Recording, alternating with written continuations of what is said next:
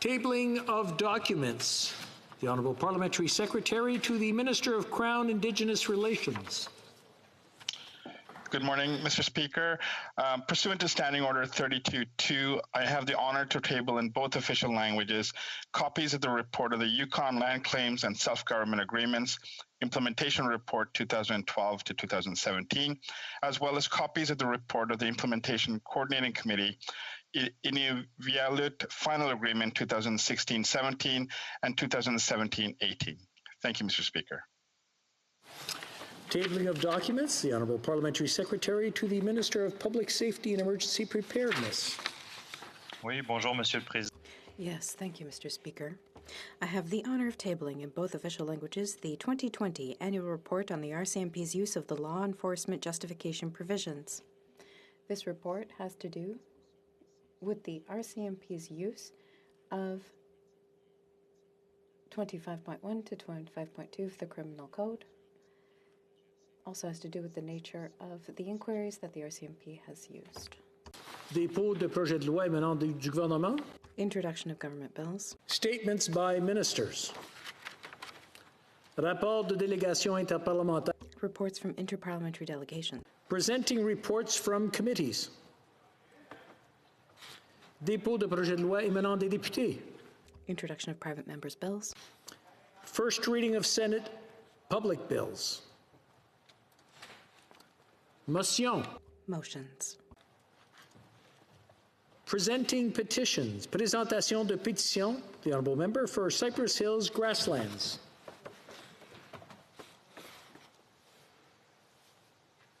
Thank you very much, Mr. Speaker. I am pleased to present a petition today from concerned Canadians about domestic violence. As we all know, it is a growing issue in our country, and the petitioners want to see the government make changes to the Privacy Act to allow the RCMP to be able to fully have all the tools that they would need to combat the growing problem that is domestic violence and implement Clare's Law. Thank you very much. Presenting petitions, présentation de pétitions, the Honourable Member for Saanich Gulf Islands.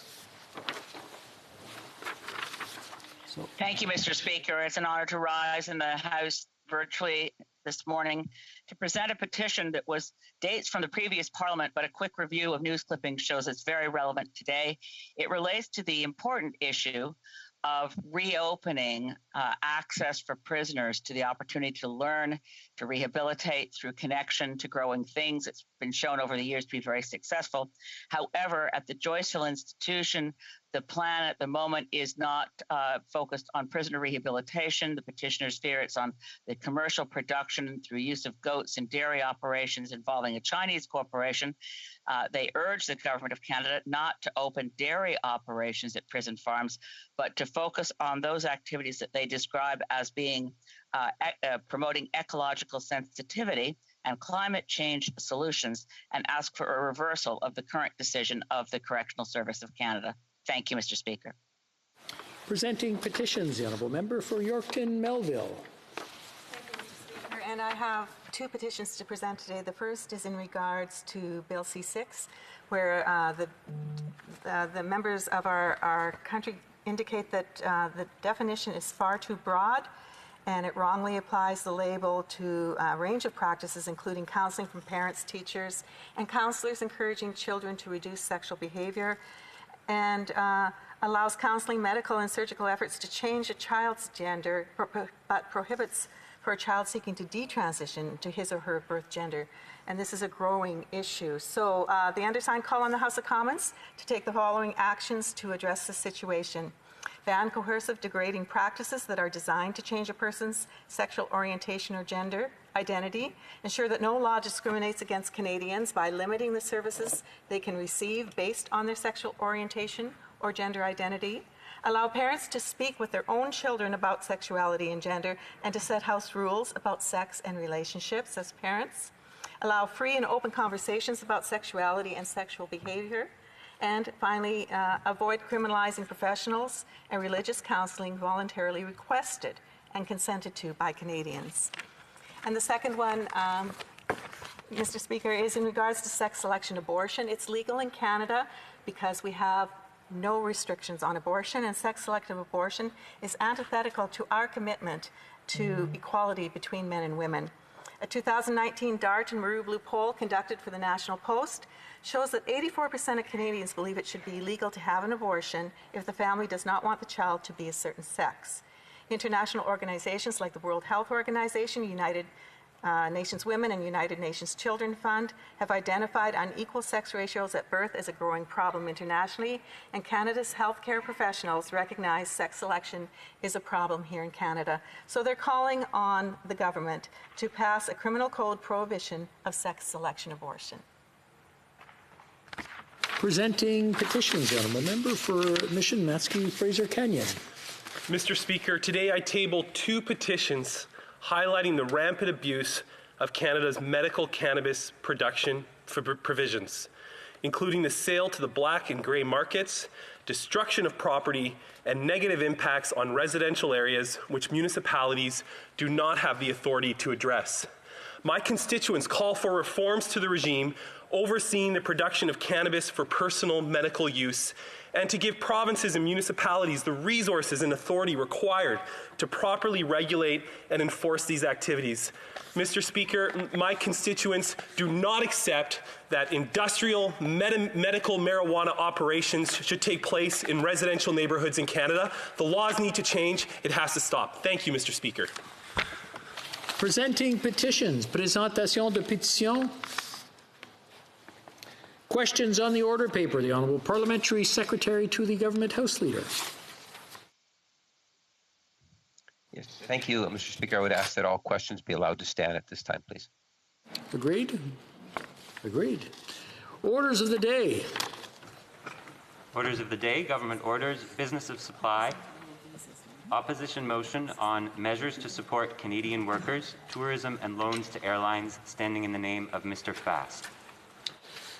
Mr. Fast, seconded by Mr. Lobb, moves that the House call on the government to include in the next federal budget measures to help workers and their families struggling the most in the current economic downturn by A, introducing sector-specific measures to support workers in the highly impacted hospitality, tourism, and charitable sectors. B, des prêts remboursables au... B, providing repayable loans to airlines in exchange for consumer refunds, job guarantees, restrictions on executive compensation, and restoration of regional routes. C, improving support programs, including lending supports for small and medium businesses to be accessible within 30 days of the passage of this motion to prevent a wave of bankruptcies and layoffs. L'honorable député d'Abbotsford. The honourable member for Abbotsford. Mr. Speaker, and good morning to you. I just want to let you know I'm splitting my time with my colleague, the member from Barrie Innisfil. So just by way of context, the motion we're debating calls for the Liberal government to table a federal budget that includes specific support for the hardest hit sectors of our economy, namely tourism, hospitality, airlines, the charitable sector, and more broadly speaking, small businesses across our country. And we all know that the pandemic has devastated our economy, but there's great convergence as to what needs to be done. We all agree vaccination needs to take place. Then we need to reopen our economy and get people back to work and help get struggling Canadian businesses back on their feet again. And then a plan to manage the long-term financial challenge that faces Canadians. Now, the Prime Minister promised that no one would be left behind in the process. Après le règlement, Monsieur le Président, Madame la Présidente. Point of order. L'honorable député de Drummond. The honourable member for Drummond. Madame la Présidente, avec la... There's a problem with translation. On the French channel, there seems to be some technical problems. On a Est-ce qu'on peut réessayer, Mr. Fast? Could you... Can we try again, Mr. Fast? Back? Check, check, check, 1, 2, 3. Thank you, Mr. Fast. Monsieur l'honorable député de Drummond. The honourable member for Drummond. On n'entend toujours pas la traduction. I still can't hear translation. Perhaps my colleague could speak a little longer. Speak English. Can you hear me? Can you hear me translated? I certainly can. À ce moment-ci, oui, Madame la I'm Présidente. speaking English. Est-ce que quand je parle, vous vous entendez? When I speak, are you hearing the translation? Non. Toujours pas? Still no? Je vous entends parler français, mais I can hear you speak French, but the translation's not necessary when you're speaking French. oui, à ce moment-ci, je l'entends maintenant. Parfait. Mr. Yes, I'm hearing it now. Member for Abbotsford, please proceed. Madam Chair, do you want me to start again, or do you want me to continue from where I was? Just continue, and we'll see if necessary. We'll clarify. And you'll restore my time, I trust. Thank you. Screwed everything up. Madam Speaker, we all know that the pandemic has devastated our economy, and there's great convergence as to what needs to be done. We need to vaccinate Canadians. We need to reopen the economy. We need to get people back to work. We have to help struggling businesses get on their feet again, and we have to plan to manage the long-term financial challenge that faces Canadians. And the Prime Minister said he was going to leave no one behind. But today's motion highlights the fact that many Canadians have, in fact, been left behind. So why is that? Well, it's very easy. For 2 years, we've had no budget, no plan to reopen the economy, no plan to get Canadians back to work, to support struggling businesses, help them get back on their feet, no plan to manage the massive financial challenge facing future generations of Canadians, just a promise to spend without explaining how, when, why, and where the money will be spent. Only how much. And that's not enough. It's not a plan. What we need is a budget. Now, Canadians don't want to grow dependent on government. They want their jobs back. They want their businesses. They want their communities and their lives back. So is the Prime Minister listening? And we're not asking him to reimagine what the economy might be or conduct a grand social or economic experiment. Canadians simply want to get back to normal. And that means doing everything possible to support struggling businesses and reopen our economy. Yet despite the Prime Minister's promise, there is no plan to support the hardest hit sectors of our economy. Let me focus firstly on hospitality and tourism. Yesterday, I met with the Tourism Industry Association of Canada, and they reminded me that hospitality and tourism are among the most severely impacted sectors of our economy. And let's be clear what we're talking about. It's not just cruise ships. We're talking about hotels and motels and restaurants and bus lines and tourist-related retail and travel agents and recreational fishing industry and the outfitters and ski resorts. It goes on and on. And prior to COVID-19, tourism was one of the fastest growing industries in the world, and it was our country's 5th largest sector. But the pandemic has pitched that industry into a crisis. In fact, it's so bad that our tourism industry now employs 500,000 fewer Canadians than it did this time last year. Tourism was the first hit industry, the hardest hit, and will be the last to recover. So what was the Prime Minister's response? Empty promises, and no support has materialized. Instead, programs like HASCAP and the Business Credit Availability and Regional Relief and Recovery Fund programs that were so poorly designed that companies were either unable to access the programs or avoided them altogether because they didn't meet their needs. And as a result, many deserving businesses were unable to access these programs and are now struggling with insolvency. It's time to deliver the support they need to get that sector back on its feet. And then there's the airlines. The motion calls on the government to support the hard-hit airline sector. We know that there are tens of thousands of jobs that have been lost in that sector. And we are advocating for fully repayable loans, but not without conditions. The conditions we want attached are, firstly, that the airlines deliver consumer refunds to travelers that couldn't travel because of COVID, that they deliver job guarantees for their workers, and restrictions on executive compensation until we're past the COVID crisis. We want them to restore their regional routes that have been closed down over the last few months. And we want them to refrain from clawing back travel agent commissions. And there's something else the Liberal government can do. It can implement robust rapid testing at the airports, which took much too long to implement. We would love to see the gradual phase out of the current 14-day quarantine period through better rapid testing.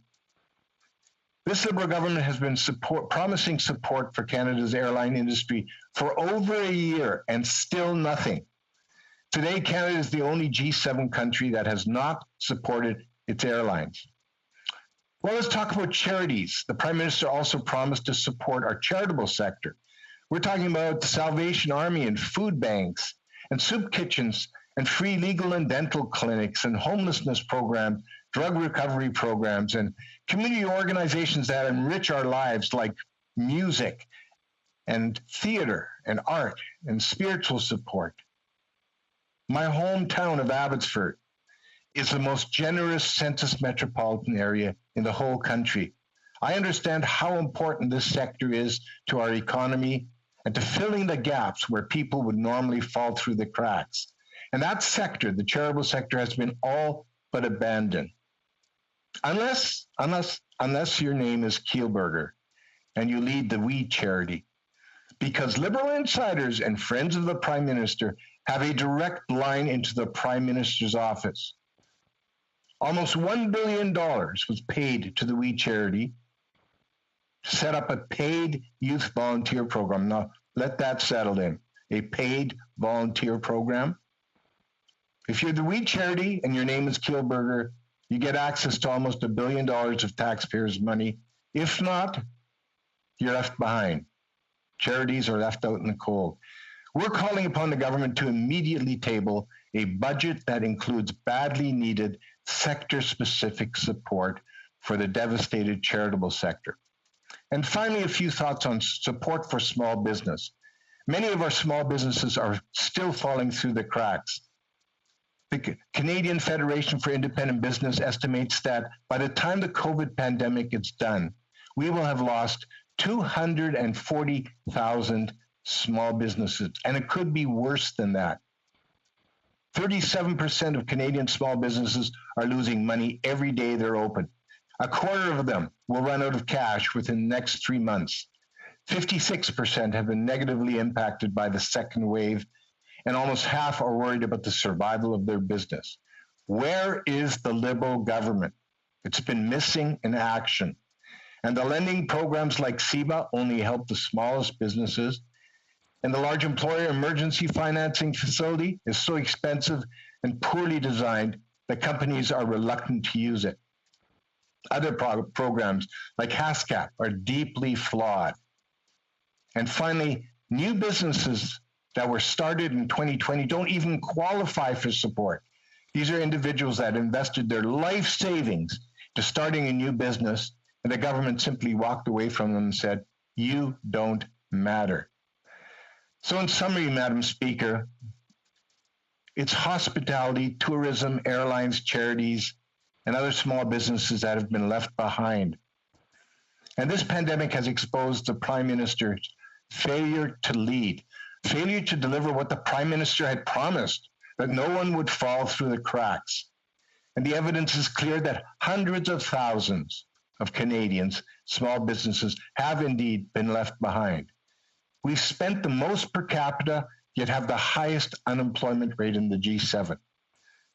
Madam Speaker, it's all traced back to the fact that there is no plan. We've called upon this government time and time again. Table a budget, table a plan for our future, table a plan to reopen our economy. None has been forthcoming. So we're calling now on the Prime Minister again, table that budget and include the support for hospitality and tourism, airline, the charitable sectors, and small businesses that you have promised, and improve the design of the current program. So again, where's the plan? Mr. Prime Minister, it's up to you to deliver it. Thank you, Madam Speaker. Questions and comments? The Honourable Member for Kingston and the Islands. Thank you very much, Madam Speaker. And I would like to thank the member from Abbotsford for introducing this opposition motion today. I will say it is a great departure from the style of motions that we saw his predecessor bringing before this House, because he actually brings something here of substance. And he's setting up the day for a very good discussion on a very important topic and in very important sectors of our economy that need support. So I applaud him for that. I think he's done the right thing by bringing forward an extremely meaningful motion like this. My question to him, Madam Speaker, is I know that this member has been very critical in the past about the amount of debt that is out there and what this country is taking on in order to provide the supports right now. And I believe that he, and I agree with supports for the sectors that he's talked about here, but how does he rectify the fact that offering these supports, whether it's through non-payment of interest or supports for specific sectors, how does he justify that that will take on more debt and that he will have to, he will likely be back complaining about the debt later on? The honourable member for Abbotsford, and just a reminder to bring your microphone closer to your mouth. Thank you. Well, thank you, Madam Speaker, and I thank my colleague for his good question. In itself, debt is not a bad thing. In fact, we as Conservatives have supported the government borrowing money and supporting Canadians in their time of need. And we reaffirm that today. We restate that today. In fact, we're calling for greater support for the most affected sectors. But whenever you go to the bank, and my colleague goes to the bank and he wants to borrow some money, say he wants to buy a house, the bank will ask, how are you going to repay this? Do you have the capacity to do this? Can you do it responsibly? And by the way, what are you going to use the money for? And that is something that we haven't seen come out of this Liberal government. The Prime Minister has been unwilling to be accountable to Parliament. In fact, he prorogued Parliament. He shut down Parliament to escape scrutiny. Accountability, oversight is absolutely critical in a functioning parliamentary democracy. Yes. Have to give time for more questions. Questions et commentaires, questions and comments. The honourable member for Courtney Alberni. Well, thank you, Madam Speaker, and I want to thank my colleague for bringing this motion forward today. And like him and every other MP in this country, our phones are ringing off the hook with the government's expansion of the CEBA loan because of the delays in getting that extra $20,000 out to small business owners. Madam Speaker, one thing he just talked about was the banks. The banks have been getting a free ride throughout this whole crisis. They're profiting from this, as are the largest credit card companies.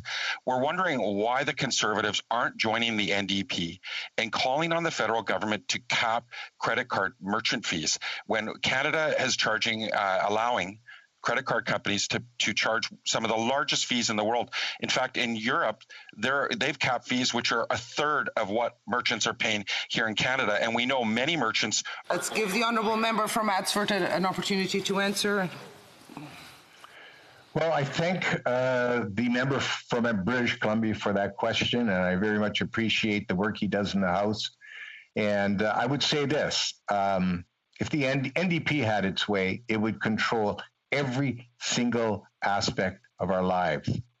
The NDP believes that government is the solution to all of the world's problems, and all you need is a government program or a government cap or government interference, and you'll have the solution to the problem. Well, I'm of a different mind, Madam Speaker.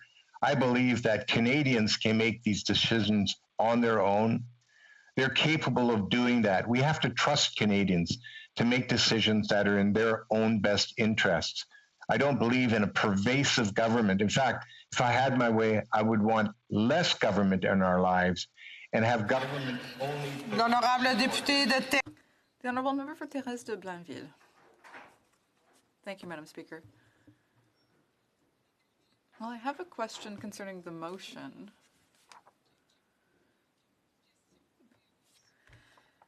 I think the motion contains a lot of information and a lot of recommendations, but particularly if we're looking at the aerospace industry, you're proposing a sort of loan system.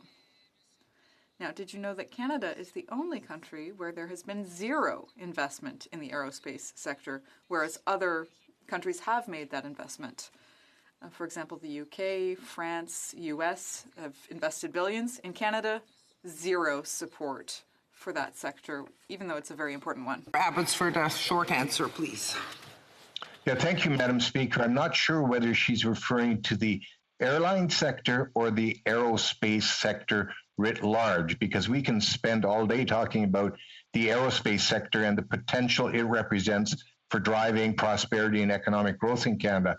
With respect to the airline sector itself, this is functioning airlines. It's not manufacturing in itself. We believe that the best way forward is to be responsible with taxpayers' monies, provide repayable loans to the airlines, but make sure that those loans are contingent upon the airlines fulfilling those conditions, such as making sure customers receive the refunds they're entitled to receive. Resuming debate, the honourable member for Barrie Innisfil.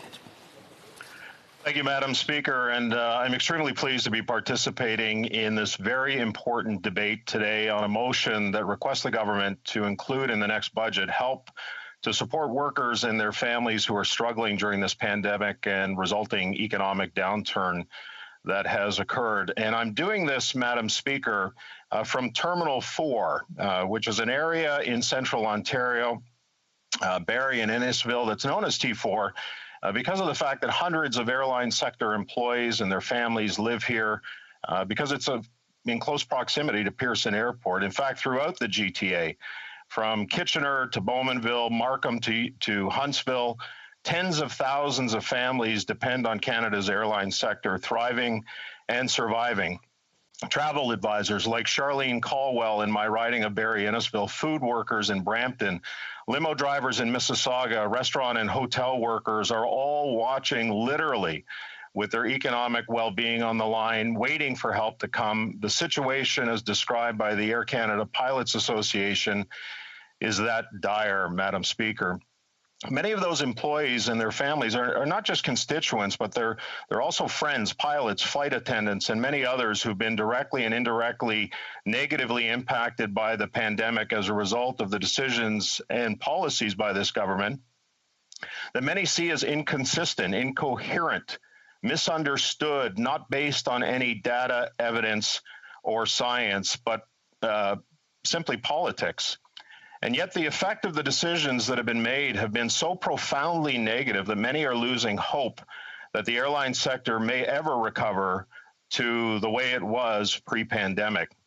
And Madam Speaker, when you add to this not just the incoherence of the public policy decisions that have been made and the fact that the families affected have seen so many other countries in the G7 step up to offer their airlines help early on when the trouble started, words and platitudes, which is all we've heard from the Prime Minister and now two ministers of transport, are not providing any sense of hope for many of these families. And when I talk of these families and the impact that this is having and the anxiety that they're feeling, I know what I'm speaking of, Madam Speaker, because I come from a long history of airline employees. My mom worked for Air Canada. My sisters, one still does work for Air Canada. My wife, Leanne, did. And my uncle was a mechanic at Dorval Airport. And like all airline families who've had a long history of working for an airline, there have been many good times in the sector, but nothing as desperate as what they are dealing with now, and help cannot come soon enough. And that's precisely what this motion is all about. Now, I've been hearing as the Member of Parliament for Barrie Innisfil and a representative of Terminal 4 from pilots, from flight attendants, from those who are directly and indirectly associated with the airline industry, including many travel advisors. And I know that the Air Canada Pilots Association has been asking their members to send letters to members of Parliament, and I'm sure all parliamentarians have been receiving it. But in part, what the letter says is that our airlines are a critical part of Canada's economic infrastructure, connecting people, goods, and services. Every day we see how important it is to unite communities, support jobs across the country, and transport goods within Canada and internationally. As incomprehensible as it may seem, this critical sector may not recover, much less survive the pandemic without urgent help from the federal government. They go on to say that Canada's airline industry could emerge from the pandemic in a weakened state, unable to compete against foreign carriers who have benefited from direct government aid that for some carriers has been in the billions of dollars. There may be countries that can function without a robust airline sector, but Canada is not one of them. Canada stands alone in its lack of meaningful direct financial aid for its airlines from the Air Canada Pilots Association. And there are other concerns from the pilots that have been brought to light, Madam Speaker, including the fact that many of them have been furloughed, almost 600. What does it say about their training? What does it say about their capability to recover from this and get the airline sector back on track? They described the situation as being dire, and I would agree with them, Madam Speaker, that the airline sector in and of itself, travel and tourism, and the billions of dollars that it represents to our communities right across this country are really too big to fail. The next area that I want to focus on, Madam Speaker, is the area of travel advisors. There are over 12,000 travel advisors in this country. And on a day after International Women's Day, it should not be lost on all of us that 85% of them are women. And one of the things, and I've met with many of them over the course of the last year, that they're looking for is commission protection from this government when it comes to refunds. Not only are they being hit on this side of it, but also for many of them who have not been able to earn any income since this pandemic started a year ago, they're also being hit by the credit card companies asking for refunds. Now think about this, Madam Speaker, put yourself in their position. Having not been able to earn income for the better part of a year and now being asked to pay back that income, many of them will not be able to survive this. And so I can clearly empathize with travel advisors and the impact that this is going to have on them. And, you know, a lot of this is an unintended consequence of the Passenger Bill of Rights. And when I spoke earlier about misunderstanding, Madam Speaker, the Passenger Bill of Rights that was passed by the government in 2019 allows for the refunds not to be provided in non-controllable circumstances.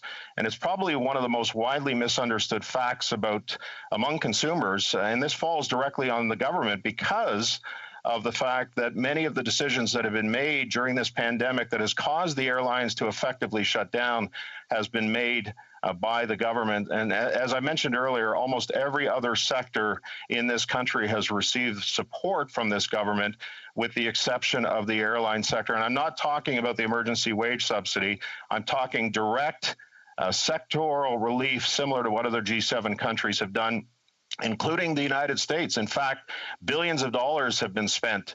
Delta is recalling all of their pilots. United Airlines just made an expansion announcement. Meanwhile, in Canada, we're at 5% in our passenger loads, and some pilots, as I said earlier, Madam Speaker, have not flown since March 18th.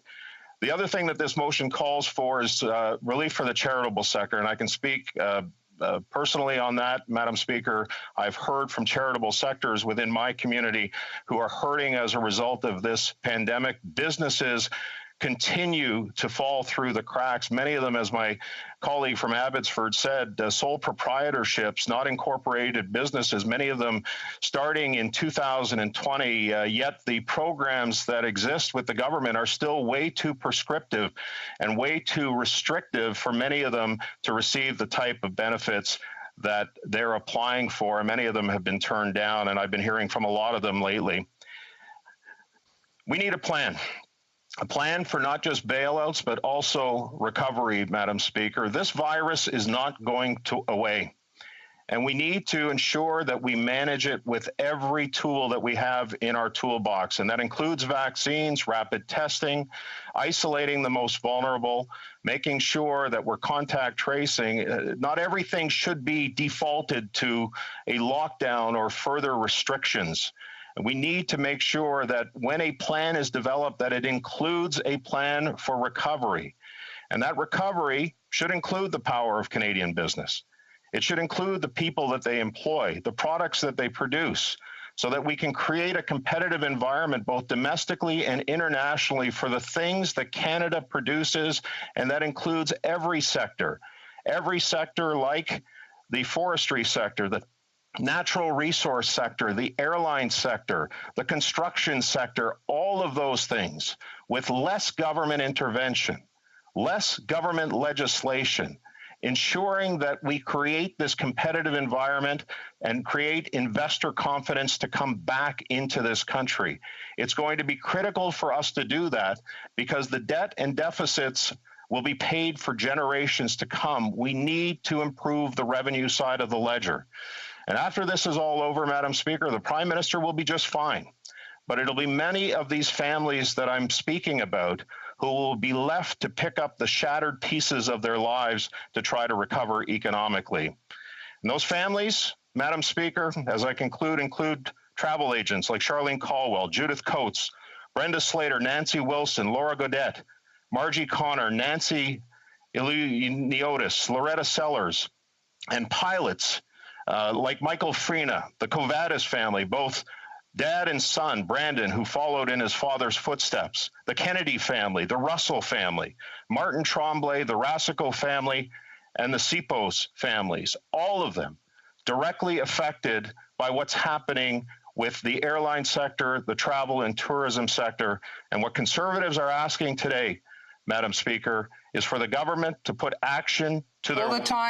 It's all the time we have for the speech. The Honourable Member for Kingston and the Islands.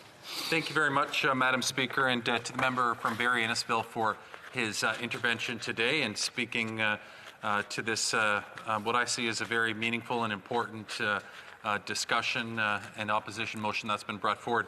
My question for the member is quite simple. When I was asking a question of the critic for finance who he shared his time with, I asked him about debt, and the critic said, and I quote, "Debt is a good thing." Would this member from Barrie Innisfil agree that debt is a good thing? The Honourable Member for Barrie Innisfil.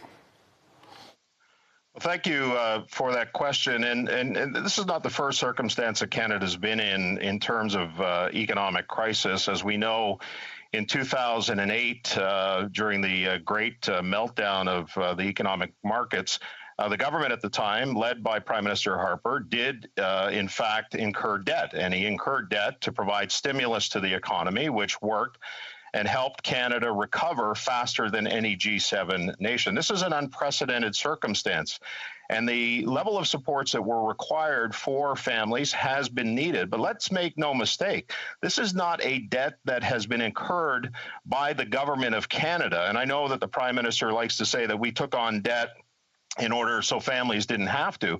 But this money will have to be paid back. This debt will have to be paid back by Canadian families. And the way that can be done is by raising taxes. And I don't expect that this government will do anything less than that if they're reelected. And so we have to be concerned about what we are imposing on future L'honorable député de Laurentides-Labelle. Merci, Madame. The Honourable Member for Laurentides-Labelle. Thank you very much, Madam Speaker. I have a question for my honourable colleague. We are trying to find the right way to save our businesses and reduce this immense debt. And my question is, when there are economies of scale that are possible, when there are savings possible, like a single tax return, then how is it that when the Conservative leader said that it was a good proposal, especially in Quebec, where it's unanimously supported, where there could be major economies of scale, $425 million, how is it then that at the Finance Committee, my colleague's party undermined this bill? Thank you, Madam Speaker. I don't know the circumstances of what the context of the discussion was at Finance Committee, so I don't think I'm qualified to speak to this. But the one issue that the honourable member did bring forward was the issue of the power of business.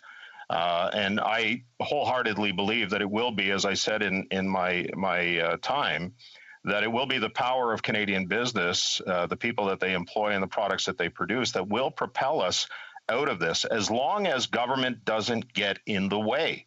As long as we are allowing, as a government, regulations, legislation, and policy that creates investor confidence, both domestically and from foreign investment as well.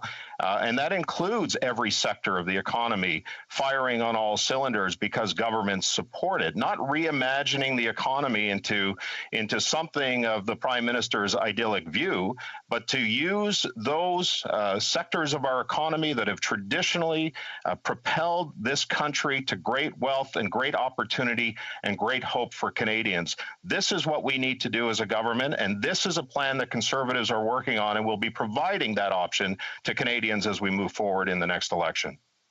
The Honourable Member for Skeena Buckley Valley. Thank you, Madam Speaker, and thank you to my honourable colleague for his remarks this morning. He touched on the issue of passenger refunds, and this is something that really concerns us.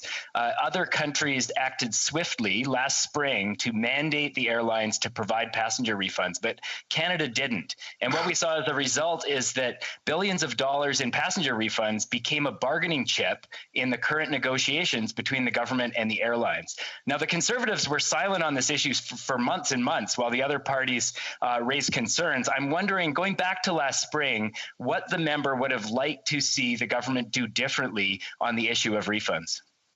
A very brief answer from the Honourable Member for Barrie Innisfil.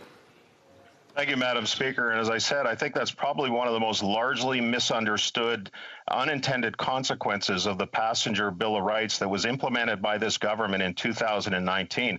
And I think it's widely misunderstood among consumers that if there is a situation that's non-controllable, this is right in the Passenger Bill of Rights, that it's not incumbent upon the airlines to provide those refunds. That's not to say that they shouldn't. And one of the things that we talk about in this motion as part of this potential sectoral relief to the airline sector is exactly that, providing refunds to passengers. Thank you. Resuming debate, the Honourable Parliamentary Secretary to the Minister of Finance and to the Minister of Middle Class Prosperity.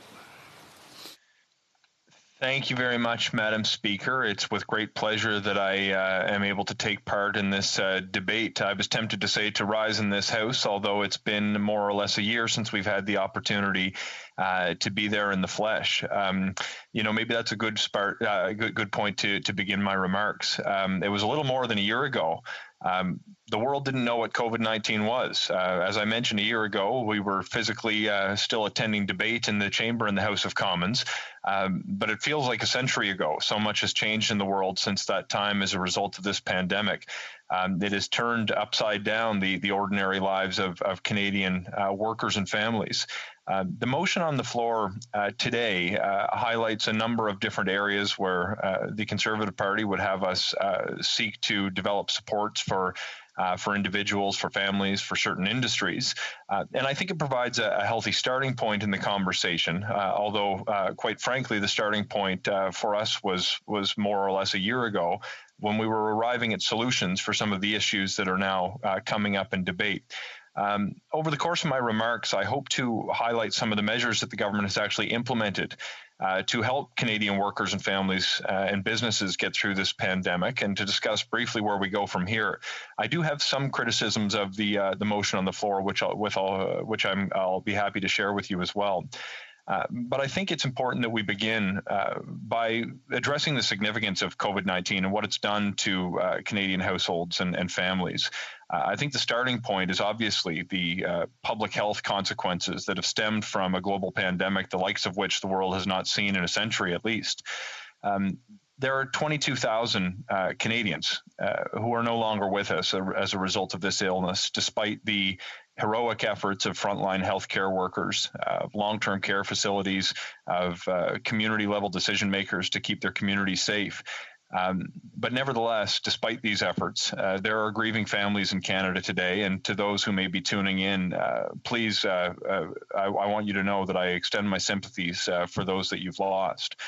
I remember in the early days of the pandemic, before the full scope of this emergency had made itself apparent, like most MPs who were attending virtual parliament today, I was taking phone calls from small business owners who were saying, hey, look, is this going to be a couple of weeks? Is this going to be some support coming through that we'll be able to kind of enjoy this and show some solidarity with our community members? A week or two after that, I think people started to appreciate just how serious this really was.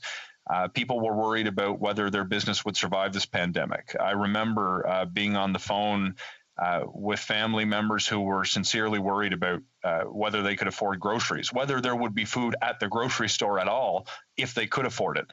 I remember talking to people with the most human concerns possible. Will I keep a roof over my head and food on the table for my family? The small business owners that I spoke with, by and large, were concerned first and foremost with the well-being of their employees, more so than they were for themselves. I saw an enormous sense of community come out of those early conversations. And I have to say, across parties, across regions of Canada, I want to say thank you to those who reached out to me by virtue of my position with the Minister of Finance's team to say, here's what I'm hearing in my community. Because I knew when we heard people in different regions of Canada reaching out to their MPs, and those concerns reflected what I was hearing in my community, it provided good examples for me of the kinds of areas that we really should be tackling. Income supports for people who've lost income as a result of COVID-19, supports to businesses so they could keep the doors open, and perhaps most importantly, a response to COVID-19 that spared no expense because everyone knew the best economic and social policy we could have was a strong public health response, and that remains the case today. Madam Speaker, I remember if I go back to shortly after this time last year, one of the first things that we decided to do as a government was try to figure out how we could replace lost income for Canadians who've been impacted by the pandemic. Initially, there was some consideration around the employment insurance industry or system rather, so we could help people in affected industries. And we very quickly realized that the infrastructure of the federal government was not sufficient to deal with the sheer volume of people that were going to be needing to putting a claim in. That was really the origin point for the Canada Emergency Response Benefit. That program alone, up until it ended between April and September, serviced almost 9 million Canadians. We're talking about close to half of the Canadian workforce receiving an individual government benefit that was designed in no time at all, implemented even faster, and nevertheless successfully reached the kitchen tables of 9 million Canadians. This was perhaps one of the most remarkable policy successes that I've been a part of to date and may be a part of over my career in politics.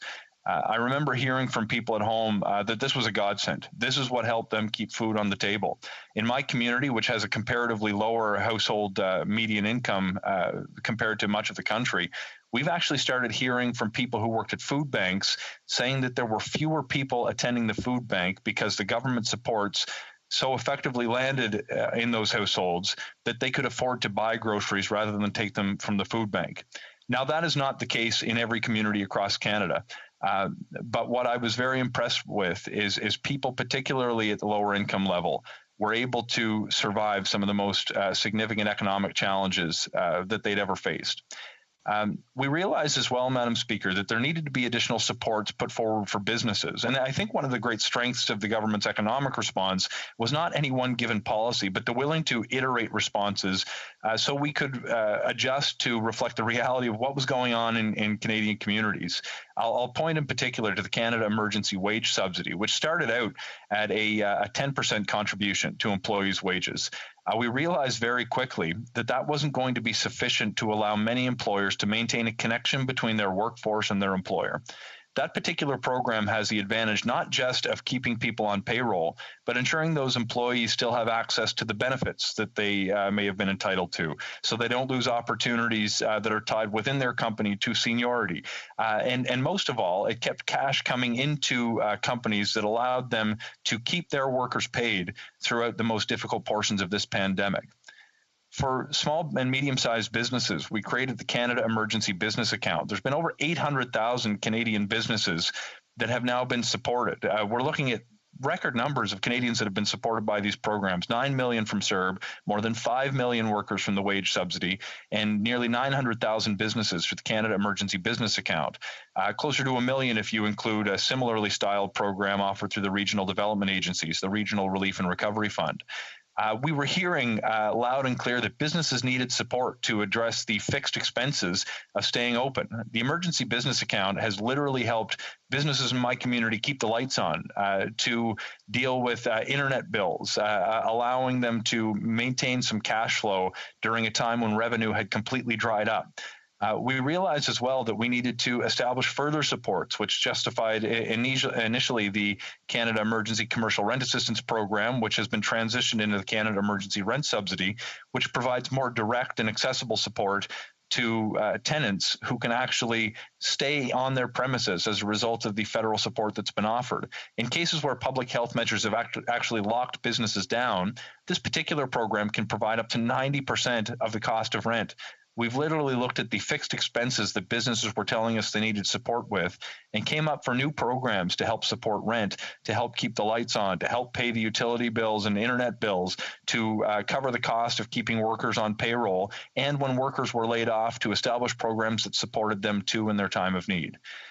But there are particular programs that were more specific in the areas they targeted. I know the motion discusses certain hard-hit industries, and let me draw attention to tourism and hospitality, the arts and culture sectors, charitable sectors. Stats Canada put out numbers recently that indicated Canada's GDP has returned to about 97% of pre-pandemic levels, and they've broken it down by industries. The shocking piece of that graphic that they published shows the severe impact that remains on sectors that depend on getting people together or coming from different places to travel. Tourism, hospitality, arts and culture in particular are still very, very much feeling the pain of the pandemic because we can't gather in large spaces, in large numbers. We can't travel from one jurisdiction to another safely without the potential to spread some of the variants of concern that have caused so much difficulty. But Madam Speaker, we did develop certain programs that were designed to help these industries. Over and above the fact that these industries qualify for the cross-sector support programs, which I've canvassed in my remarks today, we developed programs like the HASCAP program for highly affected sectors to make sure that there was liquidity support for businesses who have been hit particularly hard.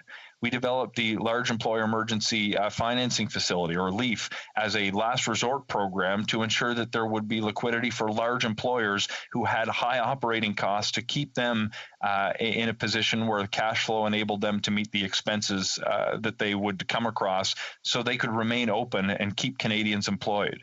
I mentioned the Regional Relief and Recovery Fund, which was tailored to help businesses that may not have qualified for some of the other supports for various reasons, but was offered through the regional development agencies, which at least in Atlantic Canada, I can say with confidence, has an intimate knowledge of the people in communities who are doing business and need help and what the regional nuances may be. Some of these programs have been very successful in their delivery. Others are still rolling out, and we're continuing to hear about how they can be improved. But there's more work to continue to be doing.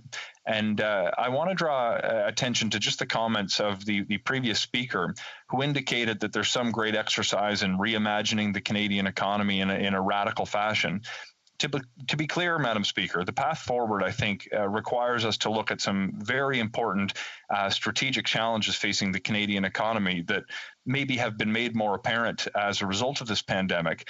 But I must put on the record that I see nothing radical about fighting climate change as part of the economic strategy for Canada going forward. I see nothing radical about investing in housing to make sure that vulnerable Canadians have a roof over their heads. I see nothing radical about investing in transit, which disproportionately benefits seniors, low-income Canadians, and Canadians living with disabilities to create more livable communities. I see nothing radical about implementing a strategy to increase women's participation in the Canadian economy. To me, these are sensible and obvious things that the federal government needs to tackle if we want to maximize our opportunities for success on the back end of this pandemic. Look, there are things we have learned through this pandemic, social deficits we have accepted for generations that I think we need to look at. But addressing problems that have been made apparent is the job of government, not some radical agenda. And I wanted to ensure that point was put on the record as part of my remarks. Now, quickly before I address some of the shortcomings of the motion, I do want to provide a little bit of context to those who may be listening. This motion is directed, when I read the language contained in its text, at supporting workers and families. And there's certain areas, as I mentioned, that I think there's some common ground between different parties.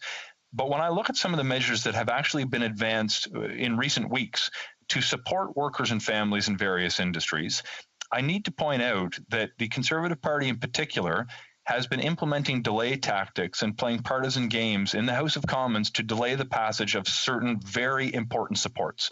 Bill C-14 and Bill C-24 are perfect examples. With Bill C-14, and thankfully it came to a vote at second reading and will be going to Finance Committee in short order, that is a bill that's going to provide direct financial support to families through an increase in the Canada Child Benefit. It is a bill that's going to enhance the quality of support for local businesses through the Regional Relief and Recovery Fund.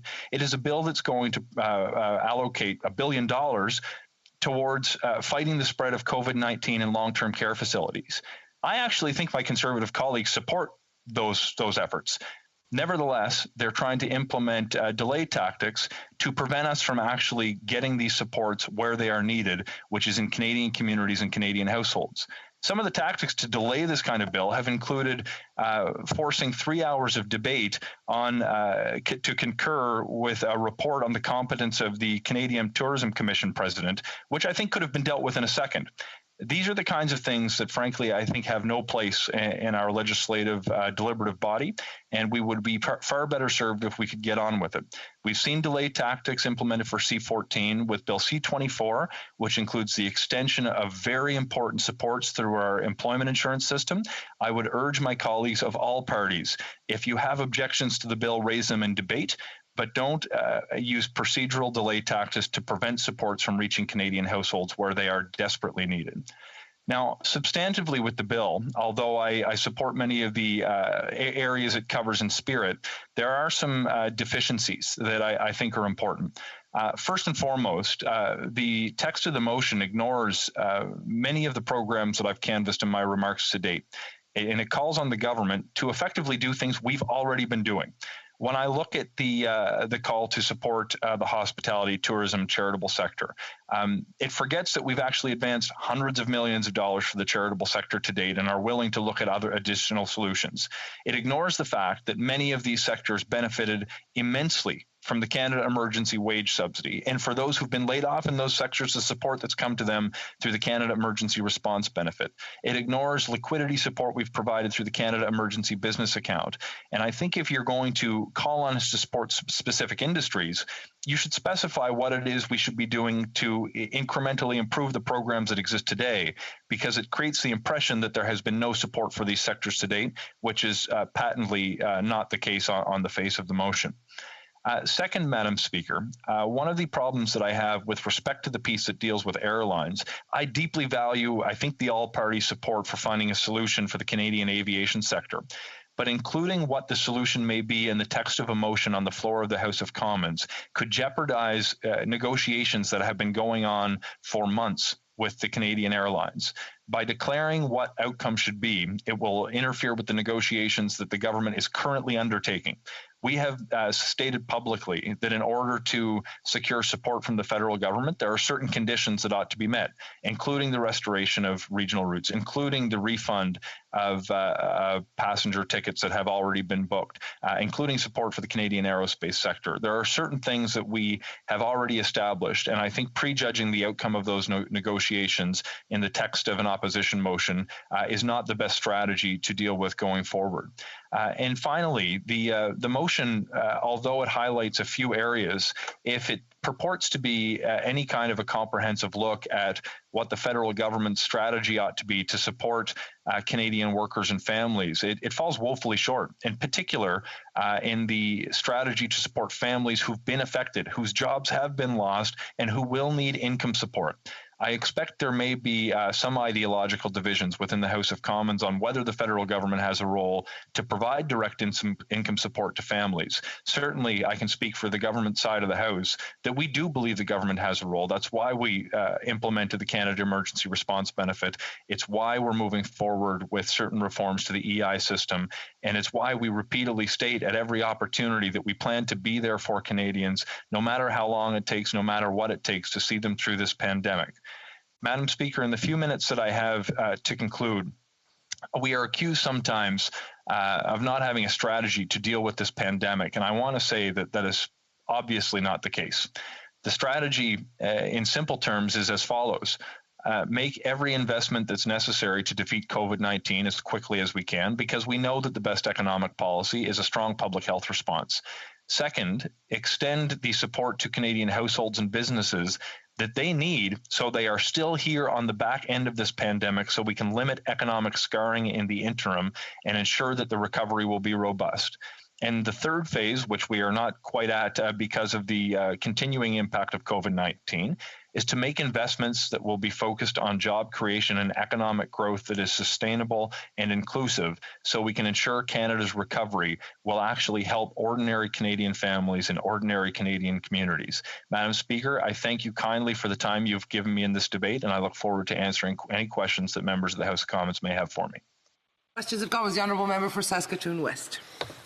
Thank you, Madam Speaker, and I listened with great interest to the Parliamentary Secretary's recount of history, and I almost expected the soundtrack of music to show up there at the last minute. But if he was speaking of the past, and it made me think of the past. In Saskatoon, we have an airport, and I've been flying out of there for 35 years, and it's taken many, many years to build up the flights that have come into that airport. I remember when Northwest Airlines first flew out of Saskatoon, and gave us the ability to fly south. And then United Airlines did the same, and many other airlines that have flown in and out of Saskatoon. In one fell swoop, all of that was gone. 30 plus years of hard work of getting another flight and building up the airport that was there. And so now we in Saskatoon at the airport are faced with rebuilding and trying to rebuild that infrastructure. And so I would appreciate the Parliamentary Secretary's comments on that. The infrastructure and the economic development provided by the airport in Saskatoon is massive, and it's true in all cities across the country, and it is certainly in my riding. And so just wondering what the Parliamentary Secretary feels about the lack of support and the impact that's going to have on the economic development in Saskatoon.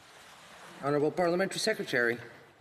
Thank you very much, and I thank the member for the question, and I'll perhaps lead off with saying that I had my first opportunity to visit his hometown just a couple of years ago. It's a beautiful city, and I find there's hardly a person I've met from Saskatchewan that I don't get along with. I think there's a natural affinity that we Nova Scotians have for our friends in Saskatchewan.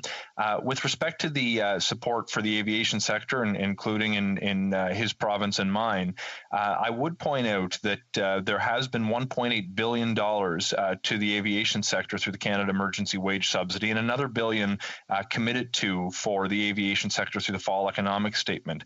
But we know that there needs to be more. In the short term, we have taken steps for very good public health reasons to encourage Canadians not to be traveling, particularly internationally. There will come a time when we have a reopened economy where we will want to encourage people from around the world to choose Canada as a destination. I understand that there are serious challenges facing the aviation sector. That's why we're negotiating with the airlines to find a long-term solution to the problems that they're facing, including the cash crunch. And that's why we are insisting that if we are going to support them, that those airlines will make good to compensate passengers for tickets booked, and that they will restore regional access to different airports, including in Nova Scotia and Saskatchewan. Des commentaires, l'honorable député de Drummond. The Honourable Member for Drummond. Merci, Madame la Présidente. Merci au secrétaire parlementaire. Thank you to the Parliamentary Secretary for his speech. When I listen to the Liberals talk about their track record, before the pandemic is over, the billions that they've injected into everybody's pockets, I think there's maybe something that hasn't been understood. The role of the opposition in this House has been essential. Without the work of, namely, the Bloc Québécois, I think certain programs would not be what they are today. And I wouldn't dare to imagine the result. There's a need for targeted programs for various industries. My colleague was talking about tourism. The programs in place are not specifically tailored to save tourism, and specific programs are needed. It took a great deal of time for the government to act on tourism, among others. I'm thinking of franchises who, before the pandemic, often needed to call upon temporary foreign workers. With the pandemic, criteria has changed. Temporary foreign workers are no longer allowed in. And yet, there's no incentives for Canadian and Québécois citizens to take those jobs. Should there not be real incentives? Since it's impossible to go and get foreign workers to save these businesses, Perhaps we could fill those positions with workers that are available here. Thank you very much, Madam Speaker, and thank you to my colleague. I think his question was bifurcated. It covered two specific areas, the role of the opposition in the tourism sector. First and foremost, let me put on the record my appreciation for my opposition colleagues who I have worked with, including the Bloc Québécois, recently on the issue facing sugar shacks in his province, raising issues to educate me and colleagues on our side of the House about some of the unique regional needs that have come up in their communities to ensure that the government is aware of the challenges. And I'll say I have spoken with members of every party represented in the House of Commons, and each of them have provided value to the government's process of deliberation in developing the emergency responses. And I'm very grateful for that kind of cross-party cooperation. Secondly, on the tourism sector, he's absolutely right. There are serious challenges facing the sector. Now, let me be clear, those challenges come from the coronavirus, COVID-19, that have prevented people from traveling. But the government's strategy has been to support businesses to get them through this pandemic. In a lot of ways, at the outset of this pandemic, everyone's revenue was lost, and certain programs that may have been more blunt in nature were able to provide support to those sectors. As we look to the transition of a reopened economy, we will have to be looking at strategies that will encourage people to visit first communities where it is safe to do so, perhaps near where they live, and in the long term to encourage international travelers to choose Canadian destinations and destinations in Quebec as well. I'd be happy to continue to work with members of the Bloc or other parties to understand the regional nuances of the supports that will be required in their jurisdictions to ensure that tourism plays a meaningful role to help the Canadian economy not just get back on track, but thrive for the long term. Questions and comments. The Honourable Member for Cowichan, Malahat, Langford. Thank you, Madam Speaker, and I'd like to thank the Parliamentary Secretary for his speech.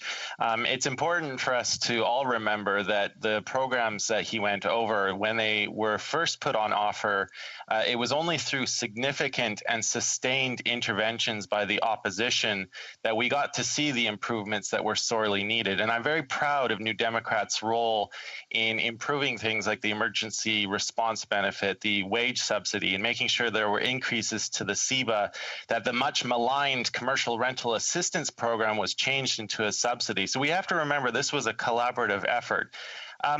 I want to talk about the wage subsidy. You know, like he referred to in his remarks, I have spoken to a lot of small business owners who were struggling through some of the rules put in place to access the wage subsidy. And those small business owners were absolutely flabbergasted when they saw large corporations like Imperial Oil and Bell pay dividends to their shareholders while posting multi-million-dollar profits, but still receiving things like the wage subsidy. So, Madam Speaker, my question to the Parliamentary Secretary to the Minister of Finance is this.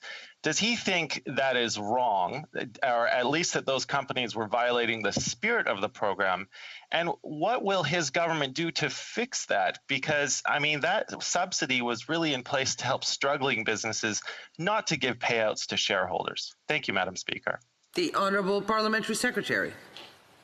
So thank you again, sort of a two-part answer to a two-part question. Look, I'll be the first person to acknowledge the value that parties from all corners of Canada, from different partisan persuasions, have provided to the development of the emergency programs. I've spoken with a number of his colleagues within the NDP who certainly were adding their voice to calls from different parties and within our own caucus as well to ensure that the benefits targeted people in need and businesses in need. I will remind him that at the outset of this pandemic, the goal was speed of delivery as much as generosity of benefit, because we knew if we didn't get money to people quickly, the consequences would be serious and long-term. I appreciate his feedback, his colleagues, and also many of the colleagues with our own party who helped us tinker with some of the parameters of these programs to improve the quality of the benefits that we have in fact delivered.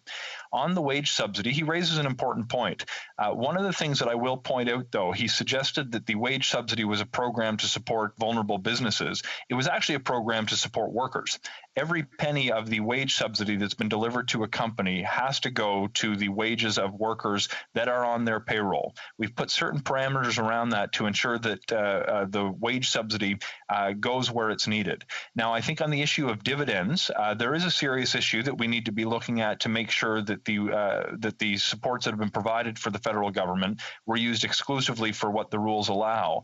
But I also want to point out that the issuance of dividends in and of itself is not necessarily a problem, but I do think there are cases that he's pointed to that raise serious concern that the federal government needs to continue to look at to ensure that Canadians have faith that the emergency program... Questions and comments? The Honourable Member for Kingston and the Islands. Thank you very much, Madam Speaker, and I thank the Parliamentary Secretary for his intervention today. He always does such a great job in delivering his points, and certainly look forward to seeing him back in this House as well. He talked about some of the games that he saw the Conservatives playing with respect to holding up various different pieces of legislation, and in particular, I note that he referenced C-14, a very important piece of legislation for small businesses in Canada. And as a matter of fact, Dan Kelly, the head of the Canadian Federation of Independent Businesses, said, and I quote, "Bill C-14 has important measures and the CFIB urges all parties to ensure this support passes quickly."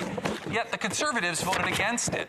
I'm wondering if the member has any thoughts on why they would first slow it down and allow it to move as slowly as possible, and then when push came to shove yesterday, they actually voted against it. Very, very short answer from the Honourable Parliamentary Secretary. Thank you. Look, I'll do my best to avoid imputing motivation to my political opponents, who I view to be my friends and colleagues. But I will register my disappointment with the approach to insist on multiple hours of debate to affirm a unanimously supported report that dealt with the competence of the Canadian Tourism Commission's president. Extend debate on a unanimously supported motion on human trafficking, to delay a vote in the passage of C-14.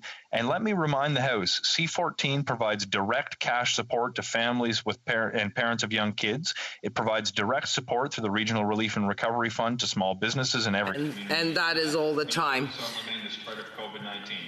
Reprise du débat, l'honorable... Resuming debate, the Honourable Member for Les Patriotes Verchères. Thank you, Madam Speaker. Today, in this place, we are discussing the motion tabled by the Conservative opposition, which is asking for a certain number of things. Among those,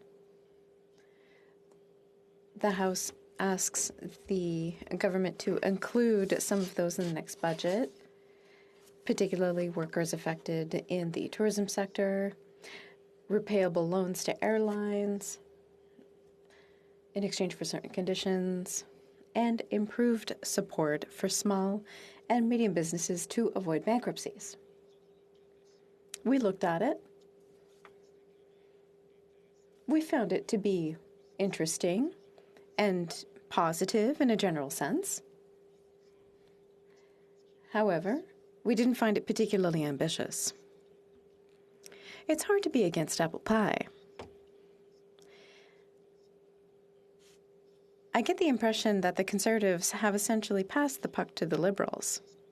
They're asking them to include things in the budget, but it seems that the government is not in a hurry to table a budget. We haven't had a budget for 2 years, and the Liberals still aren't in a hurry to do it. We've seen this for a great deal of time. We're the only G7 country that still hasn't tabled a budget. The Liberals think that they can do anything. It's as though they think they have no accountability. They prefer to have carte blanche and deliver slap-together programs that have to be implemented very, very, very quickly. Adapting flawed programs and then turning around and insisting that we have to vote on other things. Listen, why can't we get some real programs and a real budget and have a real process instead of doing everything at the last minute as the Liberals are doing these days? They seem to like not having concrete solutions. They also seem to have forgotten that they're in a minority government.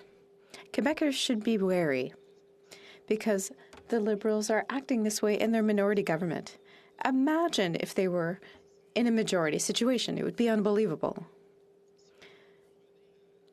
Let's come back to the motion tabled by the Conservatives. More specifically, certain aspects of it. One aspect that I'm interested in as a critic for transportation is the section on providing assistance to airlines.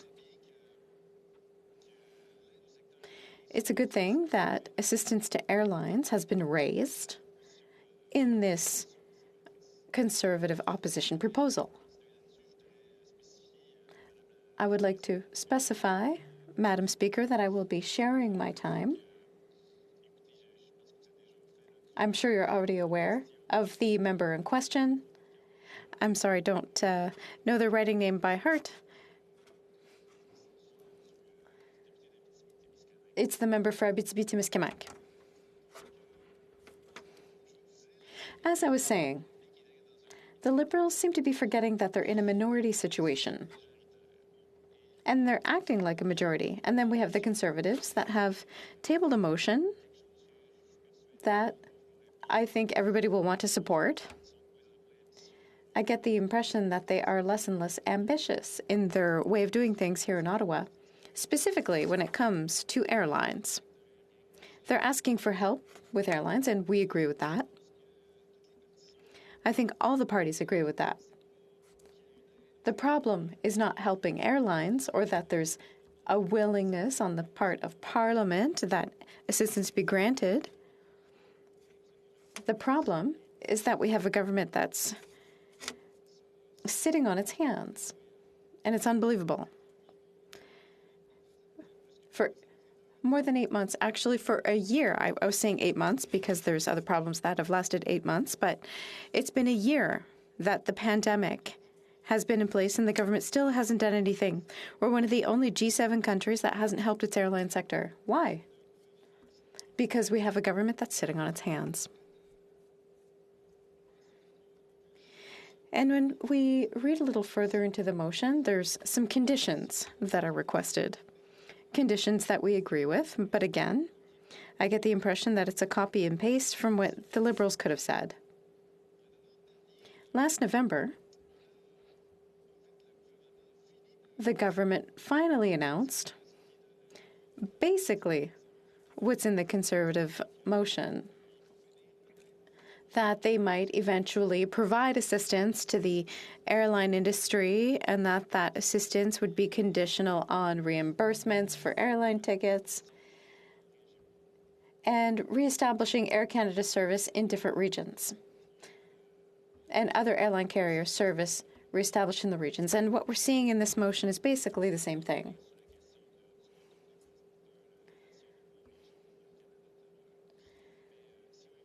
If we look at the announcement that was made by the government last November,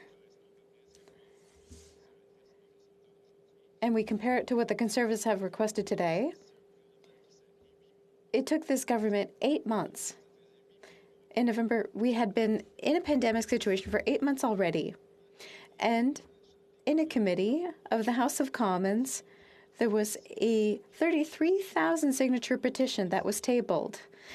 And there was a C-49 that involved the reimbursement of airline tickets. And that means there was 8 months where nothing happened in Ottawa.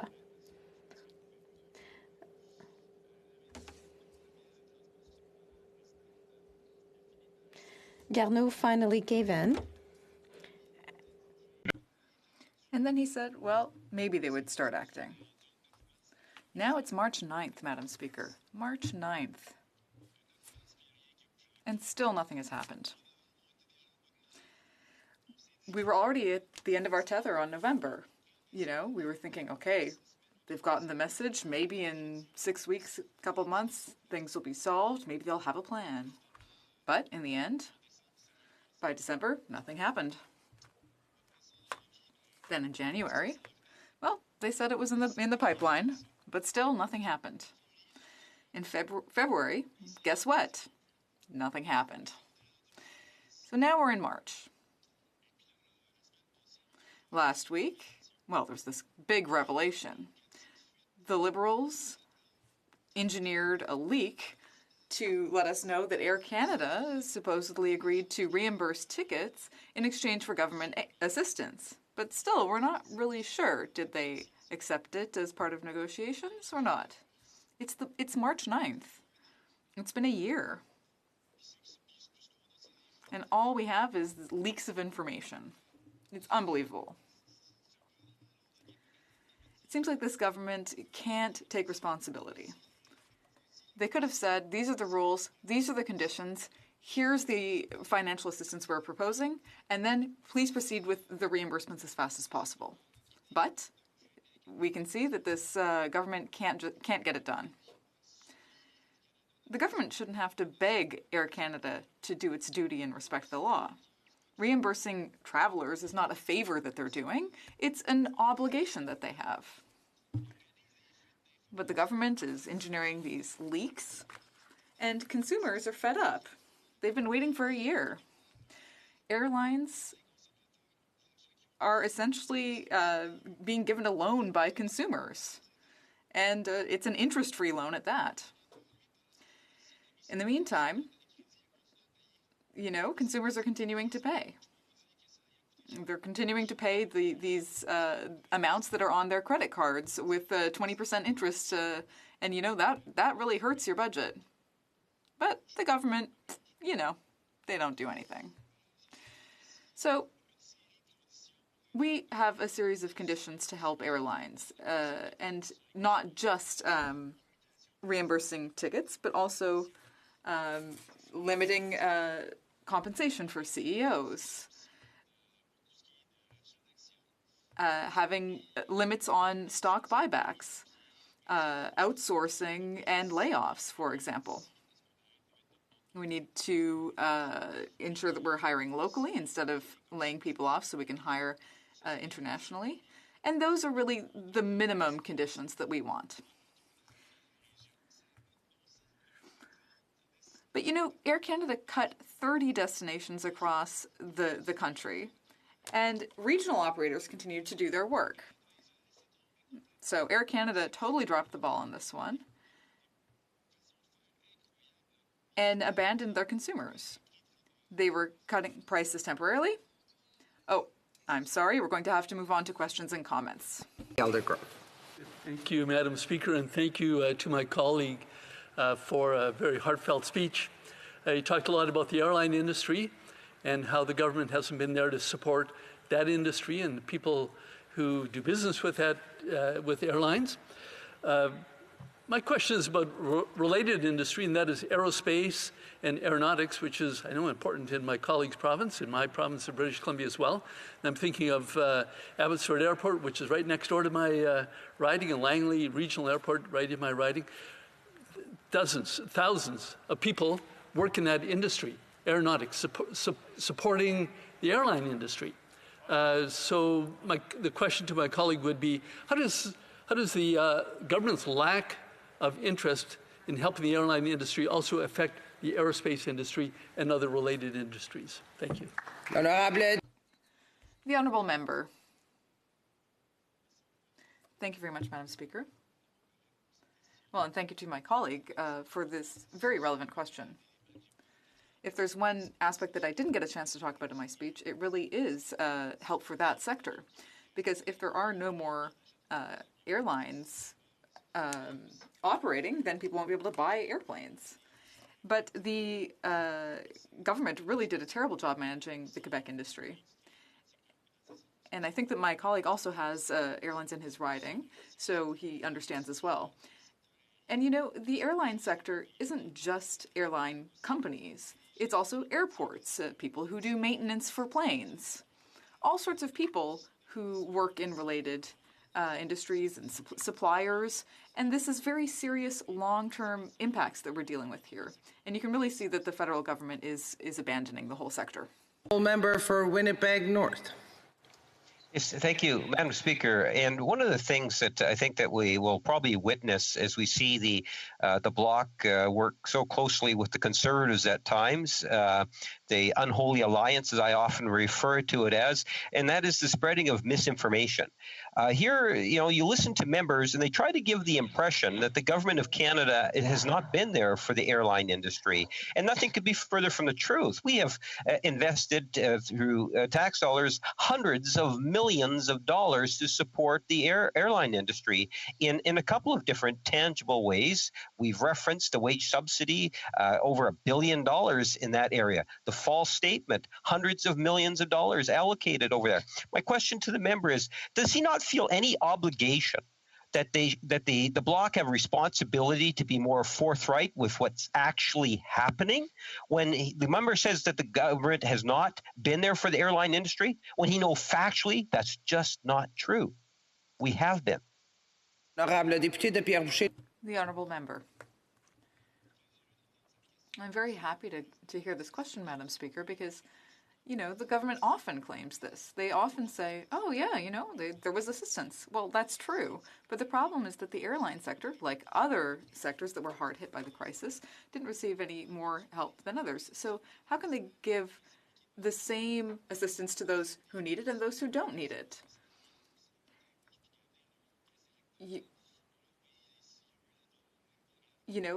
If they had had the same right to liberal assistance, maybe they wouldn't be in trouble. And they gave money to these companies without asking them to respect the law, whereas people who paid money for tickets still haven't been reimbursed. So the government is speaking out of both sides of their mouth here. The honourable member for Rosemont-la-Petite-Patrie. Thank you, Madam Speaker. Well, I'd be remiss if I didn't mention this story, which was in the headlines today. We've just learned that the Privy Council tried to table thousands of pages of documents to the Health Committee, only in English, not in French. So despite all of their lovely rhetoric on this, we can see that the Liberals still are not properly respecting the French language. They're considering it like a secondary status language. And I'd like to get him to speak a little bit about this disrespect for the official languages and the fact that the government is speaking out of both sides of its mouth. The honourable member. Thank you, Madam Speaker, and thank you to my colleague for his very good question. I would go even further than he did. I would say that it's not just the Liberals doing this. All sorts of Canadian institutions are disrespecting the French language. That's why we feel that Quebec would be better off being its own country. Unfortunately, Canada is an English-speaking country. Yes, people speak French in Quebec, and there are little pockets of French elsewhere, but the reality is that essentially we function in French. Resuming debate. The honourable member for Abitibi-Témiscamingue. Thank you, Madam Speaker. The pandemic has changed our lives and plunged many workers and their families into uncertainty. And in order to ensure jobs and maintain economic recovery, the federal government is going to need to put workers at the center of the recovery. And at the center of the next federal budget, we'll need to ensure that there are flexible support programs that allow us to maintain high-quality jobs. We'll need to focus on sector-specific measures to support workers in hard-hit sectors, such as charities and businesses operating in sectors such as tourism, hospitality, the arts, entertainment, and events. The health restrictions due to the pandemic have caused enormous financial losses in these sectors. For example, if we look at tourism, international tourists have stayed home, and domestic tourists have also preferred to be cautious. So the turnover in companies in the tourism sector, which are really seasonal sectors, is really at its lowest. The absence of international tourists has made Quebec hotels in Quebec City and Montreal, for example, practically ghost towns. So it's a very difficult season for thousands of people in small villages who normally welcome tourists along the St. Lawrence River, for example.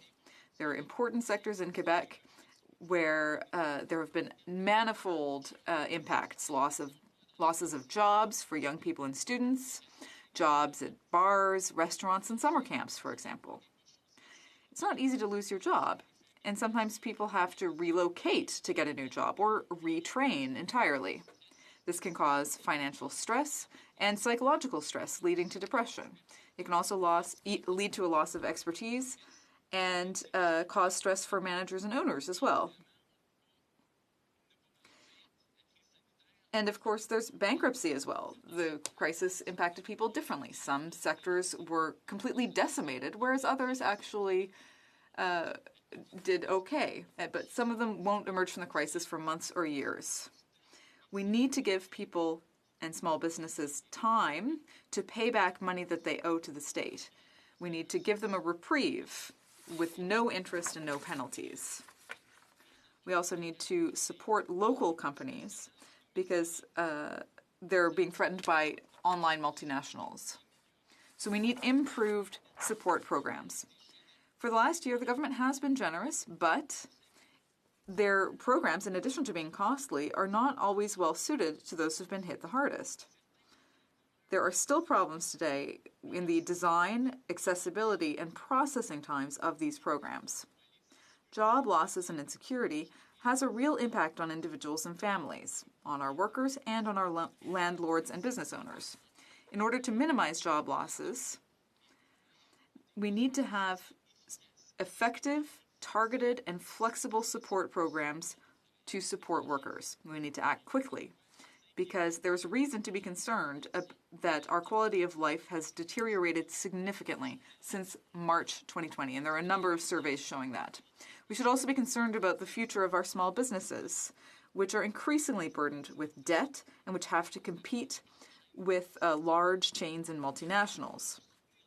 We need to better support our businesses by reviewing the terms and conditions of our assistance measures, particularly for the sectors that were hardest hit and will be the last to reopen. The Bloc Québécois is calling for improved support programs, including credit for small and medium-sized businesses, that would be accessible within 30 days of the adoption of this motion.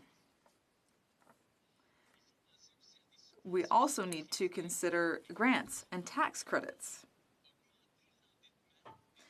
But we don't want to increase the debt burden of companies. We need to be able to maintain jobs and expertise in companies and have subsidies and tax credits to help. We need qualified employees for the recovery. We need intelligence, innovation, experience. Companies should not have to limit their hiring and talent sourcing. Particularly in the tourism and cultural industries, they're losing a lot of talent because they're on such a long break. The emergency wage subsidy and other emergency programs, especially for these sectors, are necessary if we are to have a proper recovery. We need to extend these programs at least until the next tourist season in order to have a proper recovery in this industry. We need real flexibility. If we're going to rebuild, we need to invest in human resources. This has been very hard hit in the last year. Tourism businesses, festivals, and other major events will have to reinvent themselves and redefine their offering in the regions of Quebec in particular. In order for Quebec's tourism and cultural industry to reinvent in this way, the federal government will have to have more targeted and more flexible programs. They will need to have more effective programs to promote innovation. For example, if we want to reboot the cultural and community organization sector, we'll have to help them get back to work as fast as possible. The government should have a special refundable tax credit exclusively this year. We could also have a generous tax credit to encourage experienced workers who wish to extend their careers instead of retiring. Now, if we want to make tourism attractive, why not take tourism and make it a dynamic lever for personal and regional development? Young people might want to live in the regions. We can encourage them to do so. We need to ensure that young people are able to be proud of living in the regions and enhancing and contributing to its natural beauty and expertise. We can encourage cultural and tourism projects in the regions. Let's let this new generation show us the regions of Quebec and Canada at their finest. We also need to ensure that we have the next generation of farmers. It's still more advantageous for farmers to sell their farms to foreigners than to sell them to someone close to them. The Quebec government has taken a lead in this area and has changed its tax rules to encourage the succession of family farms and keeping farms within families. So let's ensure that the federal government changes tax rules so that intergenerational farm transfers can be at least as advantageous as sales to foreigners. For example, I could mention Bill C-208, which is currently being studied by the Finance Committee. For a long time, in fact, from the time of Confederation, Quebec has known that in matters of agriculture, the federal government has really hindered development. Quebec has its own model that could really encourage Quebec agriculture. We have very fragile supply chains. We've realized how fragile agricultural supply chains are. And if we want to have food security, we need to encourage our farmers to produce enough food for us in a fair market. They need to be able to produce healthy food that can be consumed regionally. In terms of processors and foreign temporary workers, the federal government needs to help these people so that we can continue to have temporary foreign workers on farms. We need to improve the quality of the TFW program to make it more flexible and better adapted to what businesses need. And I would add, Madam Speaker, that we also need to help specifically companies in the regions. A lot of the areas in my riding are very rural, and it's often difficult to get transportation there. Now, when it comes to regional economic development, broadband internet access is really critical. So we're asking the federal government to transfer the necessary money immediately to Quebec to ensure that everyone can get high-speed internet. Delays here would be a huge problem. We need to ensure that there's free competition to ensure that telecommunication companies can provide safe, accessible, and high-quality telecommunication services. We also need to ensure that Quebec has the means necessary to put in place a system to reestablish regional services. But it's important that Ottawa not be opposed to financial assistance for regional links set up by Quebec City. And again, they need, well, when it comes to subsidizing Air Canada, there has to be a limit to that. There are also regional airlines serving the regions. So the Bloc Québécois supports the Conservative motion. It's now been almost 2 years since the federal government has not presented a proper budget. The last one was in spring 2019, before the election and before the pandemic. We need to take action now. A number of workers and families are waiting for this assistance, and we really need help fast. Thank you, Madam Speaker. Questions and comments? Questions et commentaires? The Honourable Member for Langley Eldergrove. Thank you, Madam Speaker, and thank you to my colleague for his speech. I listened with interest to all the issues that he raised, but he also talked about tourism and the negative impact that COVID-19 is having on some cities and villages and towns along the St. Lawrence River. So my question is about the impact of the shutdown by the federal government of the cruise line industry, which is so important in my province of British Columbia and also in Quebec, I'm sure. Does he have any comments about that? L'honorable député d'Abitibi. The Honourable Member for Abitibi-Témiscamingue. Madam Speaker, the tourism industry has spoken clearly. They are clearly the canary in the coal mine. The issue of cruises has been mentioned. I've heard from many people in my riding who were stuck on a cruise ship. I'm also thinking of businesses like IML in Quebec City that I met with last year. They have major liquidity needs. We need flexible, tailored assistance. Clearly, last year was not the most profitable. And these tourism businesses have immense and significant needs. They're going to come back stronger, I believe, after the pandemic. We need to support them. The honourable member for the Yukon. Thank you, Madam Speaker. There's a special nuance for the Northern Airlines that I can't support this motion unless it's put in related to interline agreements, and I hope the member will support me. In the North, the Northern Airlines are the only ones that cover the various northern communities, but they get their revenue from their flight to the south from, say, Whitehorse to Vancouver. And while the major airlines fly on that and refuse to do interline agreements, they're hurting both airlines.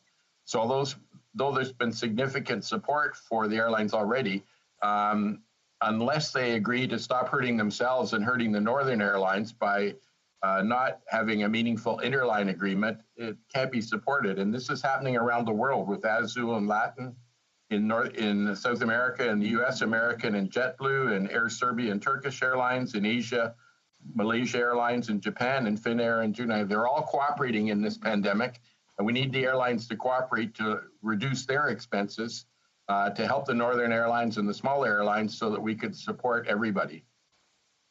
La députée d'Abitibi-Témiscamingue. The honourable member for Abitibi-Témiscamingue. Thank you, Madam Speaker. I'd like to thank my colleague for the Yukon for his question.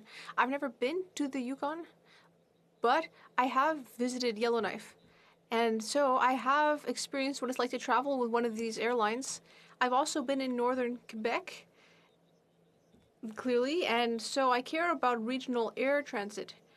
I think we need to consider various aspects of this in this motion. We need to think about Air Canada. The federal government always puts all of its eggs in the same basket, Air Canada. We need to also support other businesses that are supporting our regions and that in many cases provide their services in French, I would add. I think we need to support other companies that join communities with the North. We also need to think about mining and forestry. There is a great deal to be done to support these businesses that are offering valuable services, and we need to support them to ensure that they remain sustainable. Because we've seen what Air Canada does. It engages in a kind of dumping. It goes into isolated regions, offers very low prices, and then when it's bankrupted its competitors, it stops offering those prices. Thank you. The honourable member for Rosemont-la-Petite-Patrie. Thank you, Madam Speaker. I'd like to thank my colleague. He spoke about sectors that have been ignored by the Liberals, like the air sector and tourism. I would like to discuss the cultural sector. I know that there is a major cultural sector in his region, which is the pride of the people of Abitibi. The Conseil québécois du théâtre have said that CRA agents are not trained to offer proper service for freelancers and independent workers in the theater and cultural sector. Would my colleagues support a course of training to help these agents offer specific services? 20 seconds for the honourable member. I'd like to thank my colleague. Well, his question covers a lot of ground. There's something really interesting here with the pandemic context.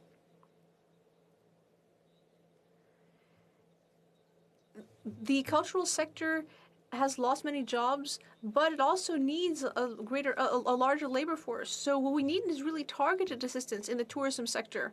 We really need targeted assistance in the sector to ensure that it gets the right workers.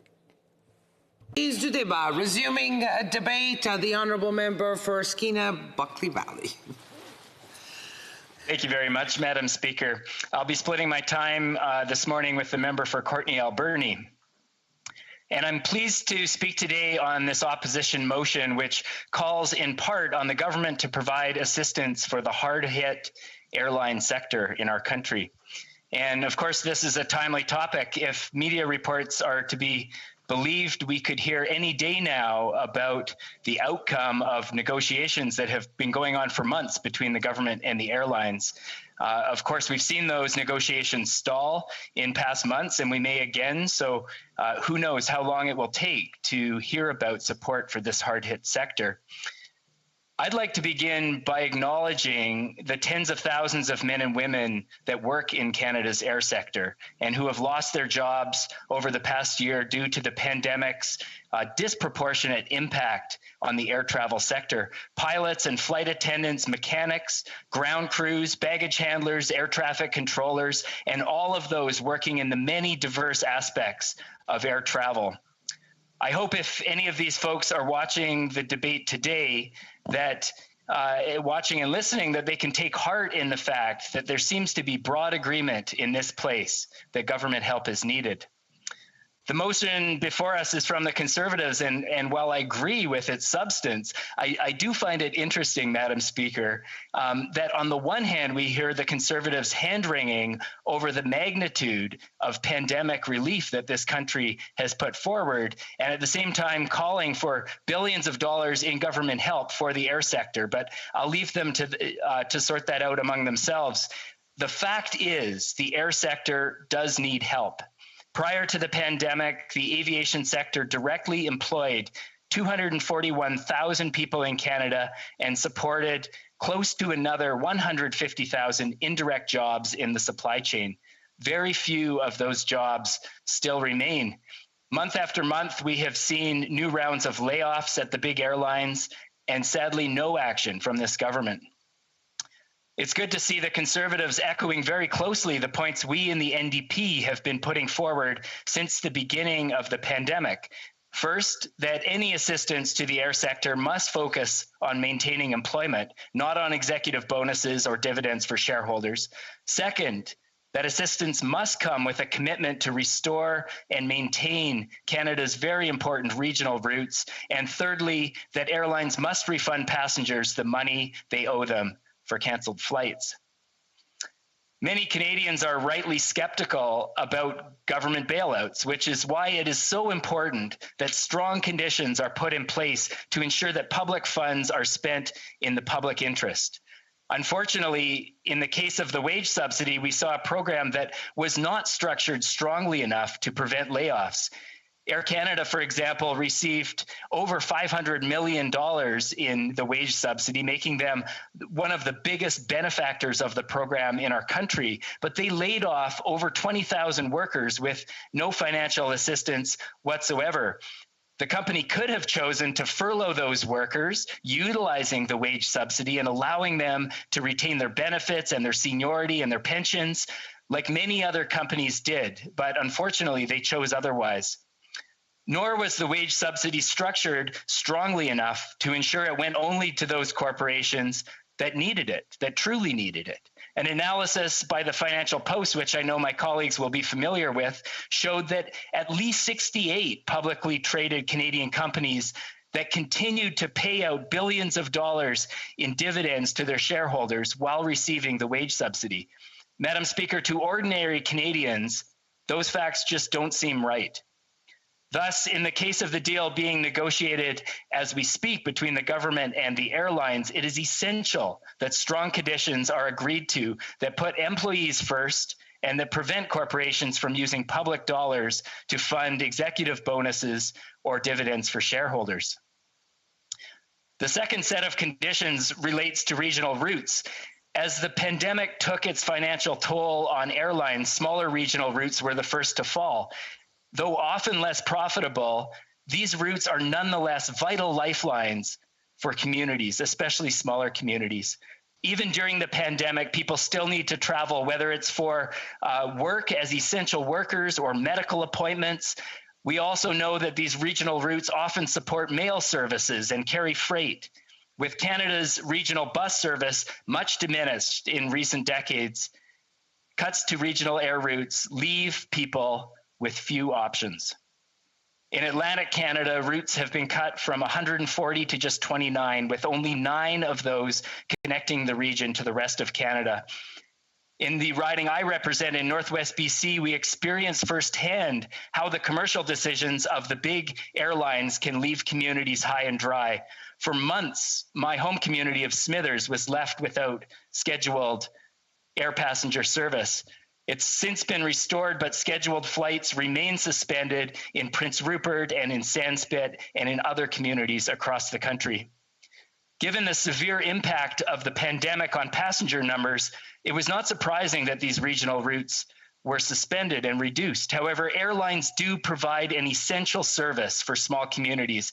And if government is going to provide financial support to the sector, restoring these essential transportation links should be an integral part of the arrangement. Supporting regional routes will not only mean people can get to their medical appointments in the city or commute as essential workers, it will also give tourism operators some certainty that their clientele will be able to return once it is safe to do so. It will give small municipally owned airports who rely on the revenue from scheduled flights to maintain their infrastructure some financial certainty. And it will give rural regions some comfort in knowing the pandemic will not be allowed to further deepen existing geographic inequities, that as the pandemic recovery takes hold, every part of this country will have a fighting chance. In a country the size of Canada, maintaining a basic level of service to all corners isn't a luxury, it's a basic need, and the restoration of regional routes must be a central component of any sectoral relief for the airlines. Lastly, to passenger refunds, Madam Speaker, from the very beginning of the pandemic, New Democrats have been calling on the government to act and make passengers whole again when it comes to the money owed to them by the airlines. My colleague, the member for Churchill, Kawetanook Askey, first called for this in a letter to the minister on April 13th. And yet, while we in the NDP spent months going to bat for passengers, the Conservatives were nowhere to be found until months later. This motion today shows us that they have finally located their boarding pass and made it to the gate in one piece on this issue, which is good news because the more voices in this place calling for refunds, the better. It is frankly unacceptable that this government has left Canadian passengers waiting for over a year to receive money that is rightly theirs. From the standpoint of basic consumer rights, this simply should have never happened. If you pay for a service and then don't receive the service you purchased, you expect a refund. This applies to things we buy online as much as it should apply to a $1,000 airline ticket. The people affected are Canadian families, and I've heard from lots of these folks. In the midst of a global health emergency and the worst economic recession in Canadian history, these ordinary people have been saddled with unnecessary financial anxiety. When pressed on this issue, the minister's response was totally unsatisfactory. He said on June 16th, in the best of all worlds, we would like to make sure all passengers are happy. But as you know, the airlines have been hammered by this pandemic. In other words, corporations first, we'll get to the people when we can. It doesn't have to be this way. Other countries took very different approaches. In the US, the EU, the UK, governments mandated refunds from the airlines. As a result, American passengers had the ability to claim refunds from Canadian airlines while Canada's own citizens were denied that right. The hard-earned money of Canadian passengers has now become a bargaining chip in a high-stakes negotiation between the government and the airlines. And with the issue of refunds so closely tied to the negotiations around financial relief, Canadians are going to rightly wonder, is it the airlines or the government that is refunding passengers? To conclude, Madam Speaker, when the public health directive is to stay home, the hardest hit sectors are the ones that move people around. In the case of the air sector, the pandemic has cost tens of thousands of jobs and threatened services that are central to the functioning of our country. Few question that government has a role to play, but based on the history of bailouts, many are skeptical of government's ability to structure support in a way that truly protects the public interest. This motion we are debating today speaks to some of the conditions that can ensure public dollars are invested in the public good and not simply converted to private profits. Thank you, Madam Speaker. Questions and comments. Questions and commentaires. The Honourable Member for Langley, Calder Grove. Good. Thank you, Madam Speaker. And thank you to the member for Skeena-Bulkley Valley for his question. I was so happy to hear that at least some air transportation links to northern communities like Smithers and Prince George have been restored. My question to my colleague from Skeena-Bulkley Valley would be, how important are transportation links into northern Canada, Smithers not really being that far north, to Canada exercising its northern sovereignty? Thank you. The honourable member for Skeena-Buckley Valley. Thank you, Madam Speaker, and thank you to the member from Aldergrove for the question. Of course, northernness is a bit of a state of mind, and with the population so concentrated in the southern part of the country, you don't have to go many kilometers north before you're considered northern. He raises a decent point about, sovereignty. I would say the issue is more about the rural fabric of our country and supporting rural communities. And these regional routes play such an integral role in that aspect of Canadian life. We've seen Canada become more and more urbanized over time, and I'm very concerned for the long-term sustainability and vitality of northern and rural communities. So we need to keep that in mind as we look to supporting the air sector through the pandemic. Thank you, Mr. Speaker. Question commandeur, l'honorable député de Saint-Jean. The honourable member for Saint-Jean. Thank you very much, Mr. Speaker. I'd like to thank my colleague for his speech. He discussed the importance of regional transport. And the member who spoke before, the member for Abitibi-Témiscamingue, also spoke of the importance of regional transport. In the Bloc Québécois, we raised concerns about the sale of Air Transat to Air Canada. These concerns have been echoed by various groups. I'd like to hear from my colleague on that topic and a comment about the dangers of monopolies when it comes to regional transport. Member for Skeena-Buckley Valley. Thank you so much to my honourable colleague for her question. This is a very serious issue that we in the NDP have spoken out about.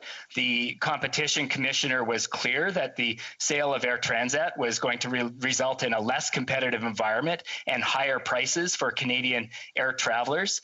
And we've seen the impacts that a lack of competition in the air sector have on smaller communities in Canada. When you have only one large carrier, the price for flights is demonstrably higher. And that has a real impact on people's affordability and their ability to travel to the places they need to get to. So it's an issue that I agree very much with the member on. And I was disappointed to see so little explanation from the minister as to why that sale was approved. Questions and comments? The honourable member for Saanich Gulf Islands. Thank you, Mr. Speaker, and a thank to my honourable colleague for Skeena-Buckley Valley, and this is my first opportunity to take the floor to express appreciation to the honourable member for Abbotsford for a very good motion that is positive in its focus and one that I certainly personally will support. But to my friend from Skeena-Buckley Valley, I share the concern about regional air routes, and as he does, I know, share concern about affordable ground transportation, particularly in light of the findings of the Missing and Murdered Indigenous Women and Girls Inquiry that found that approximate cause of the vulnerability, the exposure to violence and risk for Indigenous women and girls in remote areas of Canada has to do with a lack of affordable ground transportation. And I wonder if he'd like to comment on that. For Skeena-Buckley Valley. Thank you so much to the member for Saanich Gulf Islands for the excellent point.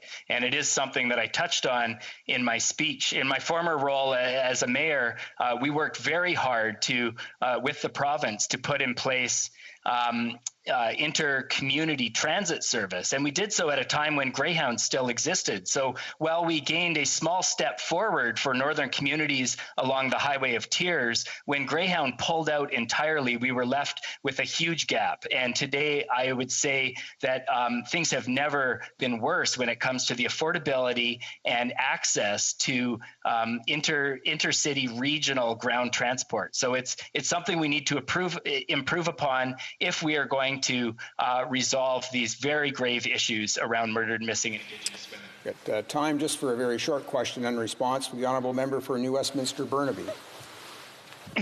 Thank you very much, Mr. Speaker. And the member from Skeena-Buckley Valley has been an extremely articulate spokesperson for making sure Canadians get the refunds that they should have had for travel cancellations and to ensure that our travel industry and our tourism industry get through this pandemic.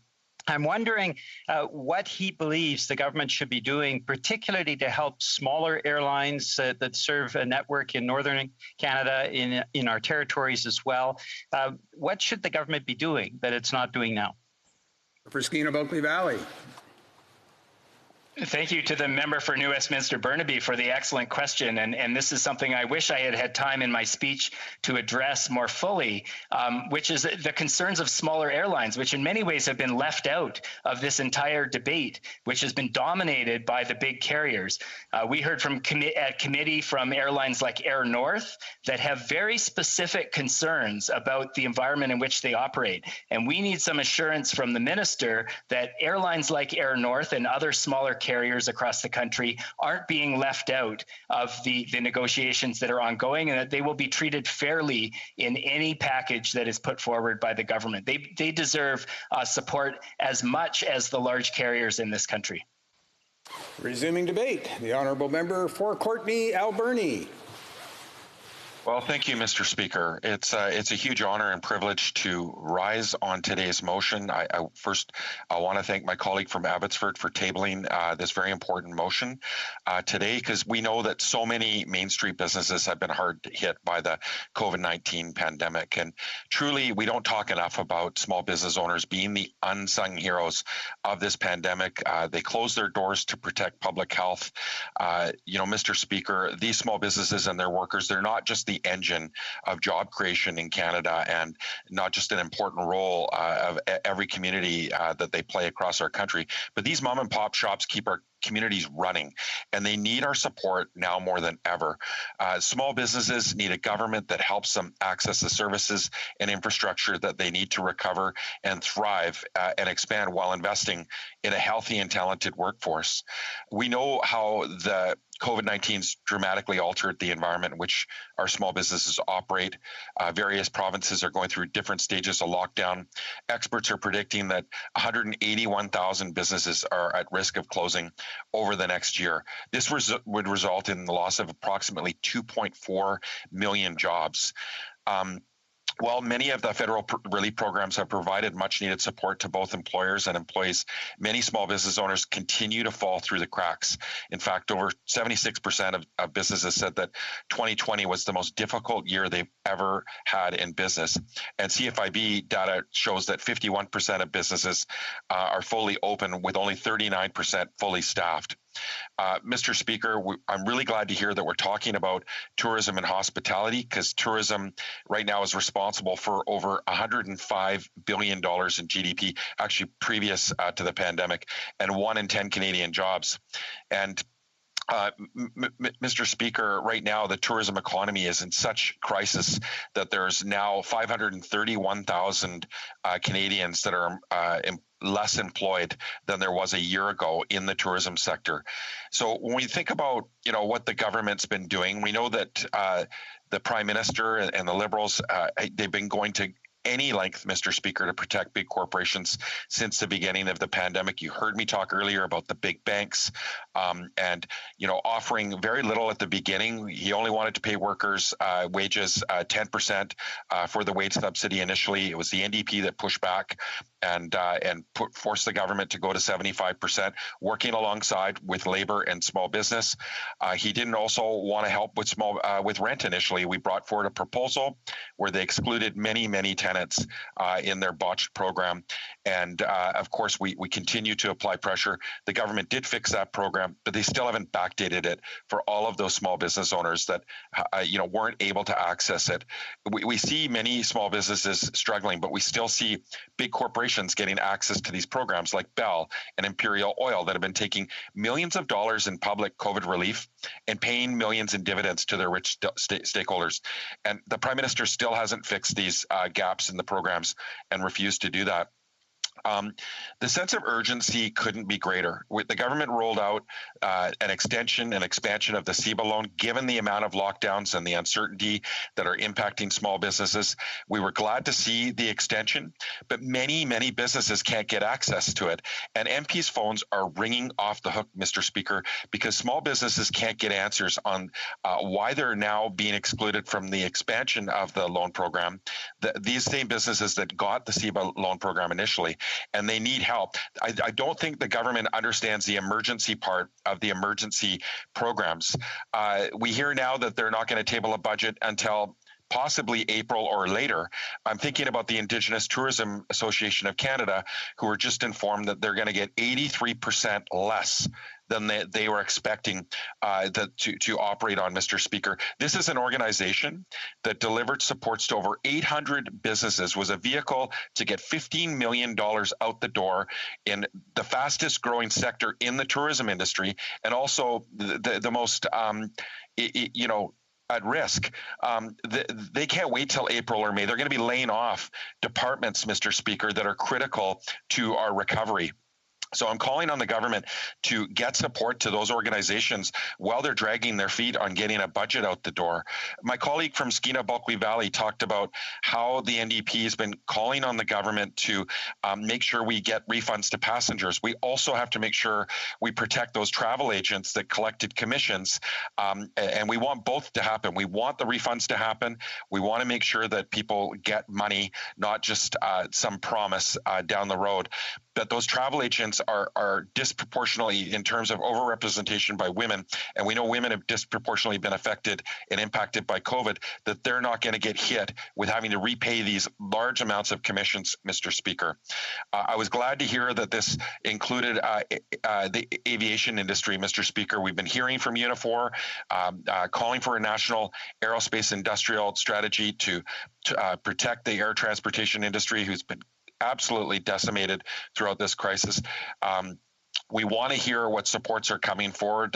We're glad to hear that we're talking about also bus transportation. We need to ensure that we have a strong support for the bus industry, and Tofino Bus in my riding, for example, is critical to the transportation needs of our communities, and also for people to access healthcare and other needs.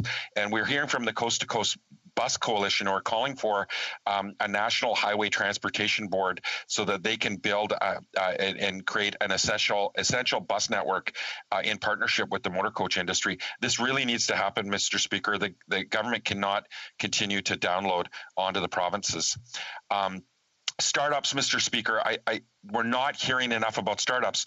They can't access the CEBA loan, the wage subsidy, the commercial rent assistance program. They've been, completely forgotten. This is a generation of businesses that have been abandoned by the government, and they can demonstrate that they're genuine through their leases, through the wages that they've been paying.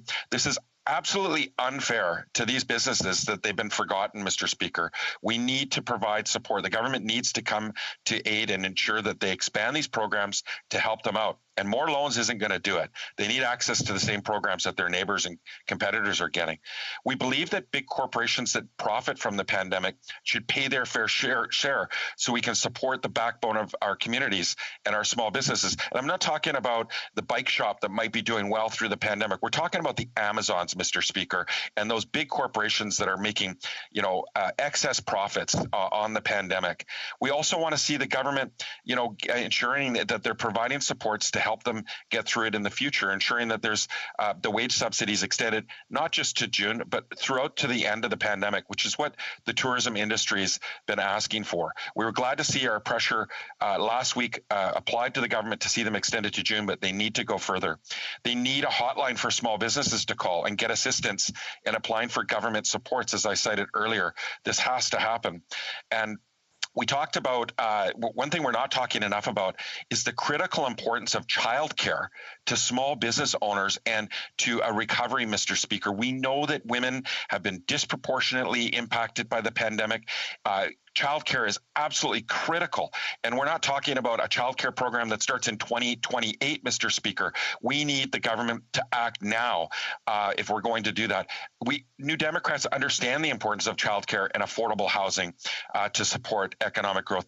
We need a hard cap on credit card merchant fees, Mr. Speaker. We know that in Australia and the UK and Europe, they're paying, less than a third of the rates we're paying here in Canada. And you heard me ask a question of the Conservatives earlier, and they believe that government should get out of the way and the free market will take care of it. Well, this is how it's playing out for Canadian merchants. They're paying rates that are exorbitant, and the government needs to intervene like governments have in the EU and Australia and the UK. Many employees have lost their pharmacare and dental care plan. They've been disconnected from their employer. We need a pharmacare and dental care plan which would save small business owners approximately $600 an employee, Mr. Speaker. This is absolutely critical that we provide these really important social infrastructure to support these businesses.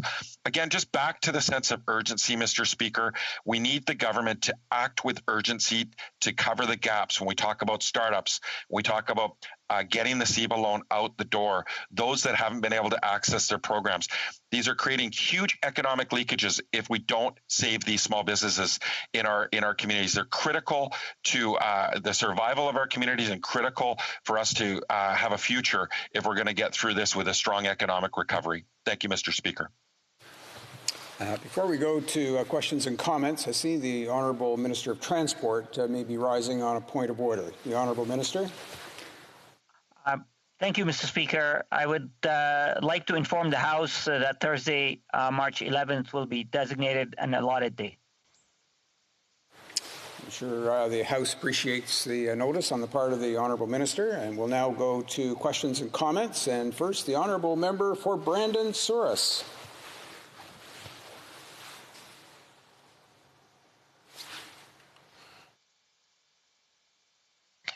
Yeah, just thank you, Mr. Speaker. My apologies for not getting the sound on there right away. My apologies. I think I had a hand up. All apologies to the Honourable Member for Brandon Souris. I actually meant to refer to the Honourable Member for Souris Moose Mountain, and my apologies to him. So we'll get to the Honourable Member for Brandon Souris the next time up. Sometimes when a word crosses over in riding names, that does happen. My apologies to him. We'll go to the Honourable Member for Souris Moose Mountain. Thank you, Mr. Speaker, and I thank my colleague from Brandon Souris for allowing me the opportunity to speak. And I do appreciate the comments from my friend from Courtney Alberni and his comments about the speech today. I appreciate that. I know in his speech he talked a lot about small business and he talked about tourism. And in many aspects in that avenue, I'm sure he's well aware of the Canadian Association of Canadian Independent Travel Advisors. And these women who have basically their whole dependence on their career has been depleted by the demise of the tourism industry and the big impact that it's had on them.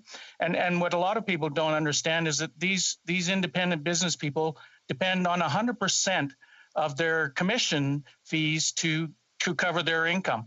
And it's a huge impact upon them, and they are obviously suffering from this great deal. And I'd appreciate hearing some comments. I know the member mentioned a couple of things, but I'd like to hear if he could add a little bit more in this particular area. Well, member for Courtney Alberni.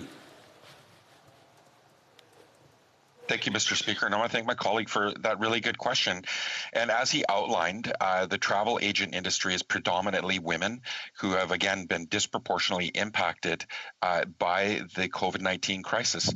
And any bailout of the transport sector, the air sector has to be contingent on obviously refunds to customers and consumers that have bought tickets and haven't been reimbursed, but also to ensure that the commissions that were collected initially by those travel agents isn't going to fall on them. Because, Mr. Speaker, it'd be completely unfair. They're already feeling the brunt of the huge impacts of COVID-19, and absolutely the government needs to make sure that it's contingent, that we protect those travel agents who have again been disproportionately impacted. Questions and comments. The Honourable Member for Drummond. Thank you very much, Mr. Speaker. I'd like to thank my colleague from Courtney Alberni for his speech.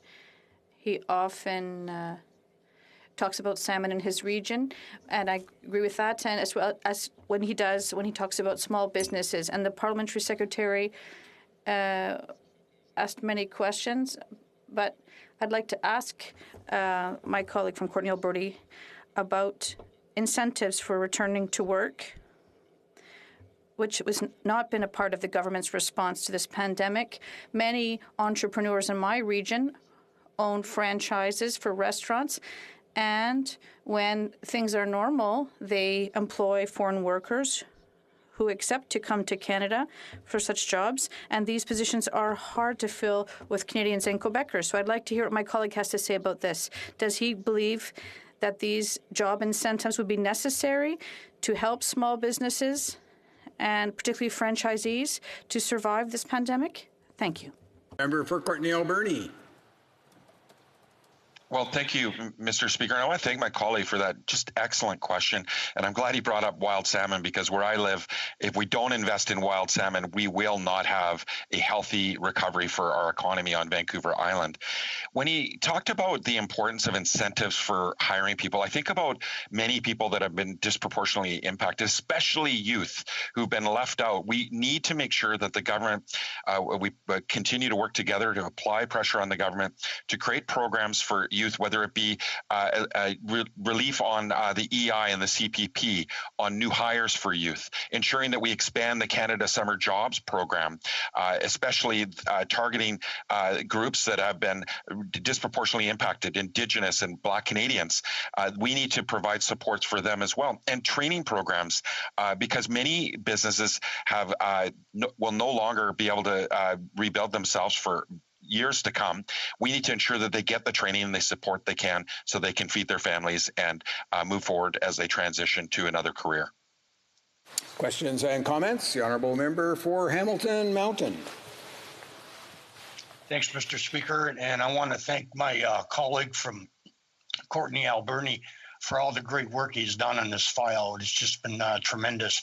I want to go back to where a previous speaker has mentioned about the Association of the Canadian Independent Travel Advisors, the importance of this that has to be included in the Transportation Recovery Plan. It has to be mentioned that not only do they work completely on commissions, but they're being told now that if the airlines have to pay back to the consumers, their commissions will have to be paid back. This is work that's been done about a year and a half ago. The money's been spent. And if they're not included in the recovery plan, this is going to create huge hardships on the families and possibly thousands of personal bankruptcy cases. So does he agree with me? It's imperative that they have to be included. A member for Courtenay Alberni. Well, first, I want to thank my honourable colleague for his question, and I also want to thank him for his service. I know he's not running again, and for the important work he's done on seniors and protecting workers' pensions. I think all Canadians are grateful, and every member in this House is grateful for the work he's done. In terms of those travel agents that have been disproportionately impacted, I can't believe that we would support any agreement, that moves forward without protecting those travel agents. They're primarily women that dominate that sector, and women have been disproportionately impacted, as we've stated earlier, throughout this pandemic. We need to make sure that any support for the transport sector, and especially on consumer refunds, which we support, also protects those travel agents and ensures that they don't have to pay that money back. That would absolutely be critical to be contingent on it from our support. Resuming debate, and the Honourable Member for Edmonton West. Thank you, Mr. Speaker. Normally I start my speeches by saying I'm pleased to be joining in the debate.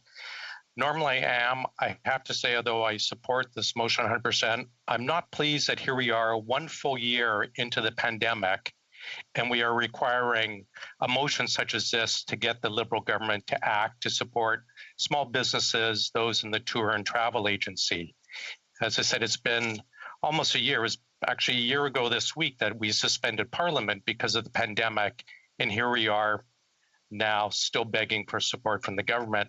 Now, this motion includes 3 main parts: introducing sector-specific measures to support workers in tourism and charitable sectors, providing repayable loans to airlines, not subsidies, not a handout, but repayable loans to airlines to ensure they continue to function, but also so that refunds to customers who haven't been able to take their flights are made, and also that we can resume flights to rural areas and areas affected by airline slowdowns, and then also improving support programs, including lending supports for small and medium businesses.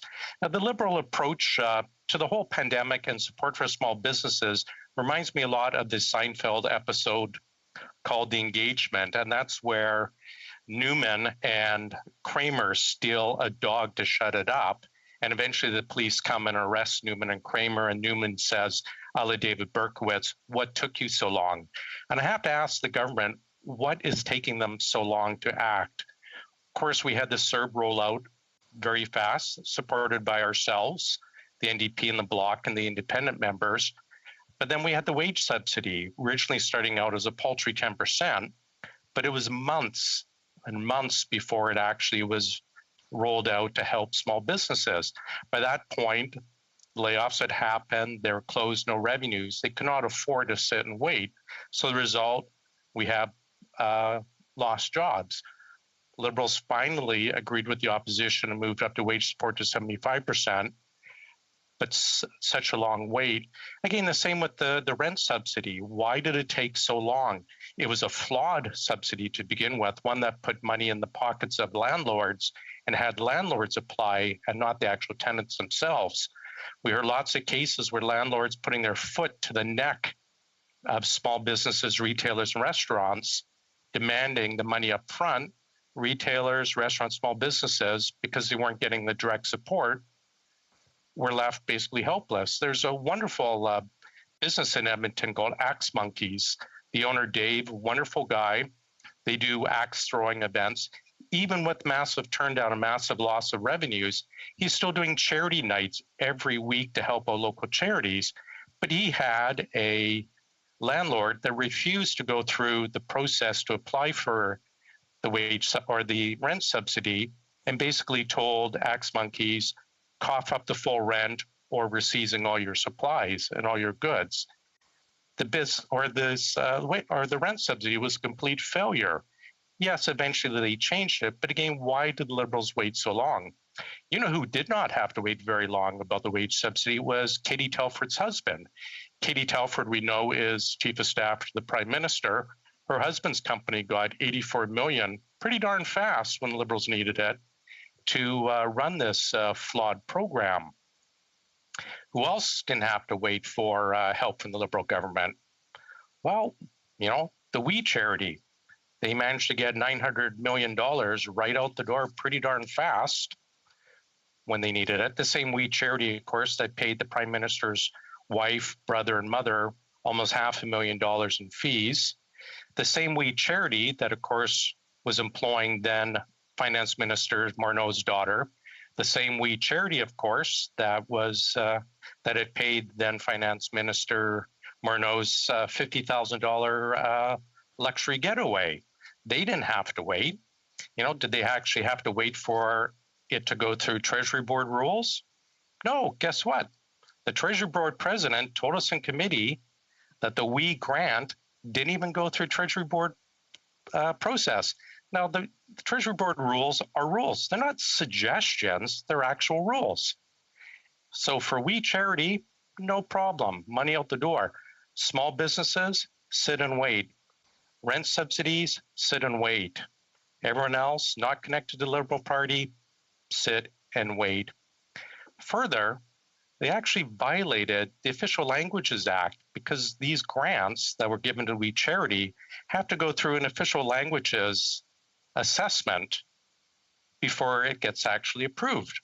Treasury Board President from the riding of Quebec City actually stated, no, they did not do the official languages analysis. Of course, a couple of weeks ago in the Parliament, we heard from the Liberals how the French language is under attack across the country. We heard attacks on Premier Kenney. We heard attacks on Premier Ford about not doing enough to protect the French language. And here we have the senior Liberal minister in Quebec City purposely ignoring the rules to give a grant to a Liberal-friendly group. Order. I just interrupt the honourable member there momentarily. A point of order, the honourable member for Saskatoon West. Thank you, Mr. Speaker. I just wanted to possibly remind my colleague that he may want to split his time on this particular speaking. Thank the honourable member for Saskatoon West. Yes, honourable member for Edmonton West. I don't recall that he may have indicated that he wished to share his time. If he could do so at this time. Well, thank you, Mr. Speaker. Normally, I don't like the interruptions, but I appreciate my colleague from Saskatoon West reminding me that I'm splitting my time with the member from Cloverdale Langley. Now, further, guess who also didn't have to wait for handouts from the Liberal government? Well, former Liberal MP Frank Baylis, who got about $1/3 billion for ventilators not even approved anywhere in the country. So here we have small businesses waiting, we have restaurants, airlines, all waiting for action from the government. Nothing, but at the same time, if you're connected to the Liberal Party, the ATM's open, come on in. Now, I grew up in the hospitality industry. I worked from Victoria to Newfoundland, Northern Alberta, Northern Ontario. It's an incredible industry, the hotel and restaurant tourism industry. It's larger than farming, mining, fishing, and forestry. It's also why it's so important. It's also the very first job for many newcomers to this, many new Canadians, newcomers to our country, many young people. Decades and decades ago, it was an industry where women had broken the glass ceiling long before banking, long before government, any other industry. It was also a warm and welcoming industry for those of the LGBTQ community, where they could live their lives without or be accepted without worry. It's an incredible industry. It's more important than just the finances that this industry creates, but it's also the social aspect. Again, first job, and we need action from this government for supporting this industry. There's lots of things that can be done right now, removing returning the HST, GST to the hotels, supporting cities so that they can grant tax or property tax referrals to small businesses in the hotels. Set up tax credits for future conferences when we come out of the pandemic to help the large employers and hotels. Open up the parks for free stays. Reduce fees at the airports. We've seen this government with the security fees, $250 million collected more in security fees than actually paid out for security at the airports. I think I saw the transport minister chiming in earlier. I hope this is something that he'll take a look at. We saw NAVCAN increasing their fees. Airlines are getting wiped out. Their loads are down 90%. And we've got NAVCAN increasing fees. We've got security fees going up. There's lots of things that we can do. For the Restaurant Association or the restaurants, we hear numbers like 60% of restaurants could be shut down by the end of the pandemic.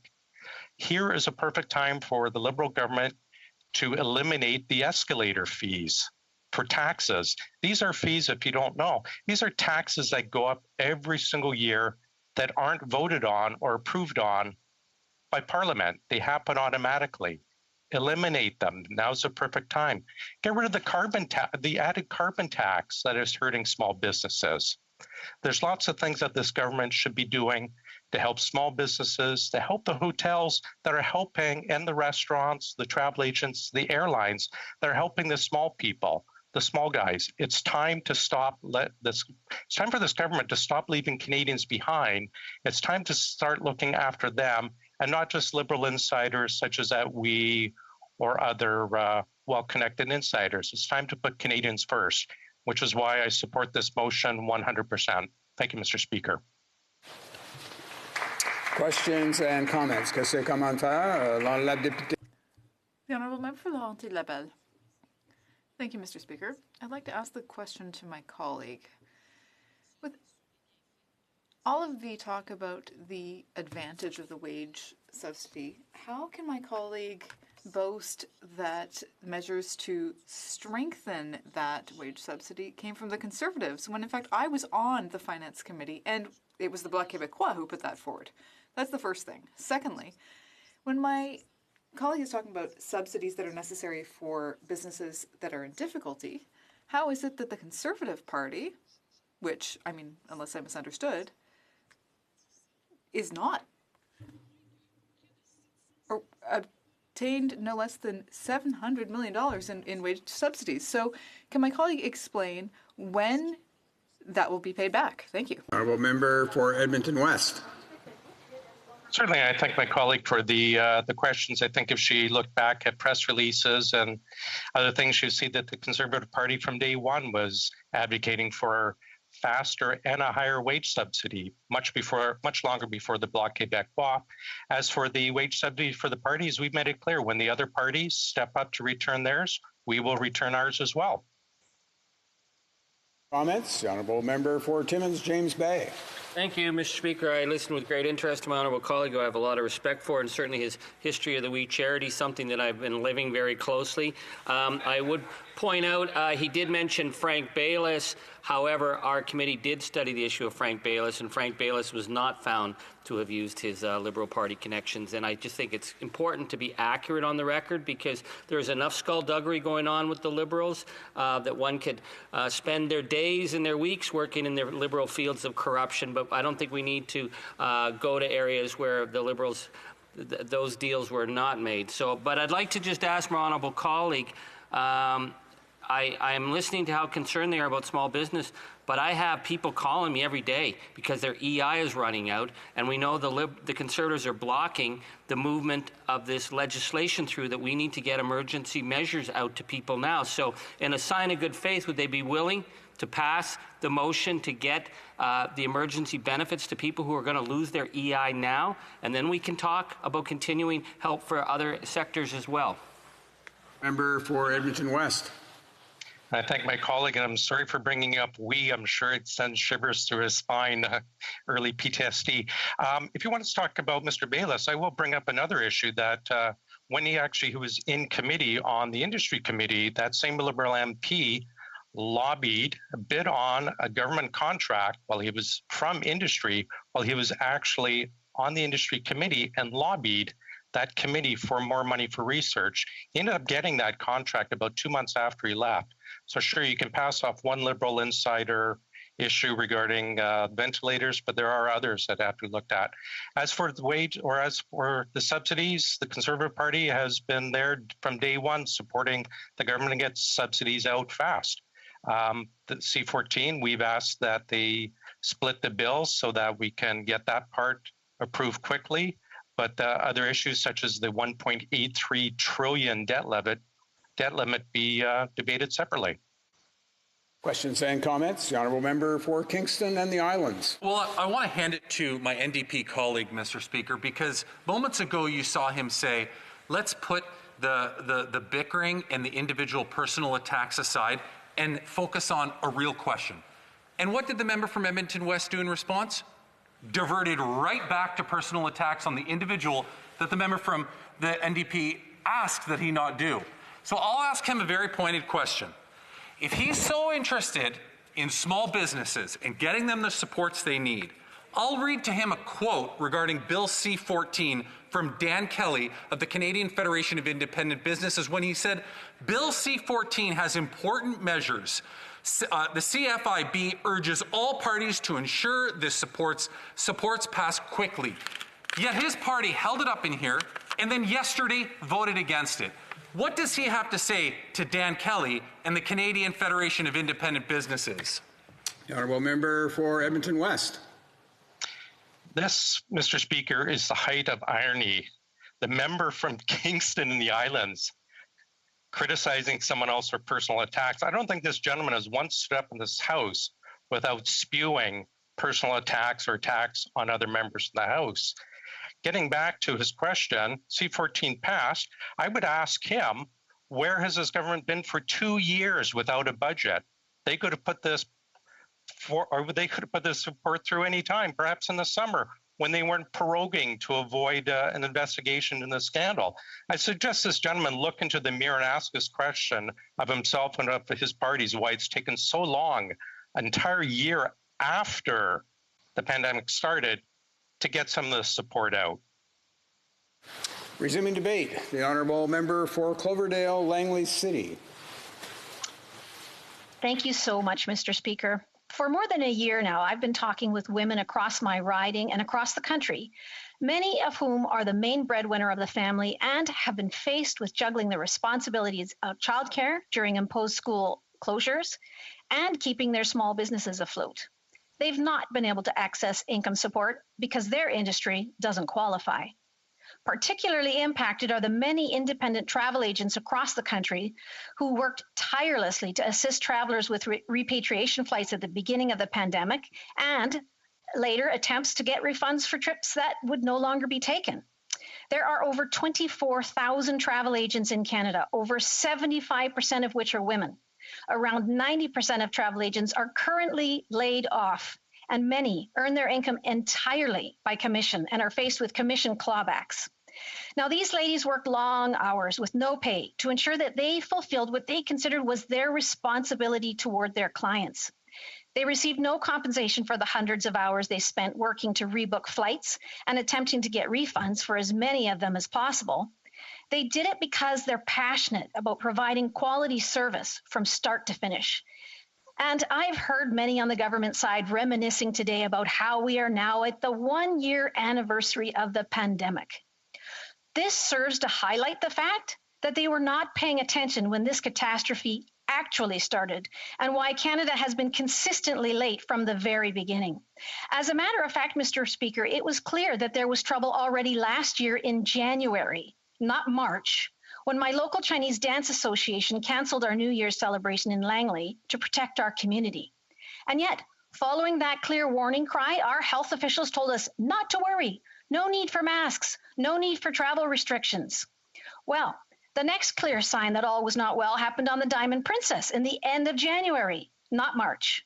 While the Liberals were busy twiddling their thumbs, independent travel advisors were getting frantic calls from the customers who were being quarantined in the ship. These courageous women worked hard to calm fears and get answers from wherever they could. So we only need to look to them to understand how little the government was doing back when they could have made a huge impact on ensuring they were protecting our borders and our airports much earlier. Mr. Speaker, my sister is an independent travel agent with Cruise Ship Centres, and we've been struggling together with the impact of COVID since January, not March. She and her colleagues have moved heaven and earth to get their customers home safe, and what do they get in return? Nothing. No support, no recognition, just dead air. Just recently, she was in the office celebrating her 20th year in the travel business. Her colleagues brought balloons and games to try put a brave and cheerful face on what has been a horrendous year of incredible stress and no financial help. As they were about to cut the cake, this government announced that there would be no cruises into Vancouver until March 2022. Everyone burst into tears. This was completely out of the blue and absolutely avoidable had our government not been asleep at the wheel from the start. Then there's another example of the many women entrepreneurs who run our local dance studios who faced the decimation of their industry, despite their incredible efforts to pivot under the new COVID protocols, which changed without warning from day to day. They tried to encourage their thousands of students with the hope that their dance dreams would not be dashed. In the end, many of them have had to close their doors under the pressure of a year-long lockdown. Bills piled up. Festivals and competitions were canceled. Student enrollment declined. Staff moved on. Hope dwindled. This week, we're honoring these women in our communities who have fought to keep their small businesses open during a once-in-a-lifetime disaster. Their dedication to the health and wellness of our neighborhoods is something more valuable than we can truly appreciate. But they are reaching their breaking point. Help cannot be delayed any longer. Today, we have an opportunity to do more than just post something on social media in support of women. Today, we can work towards providing solutions for those job creators who find themselves most impacted by lockdowns. Lauren Vandenberg from Restaurants Canada recently told the Finance Committee that thousands of restaurants are staring down the barrel of a gun. She said, and I quote, 2 decades of growth were erased in 2 months at this time last year. Essentially, our industry fell off a cliff and then broke both legs. The truth is we're still struggling. Prior to the pandemic, the food service sector was Canada's 4th largest employer. We directly employed 1.2 million. However, our industry lost more jobs in the first 6 weeks of the pandemic than the entire Canadian economy lost during the 2008-2009 recession. No other industry has come close to facing this level of shortfall. There are still more than 380,000 fewer jobs in the Canadian food sector than there were in February 2020. For restaurant owners and so many other small businesses, this motion for immediate sector-specific measures to help the hospitality industry can't come soon enough. People are at the end of the rope, and it's starting to fray. I can't tell you how frustrated I was yesterday to learn that our Prime Minister had the gall to virtue signal yet again with an announcement that his government's recovery plans will be crafted to help women bounce back from the shutdown. Here we are, more than a year into the pandemic, and only just yesterday we finally hear the government admit that, in fact, we are not all in this together. No, as a matter of fact, women and women entrepreneurs especially have been hardest hit from the very beginning. How is it possible that only just now it's dawning on the Liberals that they need to focus their support programs on those who have been falling through the cracks from day one? The report, which was published Monday by the Labour Market Information Council, states that women were the most severely impacted in this recession of any other income group, and to this day, they are the furthest away from recovery. Mr. Speaker, I've been shouting this from the rooftop for months. Another thing we were recently told at the Finance Committee is the average small business has taken on $170,000 in debt. That's not even bank debt. Many of these businesses are small family-run operations. They've been struggling day by day to keep the doors open. Family members are called on to pitch in with busking tables, serving customers, washing dishes, while caring for children and aging parents. They've been stretched to the maximum. They're losing sleep and they're losing hope.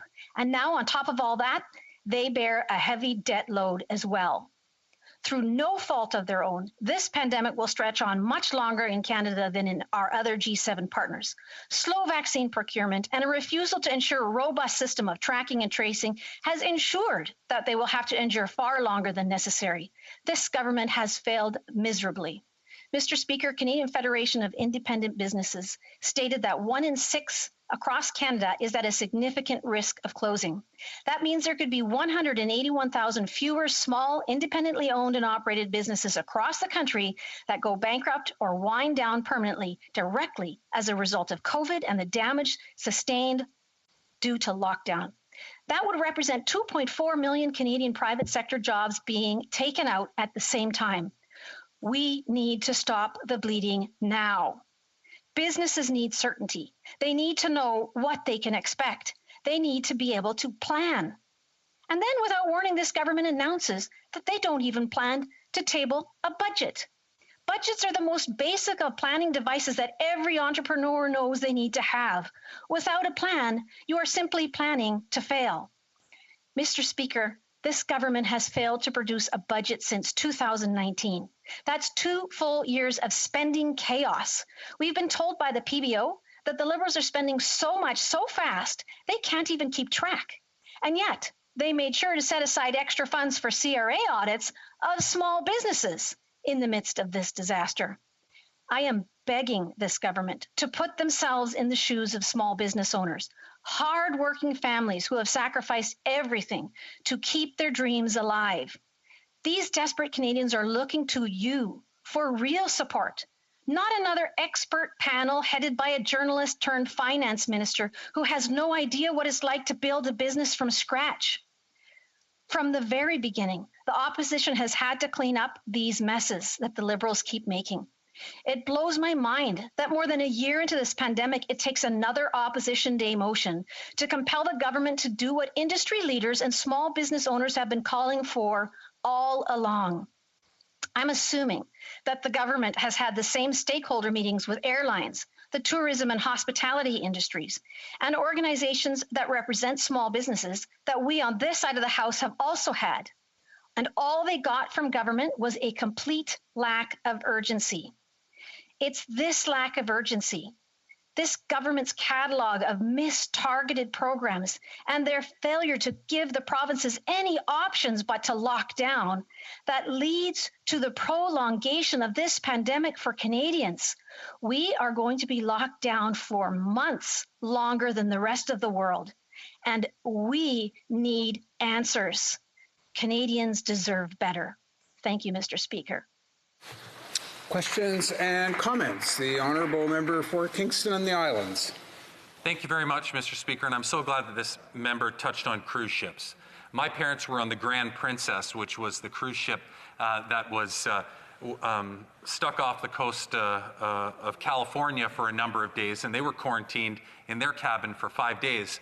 Before being let out of that ship by Canadian personnel and boarding onto a cargo flight that had been converted into having seats and brought back to Trenton, Ontario, where they then went into quarantine. Do you know what my father said about that flight, Mr. Speaker? He said as that flight was taking off the ground on its way back to Canada, the entire cabin of 150 passengers broke out into singing "O Canada."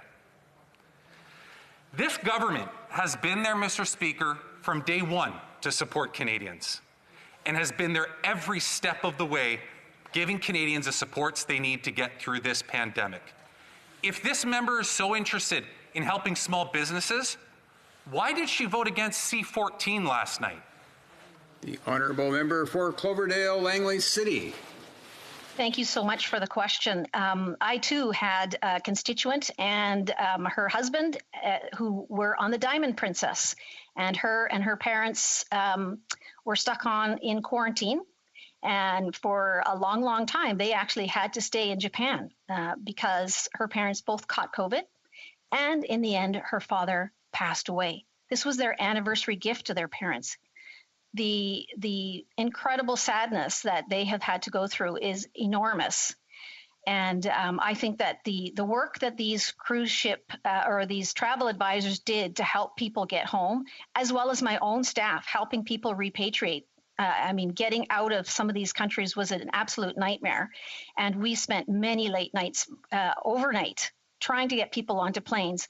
And it was an absolute nightmare. And many people will tell you what a disaster it was in just trying to get onto those planes. Questions and comments? The honourable member for Saanich Gulf Islands. Thank you, Mr. Speaker, and thank you to my friend for Cloverdale Langley City. I was very touched just a moment ago by the member for Kingston speaking of everyone on that repatriation flight breaking out to Canada. So I want to say my experience as an MP, and like my friend from Cloverdale Langley City, worked round the clock trying to get people home from places around the world. And I think if there was anyone working harder than all of us as individual MPs, it was the staff of the Minister for Global Affairs and his Honourable Parliamentary Secretary, working very, very hard and diligently to get Canadians home. And I hate the partisanship that's entered into our debate on these issues.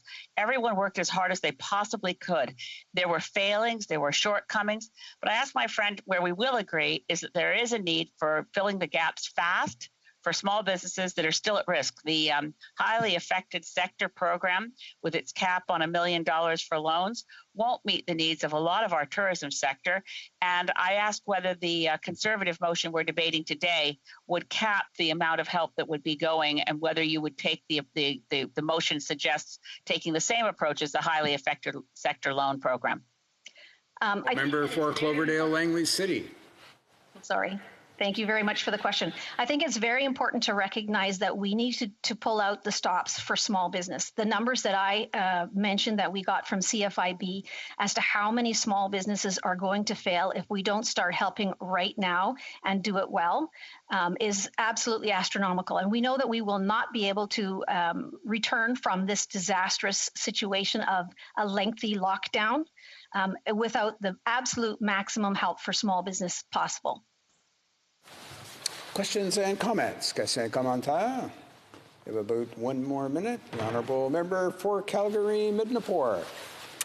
Well, thank you very much, Mr. Speaker. And I was very moved by the member's comments about small business and just the struggles that they have faced during this pandemic. And I think very much as we see the government struggle with the procurement and the distribution of vaccines, we're all very much concerned about the economy if they have failed so direly here in terms of procuring these vaccines, distributing these vaccines. How can we possibly rely on them to restore our economy, to get Canadians working again? And I would just like to get the member's comments, please, as to what kind of confidence she has in the current government to get this country returning to anywhere near a pre-pandemic status in terms of jobs for Canadians, the Canadian life we once knew, and the quality of life we hope to achieve again as a nation. Thank you, Mr. Speaker. The honourable member for Cloverdale Langley City.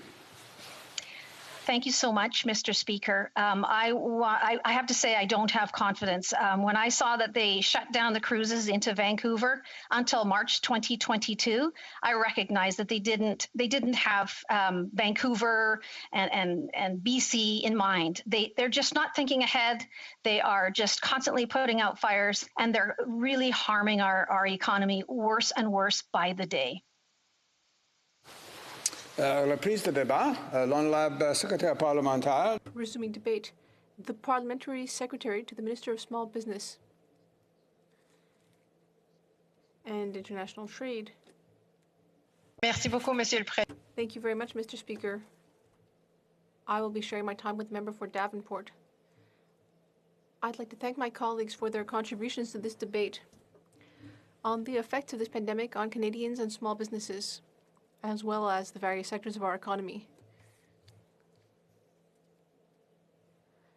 This has been a very difficult year throughout the country, but over the last few weeks, with vaccine deliveries speeding up, we have reason to hope that better days are coming. In fact, Mr. Speaker, I know that better days are coming. But until then, this federal government will do everything in its power to help Canadians get through this crisis. And that's what we've been doing from the very beginning of the pandemic. To discuss federal programs to support Canadian workers and small businesses. I am, however, a little surprised that this is now, 1 year later, a new focus of my colleagues at the Conservative Party. After all, it was the member for Carleton, when he was then Conservative finance critic, who proudly proclaimed that he and all Conservative members do not believe in quote unquote big fat government programs, and that the COVID-19 pandemic's economic impacts could be addressed with just a few tax cuts. In this light, let us then take a moment to appreciate just how far we've come and take stock of the Conservative motion before us today, which aims to broaden existing programs, increase government expenditures, and even create new programs. In short, it sounds like now they are asking us to make our existing government programs even bigger and even fatter. But have no doubt, Mr. Speaker, when it comes to our position and the position of the entire government, we knew from the very beginning 1 year ago that we had to intervene to ensure Canadians and Canadian small businesses had the supports that they needed. And intervene we did. We quickly put into place Canada's COVID-19 economic response plan. This plan continues to keep our economy stable, protect jobs, and give Canadians the means to support their families. One of the first measures we implemented was the Canada Emergency Response Benefit, or CERB, so folks could continue to pay their rent and mortgages and feed their children while doing their part to defeat the virus by staying home. Between March and October, as the House knows, the CERB alone supported nearly 9 million Canadians. As the situation continued to evolve, we put in place other critical benefits for Canadian workers. I'm pleased to report to this House that as of February 28, the Canada Recovery Benefit has supported 1.8 million Canadian workers. The Canada Recovery Caregiving Benefit, close to 350,000 Canadian workers, and the Canada Recovery Sickness Benefit, over 400,000 Canadian workers. Récemment, nous avons introduit le projet de loi du gouvernement.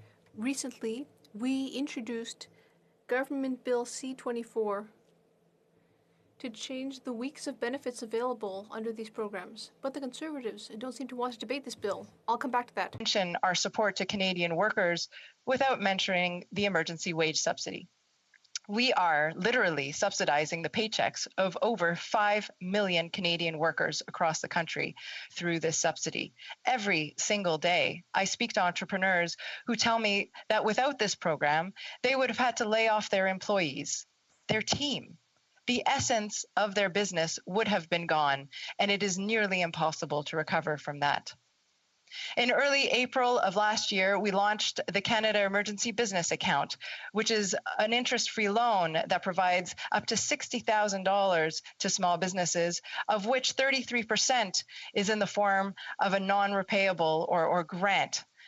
Close to 850,000 small businesses have already benefited from this critical funding.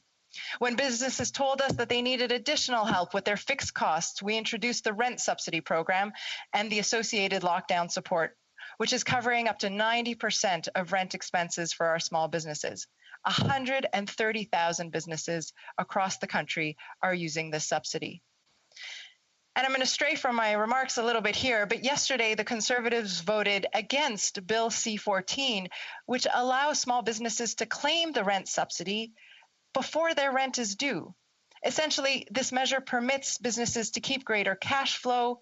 It helps entrepreneurs weather difficult times at no real extra cost to the federal government.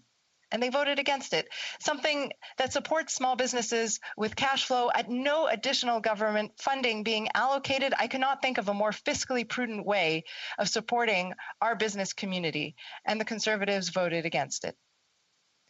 La motion devant nous demande. The motion before us seeks to create further support for our most affected businesses. But, Mr. Speaker, that's exactly what we already did.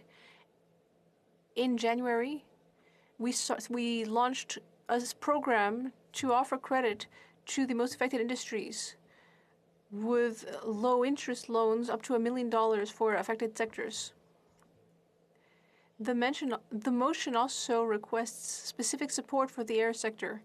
As my colleagues know, we are currently negotiating to support the sector while asking for refunds for consumers, as well as commitments on regional transport. It's interesting to see that it is only now, while our negotiations are going well and progressing and coming close to an agreement, it is interesting to see that now the Conservatives are focusing on this issue and making it their hobby horse. This government is familiar with the importance of our air sector and will support it. Speaker, I'm not going to sugarcoat it. All of these support programs cost money, and this government did spend a lot of money. If you ask me, it was money well spent. Personally, I consider myself to be somewhat fiscally conservative. We are the trustees of taxpayer dollars. We have a duty, in my view, to be prudent and wise in how we spend. But who in this House is willing to make the argument that families, workers, and businesses should have gone deep into debt so that the government didn't have to? Canada is a AAA creditor, and we borrow at about a 0% interest rate. Small businesses can't say the same. As Parliamentary Secretary responsible for small business and international trade, I'm always willing to discuss with my colleagues opposite the ways that we can support our entrepreneurs and business community. But there's simply no clear position being taken by the Conservative Party on how we do that. For example, the Conservative member for Stevenson Richmond East complained that we are, quote, spending like there's no tomorrow. The member for Surrey Moose Mountain said government spending was leading him to be disappointed in the current state of Canada. Yet here we are today debating a Conservative motion asking for more spending. While I'm aware that the Conservative finance portfolio recently changed hands and some policy changes are normal, this is close to a complete U-turn. It is hard these days, Mr. Speaker, to figure out what the Conservatives actually stand for. Is it more spending or is it less? Do they agree that Canada should run a deficit to support Canadians or don't they? Are they asking us to spend today so that they can attack us on the deficit later? Are they refusing to sit for extended hours in the evening to delay supports for Canadians? Why? C-24 would substantially expand support for our workers, Mr. Speaker. Unfortunately, our Conservative colleagues have refused to work through the evening to debate and pass C-24. The member from Kildona St. Paul and critic for future workforce development and disability and inclusion herself stated that Bill C-24 was straightforward and that time is of the essence to get this bill through. But that message does not seem to have made its way to the leadership of the Conservative Party. It's a good thing that Canadians do know where we stand, where this government stands. And they also know that we will continue to ensure Canadians and Canadian businesses are supported right through to the end of this pandemic, because protecting and supporting Canadians is and will always be our top priority. Thank you, Mr. Speaker. Questions and comments? The honourable member. Kingston and the Islands. Thank you very much, Mr. Speaker, and I thank the member or the Parliamentary Secretary for her intervention today. And I want her to address a point because she touched on it, and she talked about the government spending money so that families and individuals didn't have to. And of course, one of the talking points that we hear, I heard it from the member from Barrie Innisfil this morning, was, well, it's not the government's money, it's the people's money, which obviously is the case. And I think that most people are fully aware of that. But when the government chooses to do it, they're taking the responsibility on as a burden for society as a whole, as opposed to individual people, so that as a society, collectively, we can get through the struggles that we're faced with right now. I'm wondering if she'd like to expand on that, and in particular, how important it is that society take on this burden as opposed to individuals. Parliament Secretary to the Minister of Small Business. Thank you, Mr. Speaker, and I'd like to thank my colleague not only for his question, but for holding down the House. I would also, agree with him in that, yes, the government and all of the members in the House of Commons are trustees of taxpayer dollars. This money, I truly believe, belongs to Canadians. But I also think that we are responsible for supporting Canadians with this money. And if it were not for our government's many programs, if it were not for the actions taken by our government, we would see families with credit card debt increasing to exponential rates. We would see families on the street in some cases because they couldn't pay their rent or their mortgages. I'm thinking also of the 5 million Canadians that we are supporting through the wage subsidy, and how important it is not only to their bottom line that they're able to keep their job and their paychecks, but that they continue to be affiliated to their business. Because when the pandemic ends, we want businesses to be able to open their doors and quickly, and they need to keep their staff on payroll. They need to keep their team. We'll get on to the next question. Questions et commentaires? Questions and comments. The Honourable Member for Thérèse de Blainville. Thank you very much, Mr. Speaker. I would like to ask the following question to my colleague. I get the impression that during normal times, helping Canadians, well, no one's against that. But what we're hearing now in terms of the government's track sheet seem to be stuck in time. They seem to be stuck in March 2020, even though we're in the second wave of the pandemic and we have to get out of it. There's no vision. How are we thinking about the recovery? We haven't had a budget in 2 years. Perhaps we'll have one in April, but that's what we want to know with this motion. There are particular sectors that really need specific support. What is the vision for the future, rather than just hearing about the past? The Honourable Parliamentary Secretary. Thank you. I'd like to thank my colleague for her excellent question. I agree entirely that we have to react, and we did take action in January, Mr. Speaker. Just a few months ago, we launched a new program for sectors that were hit hard by the pandemic, and that's what we saw was necessary at the time. I was thinking about restaurants and the tourism sector and the hospitality sector. We do want to debate C-24 today. That will ensure that we add additional weeks of leave for Canadians and Quebec workers who are in need. We're constantly trying to take action and readjust things to meet the needs on the ground. Last question, the Honourable Member for Hamilton Mountain. Thanks, Mr. Speaker, and I want to thank the member, the Parliamentary Secretary, for her intervention. I want to touch on where she had talked about the wage subsidy and how is it the way it's happening. But public reporting suggests that since the start of the pandemic, Air Canada has received about $492 million by December. I think it was by September the 30th. And that would make it one of the largest recipients of the wage subsidy in Canada. Despite this, workers that have been laid off haven't been offered the wage subsidy. So my question, this is happening not only in Air Canada, but WestJet also. Does the member know why this is happening when the money was supposed to be going to protect workers' jobs? Parliamentary Secretary to the Minister of Small Business.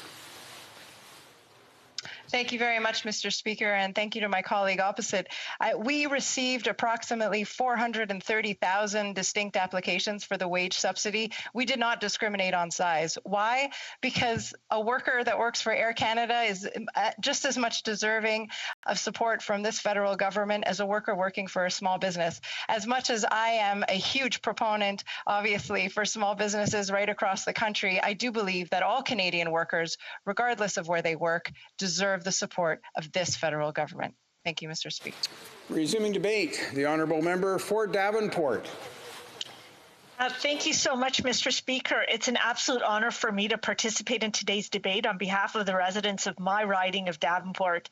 Today's Opposition Day motion calls on our federal government to introduce new supports in the upcoming budget to help workers, families, small businesses who are struggling the most in this economic downturn, and in particular for those that are in industries that are most highly impacted, like the arts and culture sector, hospitality, aviation, and also to take some additional measures in order to prevent bankruptcies and layoffs as much as possible. As we know, Mr. Speaker, COVID-19 has had wide-ranging impacts in Canada, and it's cost lives and jobs and the financial security for millions. This winter, we know, has been particularly tough on many business owners and their employees across the country.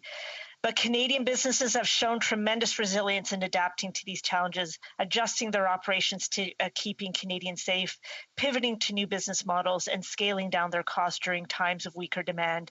And I have seen that resilience right across my own riding of Davenport. Mr. Speaker, at the beginning of the pandemic, our government moved quickly and urgently to introduce comprehensive supports for Canadian workers and businesses impacted by COVID-19. As the pandemic has evolved, the government has monitored the conditions of the economy closely, and we've listened to feedback. And we made sure to continuously bring forward more help and adjust our programs to address the issues that our businesses and our constituents have raised. So let me just run through some of these supports. So, Mr. Speaker, shortly after the pandemic started, the government introduced the Canada Emergency Commercial Rent Assistance, known as CECRA, for small businesses in partnership with the provinces and territories. This initiative was to lower rent by 75% for small businesses that have been impacted by COVID-19. In the end, all told, CECRA provided over $2 billion to more than 140,000 Canadian businesses across the country to help with their rent payments, and it represented the supporting over 1.2 million workers.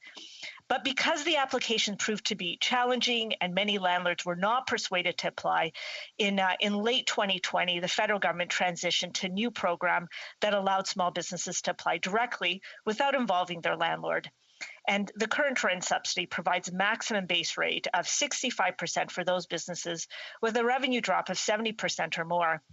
There's also an additional lockdown support, which provides an additional top-up of 25% for those forced to close under any mandatory local public health ordered lockdown. And that adds up to 90% rent subsidy for those under lockdown orders, such as the one Toronto has been, although it's been lifted earlier this week.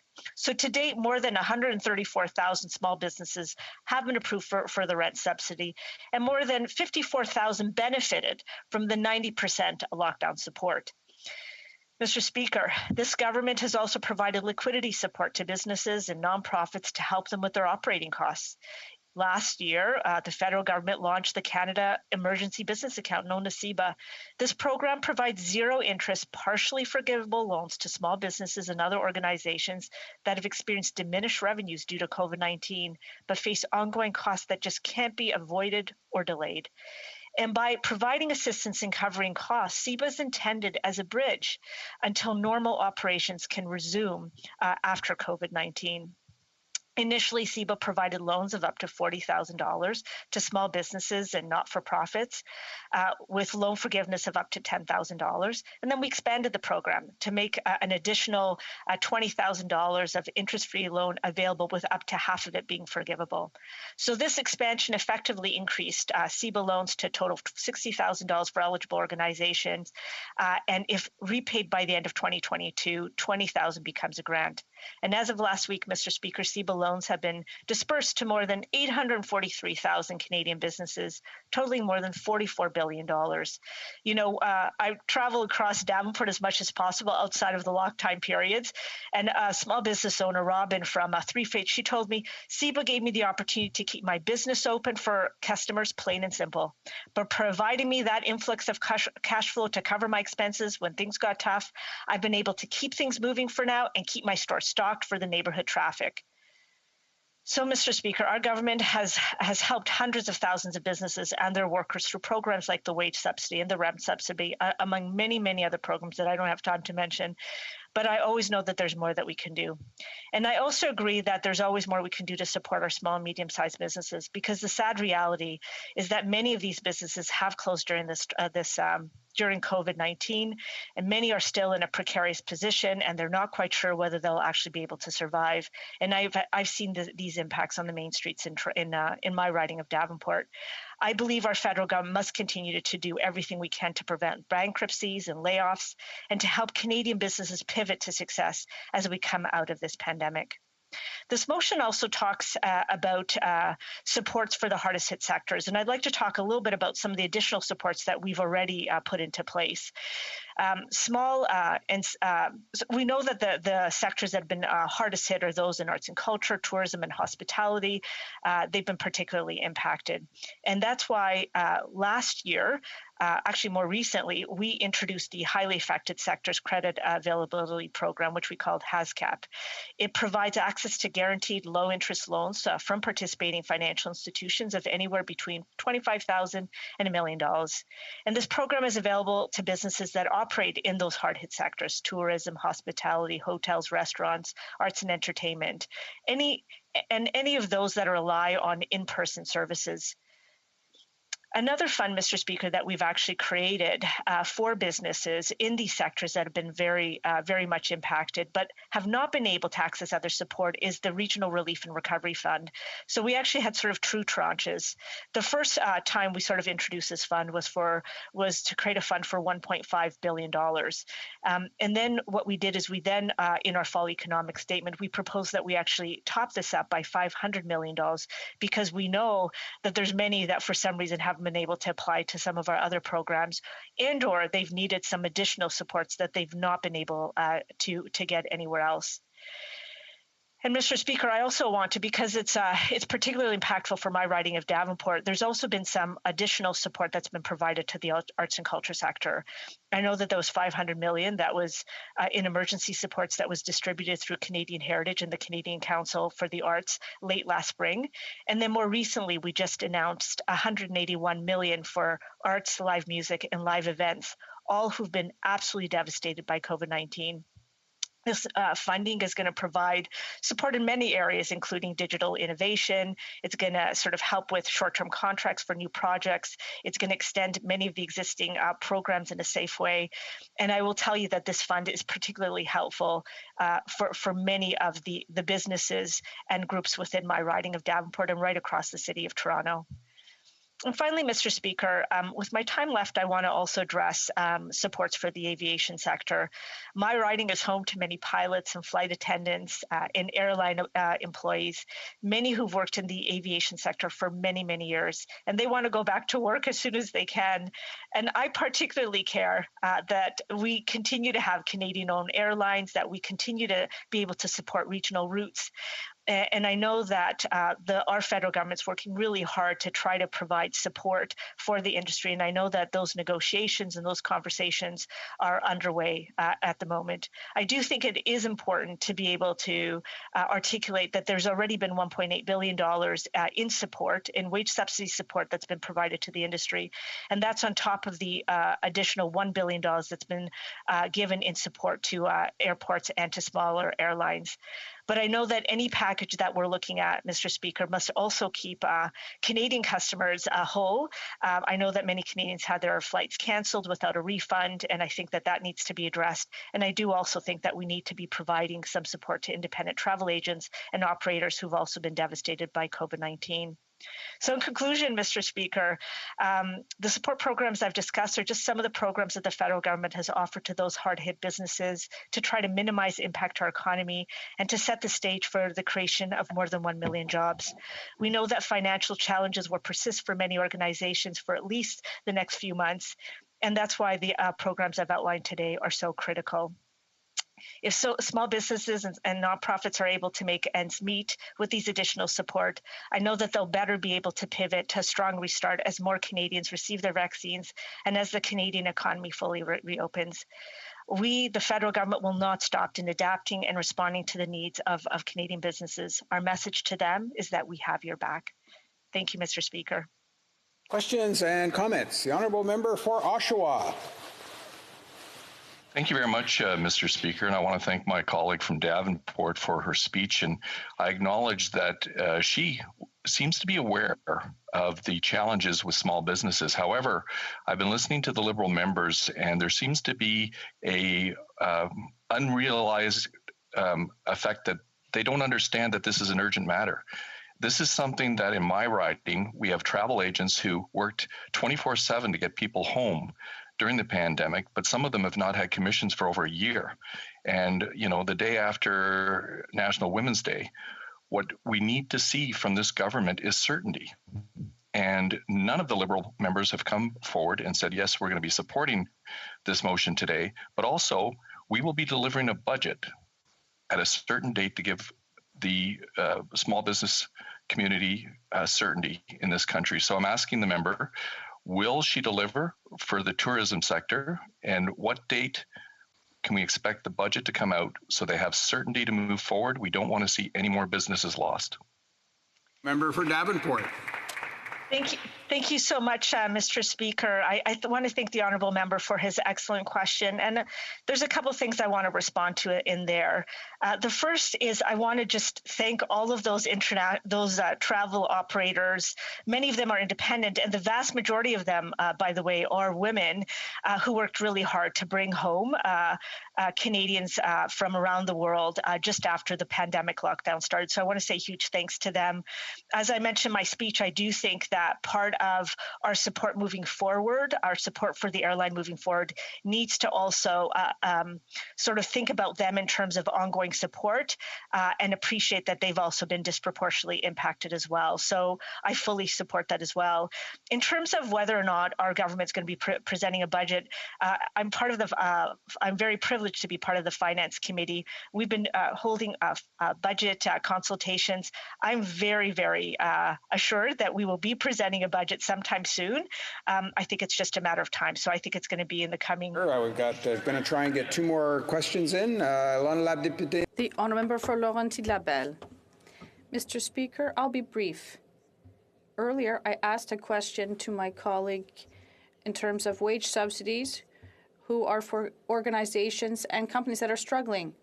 Political parties, except for the Bloc, were eligible for wage subsidies. So my colleague was saying that we are going to reimburse it when the government will do so. Here's my question. I'm aware of the concern that you have. Every dollar counts for helping with the economic recovery. But I'm wondering, are you going to reimburse your $850 million in wage subsidies? I'd just like to remind the colleague to put the questions to the Speaker. The Honourable Member for Davenport. Thank you so much, Mr. Speaker. I think I want to sort of finish off and responding to the previous question, then answer this at the same time. I want to assure Canadians who might be watching that our federal government has urgently introduce programs to support small businesses, workers, and all Canadians throughout this whole pandemic. And I'm very proud of all the actions that we have taken. And I think in terms of just the latest question around the Canadian Emergency Wage Subsidy, as of February 28th, I know that our wage subsidy has helped protect over 5.1 million jobs, totaling over $68 billion in support. And again, we are going to continue to support Canadians, to support our businesses, to support workers as we come out of this pandemic. Thank you, Mr. Speaker. Questions and comments? The Honourable Member for Sturgeon River Parkland. Thank you, Mr. Speaker. In the last year, when we've been undergoing COVID, the government has added enough debt, the equivalent of our entire nation's debt for the past 150 years, including 2 world wars and a financial crisis. We have not seen anything from the government in terms of a plan to deal with our economic future. How is the government going to deal with rising bond yields? How is the government going to deal with inflation that's above the 2% target? How is the government going to deal with business investment drying up in this country? How are we going to create the economic growth in the future to ensure that we can pay back this debt and we can provide a better future for future generations? Honourable Member for Davenport. Thank you so much, Mr. Speaker, and I want to thank the honourable member for his excellent question. I think that's a top-of-mind question for many people.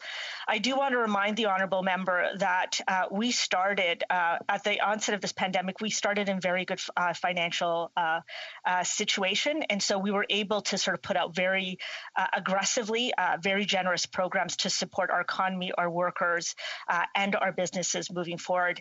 If you listen to any of the economists or any of your thought leaders around did we spend too much? Did we take on too much debt? All of them, the vast majority, I can't say all, but the vast majority of them would have said that if we had not spent, that the cost would have been much greater to us. So I know that we have we've put out a fall economic statement. We've given an idea about how it is that we intend to proceed. I think that there's going to be some more finer details and a much clearer game plan in the budget that is anticipated to be introduced this spring. Thank you, Mr. Speaker. Resuming debate, the honourable member for Calgary-Midnapore. Merci, Monsieur le Président. Je vais commencer. Thank you, Mr. Speaker. I'll be starting by saying that I'll be sharing my time with the member for Mégantic-l'Érable. With that, Mr. Speaker, here we are a year later, and I wish I had a different story to tell. I'm starting to feel very much like a broken record, Mr. Speaker, but the fact is we are having this opposition motion today because, in fact, there are many Canadians who feel left behind.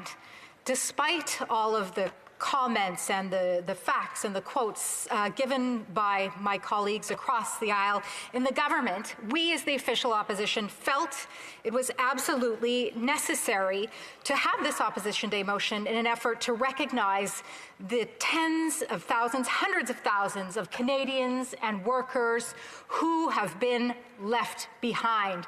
And you who are listening to me know who you are. That is why we are having this opposition motion here today.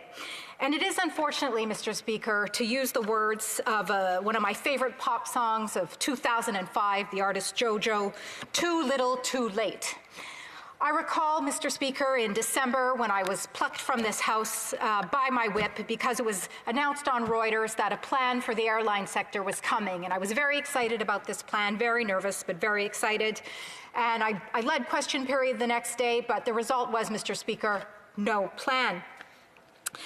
Most recently, Mr. Speaker, a couple of weeks ago, we saw within the Globe and Mail the very excitement that a plan for the airline sector was on the horizon and imminent. And, you know, this is the word that's been used a lot, Mr. Speaker, imminent. And, in fact, Mr. Speaker, I'm on my second transport minister, if I may say so. And still, Mr. Speaker, no plan. And, you know, all of this conversation actually began back in November, but still no plan. And I could go on and on about the devastation, Mr. Speaker, and I have before, but we've seen jobs lost, routes lost, market share lost, leakage, and this is a result of the government's inaction. You know, before we had the gross domestic product for the tourism industry of almost 50 to 70% down since 2020. Travel restrictions could also lead to significant losses in other industries, with the overall impact resulting in a 1.2 to 1.7% reduction in GDP. You know, whereas the U.S. government, Mr. Speaker, on the other hand, has provided $7 billion in support already for their industry, and as a result, they will have a significant advantage. In October 2020, Mr. Speaker, the main carriers for the United States, including Delta, United, American Airlines, were operating at approximately 50% of their typical capacity. In comparison, Canadian carriers were operating at 25% of capacity, so no comparison, Mr. Speaker.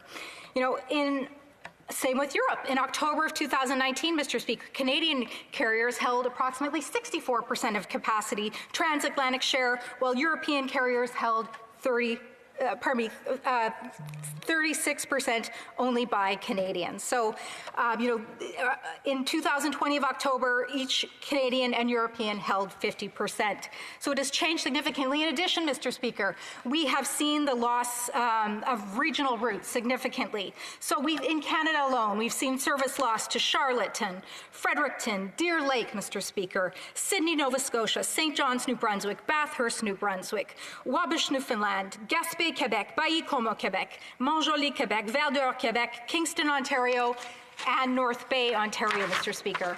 Air Canada, Mr. Speaker, is currently losing an average of $15 million per day, and they've had to lay off approximately 20,000 employees as a result of COVID-19. And of course, Mr. Speaker, as well, international carriers are able to indirectly access several Canadian markets through nearby U.S. airports, known as leakage. And we see this with the 3 Bs, as I refer to Bellingham, Burlington, and Buffalo. Now, we have asked the government, Mr. Speaker, on several occasions to take action. We've asked for rapid testing, testing on arrival, testing on departure, and industry took the initiative through many pilot projects. In my own hometown of YYC, we saw the Calgary Border Pilot Project, where a test was on arrival, the second test was at day 6 or 7, and if necessary, there was a third test. But what we saw, Mr. Speaker, was the possibility to reduce the quarantine time up to an entire week, and the government did not act upon this, Mr. Speaker. We also saw the Master Project, Mr. Speaker, out of the Toronto Pearson Airport, where there was testing upon arrival, again, second test, and then a third test, with 7% detected upon arrival, 0.7, I should say, 0.3% on day 7, and less than 0.1 on day 14, Mr. Speaker. YVR also had its own pilot project, but unfortunately, Mr. Speaker, with the implementation of the 3-day quarantine, we saw hotel quarantine, we saw the dismissal of all of these projects, unfortunately. Mr. Speaker, we look ahead to what the future looks like for the Canadian aviation sector, and it is grim, with no routes, expensive fares, and stopovers. As I mentioned, Mr. Speaker, many regional routes have suspended service to many areas, and it will be several years, Mr. Speaker, before we see these routes reinstated. And airlines are very concerned about the loss of market share if they are unable to connect to smaller regions. As well, Mr. Speaker, I'm very concerned about pilots and the tens of thousands of workers who are leaving Canada to go to work in other jurisdictions. And we need to prevent their jobs from moving to countries with an established aviation sector rather than keeping here in Canada where they should be. As well, Mr. Speaker, I've mentioned it before, the conversation about sun destinations. I was able, Mr. Speaker, just 2 weeks ago to go on the internet to Expedia and book a ticket from Vancouver with a 31-minute stop in Seattle that carries on to Puerto Vallarta, Mr. Speaker. So American carriers are in fact still able to take Canadians to sun destinations where our own airlines have been told that they cannot travel to sun destinations, Mr. Speaker. It's not right and it's not fair. It's failing Canadians and Canadian businesses, Mr. Speaker. So the future looks very grim for aviation, and I worry, Mr. Speaker, about the family in Sherbrooke, Quebec, that wants to take their family to Disney World, and they will not be able to as a result of the cost because of the demand where supply will not be able to meet it, Mr. Speaker. So I am very concerned about that as well. But, Mr. Speaker, in fact, this government has failed at the pandemic from the very beginning. They failed in many regards, including telling Canadians that there was no person-to-person spread of COVID-19, that border control measures and masks don't work. They sent critical supplies of personal protective equipment to China when we in fact had a shortage right here in Canada. They failed to ensure Canadians have access to rapid testing at-home options. They shut down the federal pandemic early warning system just months before COVID-19, Mr. Speaker, all major failures. We've also known since November that Canada is well behind other countries when it comes to vaccine procurement. Justin Trudeau said this was because Canada no longer has any, I think the honourable member may have caught that already, but just to refer to other honourable members by their title or their riding name. I apologize. The Prime Minister said this was because Canada no longer has any domestic production capacity for vaccines. But 7 months prior, in May, the government announced tens of millions of dollars to increase domestic production capacity and said that 2 Canadian production facilities would have the capacity to produce 70,000 to 100,000 doses per month by summer 2020, with an even greater production capacity in the months to follow. And in August, the government said that Canada would be able to make 250,000 vaccine doses by November. Well, we know now, Mr. Speaker, that this didn't happen. The reality now, Mr. Speaker, is that Canada is behind the US, the UK, the European Union, Mexico, Brazil, India, and Indonesia for vaccine procurement. Mr. Speaker, that's over 2.7 billion people, or 1/3 of the population of the planet, that is ahead of Canada for a vaccine. Where is the Prime Minister's plan? Mr. Speaker, what we have learned is that the Liberal government is that it is entirely possible to spend billions of dollars and still leave millions of Canadians behind. Canada's unemployment rate is currently at 8.5%, among the highest in the G7, despite spending more than any other country in the OECD. As of January 21st, according to Statistics Canada, Canada now has 858,000 fewer jobs than it did in February of last year before COVID-19 began. Canada has now gone, Mr. Speaker, 460 days without a federal budget, and the Prime Minister has indicated struggling Canadians should not expect one anytime soon. Mr. Speaker, if the government has failed the airline sector, if the government has failed Canadian workers, if the government has failed at the pandemic, how can we possibly count on them to lead us out of this pandemic and save our economy? Thank you, Mr. Speaker. Questions and comments? The Honourable Member for Kingston and the Islands. Thank you very much, Mr. Speaker. There was a ton of information there I could get into, and I'd love to address all of it, but I know you'll cut me off, so I'll just ask a quick question. This motion is about spending money. It's about spending more money on top of what we've already spent to support Canadians. And I'm in favor of supporting Canadians as much as we can, Mr. Speaker. I asked a question of the member from Abbotsford who introduced this earlier today, and he said, and I quote, I do want to correct the record that I got the quote slightly wrong last time, but he said, and I quote, debt is not a bad thing. That's great. I'm glad to hear the member from Abbotsford say that. But then the member from Sturgeon River just moments ago was criticizing the government for how much debt it spent. So my question to this member is she in the Camp Abbotsford that debt is okay, or is she in Camp Sturgeon River that debt is a bad thing? Well, member for Calgary Mid-Nepore. Well, thank you, Mr. Speaker, and thank you to the member for Kingston and the Islands for this question. You know, I think, unfortunately, what we've seen repetitively, Mr. Speaker, is the government putting the opposition, the entire opposition, in a very difficult position where, because of a lack of their capacity and competence, they come up with last-minute legislation in an attempt to try and help Canadians. But the result is, first of all, there are so many gaps which the opposition has to address, and secondly, it forces the opposition to support the legislation because we really don't want to leave Canadians in a difficult position.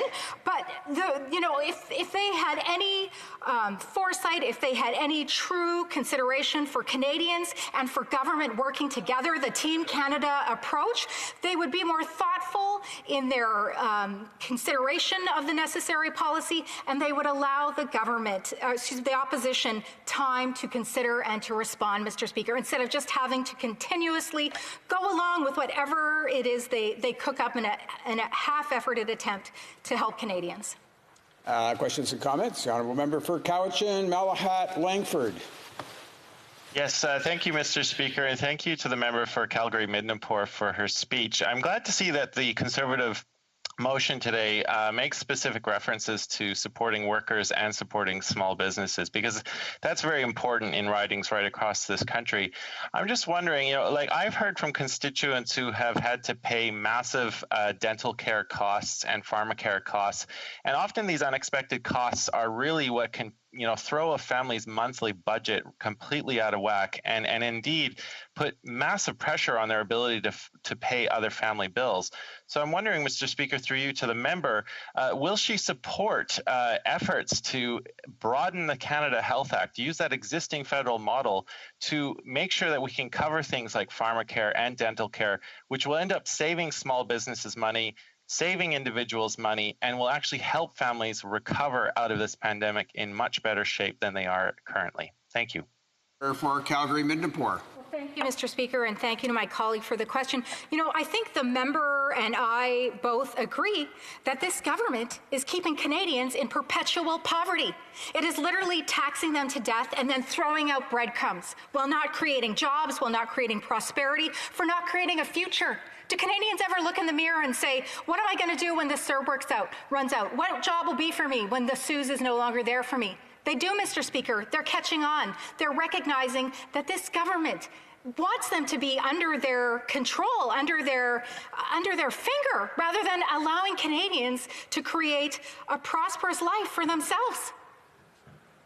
Time for one more question, a short question, up to Northwestern Ontario, and the honourable member for Kenora. Thank you very much, Mr. Speaker, and I'd like to thank my colleague from Calgary Midnapore for her comments and for her great work raising issues pertaining to the airline sector. And in Northwestern Ontario, obviously, these are it's a very important sector to our region, not just for tourism, but to service many of the remote communities and the vast majority of the 42 First Nations that I represent. So I'm just wondering if the member can speak more to the frustration that we have with the fact that this Liberal inaction has continued to leave our airline sector in limbo. The honourable member for Calgary Midnapore. Well, thank you very much, Mr. Speaker, and thank you to my colleague for the question.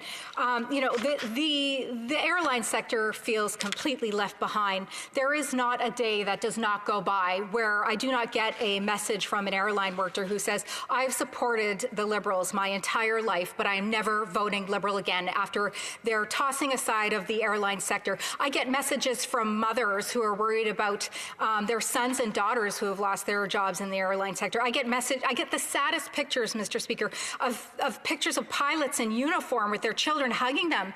And that is the reason we're having this motion here today, Mr. Speaker, because all of these Canadians feel abandoned and left behind by this government.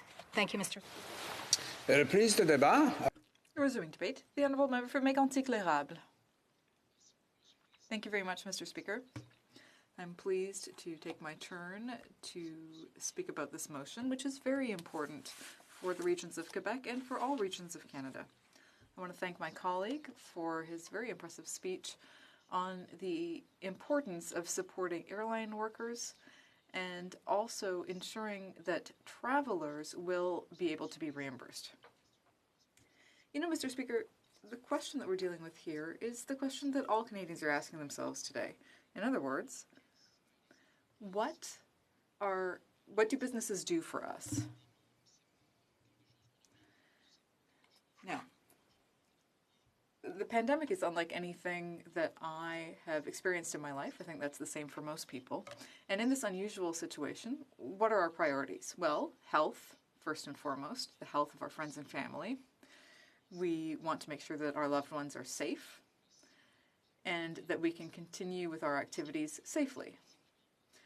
We also want to ensure that we can ensure the survival of our family businesses so that families can still put food on the table.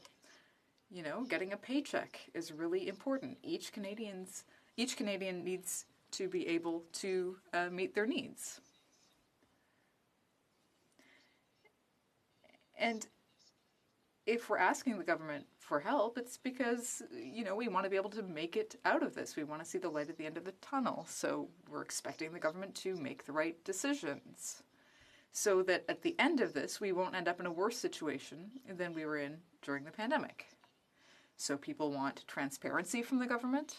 They want well thought out decisions from the government. They want to be able to have policies that protect as many people as possible with the revenue that the government has. And once the health and safety considerations are dealt with, then Canadians want to move on to a recovery. They want to be able to move through this difficult situation where, the government had to provide wage subsidies and other compensation that people would normally be working, would be earning themselves through their business activities, their freelancing activities, or whatever. So what Canadians want is to resume their lives and not having to depend on the government anymore. Now, the government, with the support of the opposition parties, did implement a number of support programs because, of course, we can't abandon Canadians in this difficult time. But unfortunately, some people did fall by the wayside. Some people, and this may not have been the case at the beginning of the pandemic, because some businesses may have had more means, they might have been able to weather the storm. But now, they really are starting to face a very difficult period. And Mr. Speaker, I have hundreds of testimonials from people in my riding, people with businesses who have made it through the pandemic so far, but who are now having a hard time seeing how they're going to be able to continue in the next few months. And many, many businesses, many citizens in my riding are going to have a really hard time surviving in the coming months. Motion aujourd'hui afin de démontrer que c'est. Mr. Speaker, the Conservatives tabled a motion today to show that it's really important to think about these workers and that there are measures, and to make sure that there are measures in the next federal budget to help workers and their families, those who will be struggling the most over the next few months. Some are already struggling. And parenthetically, Mr. Speaker, I would just like to say that this week we learned, sadly, that the Liberal government has decided to push back its budget even further. It's been 2 years, and the budget, in the end, according to the media, will not be tabled in March or April.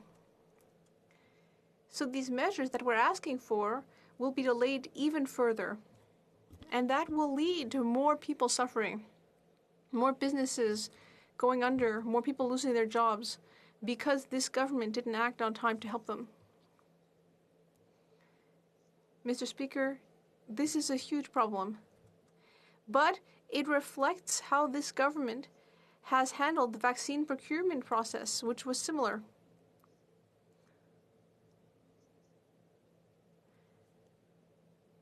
We constantly hear from the government that Canada has a huge vaccine portfolio, but when it actually comes to administering the vaccines, we're lagging behind.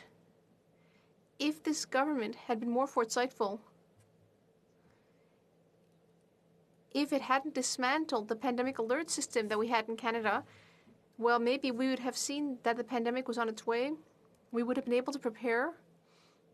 But unfortunately, instead, this government didn't seem to care enough to really handle vaccine procurement properly. As we've been able to see in the few segments of contracts that have been made public, we've seen that this government has failed to properly negotiate vaccine contracts. If it had handled things better, fewer Canadians would have lost their jobs, businesses would have been able to start their activities again, so that Canadians could earn a paycheck again. But instead, for purely electoral purposes, this Liberal government is going to further delay the budget, probably with the goal of being able to buy votes and hand out more trinkets to the Canadian public. But it is not by squandering money that you can ultimately succeed. It is instead by using targeted spending. And that has been our position as an official opposition since the beginning of the pandemic. Our motion, Mr. Speaker, concentrates on the sectors of tourism, hospitality, and charitable sectors. We've discussed tourism. In regions like mine, tourism represents hotels, tourist attractions, and also events such as festivals, fairs, events in villages, farmers markets. We've seen all of these sectors seriously affected by the lack of financial support. And if these events don't survive the pandemic, our regional tourism industries will ultimately suffer from that for years to come. Because it is volunteers in many cases who support these organizations, and they have a lot of trouble remaining operational. These various organizations, which were organizing all sorts of events in order to be able to collect funds, not just for fun, in order to help others who are even more needy, these organizations are in a situation where in many cases they have to close their doors because they can't pay their staff. Because of the health measures, they simply can't hold their activities anymore. It's extremely unfortunate. This will gut a large and important sector of the Canadian economy, especially when charitable organizations, as I was saying, aren't able to fundraise effectively. And all that because they're not getting support. Now, Mr. Speaker, to return to the motion here, the paragraph B in the motion about repayable loans to airlines, there are many people in my riding who bought air tickets prior to the pandemic and who received travel credits, but who clearly haven't been able to travel, and we agree that they shouldn't be encouraged to travel, but they would like to get their money back.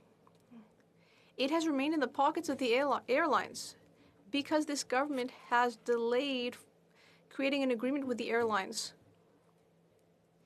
We do need repayable loans to airlines,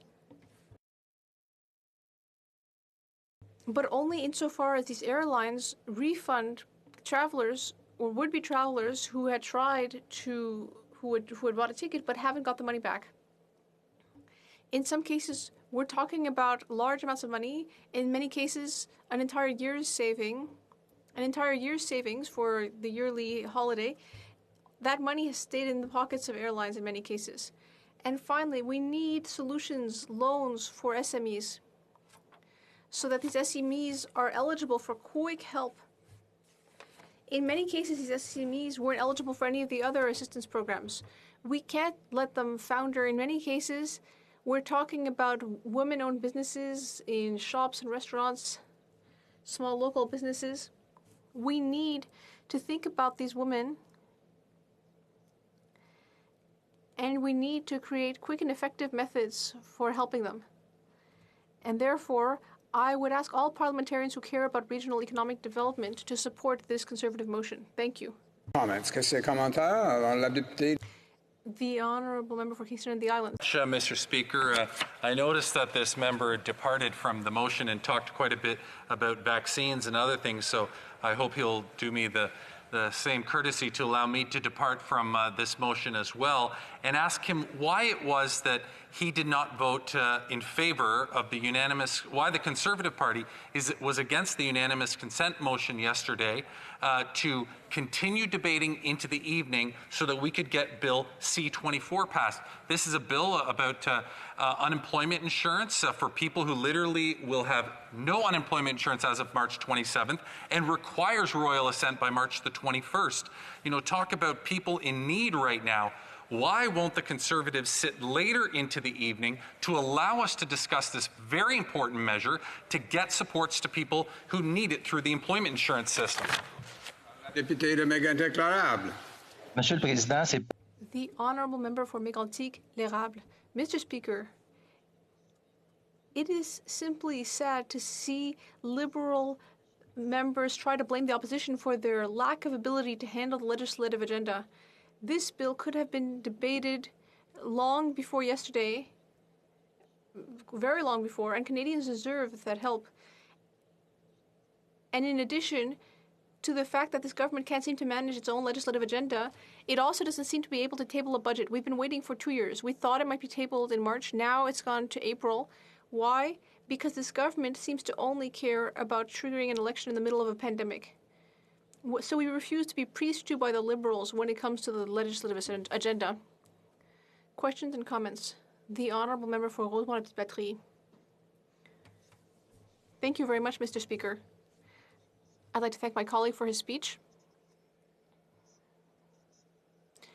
I share his indignation regarding this Liberal government's inability to help the aeronautics and airline sector, where a lot of jobs are on the line. But when it comes to our lack of a domestic vaccine supply,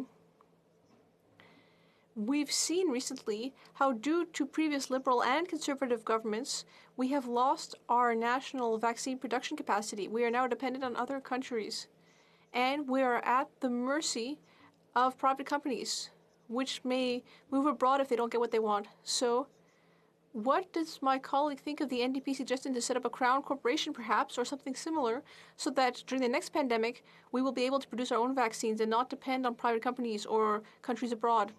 The Honourable Member for Mégantic-L'Érable. I'd like to thank my colleague for his question. Now, this Liberal government's vaccine supply system has been lamentable. We've seen Canadians' health on the line and ultimately at the mercy of companies that did not commit reliably to delivering. We know that there were Canadian companies that were willing to do everything they possibly could to create a domestic supply, and yet somehow, no. When we look back on this pandemic, I believe that the vaccine procurement problem will be one of the greatest blunders in the eyes of history of this Liberal government. And I think that the fact that we're not out of this pandemic yet is entirely their fault. Questions and comments? The Honourable Member for Richmond North Athabasca. Thank you very much, Mr. Speaker. I'd like to thank my colleague for his speech. I'd like to hear from him on very clear, well-founded data, very clear public data regarding the fact that we are the country that is spending the most per capita, and yet we're the country with the highest unemployment rate, with the least thriving economy, without a clear recovery plan. We now haven't had a budget for over 2 years, not a single budget tabled in this House, so that the opposition parties can question the budget. I believe that we're now in the 56th position in the ranking of vaccine administration. You've got to call a spade a spade. Things are going very badly. And in addition, there is a lack of support to the airline sector. And I won't even go into the fact that this government debt is ballooning. What does my colleague think about this Liberal government's way of handling accountability? The Honourable Member for Mégantic-L'Érable. Thank you very much, Mr. Speaker. My colleague for Richmond Athabasca has really put his finger on this Liberal government's incompetence. Even before the beginning of the crisis, at a time when things were actually going very well for the economy, even then, the Liberal government had already started spending and racking up debt. And at the time, we warned the government that when there was a crisis, we would find ourselves in a very difficult situation. But then the Liberals continued spending even more during the crisis. They say, well, no problem, it's not our money. That's always their attitude, and they don't pay any attention to the consequences. The Liberals have spent great sums of money, and yet we're not seeing good results. When we supported these measures to help Canadians, we hoped that the money would go to the right people. But sadly, Mr. Speaker, Canadians have 17% more income during the pandemic because this government spread around the assistance in an indiscriminate manner instead of targeting it. The time for questions and comments is over. To the next section, we'll go to the Honourable Parliamentary Secretary to the Government House Leader, but I'll let him know we'll have to interrupt him at about the 6-minute mark of his up to 10 minutes that he has. I expect it'll be 10 minutes at least. He'll let us know a little bit more about that when we get him started. But I'll give him the usual signal, and of course he'll have the remaining time for his remarks when the House later gets back to debate on the question. The Honourable Parliamentary Secretary to the Government House Leader. Yes, thank you, Mr. Speaker, and it's a pleasure to be able to speak on this particular motion and share my time. I'll be splitting my time with the member from Souris Newton, I must say. Mr. Speaker, the government is working and has been working on the issue. There are negotiations that are taking place that are currently underway. Even some of my NDP friends have acknowledged that right up front. And I suspect that is the reason why we're having this discussion now, because the Conservatives see what it is that the government has been working on, and they're trying to maybe get a little ahead of what it is that the government is doing, quite possibly. There's absolutely no doubt when the government, and you listen to whether it's the Prime Minister or the minister responsible, what we're talking about is that if there is any further taxpayer support, that we have made a priority three things. One, refunding Canadians for canceled flights. Two, retaining and reinstating regional routes in Canada. And three, and the most important one for me personally, is protecting jobs across the air sector. These are things in which are all up in negotiations right now. We know what the priority of the government of Canada is. So I'm not surprised that the Conservatives chose today to bring forward the motion, recognizing at least in part some of the things that we are doing. I can't support the motion for a number of different reasons, but suffice to say, we recognize from day one how important this industry is to our country.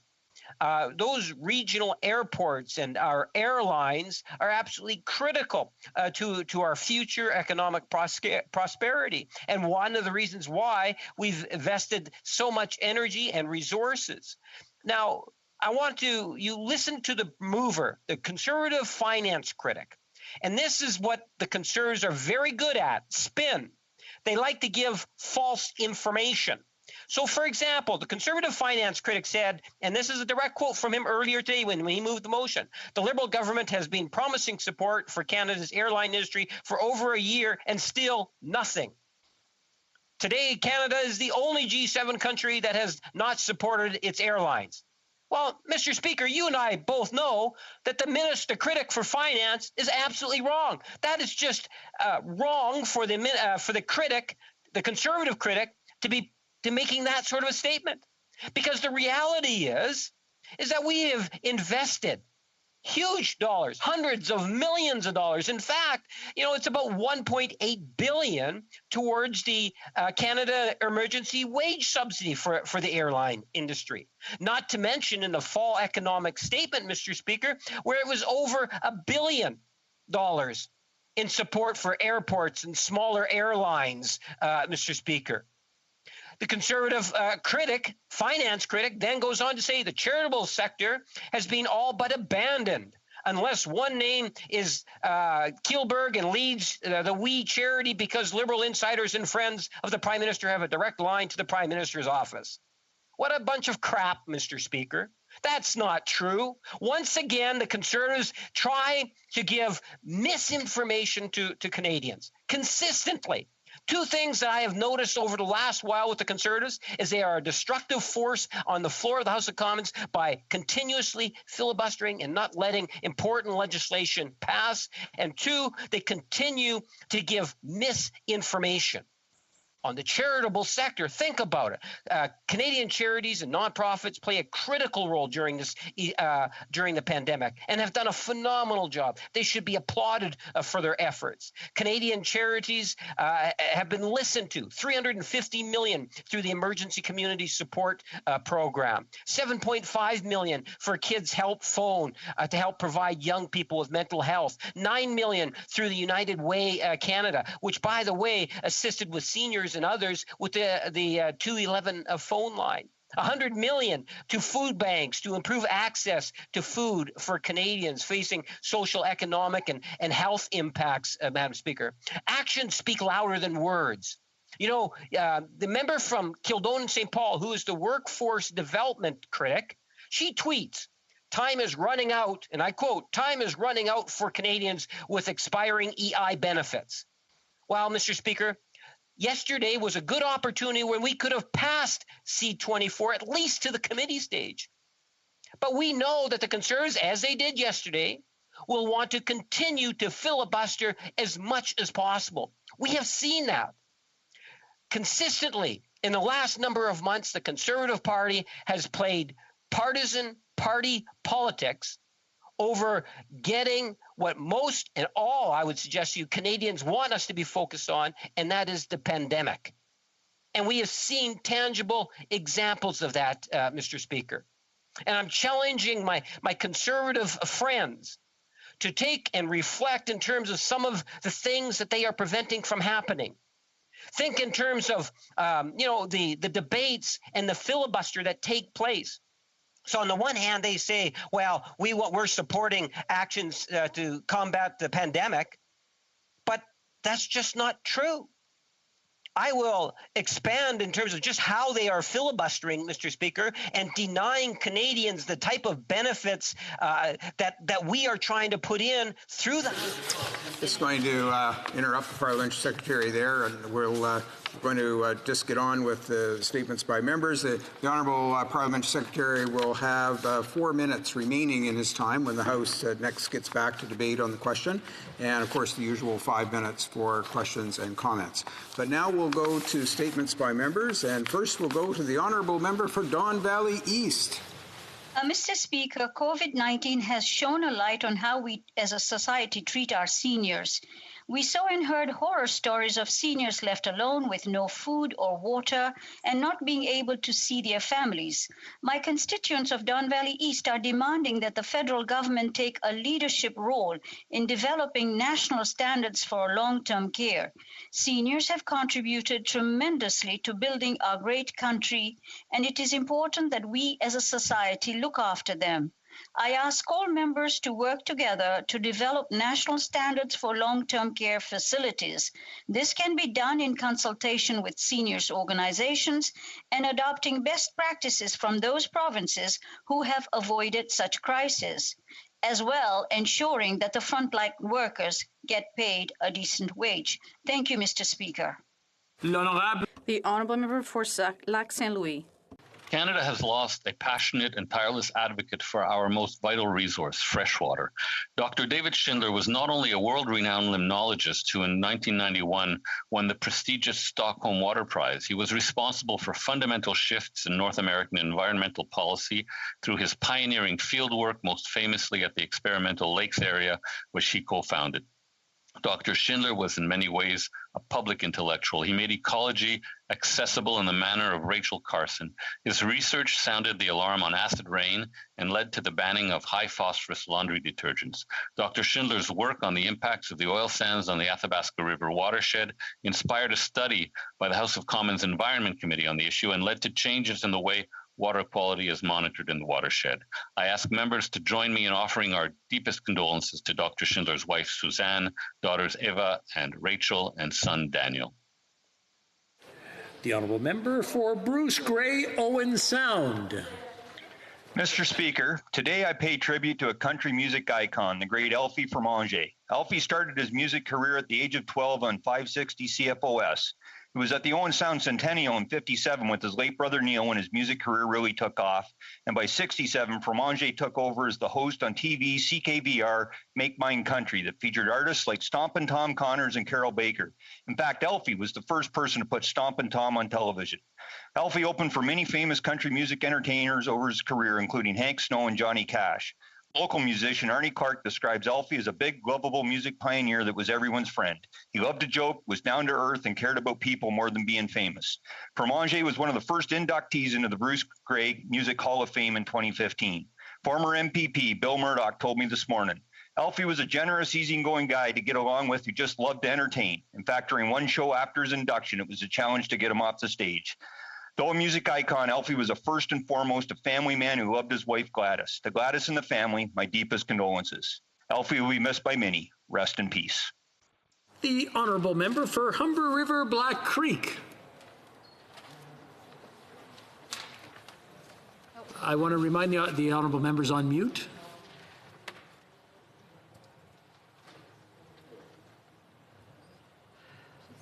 You're still on mute. difficulty today. There you go. We'll start over. All right, Mr. Speaker. I want to congratulate Panino Cappuccino, a Humber River Black Creek institution, for being awarded top choice for the best Italian restaurant in Toronto in 2021. Anyone who has had the pleasure of visiting Panino Cappuccino knows for lunch or dinner, this is the prestigious award is thoroughly deserved. This family business has been a staple in the community for over a decade, and it brings me so much joy to see their hard work and dedication be rewarded with this tremendous award. At a time when small businesses, especially restaurants, are hurting, I want to encourage all of us to patron small businesses such as Panino Cappuccino so that they can continue to serve our communities long after this pandemic has gone away. To the team at Panino Cappuccino, I say congratulations, and I cannot wait to be back. Thank you, Mr. Speaker. The Honourable Member for Saint-Hyacinthe-Bagotte. Mr. Speaker, today I would like to pay tribute to Mr. Luc Corneau, who died on February 23rd. He was involved in 36 years in the regional history of his region in Saint-Hyacinthe, where he was the Director General. He was obsessed with rigor. He was very meticulous and really cared about every detail. He had a hard time leaving and stopping his work. Before he died, he said, researching our local history is really a passion for me. I love to discover people who history forgot. People from my region will remember his name. Thank you. The Honourable Member for Mission Matsqui Fraser Canyon. Mr. Speaker, the dream of home ownership, once achievable for most Canadians, is drifting out of reach for our middle class, especially young parents. House prices are simply quite divorced from reality. This shouldn't be a surprise. Millennials have known this for years, but it was a shock to CMHC, who last June were warning of a 9 to 18% decline in house prices. Instead, prices jumped more than 17% nationwide. Why are prices so high during the worst economic crisis in a decade? There are a number of factors, but chief among them is the Bank of Canada's use of quantitative easing with the Government of Canada. Printing money to buy debt has reduced mortgage rates and drastically inflated home prices in the interim. When will the government get a handle on our nation's finances, publish a budget, and make some sort of meaningful effort to support the ability of millennials to purchase a home? What are we doing to secure their futures? Do we want an entire generation of Canadians living in basement suites? The Honourable Member for Nickel Belt. Mr. Speaker, March is Francophonie Month, and I invite all Francophones and Francophiles to celebrate our language, culture, and heritage. We must not forget the sacrifices of our parents and grandparents who defended our language, and this is why we must uphold our transitions and pass them on to our children. For example, my Aunt Florence's new book, Mon Terroir à Nous, is a testimony to the history of Francophone families and her childhood from 1940 to 1960 in the village of Desaulniers, near Sturgeon Falls, Ontario. Also, on March 27th at Collège Boréal, the 48th edition of Nuit sur l'étang will take place via Zoom with participants from all over the world. Let's not forget our stories and folk stories, songs from days past. Visit the Franco-Ontarians of Northern Ontario Facebook group and the West Nissiping Facebook group if you want to speak French. Let's all be proud of our origins. Thank you. The Honourable Member for Surrey Newton. Mr. Speaker, I recognize the important contributions that truck drivers across Canada have made to our pandemic recovery efforts. Over the past year, truckers have ensured that our nation's supply chain continues to deliver the essentials we all rely on. Last week, I met virtually with the United Truckers Association, an organization that represents over 1,100 independent operators in BC. Hearing about the precautions their members are taking to maintain safe working conditions and the various pandemic challenges they have had to face was truly inspiring. Mr. Speaker, I encourage all members to join me in showing appreciation for truck drivers from coast to coast to coast. The Honourable Member for Brome-Missisquoi. Mr. Speaker, today I would like to pay tribute to Lawrence Compton, a pillar of my community in Brome-Missisquoi. Career in the Canadian Armed Force, Lawrence became a volunteer for his local chapter of the Knights of Columbus. He later became its Grand Knights through his tireless work in the community. His colleagues speak of Lawrence with admiration. They describe a man who wasn't afraid to roll up his sleeves and help our citizens. For example, every year Lawrence takes on the task of gathering volunteers and distributing Christmas baskets to those in need. Lawrence is also involved in politics in my region and is a tireless advocate for our veterans. Let me extend my warmest thanks to a man who is making a real difference for our residents, particularly during the pandemic. Everybody in our community, and from the bottom of my heart, thank you for your hard work and sacrifices. The Honourable Member for Battle River, Crowfoot. Thank you, Mr. Speaker. Liberals claim to care about public safety, but they don't. With the PM gunning for an election, he is desperate to cover up his many failures on COVID and everything else. So he returns to the old Liberal playbook and flips to the page on targeting law-abiding firearms owners. Voila, Bill C-21 was born. Canadians are not fools, though, and Liberal hypocrisy has shined through when they introduce only a few days later Bill C-22 that lessens penalties for the real criminals who commit crimes, with the problem, illegal guns.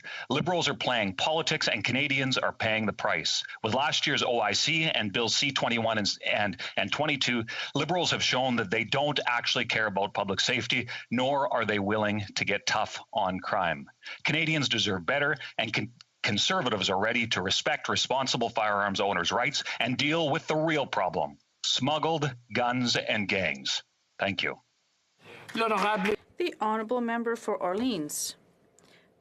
Last Friday, I had the privilege to present the 2021 Orleans Leading Women and Girls Recognitions Awards to honor the exceptional contribution of 35 women leaders and community volunteers in Orléans.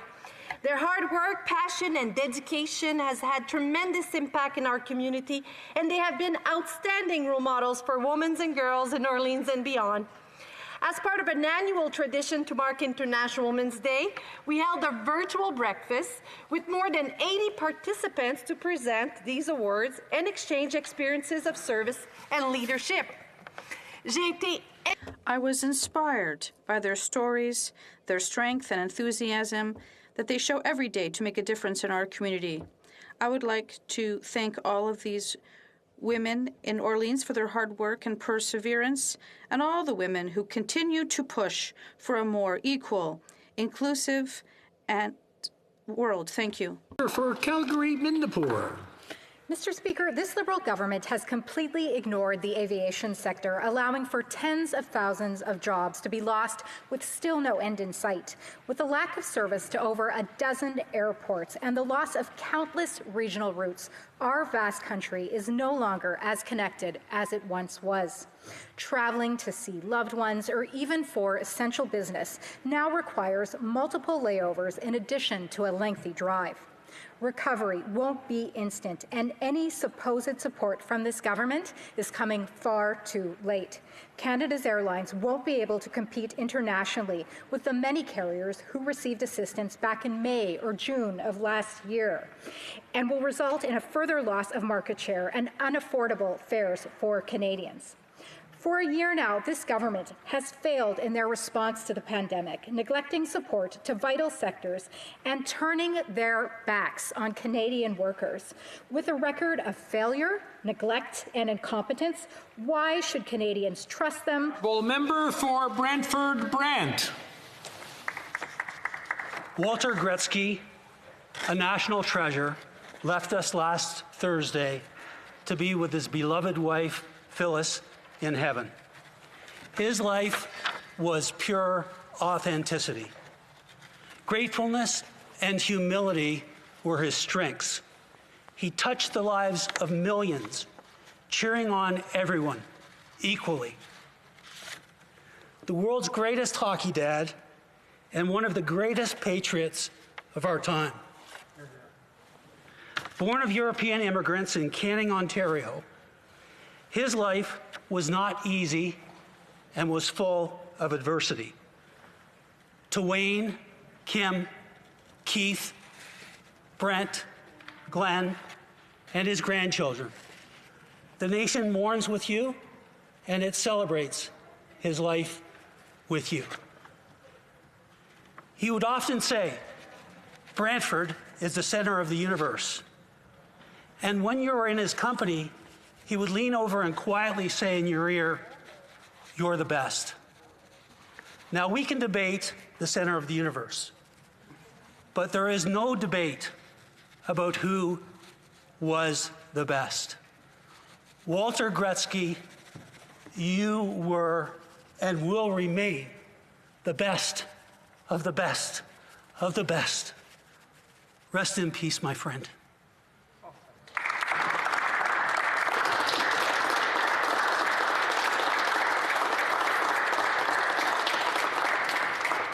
The honourable member for Esquimalt, Saanich-Sooke.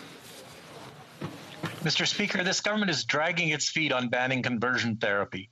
The Justice Committee completed its study of Bill C-6 last December, yet we still haven't seen it come back to the House for a final debate and vote. While I'm confident a ban on conversion therapy will eventually pass, this will be only the first step. We heard clearly there needs to be systematic support for survivors of conversion therapy and support for those who are still faced with misguided and harmful attempts to get them to change their sexual orientation, gender identity, or expression. One tool the federal government should use to combat these homophobic and transphobic attitudes is to set public health standards for comprehensive sex education. Sex education, which at its core affirms and celebrates the sexual orientation, gender identity, and gender expression of all Canadians. If we adopt standards for sex education which are affirming, comprehensive, and accord with our international human rights obligations, then we have a chance to stamp out not only conversion therapy, but also the attitudes which cause it. The honourable member for Abitibi-Témiscamingue. Thank you, Mr. Speaker. I would like to highlight the success of Taiga Motors, a Quebec company that this year will introduce its first electric snowmobiles and jet skis on the market. Taiga is positioning itself to become the Tesla of off-road vehicles and expects to sell no fewer than 76,000 vehicles by 2025. Congratulations to the three founders, Mr. Bruno, Mr. Bernatchez, and Mr. Archamp, who will go public next month with products designed here in Quebec.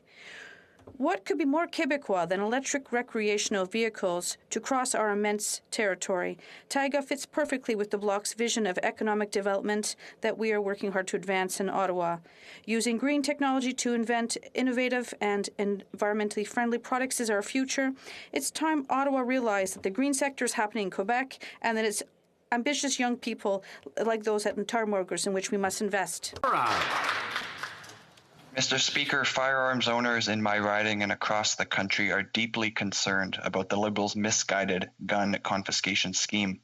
This latest attack on lawful gun owners is just another way the Liberals are proving to be out of touch with rural and northern Canada. This plan will be costly to the Canadian government. It will create more hoops for hunters and sport shooters to jump through, and it will do nothing to combat illegal activity. What's worse is that the Liberals also teamed up with the New Democrats to defeat a common-sense Conservative proposal aiming to impose tougher penalties on those found in possession of smuggled firearms. Mr. Speaker, it is clear that only Canada's Conservatives will stand up for law-abiding firearms owners, and we will continue to be a voice for the rural and northern regions of the country that have been left behind by this government. The honourable member for Brampton East. Mr. Speaker, in honor of International Women's Day, I would like to highlight the incredible work of Laudlia, a not-for-profit organization in Brampton. Since 2013, founder and executive director Manveer Pangu and her team have created a space dedicated to empowering and celebrating women and young girls through education, mentorship, and awareness. The mentorships they help provide young female students help them connect with professionals in their desired field. L'Alliance also creates feminine care packages for women in need while helping to eliminate the stigma surrounding women's health. L'Alliance challenges the negative impacts surrounding son preference and helps to educate communities on how it can eliminate the boundaries of inequality against women. Mr. Speaker, this is the kind of selfless, behind-the-scenes work that shape our society into a more compassionate, equitable, and opportune place for everyone. As a proud father of 2 strong daughters, I am grateful for the work that L'Alliance has and continues to do. Congratulations to everyone at L'Alliance for your positive and inspirational work. Oral questions. Question orale. The Honourable Leader of the Opposition. Mr. Speaker, we are 2 months from Michigan's May 12th deadline for Line 5. Government officials said it was their preference to have Enbridge fight for Line 5 before they had to get involved. The minister even said the government didn't have a formal analysis of how many jobs were at risk. What is it going to take for this government to stand up for Line 5? The Honourable Deputy Prime Minister. Mr. Speaker, our government is standing up for Line 5. We know that it is a vital source of fuel for homes and businesses on both sides of the border. We support its continued safe operation, and we are advocating for that. We are explaining, as we did during the NAFTA negotiations, that Canada is a safe and reliable supplier of energy to the United States, Mr. Speaker. Honourable Leader of the Opposition. Mr. Speaker, it's more than just fuel. It's thousands of jobs in Ontario. The Deputy Prime Minister forgets about jobs in southwestern Ontario. Canada's ambassador to the U.S. said that discussions have broken down between Enbridge and the government of Michigan. But the government's plan still seems to be to let Enbridge stand up for the jobs of Canadians while they sit on the sidelines. How much longer will the thousands of Canadian workers the Prime Minister just forgot, how long will they have to wait till they have someone standing up for their jobs? Honourable Deputy Prime Minister. Mr. Speaker, as our government demonstrated during the NAFTA negotiations, and as we demonstrate every day during the COVID pandemic with our support for Canadian workers and Canadian jobs, we will never forget about Canadian workers. We will never forget about Canadian jobs, whether it is in southwestern Ontario or anywhere else in the country. Line 5 continues to operate and to supply refineries in Canada and in the United States, and we're going to continue to fight for Line 5. The Honourable Leader of the Opposition. Speaking of thousands more forgotten by this government, Mr. Speaker, 58,000 small businesses have closed due to COVID-19.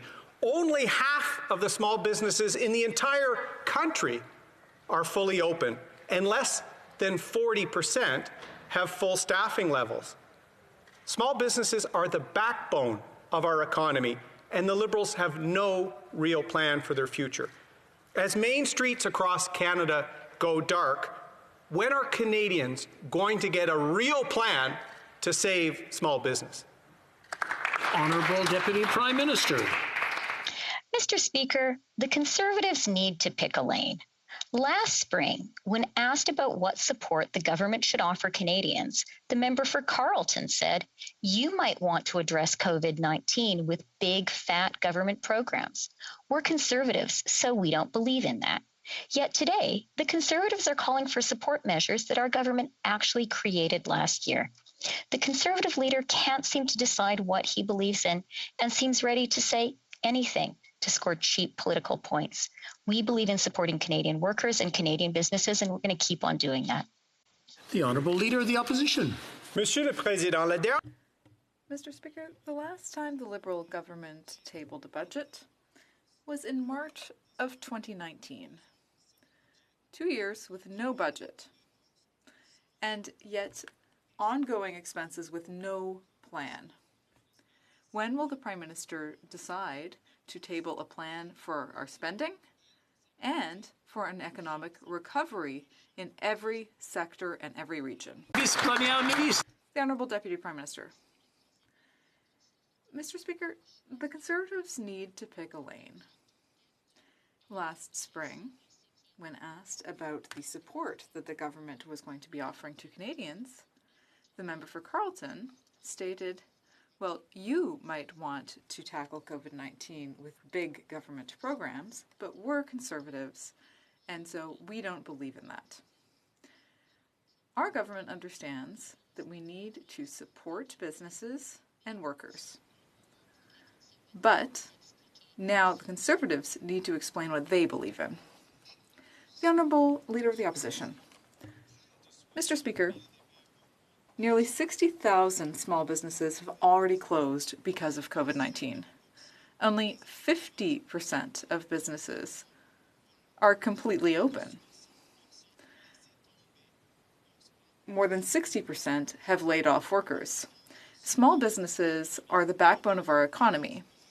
There's a real crisis here for our small businesses. They need a plan for the future. Where is the plan? The Honourable Deputy Prime Minister. Thank you, Mr. Speaker. And I want to acknowledge this issue. This question gives me the opportunity to note the hypocrisy and cynicism of the Conservatives. Yesterday, they voted against a bill that would provide financial support, urgent financial support, for small businesses. Today, they claim to be supporting small businesses. Their actions show that this is not true. The Honourable Member for La Prairie. Mr. Speaker, from the beginning of the mandatory hotel quarantines, there's been a decrease in the number of travelers arriving at our airports. Curiously, at the same time, more and more travelers are entering Canada through the land border. Mr. Speaker, this is because everyone has realized that they can bypass the rules. People take the airplane, get off at Burlington, take the bus across the border, get in, save $2,000, and go home without quarantining. This makes no sense, Mr. Speaker. Why not apply the same rules to all non-essential travelers? The Honourable Deputy Prime Minister. Thank you, Mr. Speaker, for the question.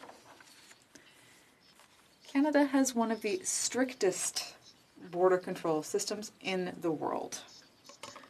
And that is necessary. That's the right thing to do. We all understand that we need to protect Canadians from COVID-19. At the same time, we also have to protect essential trade between Canada and the United States. That's also important.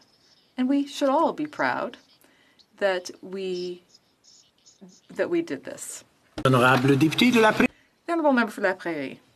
Well, she didn't answer my question, but that's okay. We'll try again. By creating two sets of rules for travelers, depending on whether they arrive by air or land, the government is just diverting traffic from the airports. It's such a well-known fact that, in fact, hotel quarantines can be avoided by crossing the land border, that companies are openly offering this service to non-essential travelers. Circumventing the rules is such an obvious choice now that it's a business opportunity, Mr. Speaker. The federal government is a laughingstock. Does it realize this? The Honourable Deputy Prime Minister. Mr. Speaker, I really want to note that Canada has one of the strictest travel control systems in the world. With new variants, we know that we need to take additional measures to protect Canadians from COVID-19, and that's exactly what we've done. Since the beginning of the pandemic, we have clearly stated that no one should be traveling because it can be dangerous for yourself and your loved ones. The Honourable Member for Burnaby South. Thank you. The pandemic has hit small businesses hard. They're afraid that they might have to close. The government gave $750 billion to support businesses, but there's no plan to help small businesses. Limits on credit card fees could help small businesses. So will the Prime Minister limit credit card fees in order to help small businesses? The Honourable Deputy Prime Minister. Thank you, Mr. Speaker. I have to say that I agree with the member who is the leader of the NDP.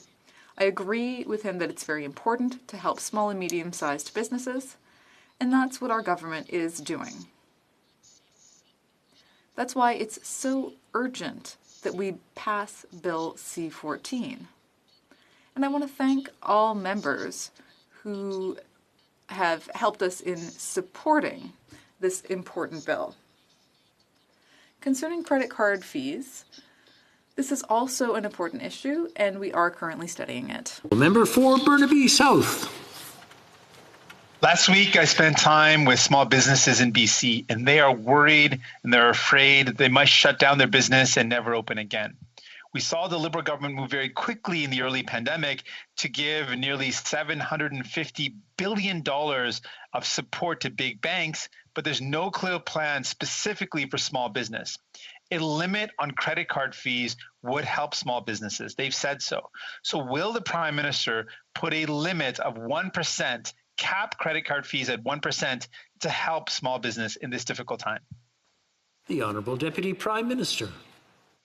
I'd like to thank the leader of the NDP for that question. And let me just start by saying that our government agrees with him that it is absolutely essential to support small businesses. That is why I would like to call on all members of this House to join us in supporting Bill C-14. Small businesses need it. And let me just say, we are here for small businesses. Let me point to just one program, CEBA. Over 842,000 small businesses across the country have received CEBA loans as of March 4th. When it comes to credit card fees, another important issue which we are looking at closely. The Honourable Member for Carleton. Dr. Richard Otis, health statistician and economist at Memorial University, has published a COVID misery index. And the results for Canada are, well, miserable. In fact, Canada ranks 11th because of the government's poor performance on the health and economic side. With the worst deficit, the worst unemployment, and the worst vaccination rates in the G7, why is this government so miserable? Honourable Minister. Mr. Speaker, I can't speak for the misery on the other side of the House, but let me just say on our side of the House, we are so grateful to Canadians for their hard work and their resilience. And thanks to that hard work and the strong support from our government, let me share the great news with this House that in the fourth quarter of last year, our GDP grew by nearly 10%. That is higher than the US, the UK, France, Germany, or Italy. Well done, Team Canada. The Honourable Member for Carleton. Excellent grades for Canadians, terrible grades for this government.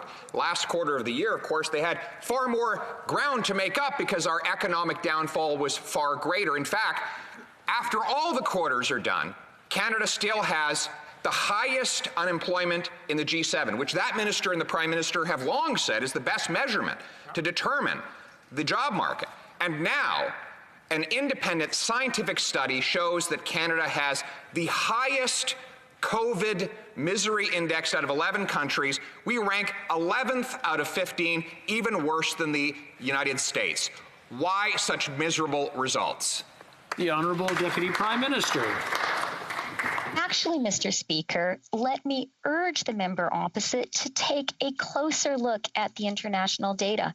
Canada has a higher labour force participation rate at 64.3%, a higher rate than Germany, the US, and Japan. And Canada has recovered 71% of the jobs lost in the wake of the pandemic. That compares to just 56% in the US. So again, let me thank those hardworking Canadian small businesses, those hardworking Canadians. They are so resilient, and our government will be here to support you as long as it takes. The Honourable Member for Abbotsford. Yesterday, it was reported that the minister will not be tabling a federal budget this month. For over 700 days, Canadians have been left without a plan for our economy. Canada is suffering from the worst unemployment in the G7 after spending the most among the major advanced economies. Tourism, hospitality, charities, and thousands of other small businesses are calling out for help. Is the minister listening? And when will she finally table a budget for all to see? The Honourable Deputy Prime Minister.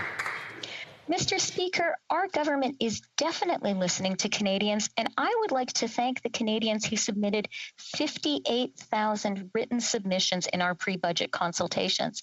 But I would like to take this opportunity to ask the Conservatives whether they are listening to small business and whether they heard Dan Kelly, who said, Bill C-14 has some important measures for small business.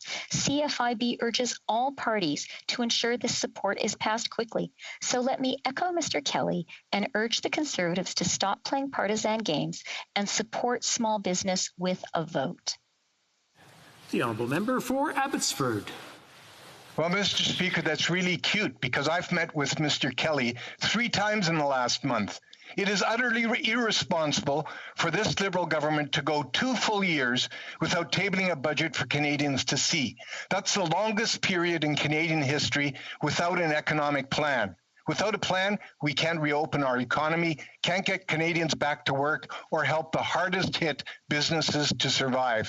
It's been 2 years. What's the date for the budget, or is the minister even listening?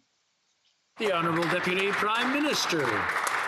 Mr. Speaker, we are definitely listening, and I am so grateful to the Canadians who have participated with such enthusiasm in our pre-budget consultations. We have received more than 58,000 written submissions. We are working hard with Canadians from coast to coast to coast. But let me just say, our priority today is to do whatever it takes for as long as it takes to support Canadian workers and Canadian businesses. So let's get C-14 passed so we can do that. The Honourable Member for Calgary Nose Hill.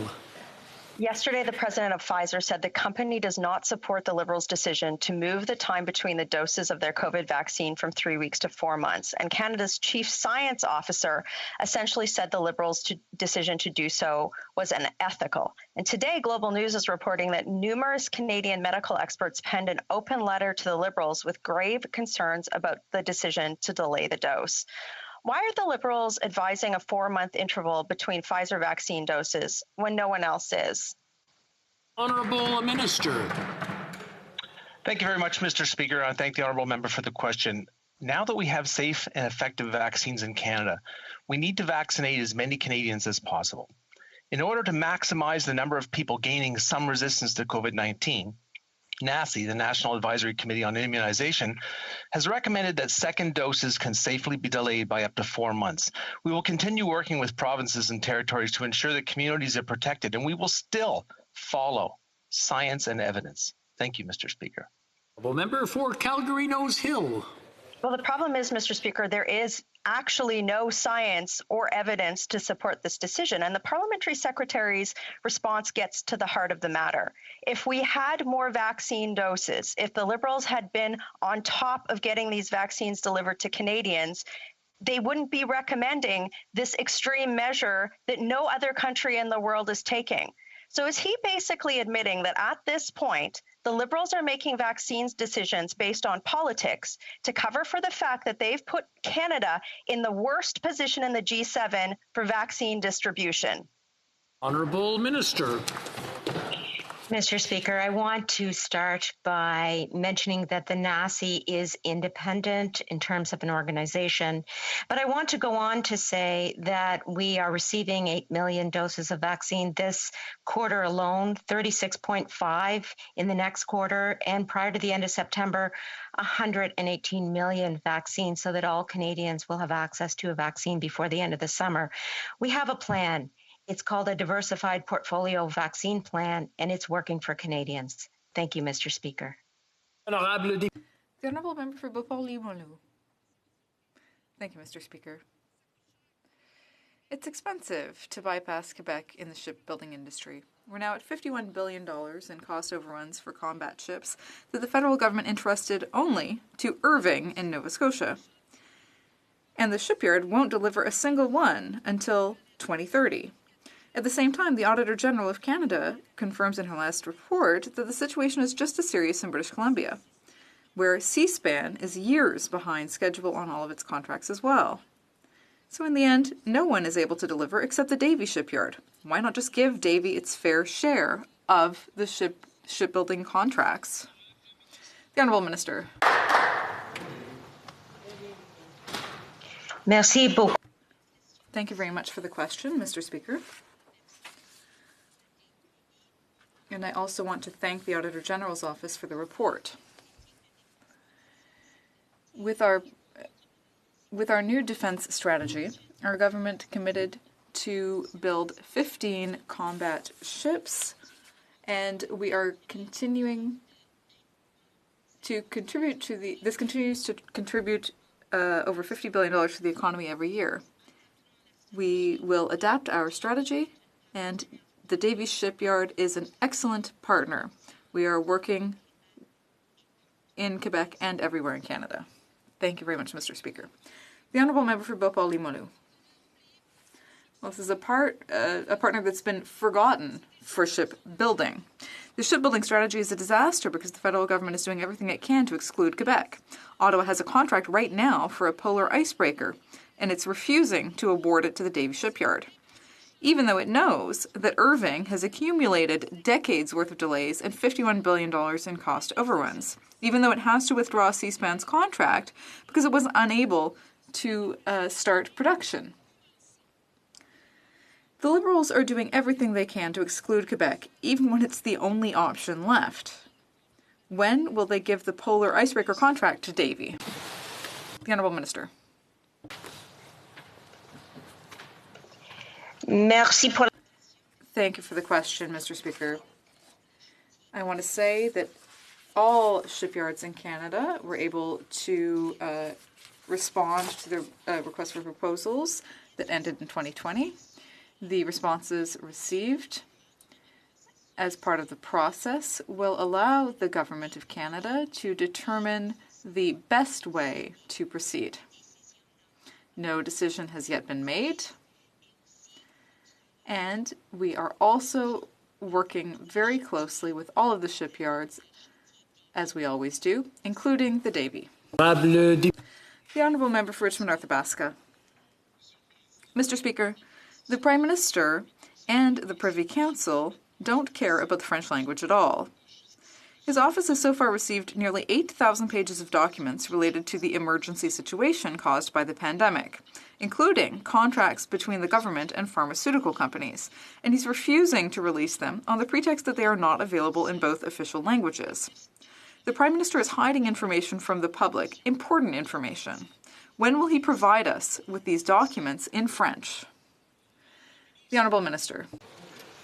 Mr. Speaker, as the motion requested, we sent the documents in the existing language to the legislative assistants, and we all knew that it would take time. There's a huge amount of information there that was requested by the committee. So the government is answering as fast as possible. The documents are being processed as fast as possible, and my colleague knows well that for this government, both official languages are a priority. The Honourable Member for Richmond North Athabasca. Mr. Speaker, when I order furniture from the Swedish company IKEA, I receive a box and an instruction manual in guess which language? In French. But when it comes to official government documents concerning the management of the pandemic, well, apparently it's impossible to get them in French. Mr. Speaker, the Prime Minister boasts about defending the rights of francophones, but he isn't even able to solve these problems within his own department. When will he take action? When will he stop talking and start taking action to provide these documents in both official languages? The Honourable Minister. Mr. Speaker, if respecting the official languages was so important for them, they would have requested that in their motion. This is a motion that asked all documents to be sent directly to the legislative assistants and to give them the authority for translation. It was their request, Mr. Speaker.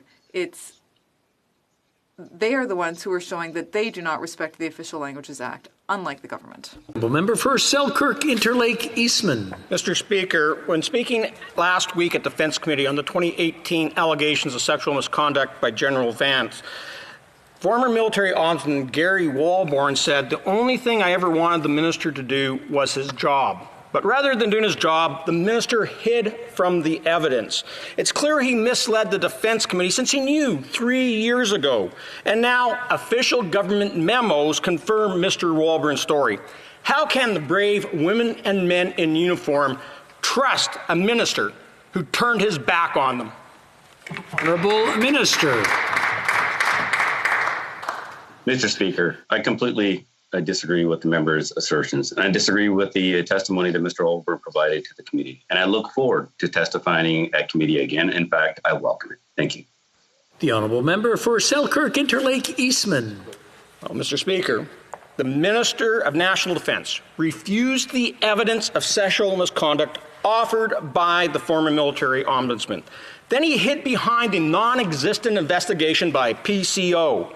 Instead of doing his duty and convening a board of inquiry into General Vance, he did absolutely nothing. Yesterday, the minister said he used his police skills to tackle the problem. What kind of police officer, what kind of defense minister runs and hides from evidence of sexual misconduct? What kind? The Honourable Minister. Mr. Speaker, maybe the member himself wants, as a politician, to conduct an investigation. But I want to make a really big assertion here. No politician should ever be part to conduct any type of investigation. Immediate allegations were reported to the appropriate authorities. In this case, it was the Privy Council office who's in charge of governor and council appointments, and they followed up with Mr. Walbourne immediately, Mr. Speaker. Thank you. The Honourable Member for South Okanagan West Kootenay. Mr. Speaker, the throne speech said one of the greatest tragedies of this pandemic was the lives lost in long-term care homes, lives like the brother of my constituent Louise. Last May, he died alone in a facility owned by Revera. Before his death, his meals were served in styrofoam containers, and he was denied contact with the Revera caregivers. This terrible treatment of a dying man cost $5,000 a month. And if that wasn't outrageous enough, Revera demanded rent for 2 months after his death. Revera is part of a Crown corporation. So when will the Liberals take the profit out of long-term care? Honourable Minister. Mr. Speaker, I want to thank the Honourable Member for the very important question. You know, Mr. Speaker, it's so important that we protect those living and working in long-term care. We provided $740 million to provinces and territories to bring in measures to control and prevent infections, including in long-term care. On November 30th, we announced an additional $1 billion in the fall economic statement to create the Safe Long-Term Care Fund. We're working closely, and we will continue to work closely with the provinces and territories to protect those in care by providing guidance to prevent and address outbreaks and work with them to set new national standards. Thank you, Mr. Speaker. The Honourable Member for Winnipeg Centre. Mr. Speaker, this past month, 2 men from Saugeen First Nation in Manitoba died while in custody at Stony Mountain Federal Penitentiary. My condolences go out to the loved ones of Dwayne Simard and William Amo. We need immediate action to ensure no more lives will be taken at the hands of this colonial justice system. With the support of Chief Hudson, their families and the community are demanding answers. When will the minister provide answers for the family of Dwayne Simard and William Amo, who died at the hands of the system? The Honourable Minister. Thank you, Mr. Speaker, and thank you for the question. The care and health and safety of all persons who are in the custody of the Canadian Correction Services is a top priority for us. And we share in the concern of the community with respect to all who've lost their life in a custodial setting. I want to assure the member that Correction Services Canada works very closely with the local health authorities, and we take every step to keep the inmates in correctional facilities safe, particularly during the pandemic. An extraordinary efforts have been successfully made to limit and control outbreaks in our prisons, and we have prioritized on the recommendations of NACI inmates and correction workers for priority in the Member for Newmarket, Aurora. Mr. Speaker, we've had an exciting few weeks in terms of vaccines being authorized for use and those arriving in Canada. Could the Minister of Public Services and Procurement please update this House and Canadians on the total number of doses we can expect by the end of this month and the overall success of our vaccine procurement program? The Honourable Minister of Public Services. Mr. Speaker, I want to thank the member from Newmarket Aurora for his question and his hard work over the past year. For nearly a year, our government's top priority has been to assemble the most comprehensive and diverse vaccine portfolio possible, with a goal of 6 million doses of vaccine to be delivered to Canadians by the end of this month. Well, Mr. Speaker, Canadians will be pleased to know that we are going to beat that target. By the end of this month, Canadians can expect to see 8 million doses of vaccine delivered throughout Canada, 36.5 by the end of June, and 117 million by the end of September. We have a plan, Mr. Speaker. We are following our plan, and it is delivering for Canadians. The Honourable Député de Charles. The Honourable Member for Charlebourg, Haute-Saint-Charles.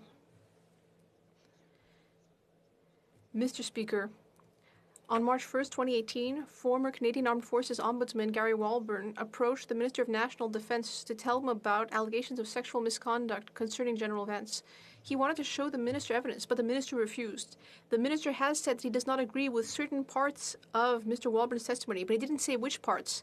He also said that he's looking forward to appearing before the committee to give his version of the facts. Then what is he waiting for? Why can't he appear now and say what the truth is? The Honourable Minister.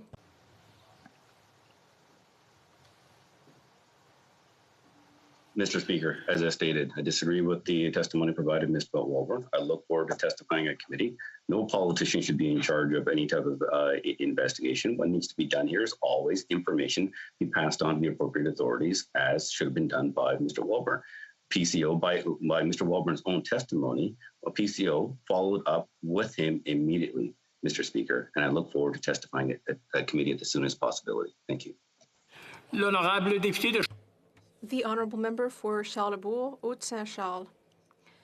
Mr. Speaker, the Liberals are always saying that they care about women's well-being and protection, but now we're seeing that there is a flagrantly inappropriate situation with the former Chief of the Defence Staff. We've heard that from the former Ombudsman. Will this minister tell us about these statements that he seems not to agree with? Mr. Speaker, I look forward to testifying at committee. But one thing that we can agree upon, we do need to do more to making sure that we create an inclusive environment for all of the Canadian Armed Forces, especially when it comes to sexual misconduct. We actually have passed Bill C-77, Mr. Speaker, Declaration of Victims' Rights. We have an independent justice review that's ongoing. We also have an independent panel currently looking at systemic racism and gender bias as well. We have a lot more work to do, Mr. Speaker, and we are going to continue with that progress. Thank you. The Honourable Member for West Nova. Mr. Speaker, last spring, the federal government faced a PPE shortage and desperately needed to respond to Canada's demand due to COVID-19. Now, last month, the member for Cumberland-Colchester, the Liberal MP, stated on social media that her government had invested $27.9 million to enable Stanfields in Truro, Nova Scotia, to manufacture PPE for frontline workers. Fact is, Mr. Speaker, no such investment exists. Can the minister elaborate on what program or what the member for Cumberland-Colchester falsely conveyed to Stanfields and her constituents? The Honourable Minister. Mr. Speaker, as a person born and bred in Nova Scotia, I believe in Nova Scotia industry and its hardworking people. I want to also thank the member from Cumberland-Colchester for her hard work and advocacy on behalf of her constituents and all Nova Scotians throughout the pandemic. Since day one, our government has focused on efforts on expanding domestic manufacturing of PPE, including investing over $27.9 million in Stanfield's Truro plant. On this side of the House, our government remains focused on helping small businesses that seek to retool to combat the COVID-19 pandemic. Thank you, Mr. Speaker. Member for West Nova. Mr. Speaker, not a cent went to Stanfields, but you know what? They stepped up, made sure that there was domestic production of PPE. They invested in the cells. They upgraded their facility to participate in making sure Canadians were not caught off guard again. They were assured by the local MP and others that procurement was interested in a more collaborative approach to domestic production of PPE. This also turned out to be false, as no contract was awarded to an Atlantic Canadian company. Could the minister tell us why Atlantic Canada was left out of the most recent procurement of PPE? Honourable Minister.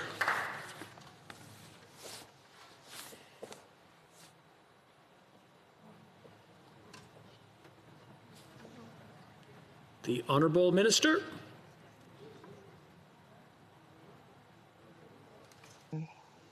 Mr. Speaker, domestic manufacturing capacity has been a core element of our government's plan throughout the pandemic, with PPE produced locally being used to protect frontline workers throughout Canada. I find it interesting that the opposition raises this now, simply because the facts are that our government has invested over $27.9 million in Stanfield's Truro plant. Again, Mr. Speaker, on this side of the House, we are supporting small business, we are supporting Canadians across the country, and indeed, 40% of our PPE contracts by dollar value are with Canadian businesses. Thank you, Mr. Speaker. L'honorable député de Shefford. The Honourable Member for Shefford.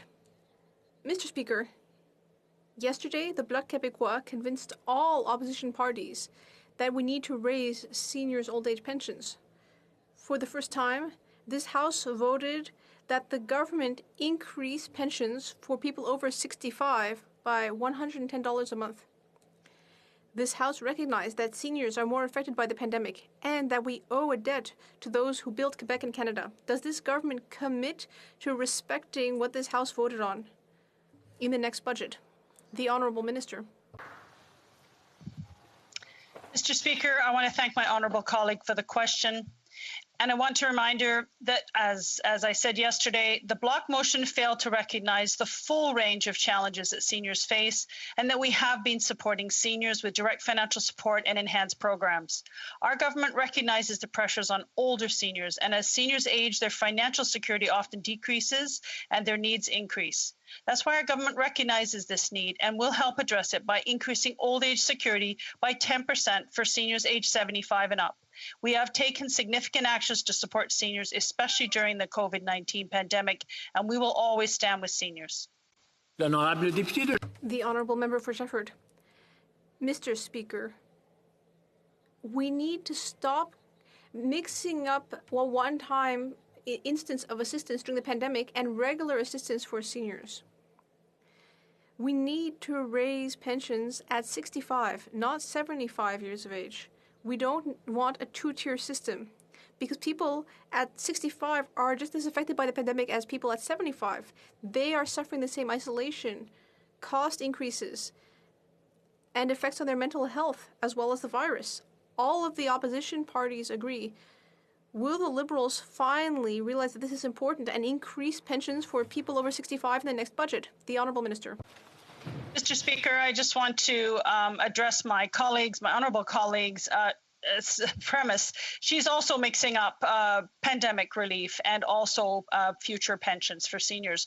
I want to identify older seniors have different needs. They are more likely to outlive their savings, they have disabilities, be unable to work, and be widowed. All the while, their healthcare costs are rising. 57% are women, 4 in 10 are widows, 59% have incomes below $30,000. Our plan will help address these pressures by increasing old age security by 10% for seniors aged 75 and up. And this will be the first permanent increase to the OAS pension since The Honourable Member for Parry Sound, Muskoka.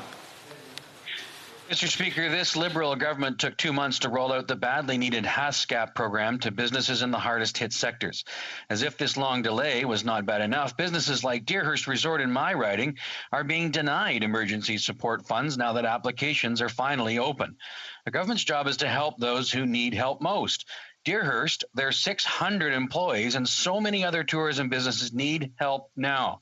Will this government actually make HASCAP accessible for the hardest hit businesses? Honourable Minister. Thank you very much, Mr. Speaker. And I must be honest, it's hard to take my Conservative colleagues at face value on the importance of helping small businesses, considering their weeks-long blockade, and vote against Bill C-14, which provided additional relief for our small business owners. It's hard to take them at face value when they refuse to work through the evening to debate and pass important legislation. The member, for example, of Kildonan St. Paul, critic for future workforce development, said herself that it was of the essence to pass Bill C-24 very quickly, and yet that message hasn't gotten to the leader of the Conservative Party. The honourable member for South Surrey White Rock. Thank you, Mr. Speaker. The aviation sector employs hundreds of my constituents and is a key economic driver. This sector is hemorrhaging, and BC residents are concerned that remote communities will lose airports they rely on to transport people and critical supplies. Canadian Airlines need a consistent and transparent recovery framework from this government. They need clarity to plan their offerings and seat sales. When will the government scrap its failed mandatory hotel quarantines and implement an evidence-based post-arrival testing regime? Minister. Mr. Speaker, a strong airline sector is vital for Canada's economy and the well-being of Canadians. I know the honourable member agrees with me that now is not the time for Canadians to travel. However, we know that the airline sector has been hit hard by the pandemic, and we must do whatever we can to help key players to remain resilient and strong for the recovery phase. That's why our government will invest more than $1 billion to support those key players, such as airport and regional airlines. And we are currently in the midst of discussions with major airlines for a customized aid package, Mr. Speaker. The honourable member for Kildonan St. Paul. The Prime Minister has presided over the largest decline of female workforce employment in nearly 30 years. It has set us back 30 years, Mr. Speaker, and 500,000 women remain out of work. And in fact, 10 times as many men than women have re-entered the workforce during the pandemic, and 100,000 women have stopped looking for work altogether because there are no opportunities available to them. Now, it's been a year since the pandemic began, and yet the Liberal government has failed to provide a plan to Canadian women. So where is the plan for jobs, and where is the plan for economic recovery? Honourable Minister. Mr. Speaker, I am delighted to hear the Conservatives focusing on a central preoccupation of our government, the uneven impact of this pandemic on women. And that's why I was so delighted with my colleague, the Associate Minister of Finance, to announce yesterday the creation of a task force on women and the economy that will focus on precisely this issue. And let me say to the member opposite, if she is sincerely concerned, as I hope and believe she must be, about Canadian women in this pandemic, I hope she will join us in voting for Bill C-14 that provides essential support to small businesses, to workers, to families. The honourable member for Vimy. Merci, Monsieur le Président. Thank you, Mr. Speaker. The Conservatives are trying to score political points. They have spent months saying that Canada does not have a vaccine plan and that Canada is behind some kind of imaginary line in the sand. On this side of the House, our priority remains serving and protecting Canadians, not scaring them. That's real leadership. People in Vimy want the facts, Mr. Speaker, and not Conservative talking points. Can the Minister tell us about the facts regarding our plan and the number of vaccine doses that we will be receiving in the months to come? The Honourable Minister. Mr. Speaker, I'd like to thank my colleague for Vimy for her question and hard work. Thanks to an aggressive, diversified procurement strategy, we have bought enough vaccines for all Canadians who wish to receive one by the end of September 2021, maybe even earlier. Canada will receive a total of 911,400 doses of the vaccine this week, and a total of 8 million by the end of March, 2 million more than expected. Since we signed the first agreements, we have sped up delivery of about 14 million doses of the 3 approved vaccines over the second quarter. Thank you. The Honourable Member for Bellechasse-les-Échemins-Lévis. Mr. Speaker, the Liberals love to say that Canada is back. Well, what's really back is a soaring deficit. And an incredibly large deficit. And really, the Liberals have made Canada a leader in unemployment and the deficit. So, Mr. Speaker, to help Canadians struggling and businesses, when will this Liberal government finally come up with a good recovery plan to get Canada back on track? The Honourable Minister. Mr. Speaker, what the Conservatives are leaders in filibustering. They say they want to help Canadians. Well, in order to help Canadians, we need to pass legislation. And yet, day after day, the Conservatives just put spokes in our wheels. That's all they do. We need to stop playing these petty games. We need to support Canadians. I would like to ask the Conservatives and the other parties to help us pass legislation as quickly as possible. Let us do that to help Canadians. For Langley Aldergrove, $1 million. That's what gets pumped into Vancouver's or Victoria's economy every time a cruise ship stops by on its way up to Alaska. Yet this government's outright ban, year-long ban, is going to kill all of that. Right now, Americans who are miles ahead of us in vaccinating their citizens are planning a workaround, avoid Canadian ports altogether. Does this minister recognize that this government's botched vaccine plan could do permanent and serious damage to British Columbia's tourism sector? Honourable Minister. Mr. Speaker, as we've stated before, we remain focused on the health and safety of Canadians. Our government has announced a prohibition of cruise vessels in Canadian waters until February of 2022. With these prohibitions in place, public health authorities will be able to continue focusing on the most pressing issues, including the containment of COVID-19 and its variants. We understand the impact this has on the sector. Our top priority will continue to make decisions that is based on science and data. Thank you, Mr. Speaker. The Honourable Member for Prince Albert. Mr. Speaker, our largest ally and trading partner in the United States is now fully vaccinating its citizens at a rate 10 times faster than Canada, many of whom are essential workers such as truck drivers. During the Prime Minister's bilateral visit with President Biden, was Canada given any assurances that our unvaccinated truck drivers would continue to be granted entry into the United States? The Honourable Minister.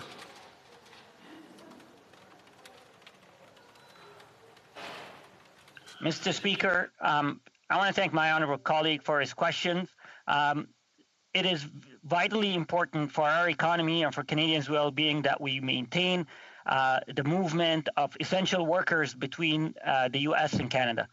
We've had these discussions with stakeholders, with truck associations, and as well in our bilateral meeting with our partners in the U.S.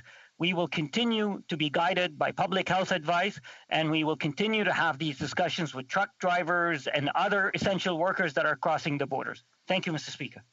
The Honourable Member for Etobicoke Lakeshore. Mr. Speaker, this past year we have seen institutions across Canada, including our criminal courts, face new and unique challenges due to the COVID-19 pandemic.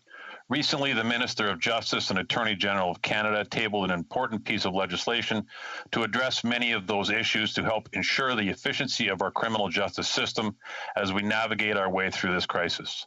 Could the Minister please update this House on this legislation? Thank you, Mr. Speaker. Honourable Minister. Mr. Speaker, I'd like to thank the member of Etobicoke Lakeshore for his tireless advocacy and his profound legal knowledge and wisdom. This past year, Mr. Speaker, our government heard from our provincial and territorial partners who have had to work in creative and innovative ways to better serve our communities. To that effect, we have introduced a package of targeted reforms that will improve the effectiveness and efficiencies of the criminal justice system to ensure their ability to operate in a way that respects public health guidelines. These changes will help to modernize our justice system and better protect the health and safety of its participants far beyond the pandemic. The Honourable Member for St. John's East.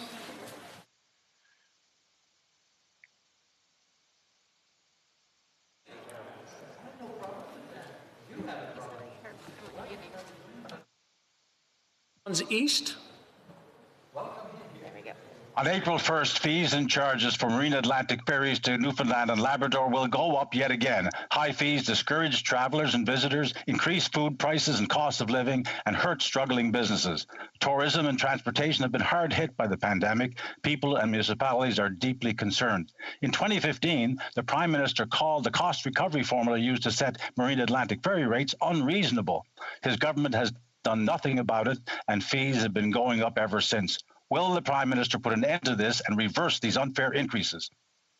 The Honourable Minister. Mr. Speaker, I want to thank my honourable colleague for his question, and I want to assure him and all Canadians that my colleagues in our Atlantic Caucus have been discussing this issue on many occasions. I've been listening to them, I've been hearing about the concerns that they're raising with me, and I've been reassuring them that we are listening to Canadians. We will examine their concerns, and we will do what is best for Canadians. Thank you, Mr. Speaker. The Honourable Member for Vancouver Grenville. Mr. Speaker, Mi'kmaq chiefs, the national chief, senators, among others, have strongly condemned the fisheries minister's so-called new path, unilaterally setting out conditions for a moderate livelihood of commercial lobster fisheries.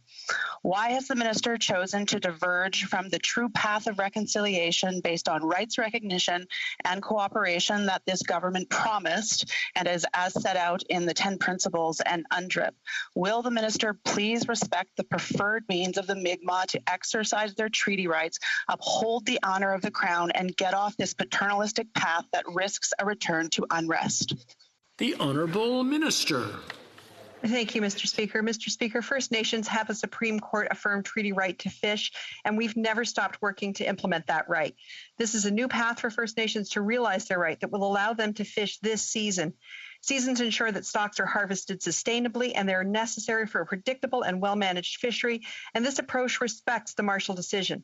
Marshall 2 states that moderate livelihood fisheries may be regulated if those regulations can be justified on conservation grounds. Mr. Speaker, we will continue to work with First Nations to make sure that this treaty right is implemented this year. And that's all the time we have for question period today. We have a point of order. The Honourable Member, l'Honorable député de Louis Saint-Laurent. Merci beaucoup, Monsieur le Président. Thank you very much, Mr. Speaker. If you seek it, you shall find that, notwithstanding any standing or special order or usual practice of the House, Bill C-18, an act to implement the Agreement on Trade Continuity between Canada and the UK, be deemed concurred and at the report stage, that the House continue to sit beyond the ordinary hour of daily adjournment, and at third reading, and that when no further member rises to speak at 12 a.m., the Speaker shall interrupt the proceedings and put forthwith and successively every question necessary to dispose of the said stage of the bill.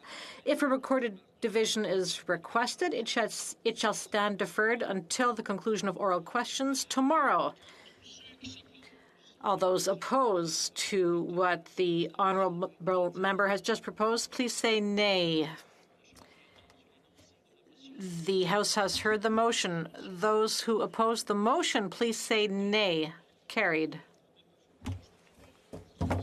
Order. On a point of order rising out of question period, Mr. Speaker, in response to a question from, Deputy Prime Minister was responding to a question from the member from Abbotsford, where she was talking about the need to talk to people like Dan Kelly, who was the head of the Canadian Federation of Independent Businesses. It's not debate, and if you'd like to hear the point of order, perhaps you'll respect it. The member from Abbotsford said, "Oh, that's cute," as he was responding to her question.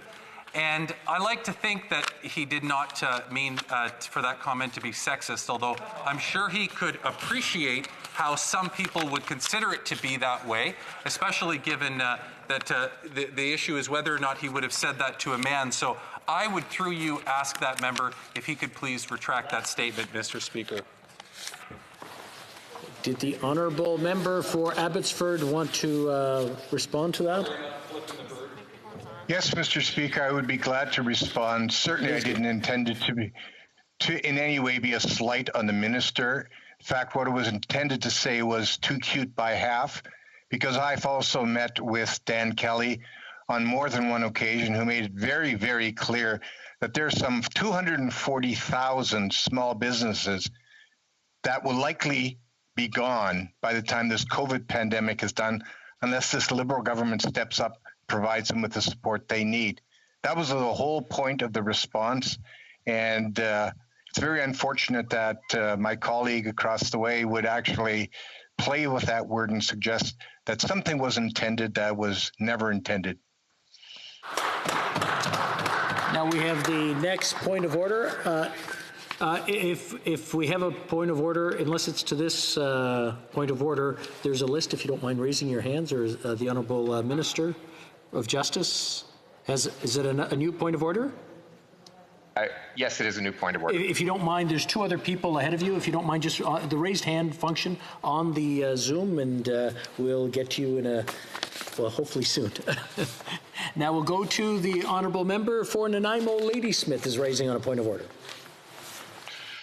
Thank you, Mr. Speaker. There have been consultations among the parties, and I believe if you seek it, you would find unanimous consent for the following motion. That the House recognizes that there are approximately 136,000 recipients of UK pensions in Canada. That it recognizes the UK government does not provide annual indexed increases to UK pensioners residing in Canada, effectively freezing these pensions at the levels they were at when they first claimed their pensions in Canada.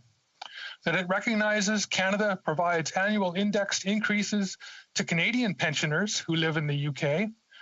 That it recognizes UK pensioners living in the USA, Germany, Italy, Barbados, Bermuda, Israel, Jamaica, and other countries receive annual indexed increases. That it recognizes frozen pensions represent a combined loss of over $500 million per year to the Canadian economy and to Canadian taxpayers due to three factors.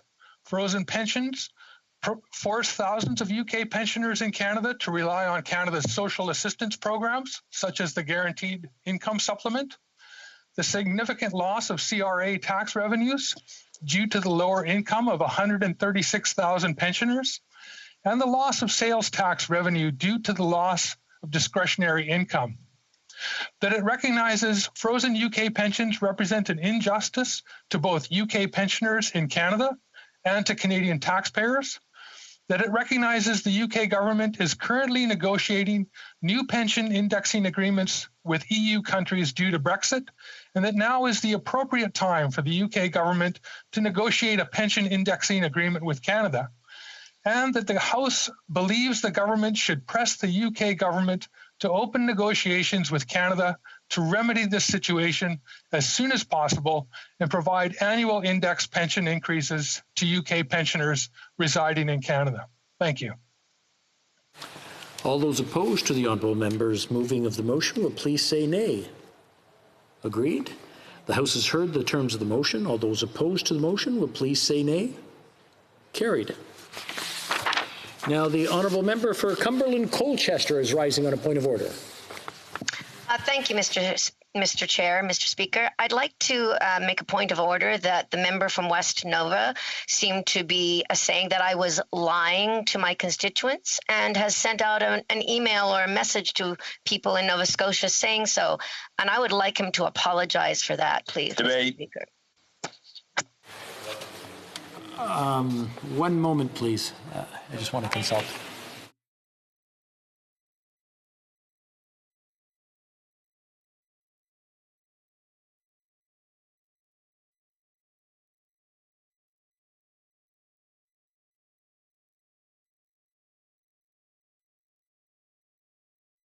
I just want to point out to all the members that the Speaker, or the Chair, is not in a position to intervene in interactions that happen outside the chamber. And I'll just leave that at that for now. Now we'll go to the Honourable Member for, the Honourable Minister of Justice is rising on a point of order. Merci, Monsieur le Président. J'aimerais Thank you, Mr. Speaker. A question about clothing. During QP, the Honourable Member for Les Etchemins Lévis asked a question, but he wasn't wearing a jacket, a formal jacket. Well, thank you. That was clearly explained. I'd like to remind all members that whether they are in the House or appearing virtually, so whether they're appearing virtually or in person, there is a dress code for men. They have to wear a tie if they wish to speak, as well as a jacket when they are in the chamber. So just a reminder, I didn't notice, and I apologize that I did not notice that when the member put his question. The honourable member for Louis Saint-Laurent is rising on a point of order. Mr. Speaker, I'm happy to learn that the Minister of Justice is carefully following the debate. It'd be nice if he was in the chamber in person. Another thing members are not allowed to do in the House is to state whether a member is in the chamber or not. So another reminder about the standing orders. To rule, unless there's any more points of order, we're done? Good. I'm now ready to rule on the question of privilege raised on February 19th, 2021 by the member of Fundy Royal concerning the alleged premature disclosure of the contents of Bill C-22, an act to amend the Criminal Code and the Controlled Drugs and Substances Act. During the intervention, the member said that CBC article posted online at 8:47 a.m. on February 18th described the details of Bill C-22, although it had not yet been submitted to the House. The member referred to the content of the article, which he said discussed a number of the measures contained in the bill and boasted about the reliability of its source. The chair notes that the article had already been updated by the time the issue was raised. To be clear, with regards to this ruling, the Speaker considered the initial version of the article, which was published at the time of introduction and first reading of the bill. After reviewing a series of precedents on the issue, the member said he also believed that the Minister of Justice's actions were contemptuous and that he had ignored the will of the House. To the member for Kingston and the Islands informed the House that the Office of the Minister of Justice had not shared the contents of the bill with CBC journalists before its introduction. The member explained that he believed that the minister's mandate letter sometimes allowed journalists to deduce the contents of bills on notice. After reviewing the contents of the article in question and comparing it with Bill C-22, the member argued that the article was sometimes inaccurate and even incomplete. In its opinion, the article was written by using government source who was not familiar with the contents of the bill or by conjecture based on previous policy statements. Finally, the member for Kingston and the Islands, basing himself on a ruling made on June 8th, 2017, said that it is a prima facie case of privilege in such cases when the government admits that the leak occurred, but not when the government does not acknowledge a leak. In this case, the member stated if the contents of the bill were disclosed prematurely, the government was not responsible.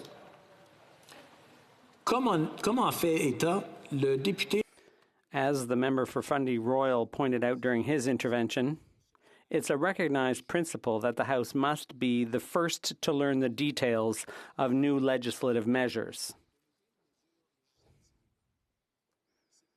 That is why both government bills and private members' bills are confidential from the moment they're put on notice until they're tabled in the House. Speaker Milliken's ruling of March 19, 2001, which the member for Fundy Royal mentioned, provides a good summary of the importance of respecting this rule. Quote, "The convention of the confidentiality of bills on notice is necessary not only so that members themselves may be well informed, but also because of the preeminent role which the House plays and must play in the legislative affairs of the nation." Unquote. Chair is called on to determine whether there is a prima facie case of privilege, it must take into consideration the extent to which a member was hampered in performing their parliamentary functions and whether the alleged facts are on an offence against the dignity of Parliament. In the case before us, an exhaustive review of the interview of the member for Fundy Royal does not relieve exactly which aspects of Bill C-22 were supposedly shared with CBC for the article in questions, nor did the member point out any similarities in language between the article and the bill to demonstrate that precise details of the bill were apparently disclosed to the media in deliberate and premature fashion. The member for Kingston and the Islands pointed out inaccuracies in the article and differences from the bill. When it is determined that there is a prima facie case of privilege, the usual work of the House is immediately set aside in order to debate the question of privilege and decide on the response. Given the seriousness or the serious consequences for proceedings, it is not enough to say that the breach of privilege or contempt may have occurred, nor to cite precedents in the matter while implying that the government is presumably in the habit of acting in this way. The allegations must be clear and convincing for the Chair. OC. As well, I believe it's important to mention that the distinction that the member for Kingston and the Islands wishes to make between questions of privilege that are a prima facie case of privilege and those that are not, simply because the government admits or does not admit that a leak has occurred, is not that clear. While there is indeed a well-established practice that a member must be taken at their word, the fact remains that the government's stating that it is not responsible for the premature disclosure of a bill is not in itself sufficient to convince the Chair. I would add that the source of the information is one factor among others, and that it is important first and foremost to determine whether precise details were provided before the House was made aware of them. The Chair must thus take into consideration all the information before it and reach a conclusion based on the facts presented by the members. The two precedents, most likely the current situation to which the two members referred to, are those that my immediate predecessor and I, with respect to Bill C-14 and C-7 on the medical assistance in dying. In these two cases, in light of the facts presented, it was clear that the information had been shared with the media before the bills were tabled in the House. In the case of Bill C-14, the government offered no competing explanation in the case of Bill 7. It was clear that the anonymous source had spoken with the media despite the fact that they were well acquainted with our customs and practices in the matter, that it is not the case this time with Bill C-22. Thus, in this case, in the light of what has been presented, the Chair is not convinced that the question of privilege raised by the member for Fundy Royal is a prima facie case of privilege. I thank the members for their attention.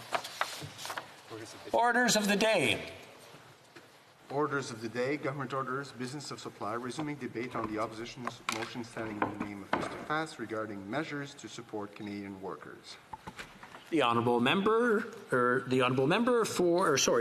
parliamentary secretary to the government House Leader. Yes, thank you, Mr. Speaker. And, you know, first part of my speech, I talked about how the Conservatives continuously try to spread misinformation. And I cited a couple of examples of the airline industry, of charitable groups, using specific quotes from the critic of finance. He also tries to give the impression, and through him, the Conservative Party to Canadians, that the government is not there to support small businesses in Canada. Canada. And once again, nothing could be further from the truth. When you take a look at some of the initiatives that we put into place, whether it's the Canada Emergency Wage Subsidy Program, the Canada Emergency Rent Subsidy Program, the Emergency Business Account, the Credit Availability Program, relief and recovery funds, the government has been there for small businesses and will continue to be there for small businesses. And Mr. Speaker, Madam Speaker, the second issue that I said, problem that I had with the Conservatives, first, the misinformation that they continuously give. The second one was the idea of frustration and how it is that the Conservative Party continues to play a destructive role inside the House of Commons on the floor of the chamber by not allowing for things to actually be done. Talk is cheap.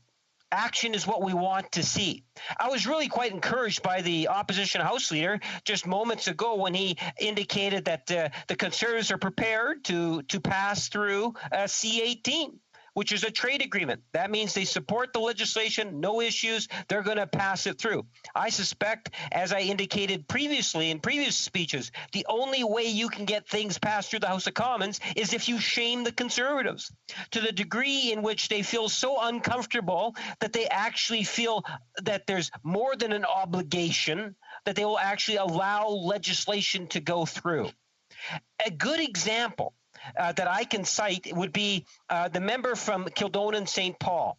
She is the critic for the future workforce development, and she tweeted, Mr. Speaker, and I quote her tweet, "Time is running out for Canadians with expiring EI benefits."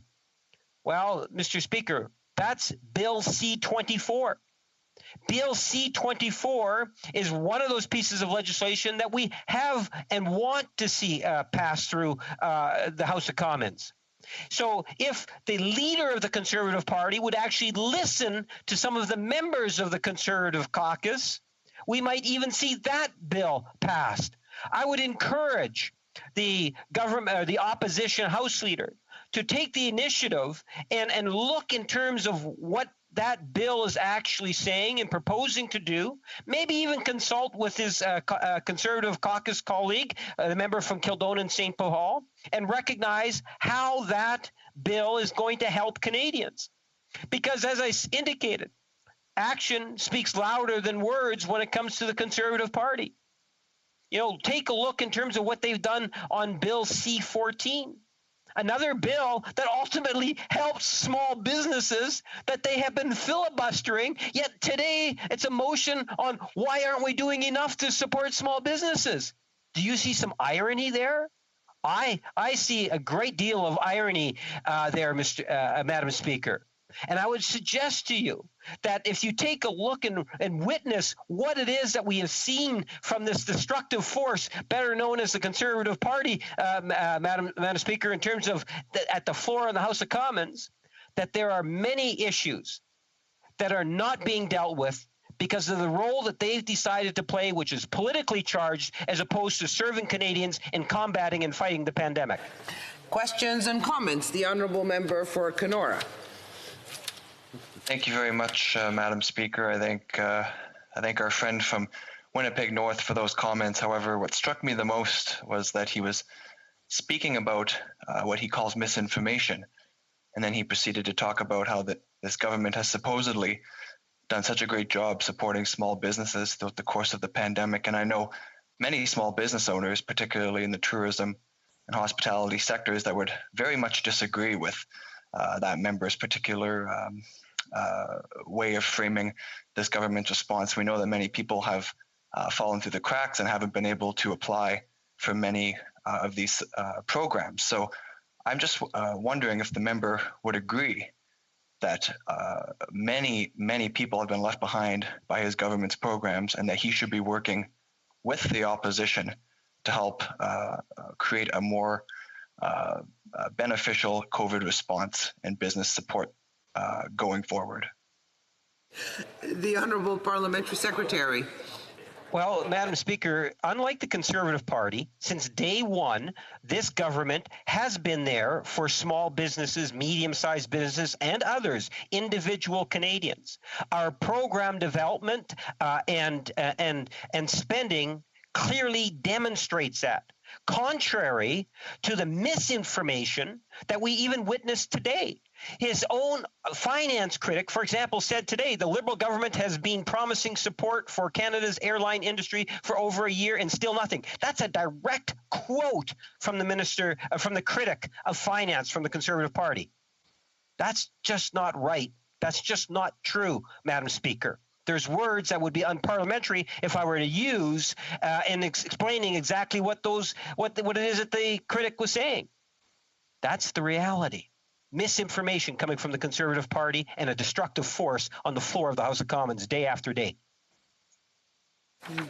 Questions et commentaires, questions and comments. L'honorable député. The honourable member for L'Amitié-Matane-Matapédia. Thank you, Madam Speaker. I'd like to thank my colleague for his comments. And I understand that the Liberals get the feeling that they've helped small business out enough in the regions, but unfortunately that's not true. Many companies don't fit the criteria of the various programs. It's a cookie cutter approach, and some companies just don't fit the mold. I'm thinking of Sugar Bushes in my riding. They have to open their doors soon. What is the Liberal government offering them? The Honourable Parliamentary Secretary. Well, Madam Speaker, whether it's the Prime Minister, the government as a whole, or members of Parliament, no one is saying that it's been absolutely perfect. We have brought in a suite of programs to support small businesses, and from the beginning, we have made some modifications. It's one of the reasons why we have seen the follow-up in terms of legislation that has been brought forward. We continue to look at ways in which we can improve and strengthen and put Canada in a good position so that we will be able to build back better. That has always been a priority for this government. First and foremost, to be there to support Canadians from coast to coast to coast. Second, to ensure that we're in a position where we can, in fact, build back better. And because of the work with the different stakeholders and the government and the civil service, we have been very successful, I would argue, in being able to put Canada in a great position going forward. Honourable member for South Okanagan West Kootenay.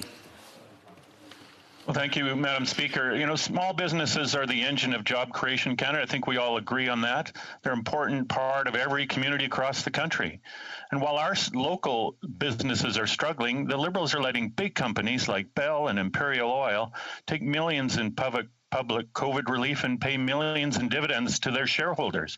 Does the MP believe that the big corporations that profit from this pandemic, and profit in a big way, should be asked to pay their fair share so that we can support the backbone of our communities, and that's our small businesses?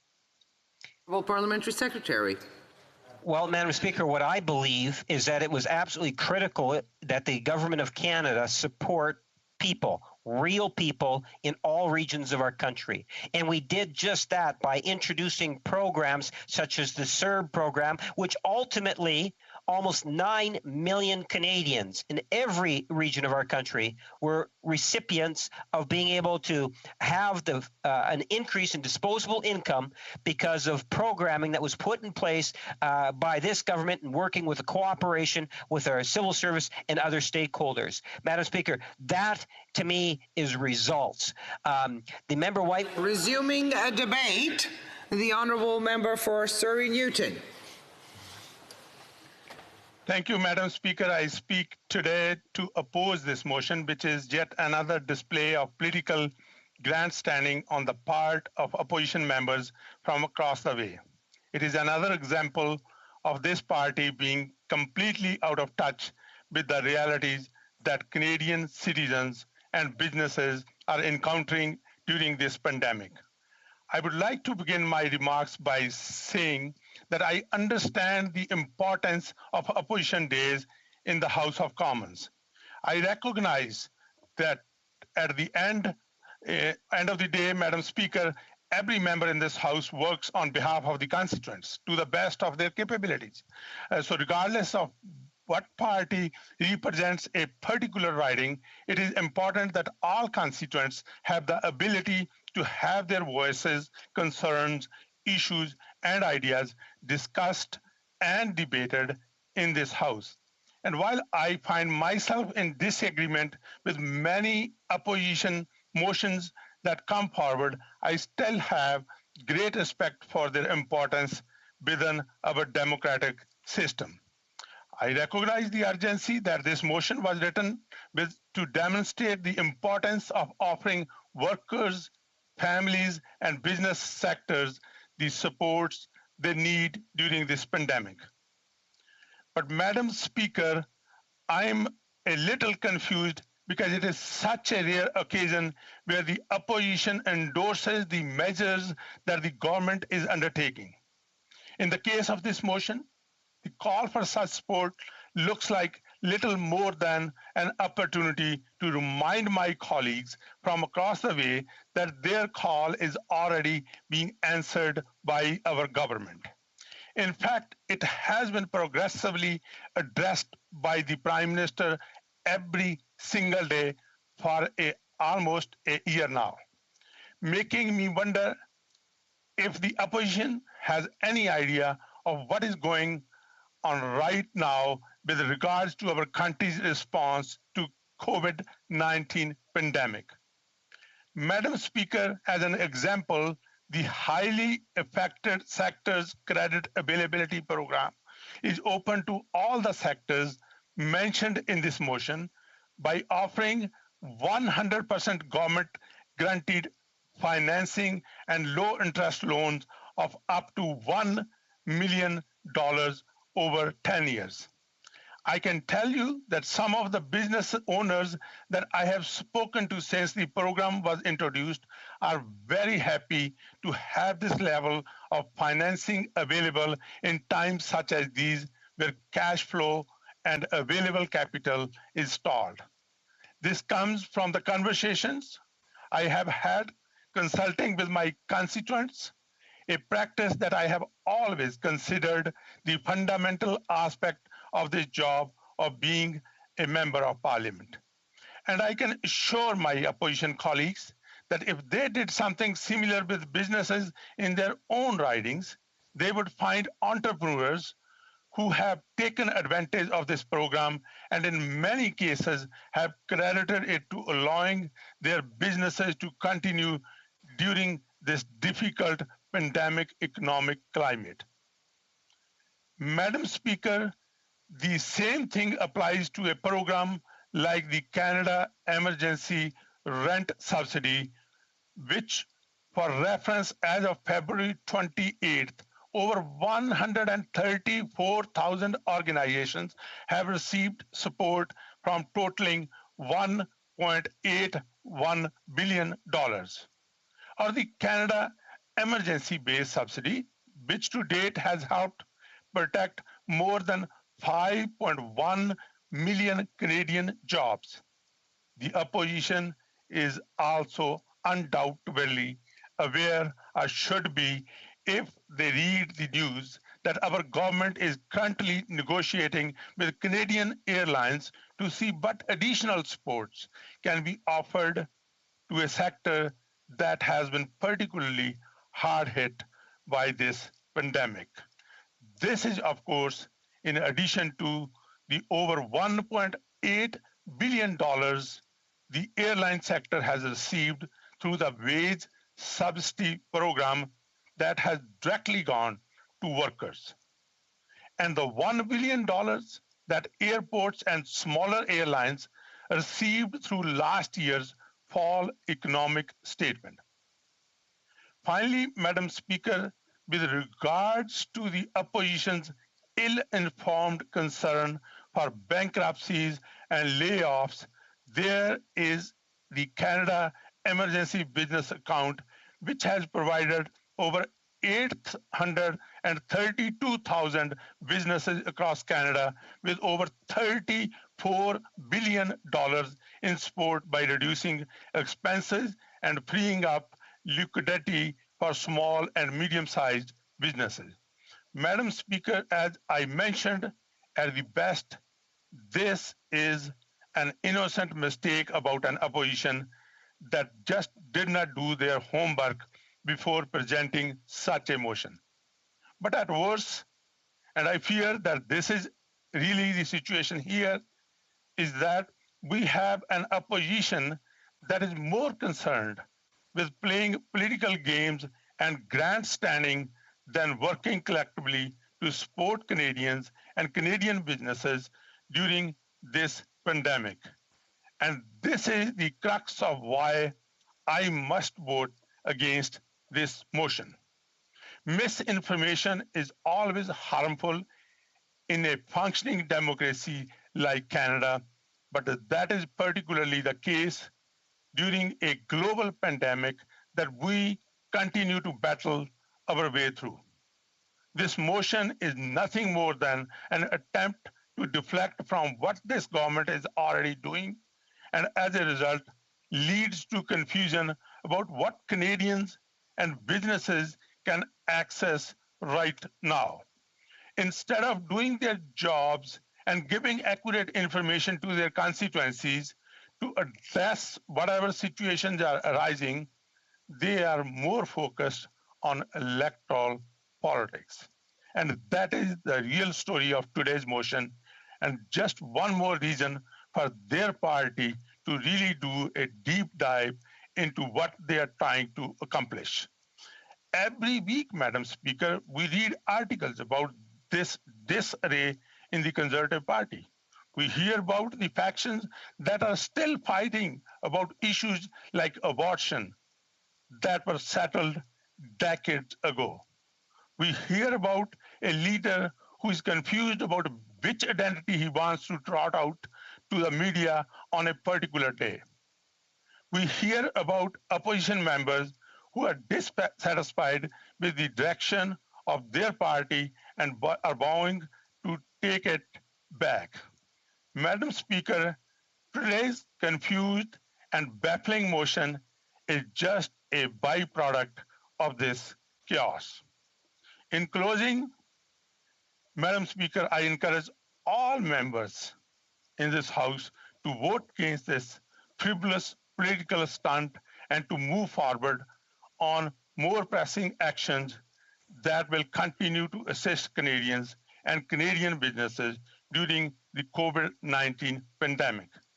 Madam Speaker, in the beginning, I forgot to thank the honorable friend of mine from Winnipeg North for sharing his time and the great work that not he does only for the constituents of Winnipeg North, but all Canadians from coast to coast to coast.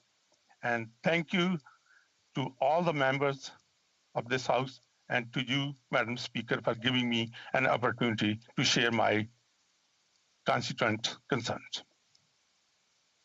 Questions and comments? The Honourable Member for Chilliwack Hope.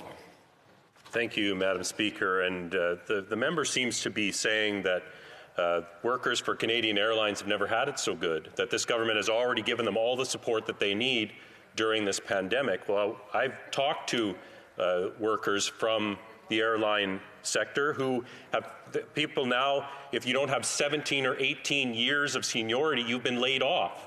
And this member has the audacity to say, well, there's been the wage subsidy. Why aren't they happy with that? I was through Pearson on Sunday in the evening, and there were 6 flights on the board, Madam Speaker. The idea that the airline sector has received all of the support that it needs from the government and that the tens of thousands of workers should just be glad that they've been given the wage subsidy, or when they've been laid off, they've been given the CERB or EI is insulting. When will this member realize that they have not given the airline sector and the workers in that sector the support they need to continue to serve Canadians during this pandemic? The Honourable Member for Surrey Newton. Thank you, Madam Speaker. Madam Speaker, at anywhere I did not say that, we are trying to ignore members of the airline industry. In fact, every Canadian, including the people that work in the air industry, I can tell you, Madam Speaker, that this government has tried to do everything.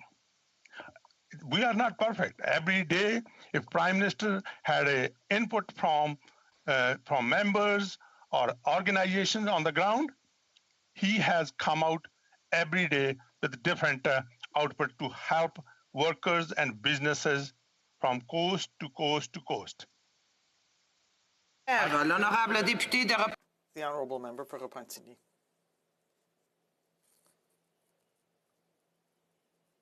Thank you, Madam Speaker. I listened closely to the speech from my colleague, and at the beginning, he gave the impression that everything was perfect, and now he's just said that, well, maybe that's not the case.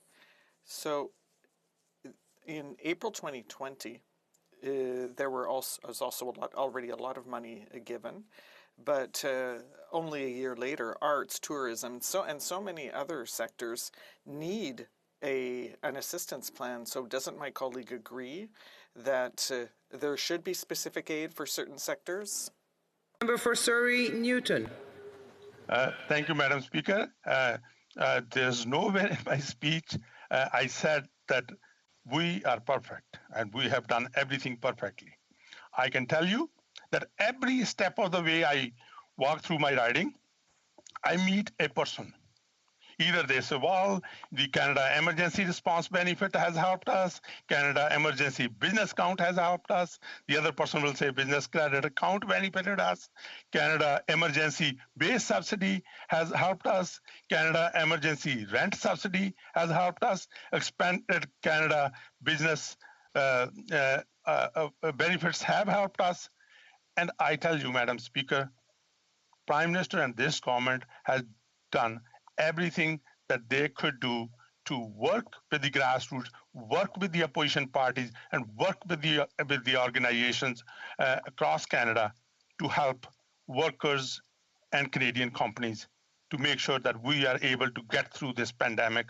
And that is what I have said, and that is what we will continue to do. Commentaires, questions and comments?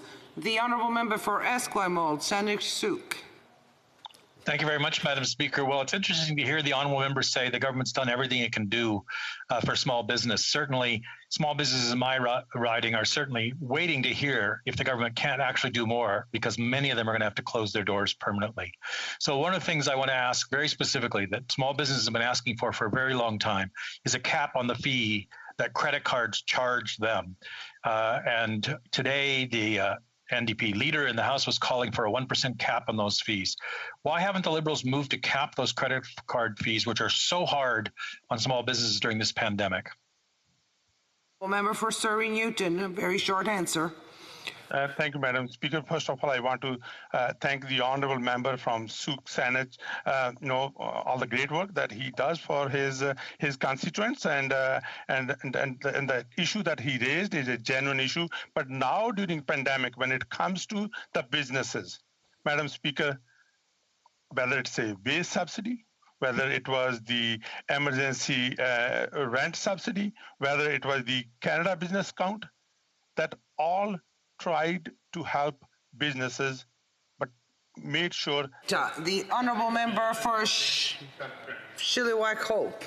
Thank you very much, Madam Speaker, and as always, it's an honour to rise in this place to speak on behalf of the people of Chilliwack Hope and on behalf of Canadians. And we're here today debating a motion put forward by the Conservative Party. We are talking about things that we would like to see included in the next federal budget. Now, of course, Madam Speaker, it's been over 2 years since this government has deigned to present their financial plan through a budget to Canadians. It's the longest time in Canadian history that we've gone between the presentation of budgets in this House. And, Madam Speaker, that is quite shocking. Yes, we are in a pandemic, but this is a country that's gone through 2 world wars. We've managed to have budgets presented in the House where the government laid out its plans and priorities and the fiscal situation in the country. We now have a situation where we're over 2 years, the longest time in Canadian history, where no budget has been presented. And I would submit to you, Madam Speaker, we heard it today from the Parliamentary Secretary to the Government House Leader. It is because this party, this government actually holds this place, I would argue, in contempt. The way that they have operated over the last year has shown that they do not view what we do here as important, that they view the work of Parliament as a nuisance, and that when we are debating here, when we are trying to improve government legislation, we're filibustering, we're standing in the way, we're not doing what Canadians want us to do. I would say, Madam Speaker, if you look at the record of this government, from day one of this pandemic, they have treated this place with contempt. The first bill that they brought forward to deal with a crisis like we hadn't seen in generations gave Bill Morneau and the Liberal Party power over spending, taxing, and all the rest of it. They wanted to strip Parliament of their powers for 21 months.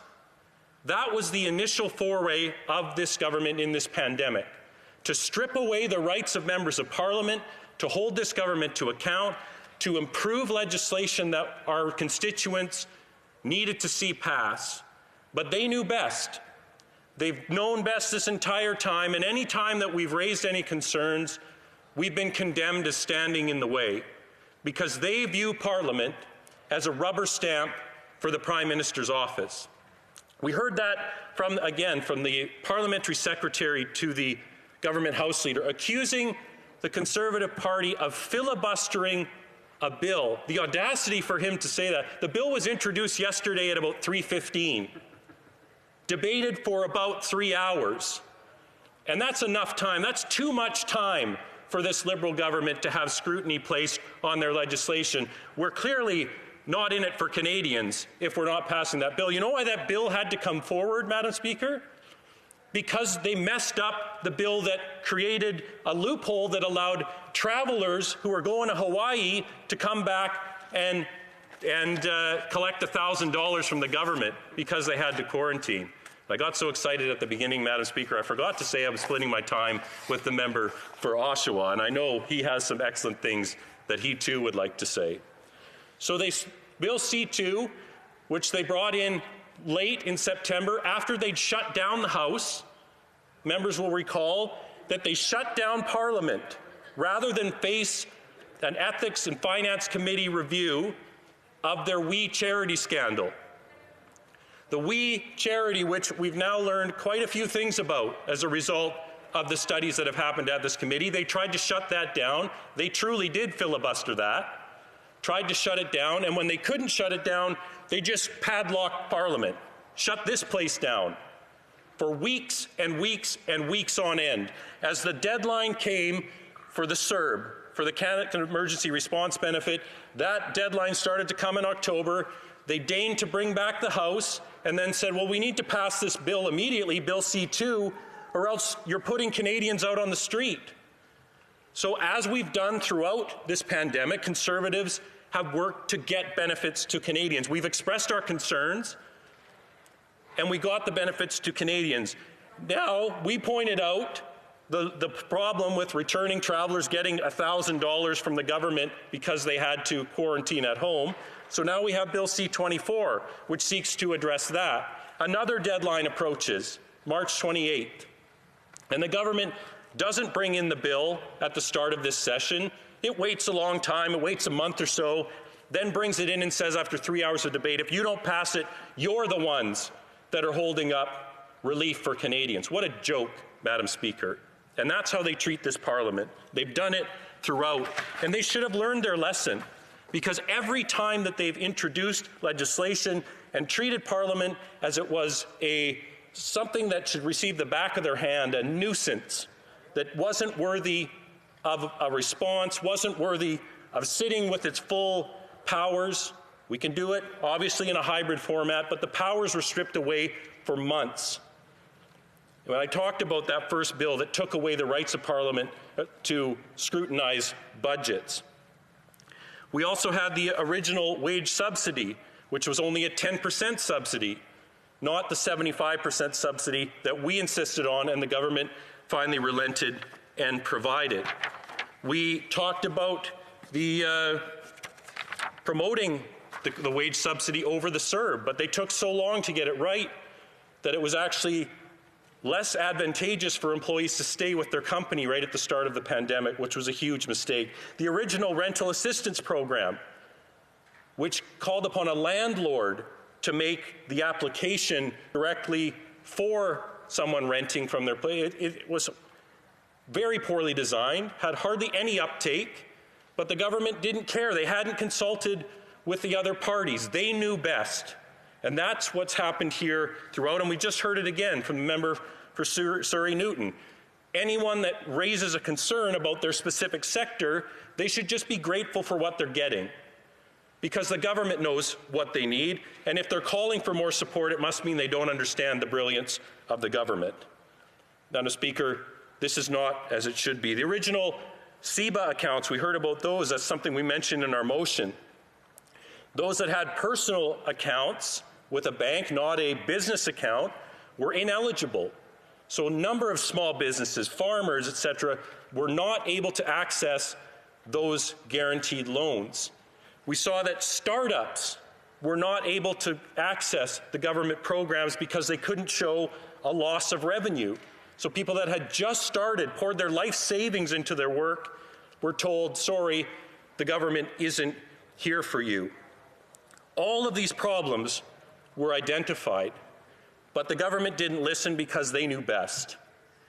And it's time, Madam Speaker, that they start to put Parliament back to work, that they start to take into account that there are 338 of us here who are all working for our constituents who have been devastated by this pandemic. We all have good ideas. We all represent people who are suffering, who want this to be over as soon as possible, and who want the government, expect the government to be there for them when they need them. We were elected to hold this government to account, and where good measures have been, we've supported them. But we cannot just simply rush everything through. We can't say that the new posture is that a bill is tabled and on the same day it's expected to be passed at all stages. No witnesses, no committee study, no one who will be directly impacted being consulted. That is a folly of this government, and it's time that we started to put Parliament back at the centre of government here in this country. We need to stop treating this institution with contempt. That starts, quite frankly, at the top, where press conferences have replaced Parliament for this Prime Minister since day one. It's time that Parliament took the central role, and we all took back the roles that we've been given to hold the government to account, to scrutinize legislation, to propose solutions that will help our constituents. We're not a rubber stamp for the Prime Minister's office, and we're not an afterthought. This is an essential service, and we should start to treat it like that. We shouldn't be an afterthought for this government. So there's a number of, how much time do I have left, Madam Speaker? 25 seconds. There's a number of things we've identified in our motion that call for sector-specific changes. And if the government had listened from the start, programs would have been better, more Canadians would have been better served, and it's time they started to treat Parliament with the respect it deserves. The honourable member for Kings Hants. Thank you, Madam Speaker, and I'd like to thank my honourable colleague for his remarks in the House this evening. My couple questions, when I go back and look at the text of this motion, it talks about tourism-related businesses. It talks about the aviation sector, talks about small business. If I had more time, I could certainly rhyme off things like the wage subsidy, 5 million people supported, CERB, 9 million Canadians supported at the height of this program, the emergency business account, we've put in HASCAP. There's been almost $1.7 billion towards the aviation sector. We've had the Regional Relief and Recovery Fund. Will the member at least recognize that the text of this motion seems to be blind to the fact that the government has put significant supports in place to support small businesses? Honourable member for Chilliwack Hope. Well, Madam Speaker, there you have it again. They've done everything right.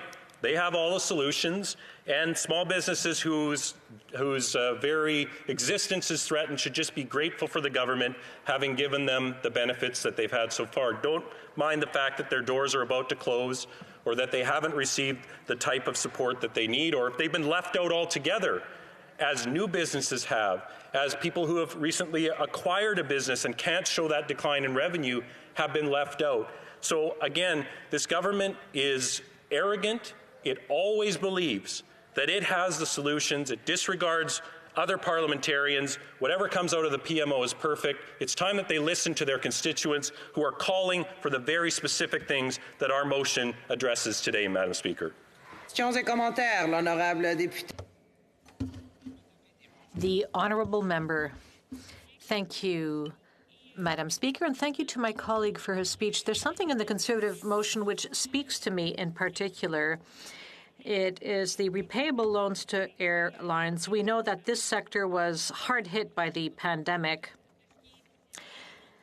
And what this motion says is that the loan be made to airlines in exchange for consumer refunds. There are Canadians across the country and in Quebec who still haven't been refunded for their flights.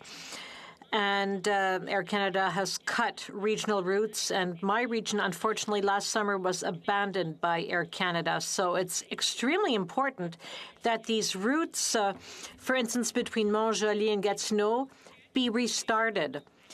I think it's important to help the smaller players, and I was wondering if this is part of the Conservative vision, if it's not only to help larger airlines which want to bolt through their profits, but also to help smaller players which make a difference on the ground. Merci, Madame la Présidente. Thank you, Madam Speaker, and thank you to my colleague for her question. It's extremely important that we support our airline sector, and simply saying that this is the same approach that the government has taken to the energy sector, which was promised help within hours by Bill Morneau after his first bill came before the House. They were told sector-specific support is on the way, stand by. Of course, it never happened, and all they say now is those workers should be grateful they got unemployment insurance or the CERB. They should be grateful for the wage subsidy, as if that addresses the specific concerns of those sectors. I think we've seen with the airline sector that their competitors around the world have been given those repayable loans by their governments. And if we want to have a competitive airline sector that will be there when the pandemic is over or managed better, we need to support them now, or else they will continue to have to shrink their operations, continue to abandon routes like the one that serves my honourable colleague's community, and that's not something that we on this side of the House want to see happen. Questions and comments, the honourable member for Esquimalt, Saanich-Sooke. Thank you very much, Madam Speaker. And I must say, sometimes I'm a bit confused by the Conservative rhetoric, which rails against large government programs, and then they bring forward a motion like this that calls for government programs to support sectors. But I don't want to digress on that. I want to be fair. To the last Liberal speaker, I asked a very simple question about small business and the severe situation most small businesses find themselves in during the pandemic. And that the member for Burnaby South asked the government today, would they support a cap of 1% on the fees charged by the credit card companies to the merchants to help out small business? So I want to ask the same question to the Conservatives. Will they support a cap on credit card fees being charged to small businesses? Member for Chilliwack Hope, 10 seconds. Well, thank you, Madam Speaker, and I think that is certainly something that we need to look at in terms of a full suite of programs that will help small businesses come out the other side. We have some measures here in our motion that will address that, and we'd certainly work with the NDP for anything that will support small businesses. Resuming debate, the honourable member for Oshawa. Thank you very much, Madam Speaker, and it's always a pleasure to speak on behalf of my constituents in Oshawa. I want to thank the Conservative team for tabling this motion as we look forward to the post-COVID era and the countless challenges that must be solved in order for Canada to build back stronger. First, I want to discuss the impact of COVID-19 on Canada's tourism industry and why the federal government must move to provide specific supports for those that work in tourism. Madam Speaker, the time for dithering is over. The time for uncertainty is over. No more platitudes, no more excuses. Canadians deserve a plan. They deserve certainty, and our country, now more than ever, needs action. What we're talking about today are specific supports for the workers hardest hit by the pandemic. And in Oshawa, some of the hardest hit people are those in the tourism and hospitality sectors. One of the hardest hit subsectors of the tourism industry have been the businesses of independent travel agents. For example, Tracy Tuberfield, one of my local constituents, hasn't had access to any federal government support programs for her business throughout COVID-19. Between the lack of people traveling and the rigid eligibility requirements for government support, her business has ground to a halt. Tracy has been hard at work for 15 years, Madam Speaker, and she does not want to see some utopian reimagination of the Canadian economy. What she needs and what she wants is an economic recovery that enables her to rebuild her company. Imagine being in Tracy's position, being asked to pay back commissions for trips canceled due to the pandemic, a near halt to all travel, and the government has offered no direct support. How can she rebuild her business? How on earth is she supposed to contribute to our economic recovery?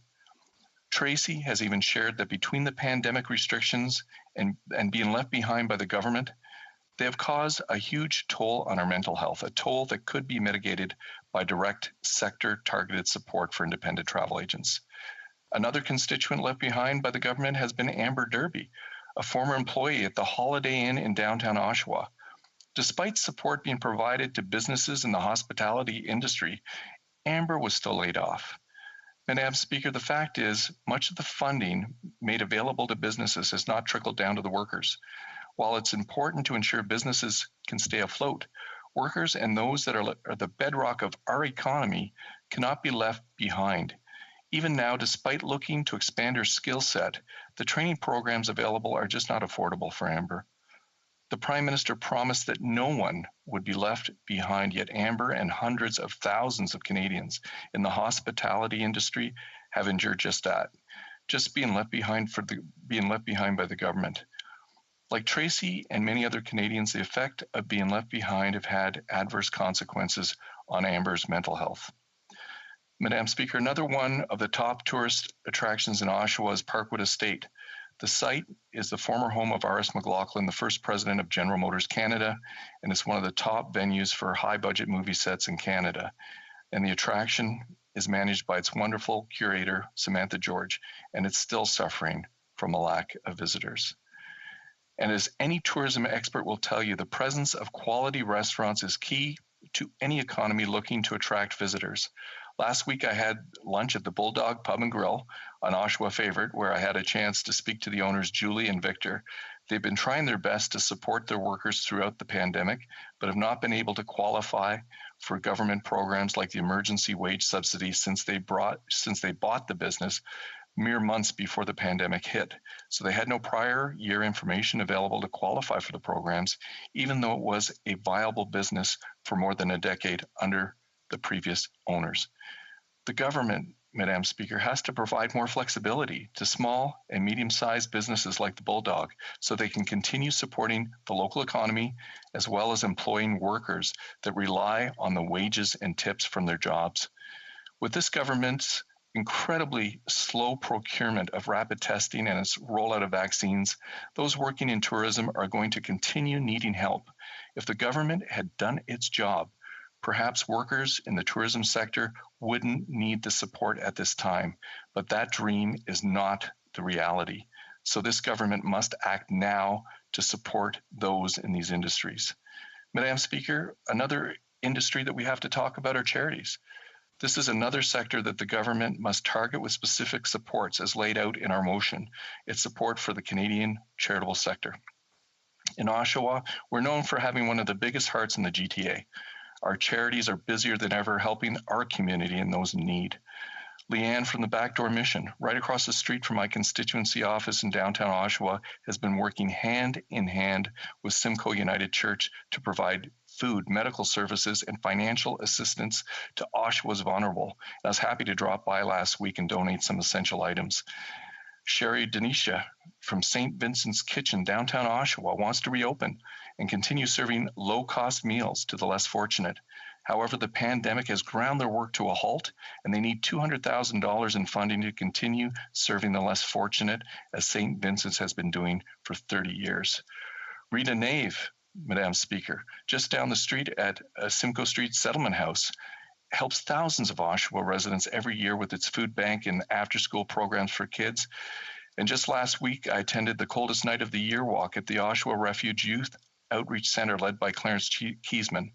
The refuge has helped homeless youth and other low-income at-risk youth since 1999, and their work hasn't stopped because of the pandemic.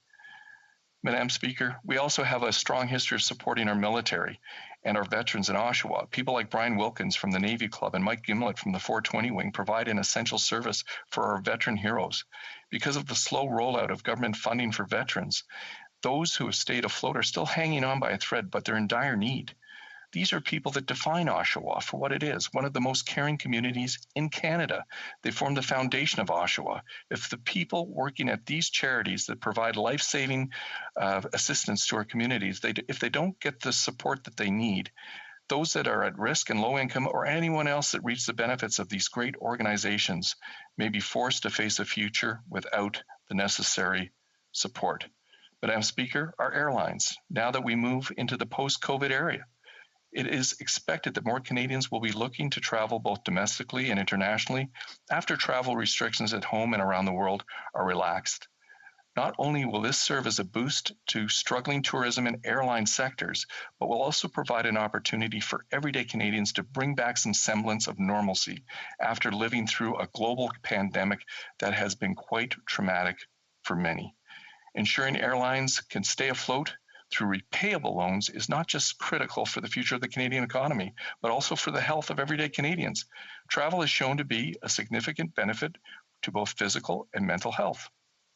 For example, Madam Speaker, studies have shown that travel reduces the risk of heart attacks and heart disease and death. A recent Cornell study found that merely planning travel increases overall happiness. While these facts may seem a little bit disconnected from the primary objective of building back a stronger economy, we need to also consider the impacts of support on the physical health and mental health of Canadians. Providing repayable loans to airlines is a key to the recovery of the economy and thus, as well, the health of everyday Canadians. And Madam Speaker, I can't end my speech without talking about the effects of this motion on women.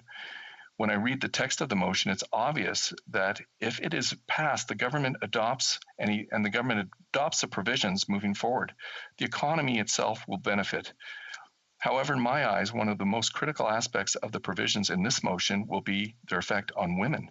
Yesterday, we celebrated International Women's Day, and while it's good to look to the time and to celebrate the contributions of women in our world and in our country and our communities, it's also a time for us to reflect on the challenges women still face on a daily basis, challenges that have been amplified by COVID-19.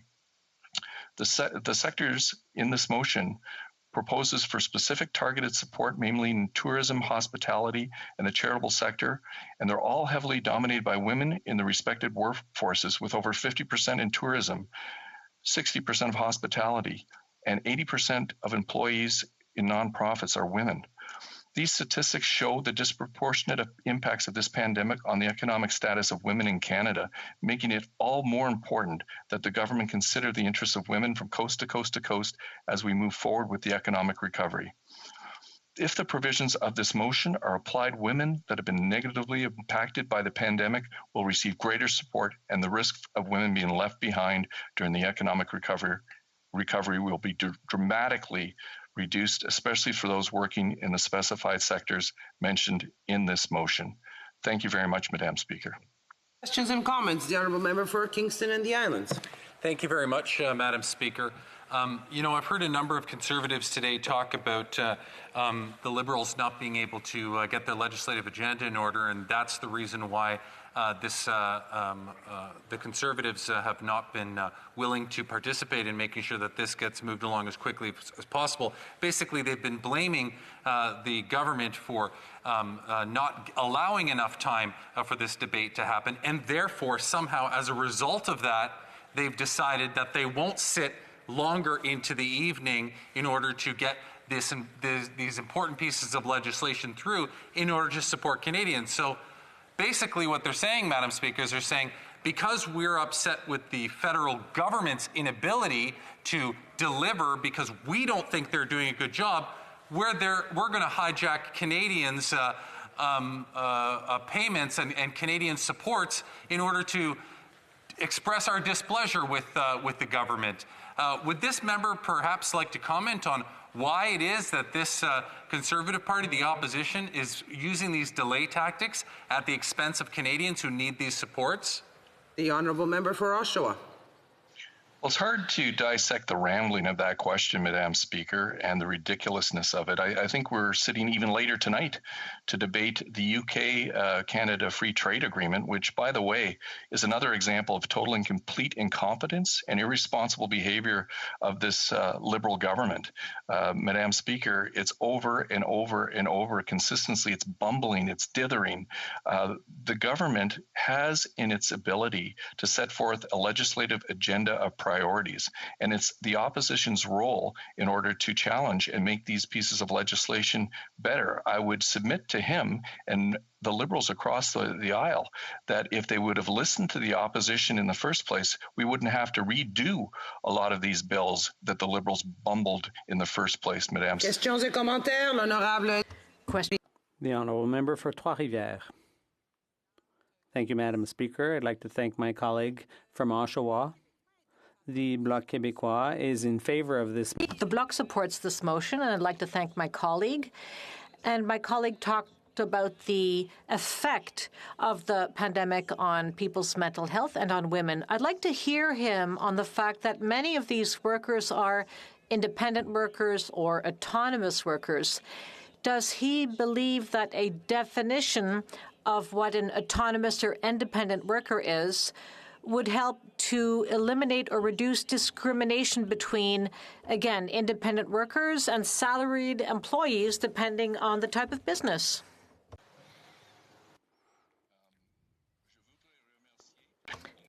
I'd like to thank my colleague from Trois-Rivières.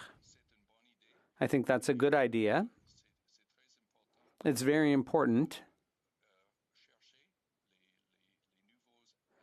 to look for new opportunities for independent individuals. Really sincerely appreciate the comment from my colleague in the Bloc, because she is listening to the people on the ground. So many Canadians are hurting right now, falling through the cracks because of the Liberals' ineptitude of putting forth legislation that is actually working to support the majority of Canadians. So I'm absolutely open to discovering and looking forward to new definitions that might help Canadians, especially women who are independent entrepreneurs on the ground. The honourable member for South Okanagan, West Kootenay. Well, thank you, Madam Speaker, and I'd like to thank the member for his speech. And, you know, the credit card companies have made billions of dollars during this pandemic, you know, as the amount of cash that's being used has dropped. And while small business owners have lost the most, as we're debating today.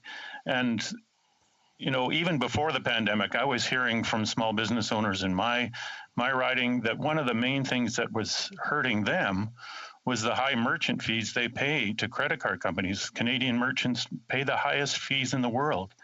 And I'm just wondering if he and his Conservative colleagues would support the NDP initiative to stand up to the credit card companies and cap merchant fees for small businesses. The honourable member for Oshawa, 20 seconds. Thank you, Madam Speaker. And of course, these ideas have to be looked at in its entirety to help support businesses. It's unfortunate, though, the NDP seem to be wanting to control all the financial sectors. We in the Conservative Party, we do believe in trusting Canadians. Canadians do utilize their credit cards most of the time very responsibly, and we've got to make sure that we don't interfere with the market to actually make things worse. We don't want to become a socialist country that actually controls every single... Resuming debate, the honourable member for Kings Heads. Thank you, Madam Speaker, and it's always a privilege to be able to rise, even if it is virtually in this House, to be able to bring remarks on the good people, on behalf of the good people of Kings Heads. And I'll start by saying I'll be splitting my time today with my honourable colleague from Vaughan Woodbridge. And it is a privilege to be able to speak to the opposition motion that's brought forward from the Member of Parliament for Abbotsford. And for those that are listening at home and might be tuning in, I think it's sometimes beneficial to read the different provisions provisions of the text, and I can certainly speak to why I was excited to have the chance to speak here today. The motion really reads the need to introduce a sector-specific measure to support the highly impacted sectors such as hospitality, tourism, and charitable sectors. B, providing repayable loans to the airlines with the condition that, of course, that includes consumer refunds, job guarantees, restriction to executive compensation, and the maintaining of regional routes. And finally, C would be improving support programs, notably lending support to small businesses within 30 days of this motion being adopted, presumably as part of the budget process. And the reason why I jumped at the opportunity to speak here today is because I agree with the elements of the motion in terms of the fact that these are priorities that I've heard from my constituents as well, in terms of, for example, sectors like tourism. I am the member of parliament for Kings Hanson in the Annapolis Valley in particular, where tourism is extremely important to our economy. We have an emerging wine sector that draws people from around the world, indeed around the country, to visit our shores. That has been a sector that has been impacted, obviously, because of the pandemic. I will quickly go on record also talking about the importance of an excise replacement program for the wine sector. I hope, and I'll go on record as a member of parliament, that is something we see in the budget because it is extremely important for our Canadian wine producers. I live in an area, Madam Speaker, in East Hants, which is about 40 minutes outside of Halifax. It's only about 10 minutes away from the Halifax International Airport. We have almost 5,000 direct jobs in the community that I live in that are tied to the aviation sector. We know the challenges that sector has gone through, and certainly those jobs and that industry remains important, not only to my constituents, but indeed to, I know, many of my colleagues and indeed the whole country moving forward. And the last would be small business. I think you would be hard-pressed to find a member in this House that doesn't believe in the importance of small business, what it means to the economy, particularly rural economies. Before I got involved as a member of parliament, Madam Speaker, I was a lawyer, but I was heavily involved in my community through a lot of nonprofit initiatives. It was small businesses and their contributions to community that helped ensure a lot of the community events that went on were possible. And so I think whether or not it's employment, whether or not it's contribution to communities, our small business owners are the backbone of the economy across the country and indeed in my riding. So while I agree on the principles of the motion, and what concerns me is the fact that the motion really doesn't give any credence to some of the work that's gone on. And with due respect to the member, my honorable colleague, my esteemed colleague from Abbotsford, it's almost as though when he tabled this motion, he has not been watching some of the work that the government has been doing since the start of the pandemic to support Canadian businesses, individuals, and a lot of the different elements that are included in the text of this motion. And so I'll take the rest of my time to talk about some of those programs that have come in place. We know that there remain challenges. I don't think anyone's going to suggest that everything the government has done completely indemnifies the challenges that people are facing across the country, but we've certainly done our best to put a robust program, a suite of programs, in fact, in place to support Canadians, businesses, and individuals. And I'll start as it relates to the tourism industry and some of those most highly impacted sectors that really speaks to, I'll say, sub A of the motion. The member from Abbotsford almost literally could have written what the program that we've already announced, which was HASCAP, which is the highly affected sectors credit availability program. This program ensures government-backed loans up to $1 million for businesses, particularly in those sectors that have been hardest impacted. That has been in place for a couple months now in terms of what the government has rolled out. That is in addition to the measures that were started really at the beginning of the pandemic, which includes the wage subsidy. Almost 5 million Canadians have been able to have their jobs, I'll say, maintained with businesses that are going through challenges as a result of the pandemic because of the wage subsidy. We look at the Regional Relief and Recovery Fund. As a member of parliament from a rural area, the monies that were put out through this program, through the regional development agencies, but specifically some of the local community business development organizations, those have been extremely important to provide liquidity to small businesses and notably to our tourism sector. I know there's businesses in my own riding that have been able to take advantage of those programs. We talk about the emergency response benefit. Obviously, at the start of the pandemic, I talked to many micro businesses, individuals that might not necessarily have a big staffing complement, but small B&Bs that just have a couple individuals, maybe just family members that help operate these businesses. That was extremely important program, as is the response benefit since then, to make sure that these individuals are able to continue to operate their business, continue to move forward in good faith, and have that backstop to try to help support them in the short term. And I'll also talk about the emergency business account, the $40,000 loan that was originally extended to businesses, 10,000 of which is non-repayable if the remaining 30,000 can be returned within 2 years' time. We've of course extended that up to $60,000 and included another 10,000 as part of the non-repayable amount. So these are all investments that the government has taken on. I would agree with my colleagues that it does not necessarily indemnify all businesses. It does not necessarily ensure that every business is successful, but it is a robust suite of programs that is meant to try to support individuals and businesses through some of the challenging times we've seen as this pandemic. I'll talk about the airlines and aviation sector. As I mentioned, almost 5,000 direct jobs in my community tied to the Halifax Stanfield International Airport. We know that the government since day one has been sitting down with airlines, having discussions about how best to move forward. When I talk to my constituents, it's really important that when we're dealing with public funding, Madam Speaker, we need to ensure that we get it right. It can't be a blank check to the airlines. I think we all agree as parliamentarians that we need to support our airlines, and this government is committed and will do so. It's also committed to also ensuring that consumers are able to get their refunds. That has already been publicly announced by our government multiple occasions. But at the end of the day, that negotiation that is going on between the Department of Finance and airlines has to accomplish some of these measures that are being in that Conservative motion right now. This is something we're already working on. This is something that we are going to achieve. There's been almost $2 billion in wage subsidies provided to the sector. There was $1 billion provided under the fall economic statement to support airports and regional airports, which is extremely important for some of my colleagues that are in smaller communities. And so when I look at the text of this motion, it seems devoid of the fact of some of the measures the government has taken on. I'm sure some of my Conservative members or members in this House that take pride in being fiscal conservatives would not suggest that the government should just simply open a line of credit, provide that liquidity without some assurances that some of these objectives that are indeed in this own text of their motion should be met. And we're not at the table.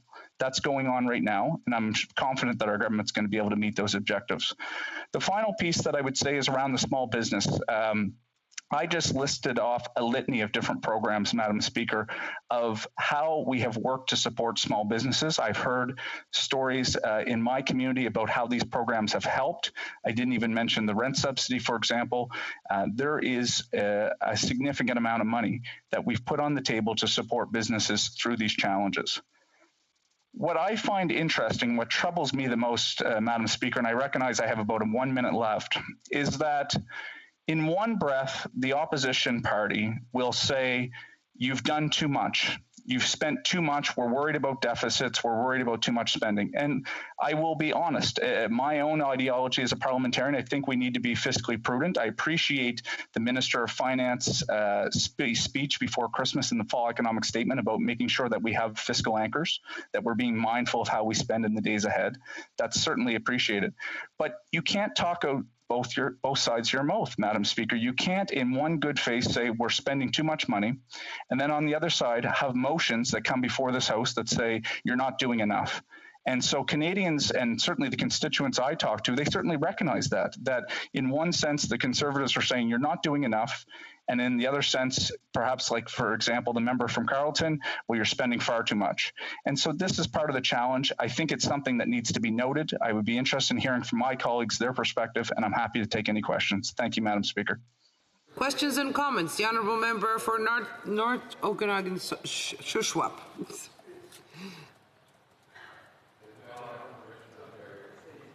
Thank you, Madam Speaker. Interesting to hear the member speak about the programs they've rolled out there and all of the help that they're trying to provide. But I've been working, my office has been working this week with a constituent who is unable to access the emergency rent subsidy program because of the limitations that have been put around it. The program isn't eligible to people that rent through a family relationship. The father owns the building, the daughter and son-in-law pay the rent, have been for years, a business transaction, but they are unable to access the program because it wasn't designed properly. And it's putting limitations and it's putting small business at risk. When will this government come up with a plan that really helps those small business owners that are falling through the cracks? The honourable member for Kings Hants. Thank you, Madam Speaker, and I appreciate the member opposite bringing forward this particular concern. I think our government would recognize since day one we've been building these programs to meet the needs of Canadians across the country. Has there been issues with particular business circumstances? Of course there have been. That's why when I mentioned in my speech about the Regional Relief and Recovery Fund, that was a program that was specifically designed that if there was businesses that for whatever reason, because of their circumstances, were not able to take advantage of certain programs, there was a federal backstop that was being administered by some of the regional development agencies and the local community business development corporations. I'm sure if the member opposite wants to bring that forward to our government, to our Minister of Finance, those are things that can be looked at. But that member also should be, and I hope he is, and I trust he is, reaching out and making sure that those businesses are connected with some of those other programs that I've mentioned. L'honorable député de Montcalm. The honourable member for Montcalm. Honorable député de Montcalm. The honourable member for Montcalm. Thank you, Madam Speaker. There's a delay with the interpretation. Our sugar bush producers were closed last spring, but this year they've been quite inventive so that they can open their doors and operate again, but they didn't get the wage subsidy. Does my distinguished colleague not feel a bit embarrassed about the fact that his party has not given access to the wage subsidy to those people? Will he bring pressure to bear on his party to reimburse people and see to it that our sugar bushes get the emergency wage subsidy this time round? The honourable member for Kings Hants. Thank you, Madam Speaker, and I'd like to thank my honourable colleague for the question. I think we all can appreciate the importance of the maple industry in Quebec in particular. I'm not familiar with the particular circumstances that he's raising. He certainly has access to some of our, as I mentioned, our Minister of Finance. I'm happy if he wants to, we sit on another committee together in public accounts. If he wants to raise with me offline and he thinks that I'm able to be an advocate in that case, happy to take that on and see what can be done. But I don't know specifically. I think we need to be all mindful that we all can point to at least perhaps one situation or one circumstance where the program hasn't completely fit the needs of every business, but that would be negating the fact that we have a lion's share of Canadian businesses and individuals that have been served very well. And we're certainly working on ways to tailor programs to meet the needs of all businesses across the country. But if the member wants to follow up, happy to speak with him. The honourable member for Sturgeon River Parkland. Thank you, Madam Speaker. The member talks about his concerns with the opposition's bill, but I want to tell the member about my concerns. There has not been a budget in 2 years. In fact, this member has never even experienced a budget since he's been elected. And the other thing is, I want to raise the comments of his colleague from Surrey Newton, who said that the opposition has misinformed concerns about bankruptcies and layoffs. We have a 9.4% unemployment rate. Hundreds of thousands of businesses are going bankrupt. Can the member tell me what is misinformed about these concerns, or does he not care? Honourable member for Kings Hants. Thank you, Madam Speaker. I'd like to thank the member opposite for the question. I think what's important to note is that through this entire process, when we're looking at the measures that we've put in place, including some of the ones that he has criticized along with his party, we've always gone through the parliamentary process to have those spending measures approved. These are something that have generally been approved, obviously, with the majority of the House. I know that the budget is important for setting the stage for Canadians. We're going to have one shortly. There's been, of course, we've been in the middle of a global pandemic, but at the end of the day, the spending measures that needed to pass the House have always been done so. We've always consulted with parties and made sure that we had the majority to support Canadians. Resuming debate, reprise du débat, the Honourable Parliamentary Secretary to the Minister of National Revenue. Thank you, Madam Speaker. It's great to see you and all my honourable colleagues this afternoon. It's wonderful to represent the very entrepreneurial and hardworking folks of my riding of Vaughan Woodbridge. It's a privilege and great to represent them. And I know many of them have started going back to their normal lives. Traffic is getting busy again here in the city of Vaughan and York region, and people are working, which is great to see. This afternoon, Madame la Présidente, et merci à mes honorables collègues. I'd like to thank my honorable colleagues for their concern about the impact of the pandemic on various sectors of the economy. In Canada, from dangers to public health to business restrictions and closures, causing grief, job losses, and hurting the economy. It's been almost a year now since Canadians were asked to do their part to slow the spread of this disease and to flatten the curve together to protect our neighbors and our friends, especially seniors who are the most vulnerable and those who suffer from health conditions. Businesses have shown tremendous resilience in adapting to the challenges posed by the pandemic, adjusting their operations to keep Canadians safe and scaling down their costs during the times of weaker demand. Since the outset, we've taken a pan-governmental approach, a government-wide approach to curb the spread of COVID-19 and provide for Canadian safety. We are working together with our counterparts, provincial, municipal, and territorial, as well as our international partners, to reduce the risk to the public. Its power to combat the virus and mitigate its harm, using every tool available to safeguard the health and livelihood of Canadians, help businesses weather the storm, and support the various sectors of our economy. Last year, we put in place Canada's COVID-19 Economic Response Plan to provide immediate support for Canadians and Canadian businesses. This plan is broad. This plan is a broad, wide-ranging approach that continues to keep our economy stable and protects jobs. Through this plan, we have put forward numerous measures to ensure Canada's sectors have the support they need to recover from this crisis, and for that matter, for Canada's workers as well. Madam Speaker, let me now provide you with some examples of our broad-based industry supports. For highly affected sectors like tourism and hospitality, hotels, arts, and entertainment, who have struggled to access sufficient financing, we have launched the Highly Affected Sectors Credit Availability Program. This program offers government-guaranteed, low-interest loans of up to $1 million to eligible businesses to help them with their day-to-day operating costs during the COVID-19 crisis and enables them to invest in their longer-term prosperity. Now, Madam Speaker, in my riding of Vaughan Woodbridge in the city of Vaughan, we are known as the event center capital of Canada. There are more event centers where weddings, bar mitzvahs, and celebrations happen. And I know these centers have been impacted significantly during the pandemic, and we have assisted them to the best of our ability, so they will reopen when the time comes and when it is safe to do so. For the businesses in the agricultural and agri-food sector, we have provided $35 million through the Emergency On-Farm Support Fund to prevent and respond to the spread of COVID-19, improving health and safety on farms and in employee living quarters. We also enabled Farm Credit Canada to provide an additional $5 billion in lending, offering increased flexibility to farmers who faced cash flow issues and to processors who are impacted by lost sales, helping them remain financially solid during this difficult time. Both businesses in the agricultural and agri-food sector, as well as businesses in the agricultural and fisheries sectors, have benefited from this measure. Businesses in the agricultural and fisheries sectors have also benefited from $62.5 million of new assistance to the fish and seafood processing sector through the Canadian Seafood Stabilization Fund.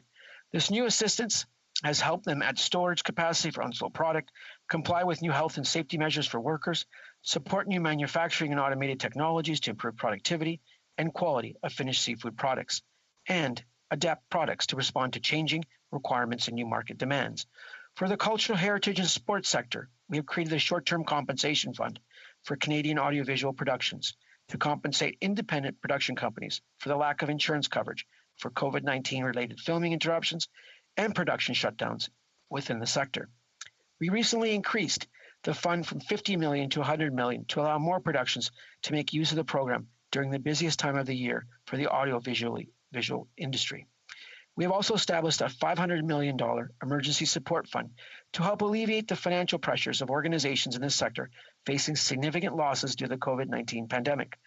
Madam Speaker, right now, oil and gas workers and their families are struggling because of things beyond their control. As a result, companies have had to slow down or pause their operations, leaving too many people out of work.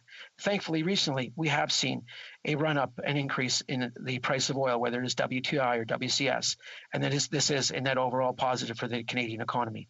To support businesses in the energy sector, an important sector for our economy, we have provided up to $750 million to create a new emissions reduction fund to support workers and reduce emissions in Canada's very important oil and gas sector, with a focus on methane.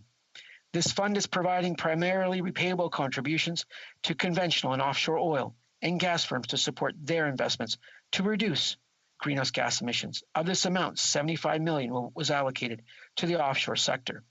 We also provided up to $1.72 billion to the governments of Alberta, Saskatchewan, and British Columbia, to the Alberta Orphan Well Association to clean up orphan and inactive oil and gas well.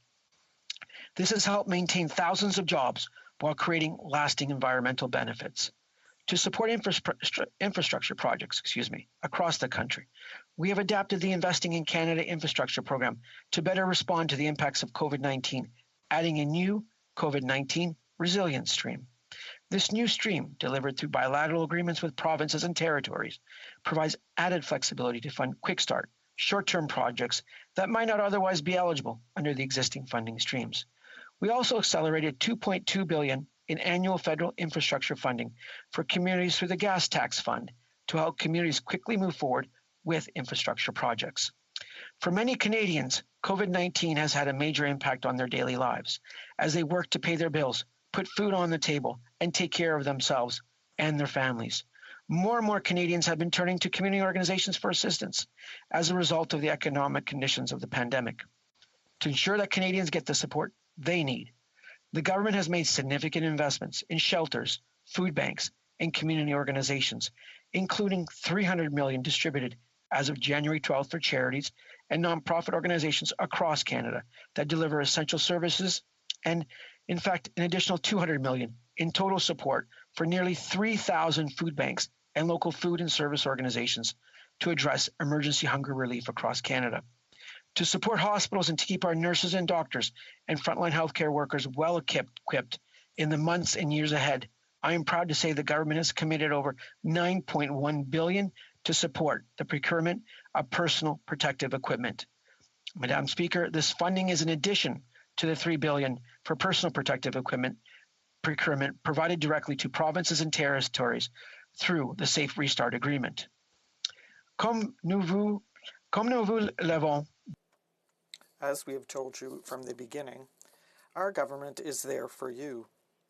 We had promised to do everything in our power to support Canadians, Canadian businesses, and all sectors of our economy. That's what we're doing today, and that's what we'll continue to do. With Canadians and have their backs for as long as this pandemic is here with us. We had them from day one.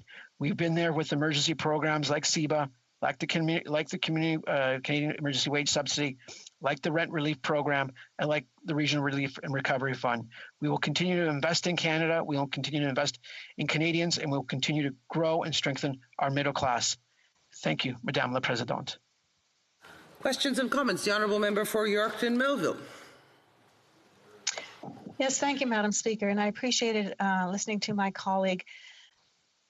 The truth of the matter is we're where we are today because of decisions made by this government. The level of isolation, the impact on mental health, the loss of productivity in our nation, which was already going down the tubes before COVID hit us. This government chose not to close borders and allowed people from overseas into Canada when we should have been shutting our borders. Our rapid tests are not the best in the world and did not become available so that people didn't have to stop going to work and going to school. PPE to China, working with China on a vaccine when we have Canadian companies and other options who then appear to have moved more slowly because of the lack of interest in this government in working with them. where's the information on means to strengthen Canadians' immune systems, and where was the transparency in the contracts that they created? There are so many things that caused us to be in a circumstance now where Canadian businesses are in a place where they need that type of assistance that we have been pleased to hand out to them. But what they want is not to be on oxygen, sir. They want to be back to work and functioning as a full functioning economy. And all of this has caused us to be where we are right now. The Honourable Parliamentary Secretary.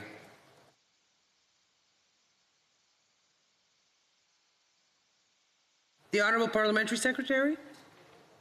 Excuse me. I'd like to thank my honourable colleague from Yorkton Melville for the question. What I would say is, first of all, on rapid tests, we have deployed millions of rapid tests to the provinces. It's in their purview then to use those rapid tests. They are being used within the schools and so forth here in the province of Ontario. With regards to personal protective equipment, we have procured literally billions of dollars worth of PPE and also distributed that to industry sectors, to provinces. We have worked exceptionally well with all provinces at the table. We continue to work well with all provinces to protect and ensure that Canadians are protected during this time, and then we move and get out of the COVID-19 pandemic. We've also obtained the largest diversified portfolio of vaccines of any country in the world. They are coming. We're going to exceed our targets, 8 million by the end of March, and I believe it's almost 36 million by the end of June. Canadians are being vaccinated. My family members are being vaccinated of the 80 plus age cohort here in the York region. It's great to see they're happy. Needles are going in, and normality is slowly returning. It's going to take time, but we are going to get there, Madame Speaker. Questions and comments. The Honourable Member from Montcalm. Thank you, Madam Speaker. My distinguished colleague stated in French, "We are there for you," referring to his government. So why wasn't his government there for... And why does my colleague consider that giving access to 50 weeks when people are grievously ill, why isn't that a good idea? Why isn't it completely humanitarian? Avec ça. The Honourable Parliamentary Secretary. I wish to thank my honourable colleague for the question. I believe he's referring to EI sickness benefits with his question. What I will say is, Madame la Présidente, that we will continue to invest in Canadians. We will continue to strengthen our social safety net, which we have done since the beginning, with changes to, for example, the Canada Child Benefit, with changes to lowering the age of retirement for our seniors. We will continue to be there for all Canadians, including our most vulnerable. Thank you, Madame la Présidente. The Honourable Member for Nanaimo, Ladysmith. Well, thank you, Madam Speaker. I'd like to thank the Honourable Member for his speech, and there are many areas that the government has helped with people dealing with COVID-19, and as an opposition member, have contributed to that, pushing the government to do the right thing. One of the things that I like about this motion is it adds restrictions on executive compensation. It doesn't go far enough in terms of adding restrictions for shareholder compensation and shareholder dividends. And we've seen how the big three telecom companies have taken almost $500 million in wage subsidy. Imperial Oil has taken money. Long-term care, private long-term care homes have taken millions of dollars and then paid out shareholder dividends. And I'd just like to ask the Honourable Member if he learned anything from what the Conservatives did with the GM bailout, where they lost hundreds of millions of dollars and didn't have any rules or any kind of package that kept GM in the country. So GM closed their plants and left. Is the government A very short answer from the Honourable Parliamentary Secretary. Thank you to my colleague for Nanaimo, Ladysmith, who I correspond with on occasion. I will say this, it's great to see General Motors making strategic investments here in the province of Ontario recently, both at the GM Oshawa plant, which will employ thousands of workers in the coming weeks and months, and also down in Ingersoll, which will have an electric vehicle being made and distributed across North America. Resuming debate. The Honourable Member for Kingston and the Islands on a point of order. Great. Madam Speaker, there have been discussions amongst the parties, and if you seek it, I think you will find unanimous consent to adopt the following motion: that notwithstanding any standing order, special order, or usual practice of the House, during the debate on Bill C-18 tonight, no quorum calls, dilatory motions, or requests for unanimous consent shall be received by the chair. Que tous ceux qui s'opposent à ce que All those opposed as to the honourable member moves what he moves in this motion, please say nay. The House has heard the content of the motion. If anyone is opposed, please say nay. Adopté. Carried. So, resuming debate, the honourable member for Carleton. I'll be splitting my time with the member for Huron-Bruce. Oscar Wilde said that a cynic is someone who knows the price of everything but the value of nothing. And that perfectly encapsulates this government. They know the price, the very high price, that they've made Canadians pay, but they confuse that high price for value. You see, instead of judging our performance in government during COVID based on the mortality rates, the unemployment rates, the vaccination rates of our country, all of which are among the worst, they think that they should be rewarded just because their programs are the most expensive. I mean, today, they were literally bragging that their programs are big and fat, not smart and effective, but big and fat as, not as a means to an end, but as ends in and of themselves. Now, one would think that you would judge the value of the government's actions by, for example, the percentage of people who've been vaccinated. But if they did that, of course, we would find that Canada is the worst in the G7. They might want to judge the performance of the government on the basis on jobs on the basis of the unemployment rate. But of course, if they judged the value of their actions on that basis, they would again find Canada worst in the G7. So instead, they tell us, don't worry about the value of our performance, congratulate us simply because we delivered this bad performance at the highest possible price. You know, they are literally like a used car salesman's dream. They show up and they say, give me the most expensive car on the lot. Make, model, condition, doesn't matter. Whichever one will add the biggest bill to my credit card, that must be the best one. You know, think of other countries if they thought like this. Taiwan, for example. Taiwan has a COVID mortality rate of 0.04 per 100,000. We have a mortality rate of 59 per 100,000. In other words, our mortality rate here in Canada is more than 1,400 times higher than in Taiwan. But that doesn't matter because Taiwan has a smaller deficit. Their deficit is 4% of GDP, whereas ours is about 17% of GDP. So Liberals would say that their plan and their performance is 3 times greater because it's 3 times more expensive. Can you imagine the Taiwanese people holding a protest and saying, sure, you kept our mortality rate down, sure, fewer people died, but you weren't as expensive as the Canadian Liberals, so you obviously don't care as much as them. That would be how the Taiwanese people would look at their success in managing COVID if they were judging simply on the basis of how expensive their governments can be. But this is the approach that they've taken on everything. Let's take infrastructure. Parliamentary Budget Officer found when he looked that this $180 billion infrastructure program that they have and have been bragging about has no associated plan. Now, we know it's the best because it's the most expensive. The government brags all the time that it's twice as expensive as the previous government's infrastructure plan. Therefore, it must be twice as good. And so when I asked, how do you even spend $180 billion without a plan? The then infrastructure minister stood up and said, well, you know, we got 20 buses in Halifax. To which I replied, how much does that work out to per bus? I mean, are they all made out of solid gold?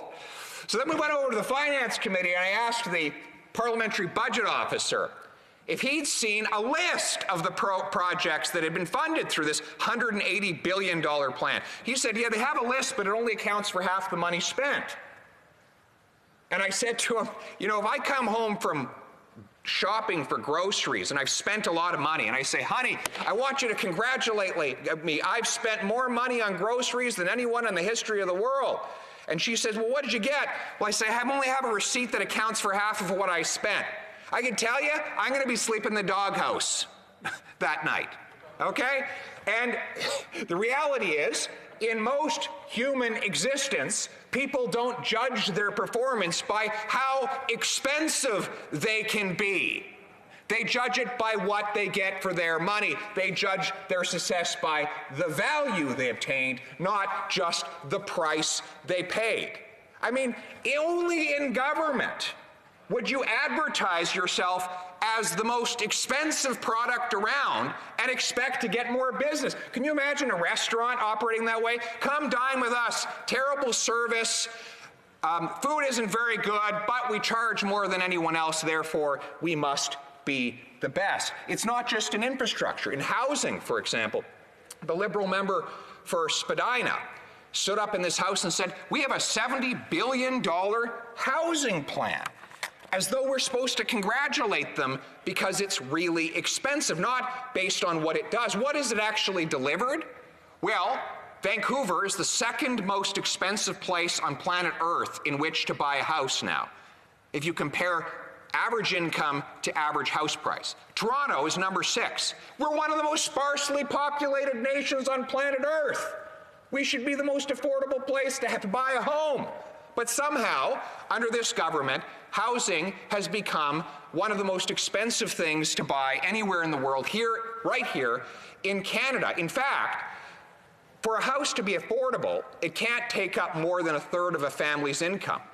The average house takes up 50% of the average family's income in Canada. In other words, the average house is 2/3 more expensive than the average family can afford here in Canada, one of the most sparsely populated places on planet Earth, where we have more spaces where there's no one than we have places where there's anyone. And in that member's hometown, the one bragging about the $70 billion worth of spending they've done on housing, well, according to a leading poverty group there, 98% occupancy in homeless shelters, 330,000 people on waiting list for affordable housing, 10,000 homeless people in that member's hometown. Where did the $70 billion go? Maybe if he doubled that budget, there would be twice as many homeless people. But that's what happens when you judge your success not based on what you do, but on what it costs other people for you to do it. Now, if you think that it's impossible to get more for less, I ask you to look at other countries that do exactly that. Think of this. Singapore has life expectancy over a year longer than Canada. They rank better than us on the United Nations Human Development Index. And guess what? Their government costs 14 cents of GDP, 14 cents for every dollar of GDP. In Canada, it's 41 cents. Ireland, Switzerland, Hong Kong, Australia, the UK, New Zealand, all outranked Canada on the United Nations Human Development Index, even though the cost of their governments as a share of GDP is smaller than here in Canada. In other words, they delivered some combination of longer life expectancies, more schooling, and or higher GDP per capita for their population at a lower cost. That's because they judge success based on value, not on price. They don't go around bragging that they have the most expensive programs around. They work to make their programs successful and in delivering results for people. Here in Canada, we could do the same. If we'd stop bragging about the billions we can push out the door, my program has more billions than your program, for example, and start talking about the good that they can do. We should unleash the power of our free enterprise system to deliver more for less, make life more affordable for people, including for taxpayers. That would be a new and different approach by which we could judge success in this place. And perhaps when you judge things by the right metric, that is to say, value, rather than the wrong method, price, then you get better results and a higher standard of living for your people. Thank you.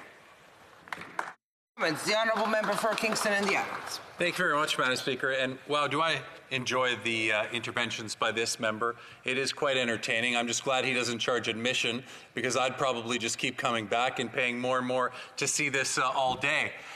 His problem with talking about the mortality rate, Madam Speaker, and I noticed I did that, is he had to dig all the way down to Taiwan to find an example that would fit his narrative. But when he talks about the unemployment rate and everything else, he always compares us to the G7. So my question is, why won't he compare the mortality rate in his example to the countries in the G7? Well, that's obvious, because we have the second lowest mortality rate in the G7. So would he not at least recognize that through the great work of Canadians across this country, through the work that this Parliament has done together, working together to provide programs for Canadians, together, through unanimous consent quite often, that we have not together achieved so much for Canadians and indeed helped the quality of life during this pandemic? For Carleton. Well, I remarked that the member said he would keep paying more and more and more for my speech. That was exactly the point of my speech, that they will pay more and more and more for anything. But luckily, Madam Chair, I believe in free speech, and that's why my speech was free today. So now, Madam Speaker, on the question of the stats, and now he's got me distracted. On the question of the stats, he talks about mortality rates. Let me list a group of countries here. New Zealand, South Korea, Australia, Japan, Iceland, India, Norway, UAE, Denmark, Finland, all have lower unemployment and lower COVID mortality rates. They did a better job of protecting lives and livelihoods. That, and not how expensive we can make it to present and future generations, is how we should judge success. Questions et commentaires. L'honorable député d'Avignon-Lamitis. The honourable member. Thank you, Madam Speaker. I'd like to thank my colleague for his speech. We haven't had a federal budget since spring of 2019. Quebec, the provinces and the territories presented budgets in 2020. Quebec will table another one in March. All G7 countries have tabled a budget except for Canada. And the Liberals have been spending blindly. But that is not necessarily what helps people. And in areas like mine, there are people and companies which have fallen through the cracks of the safety system. And this is why I like the Conservative motion, because it's very targeted and the needs vary from one sector to another. So can you speak more to the sectoral approach? The honourable member. First, I'd like to thank the member for her excellent question. First, the government made balanced budgets a thing of the past. And now, well, they're deciding to abolish all budgets. Not only balanced budgets, but all. Why does the government not want to table a budget? Normally, governments love tabling budgets because it's an opportunity to show everything they want to do for Canadians, and polls usually show an increase in popularity for governments which table a budget. But this government does not want to know the extent to which this government has destroyed our public finances and the dire situation the country is in. This is why the Liberals do not want to table a budget. For Nanaimo Ladysmith. Well, thank you, Madam Speaker, and I'd like to thank the honourable member for his speech. And I was particularly interested in the section about affordable housing and how Vancouver has become one of the most expensive places to live in Canada. And I would note that it was during the Conservative government that the tax loopholes and the use of real estate as a tax haven and a place to launder money drove up real estate prices in Vancouver, and we're feeling it here in my riding of Nanaimo Ladysmith. We also have predatory investors that are investing into affordable housing, real estate investment trusts that pay a very low tax rate. And I would like to know from the honourable member whether he thinks we need more regulation in the housing market, whether we should have rent and vacancy control. I have to give the honourable member an opportunity to answer 10 seconds. Well, I would simply point out that far-left politicians at all three levels of government have been driving up housing costs in all of our big cities for a very long time to the advantage of the very rich at the expense of the very poor. And the last thing we need is for those very same far-left politicians to do any more of that. The honourable member for Huron Bruce. Thank you, Madam Speaker, and it's a pleasure to rise here. Really, we're in limited time here. The debate will come to an end pretty quick. But I think there's a few key points to maybe summarize the debate, and really, maybe the riding I represent best exemplifies some of the realities. It really has been the best of times, and it has been the worst of times. The riding of Huron-Bruce, the entire western shore borders on Lake Huron, and so during COVID, we've had tremendous uptick in tourism. People have come from all over the place to rent cottages, buy cottages, develop real estate, stay at hotels, on and on and on. It really has been one of the biggest booms of all time. Four-wheelers, boats, you name it, RVs, very, very prosperous times. But on the other side, there are some restaurants that are forever damaged financially. There are banquet halls. There are all the subsidiaries that support them for weddings, the rental shops, everything like that.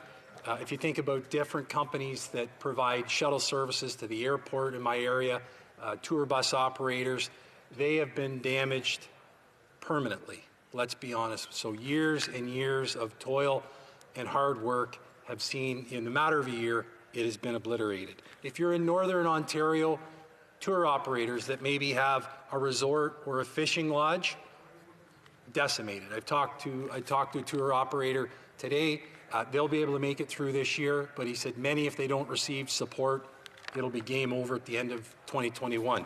So we do need to be mindful that for some it has been very good times, and for others it has been absolutely desperation. That is why we will need further supports. There's been a lot of talk today about airlines and the support. Well, you need no look further than what is going on at Air Canada and see all the moves that they've made to try and stay alive. The money with the wage subsidy, that's called survival. They did a stock issue, debt, they did all sorts of different things with different airplane deliveries. But they will need, in order to reestablish routes and rebuild the 10 years worth of networks, they will need some financing for revival, or their business model will be forever changed. We heard earlier today about 2 airports in Saskatchewan, for example, in Saskatoon and Regina, about all the flights that have left there.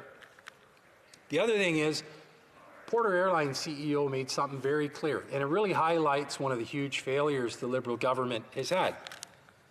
In the United States, every day, they're vaccinating more people than we have for our entire country. That's absolutely unacceptable. That will definitely be a mark on this government going forward forever, and when the next election comes, that will definitely be a big focus on what happened. The other point is, and he made that mention as well, is the absolute, I don't know if you want to call it a disgrace, but a head scratcher, what's going on at our major airports. And in regards to quarantine, but you can cross the border at a land border crossing. Porter was going to open March 29th. They were going to start flying March 29th. Because of this, it isn't our actions. It's the actions over there. It's his words, not mine. They're the middle to the end of May, maybe. Well, Porter, anybody that's been to Toronto can see those airplanes taking off from the island airport. It seems like it's every 2 minutes. They haven't turned a propeller in almost a year. These are the things we're talking about today. Air Canada, they've let go 20,000 people. Think about that, 20,000 people. There isn't one town in my riding that has 20,000 people. And that's 20,000 people that don't have a job, that would love to get back into a job. The other one is around financing. If you remember and go back, the government left out credit unions. It's as if they hadn't even heard about a credit union. The credit unions and the opposition parties had to fight to fight, to make sure that they were able to also offer CEBA loans to their customers. They had calls from all sorts of their colleagues at chambers and business improvement areas wondering why the big charter banks were able to offer these, but credit unions weren't. So we were able to do that. But going forward, we have to make sure that credit unions, we fight for them. The other thing I wanted to mention was our Community Futures. They're a government-backed organization. There's two in my riding, Bruce and Huron, and just over in Gray, there's Saugeen. They've provided tremendous loans to small business, the fastest, the most effective, and quite likely to those who need it the most. So these are some of the things, if you think about the motion we're presenting here today, I don't really look at it as it's a political motion, not at all. It's not meant to wedge one against the other. To me, it's a summation of things that we need to do to help. Not all businesses, but those that need it the most. And if we can't do that, and we don't have a budget to do that, and a budget to have a discussion about it, we know, the businesses know, the associations know, the chambers know, they know what needs to be done.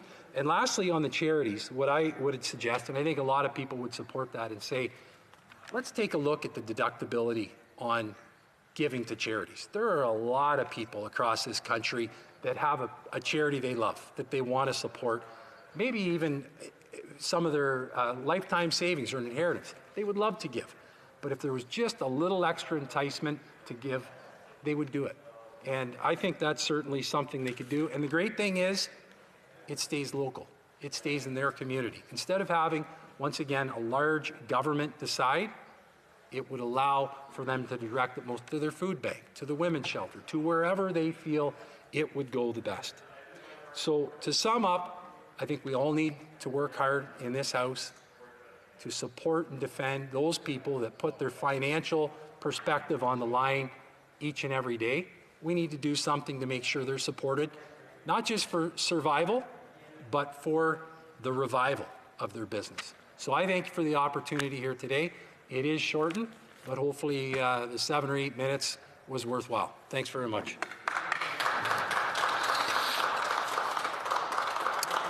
It being 5:15, it is my duty to interrupt the proceedings and put forthwith every question necessary to dispose of the business of supply. The question is as follows. Mr. Fass, seconded by Mr. Lobb, moves that the House call on the government to include in the next federal budget measures to help workers and their families struggling the most in the current economic downturn by A, introducing sector-specific measures to support workers in the highly impacted hospitality, tourism, and charitable sectors. B, providing repayable loans to airlines in exchange for consumer refunds, job guarantees, restrictions on executive compensation, and restoration of regional routes. And C, support programs, including lending supports for small and medium-sized businesses to be accessible within 30 days of the passage of this motion to prevent a wave of bankruptcies and layoffs. If a member of a recognized party present in the House wishes to request a recorded division or that the motion be adopted on division, I would invite them to rise and indicate it to the chair. I see the honourable member for Langley-Aldergrove. I would like to ask for a recorded division, Madam Speaker.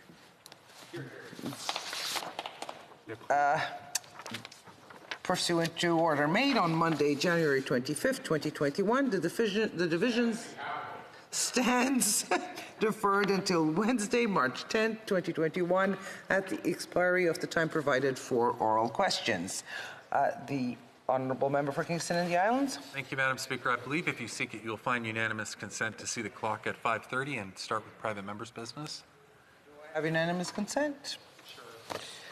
Perfect. We have unanimous consent. Point of order, Madam Speaker? Yes, the Honourable Minister. Madam Speaker, I unfortunately need to give notice that with respect to the consideration of the Senate amendment to Bill C-7, an act to amend the Criminal Code, Medical Assistance in Dying, at the next sitting of the House, a Minister of the Crown shall move, pursuant to Standing Order 57, that the debate not be further adjourned. Thank you, Madam Speaker. Thank you. So it now being comme il est maintenant 5h30. Sid, it is now 5:30. We will begin with private members' business based on the order paper, orders of the day. Orders of the day, private members' business. Resuming debate at second reading of Bill C-216, an act to amend the Department of Foreign Affairs Trade and Development Act, supply management. The member for Berthier-Maskinongé has 4 minutes. Thank you, Madam Speaker. 4 minutes isn't very long. 4 minutes isn't very long, so I better get started. Since 2005, the Bloc has tabled 6 motions here in the House. They were all passed unanimously, so everyone agreed to protect supply management because it was so important. But there have been some inroads made into supply management, some concessions made in the European trade deal and in the TPP, each time, and in CUSMA, the NAFTA replacement. So every time promises are made that there'll be no more breaches, but every time there are more made. And people say, the Liberals say, don't worry, you will be compensated for all your losses. Each and every time, the compensation doesn't ever get paid out fully. It only gets paid out partially. And as a result, this has been an ongoing battle for years. And it just doesn't make sense. It has to stop, Madam Speaker. Today, all parties present will stand up with their hand on their heart and swear up and down that they will defend supply management. But there's a simple way to prove it, and that is to vote for Bill C-216. There are members here in the House from other political parties who promise they will defend supply management, and at the same time, and I quote, they say, they don't have to close the door on future growth potential. So they, in other words, they promise to defend supply management, but they keep it in their pocket as a bargaining chip in the next round of trade negotiations. So this won't cut it anymore, Madam Speaker. People are sick and tired of those promises.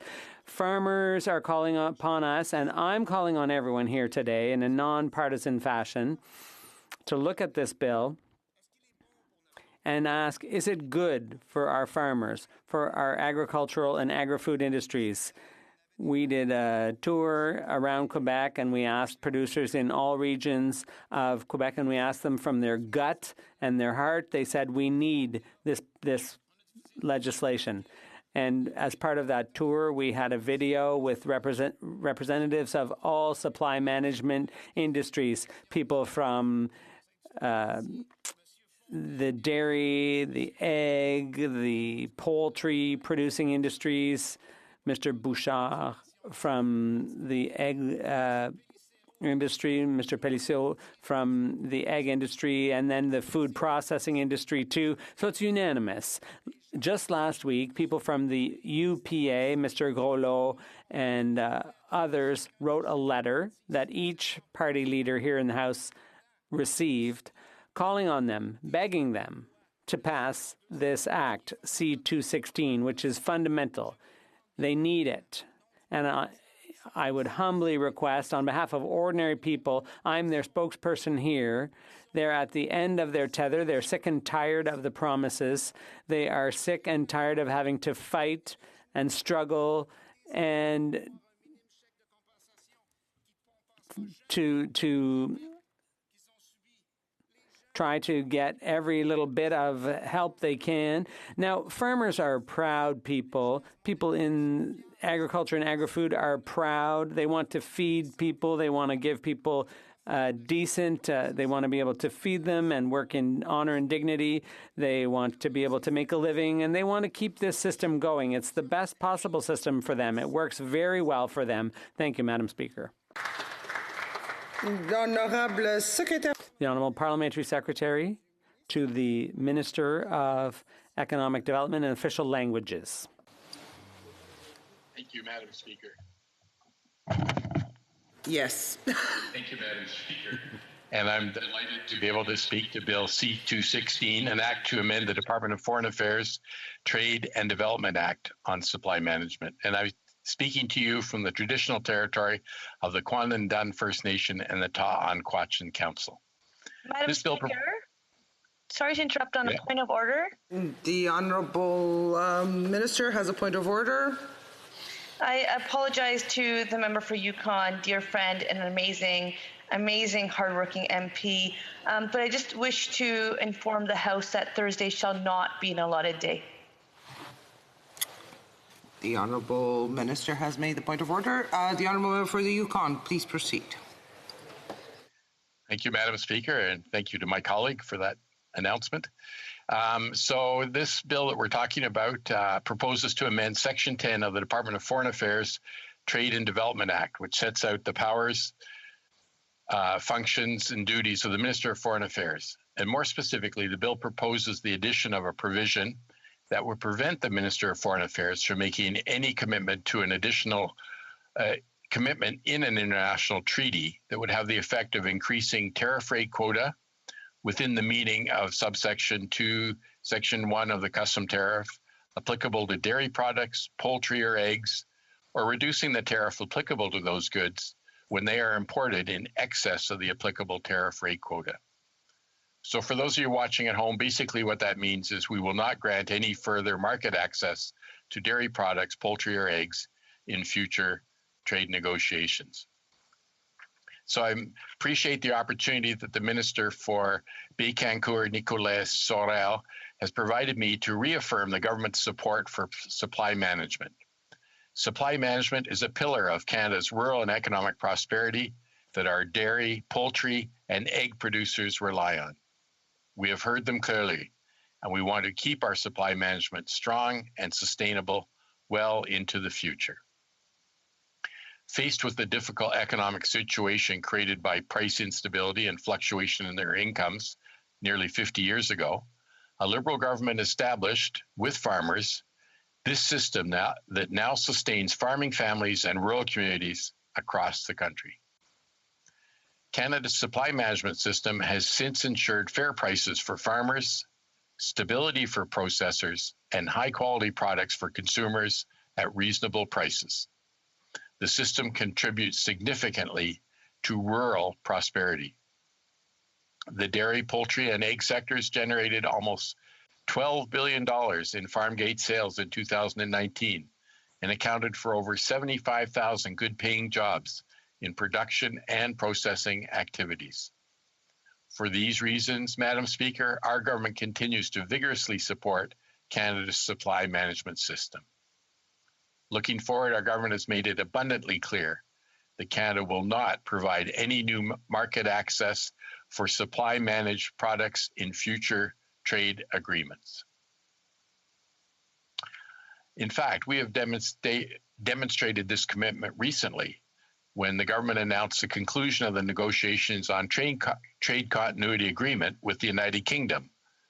This agreement ensures continuity of access to Canada's third largest export market, but provides no new access for imported dairy, poultry, or egg products. Moreover, Madam Speaker, we believe that protection for supply management is strengthened through enhanced transparency in the conduct of trade negotiations.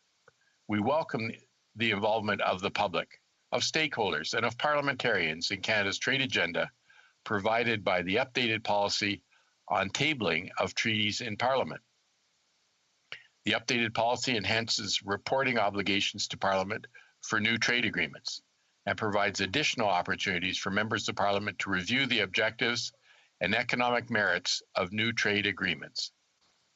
With respect to the impact of recent agreements, Mr. Speaker, in the speech from the throne, this government renewed its commitment to fully and fairly compensate producers and processors of supply managed commodities, including dairy, poultry, and egg farmers.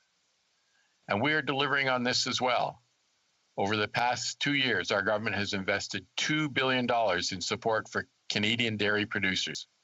Of this, $1.75 billion has been made available to compensate supply managed dairy farmers across Canada, and $250 million to help producers prepare for market challenges through the Dairy Farm Investment Program, including modernization of their installations and improvement of animal welfare. Because dairy producers depend on strong dairy processors to market their milk, we also invested $100 million to help processors invest in new technology and stay on the cutting edge and increase their capacity.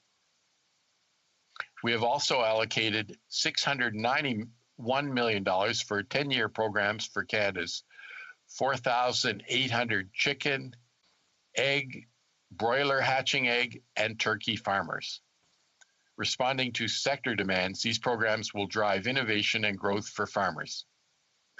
With the ratification of the Canada-US-Mexico Trade Agreement, or CUSMA, we will take the same approach. We are committed to working in partnership with supply-managed stakeholders to address the impacts of the new NAFTA on their industry. Madam Speaker, I can tell you that during the negotiations of CUSMA, Canada faced strong American calls to completely dismantle the supply management system. They applied intense pressure. But we succeeded in preserving the system, and congratulations to our negotiators and ministers. We succeeded in preserving the system with its three pillars: production control, pricing mechanisms, and import controls, and concluded the agreement.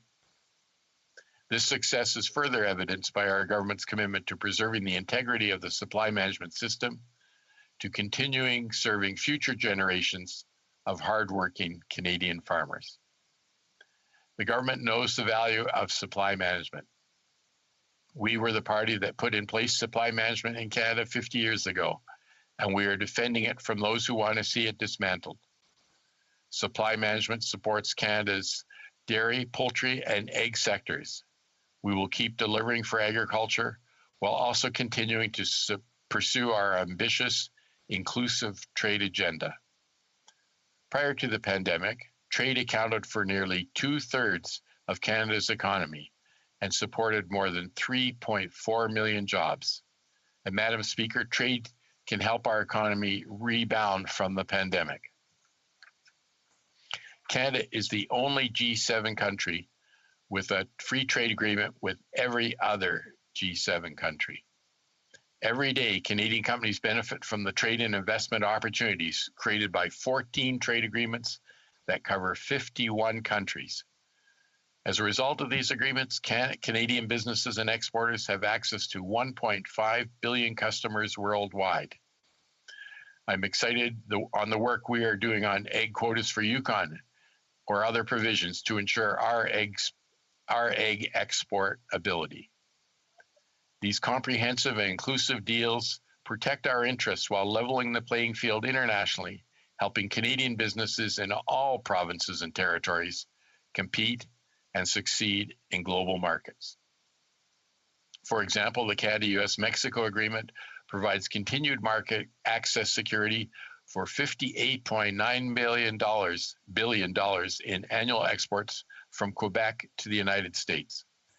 In addition, it provides stability for workers who rely on well-paying export-dependent jobs, including in the aerospace, heavy trucking, agricultural, and apparel industries. Similarly, by eliminating tariffs on nearly all of Quebec's exports to the European Union and key markets in the Asia-Pacific region, including Japan and Vietnam, the Canadian Export Union Comprehensive Economic and Trade Agreement, CETA, and the Comprehensive and Progressive Agreement for Trans-Pacific Partnership, CPTPP, have created new opportunities for key sectors, including metals and minerals, which are so important for my riding, agriculture, and agri-food and forestry. This is in addition to other trade agreements with Latin America, Europe, and Asia Pacific that give our farmers and businesses tariff-free access to 1.5 billion consumers in some of the world's fastest growing economies. To conclude, Madam Speaker, the government continues to ensure our businesses and import supply chains remain resilient by diversifying who trades, where people trade, and how they trade, while preserving Canada's supply management system, including its 3 pillars. The Prime Minister, the Minister of Agriculture and Agri-Foods, and the Minister of Small Business, Export and International Trade have repeatedly assured Canadians that the federal government will not provide any new market access for supply managed products in future trade agreements. Let me finish, Madam Speaker, by reiterating the government's unequivocal commitment to maintain supply management as a pillar of strong and sustainable rural prosperity into the future. Thank you. Merci. Resuming debate, the honourable member for Kelowna Lake Country. Thank you, Madam Speaker. I am pleased to speak today on Bill C-216. We are debating this legislation because the Liberal government has not treated supply managed sectors fairly, and they have not supported farmers or producers and not followed through on commitments. However, this legislation does not address the issues of farmers and producers. Conservatives have been strong and vocal supporters of our supply managed sectors, and we will continue to be. In fact, Conservatives have a policy declaration which says it is in the best interest of Canada and Canadian agriculture that industries under the protection of supply management remain viable. And a Conservative government will support supply management and its goals to deliver a high-quality product to consumers for a fair price with a reasonable return to the producer. Our leader, our party, and our policy has been clear on this. The Conservative Party is an ally, supporter, and defender of supply management in Canada. Let's talk about these important supply managed sectors. When I met with the chicken farmers of Canada, they were clear about their priorities. Through correspondence and appearance at committee, we know that their priorities are new investment programs to support producers as they improve their operations, a market development fund to promote Canadian-raised chicken, a tariff rate quota allocation methodology that is designed to ensure minimal market distortions, the enforcement of Canadian production standards on imports, and the resolution of import control loopholes undermining this sector. One of these is the fraudulent importation of mislabeled broiler meat being declared as spent fowl. There are reports of chicken meat imports being mislabeled in order to bypass import control measures.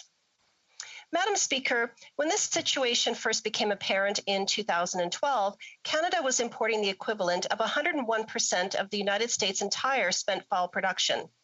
According to the Chicken Farmers of Canada, these illegal imports have resulted in an estimated annual loss of 1,400 jobs in Canada, $105 million in contributions to the national economy, $35 million in tax revenue, and at least $66 million in government revenues due to tariff evasion.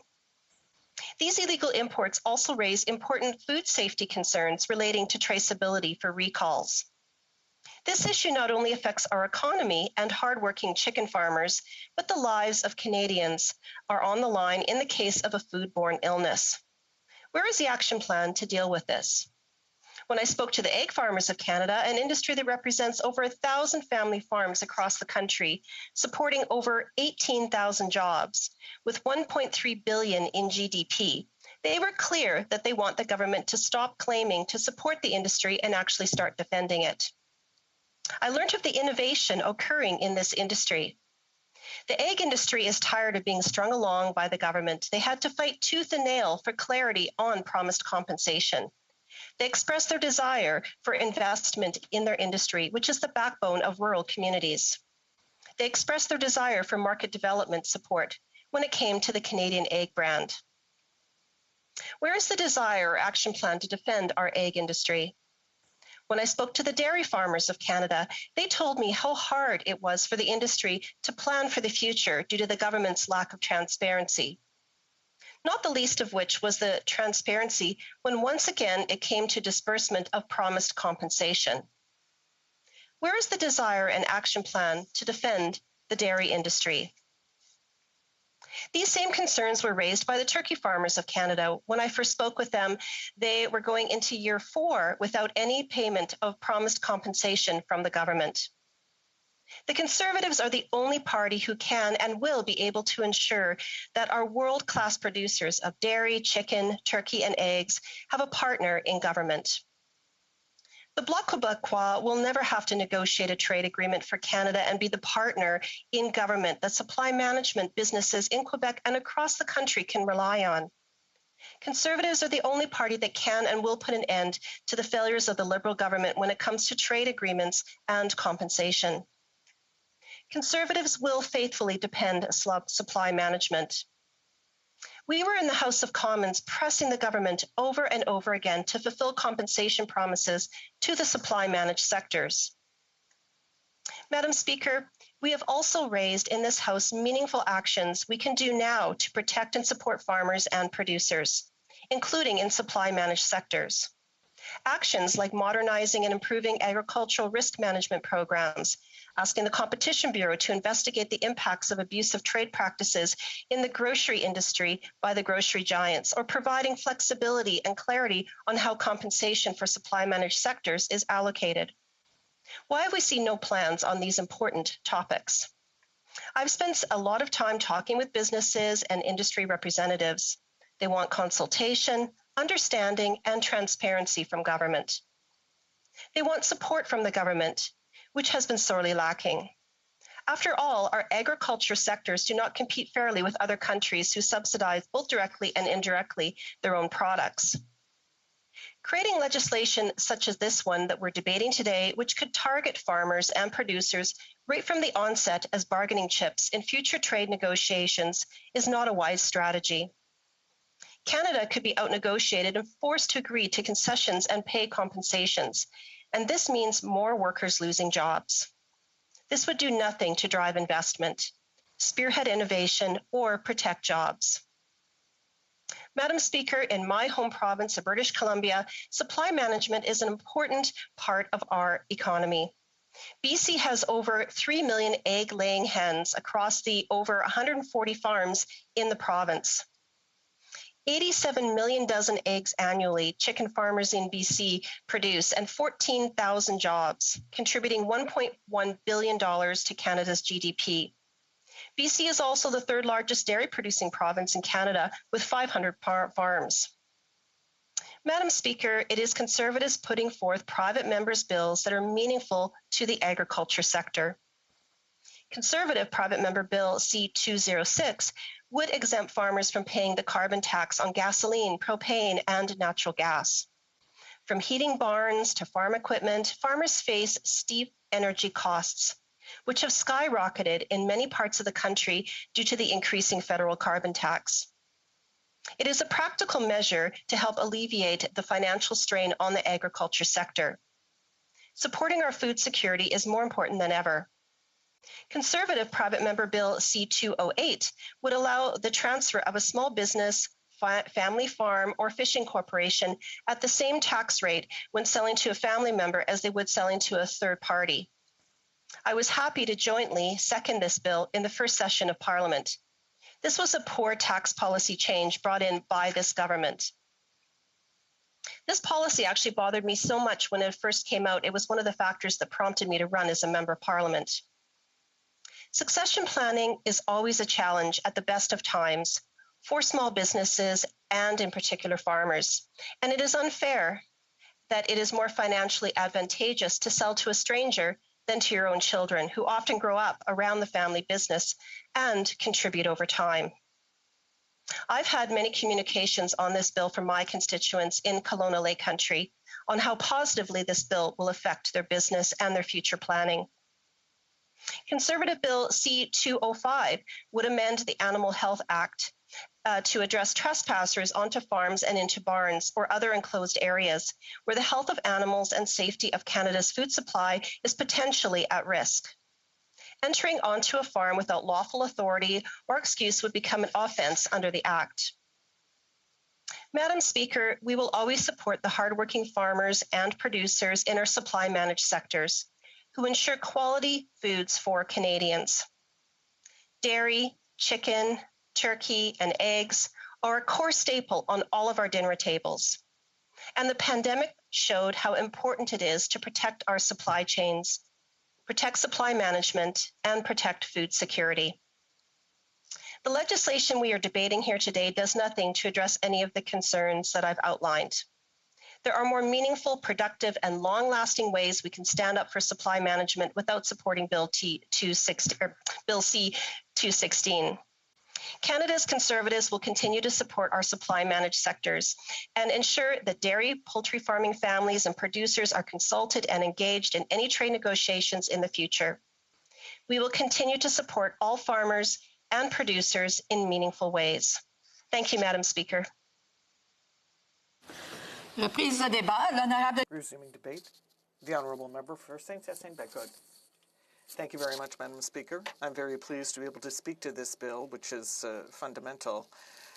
Today I'm speaking both as the Bloc critic for international trade, but also as the member for a riding that is probably the most agricultural in the country. Since the beginning of the pandemic, we've realized how important it is to produce and consume locally. This, without a guarantee for economic returns, quality jobs, and the fact of expressing our solidarity will disappear. In Quebec, supply management is the very essence of the agricultural model, a tool to preserving our food autonomy, our food security, but also to guarantee the occupation of our land. If one of these pillars is weakened, or if it disappears from supply management, the whole system will crumble and become ineffective. Among those pillars, there is border protection, border controls. That's probably the most important pillar of supply management, to preserve the markets from foreign products that are often subsidized and produced at a lower cost. The idea of supply management, whose virtues are as numerous and obvious as possible, is that we cannot treat agriculture like any other sector according to the conventional rules of international trade. And in fact, after the Second World War, it was clear from GATT, that which was the beginning of freer trade worldwide, agriculture was taken off the discussion table. They said we cannot treat it like as a market like any other. We need to fill our fridges, and that's why we need agriculture for 3 meals a day. Over time, the Government of Canada refused to take its responsibility. It said that it wouldn't change supply management. Each government would say, no, don't worry, I'm going to protect supply management. It was the other government's fault, but I'll protect you.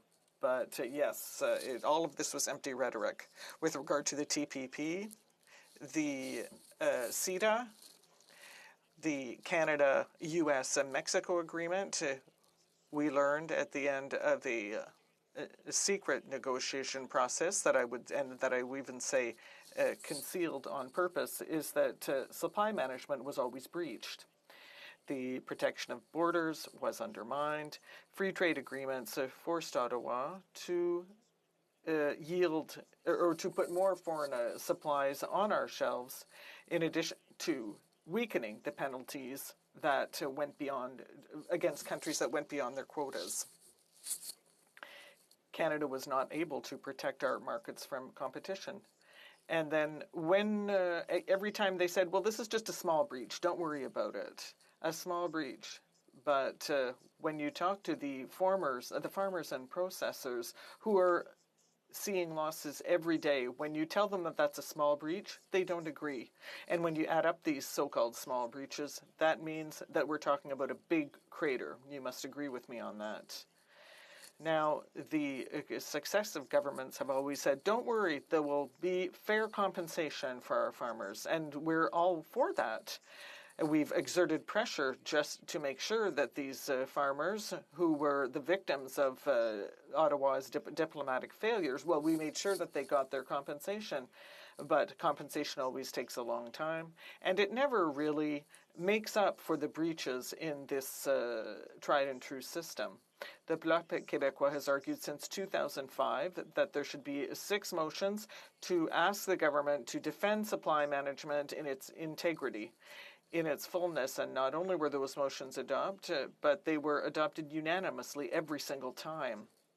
After the last 3 free trade agreements, all 3 of which undermine supply management, we said, well, it must be time to table a bill. It's high time we tabled a bill because the promises are not being kept. We need to be able to guarantee our agricultural model in legislation. No more breaches. Any minister who negotiates a trade agreement must be mandated to preserve supply management in its integrality, and that is why we tabled this bill, which bans any more breaches in supply management. We must support this. That was the message during the national press conference held by the Bloc Québécois along with the UPA in November. That was the message last week when I toured the regions with the member for Berthier-Masquinongé. We spent 4 days. Obviously, it was a virtual tour, but we visited all agricultural regions of Quebec. And that was the message of the letter sent by the UPA to all leaders of the parties in this House. Agricultural producers and processors are clear. This bill must be adopted. When I vote on this bill, I'm going to think of those people in my riding and across Quebec. So we might wonder, have all parties always voted to protect supply management? Why do certain parties now refuse to support C-216? Because it would do exactly the same thing. It would protect supply management. They used to be for this, so why aren't they going to vote for this bill? Well, I'll tell you why. Because the 2 major parties in Canada who like to accuse each other of having betrayed our agricultural sector, well, they need to be able to negotiate, and they need to be able to put supply management on the table if this thing happened again. But if the same thing happened in another sector, just watch.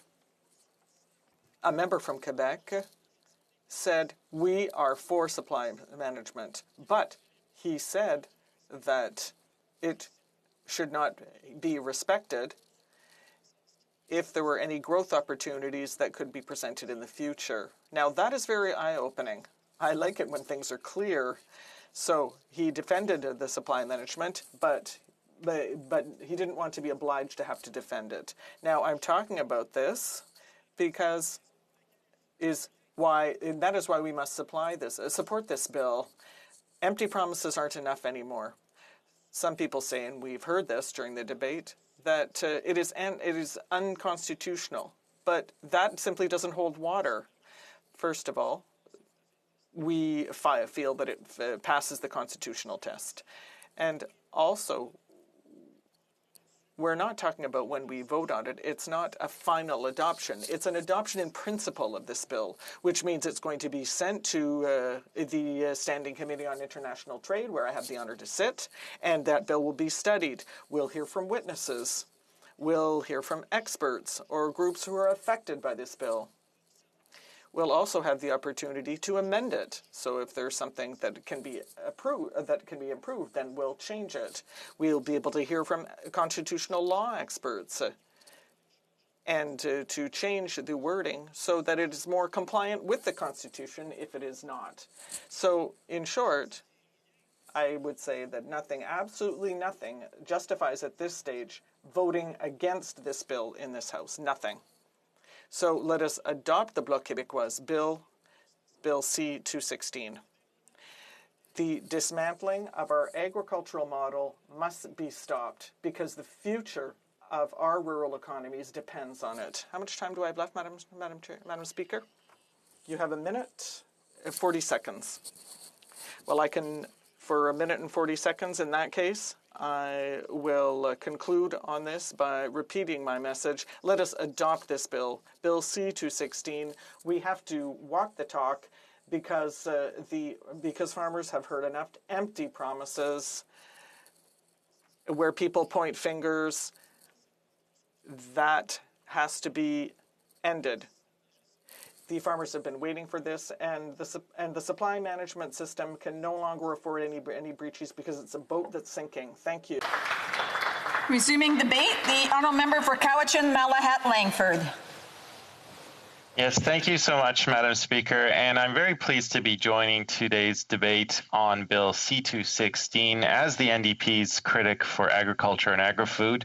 And of course, I'm following on our other critic, the critic for international trade, the member for Elmwood Transcona, who spoke on behalf of our party during this bill's first hour of debate.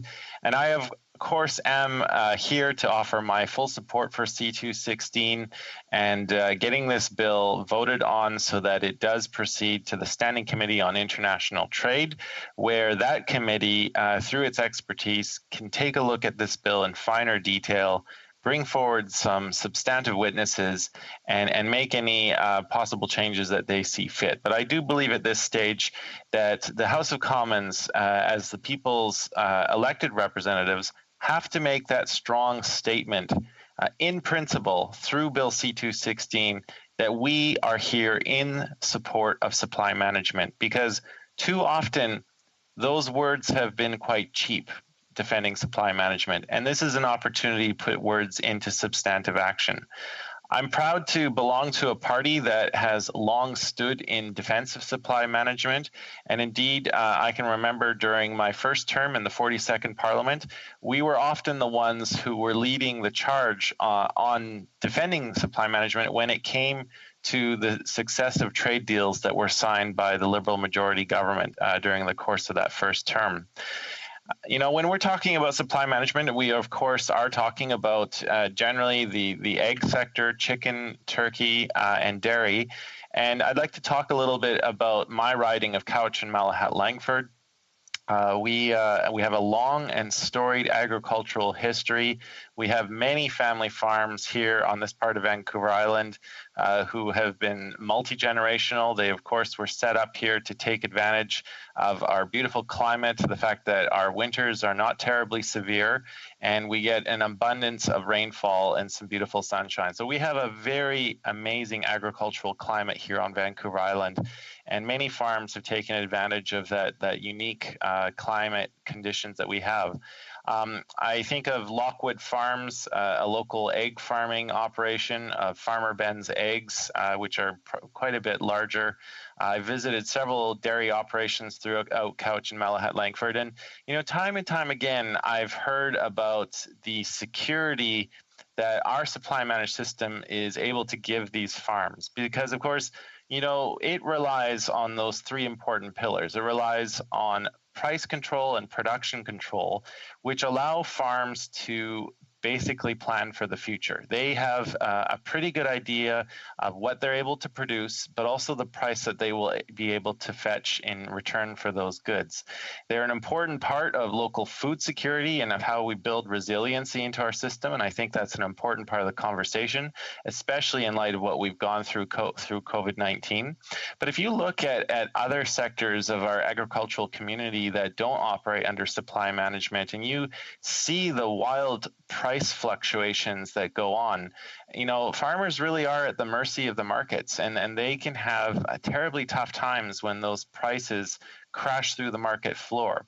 And even in goods that, you know, are supply managed here in Canada, we only need to look across the border at states like the state of Wisconsin, which, you know, one single state produces as much dairy as our entire country. But because of the crazy price fluctuations that they've had, farmers have really been bouncing around.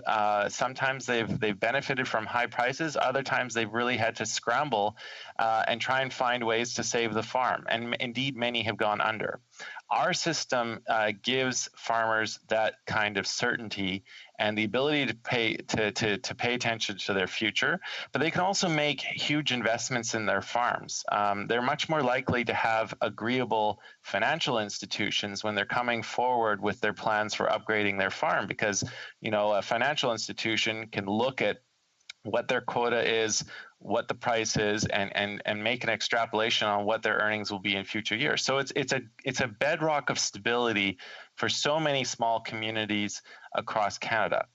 Now, I've talked about the production control and the price control elements of the system, which I think, you know, I really have to emphasize is incredibly important for local food security, because, you know, we do want to have prices which are manageable both both for the consumer and for the person who's producing it. I think it's very important that farmers are paid an adequate amount for the work that they do. But the third pillar that is also very important and which is especially pertinent to the debate that we're having here on C216 is on import control. Now, and when you look at these three pillars, I know reference has been made repeatedly to a three-legged stool. If you remove one of those pillars, the stool is going to fall over. Import control is incredibly important because our system is carefully designed to look after the needs of the domestic market. And whenever you have a trade deal come into effect, which opens up more and more of our supply managed market, you are bringing in those foreign products. Some of the cases, those foreign products are not farmed to the same standards that we as Canadians are used to. For example, in the United States, bovine growth hormone is used in their cows to increase the production of milk. And that may not have an impact on the end product, but it does have an impact on the health and safety and well-being of the cows that are producing the dairy product in the first place. And I know Canadians have a very real interest in seeing that farm animals are treated well and treated humanely.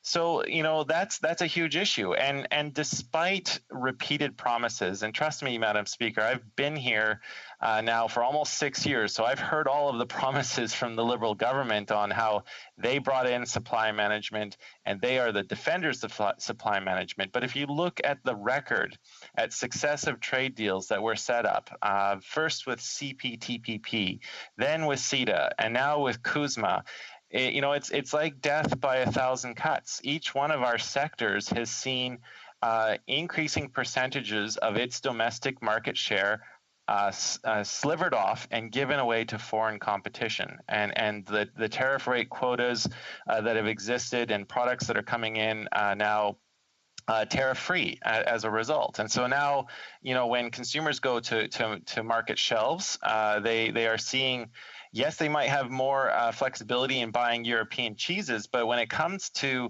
homegrown products, and we hear this repeatedly from Canadians whenever you survey, there's a very real interest in supporting local farmers, and they're suddenly seeing products in there like American milk products that, we don't know how many miles those traveled, what kind of processes were put in place during their manufacture.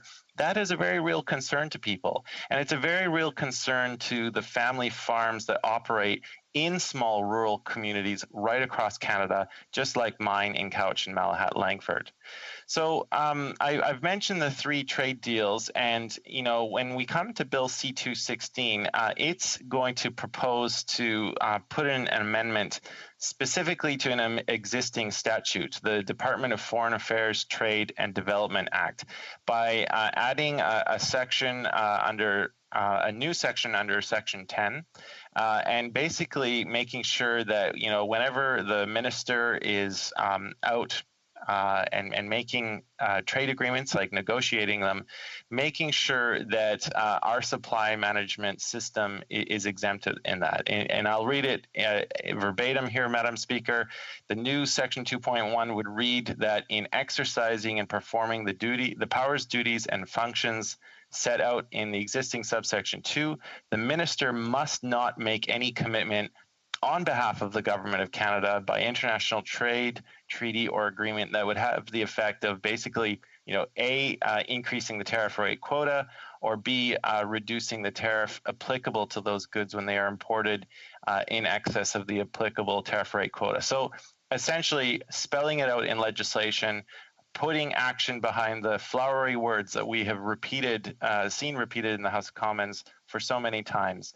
So I know my time is running out, Madam Speaker. I will end by saying that I personally will remain a strong supporter of supply management, not only for the farms in my area, but for the farms across Canada.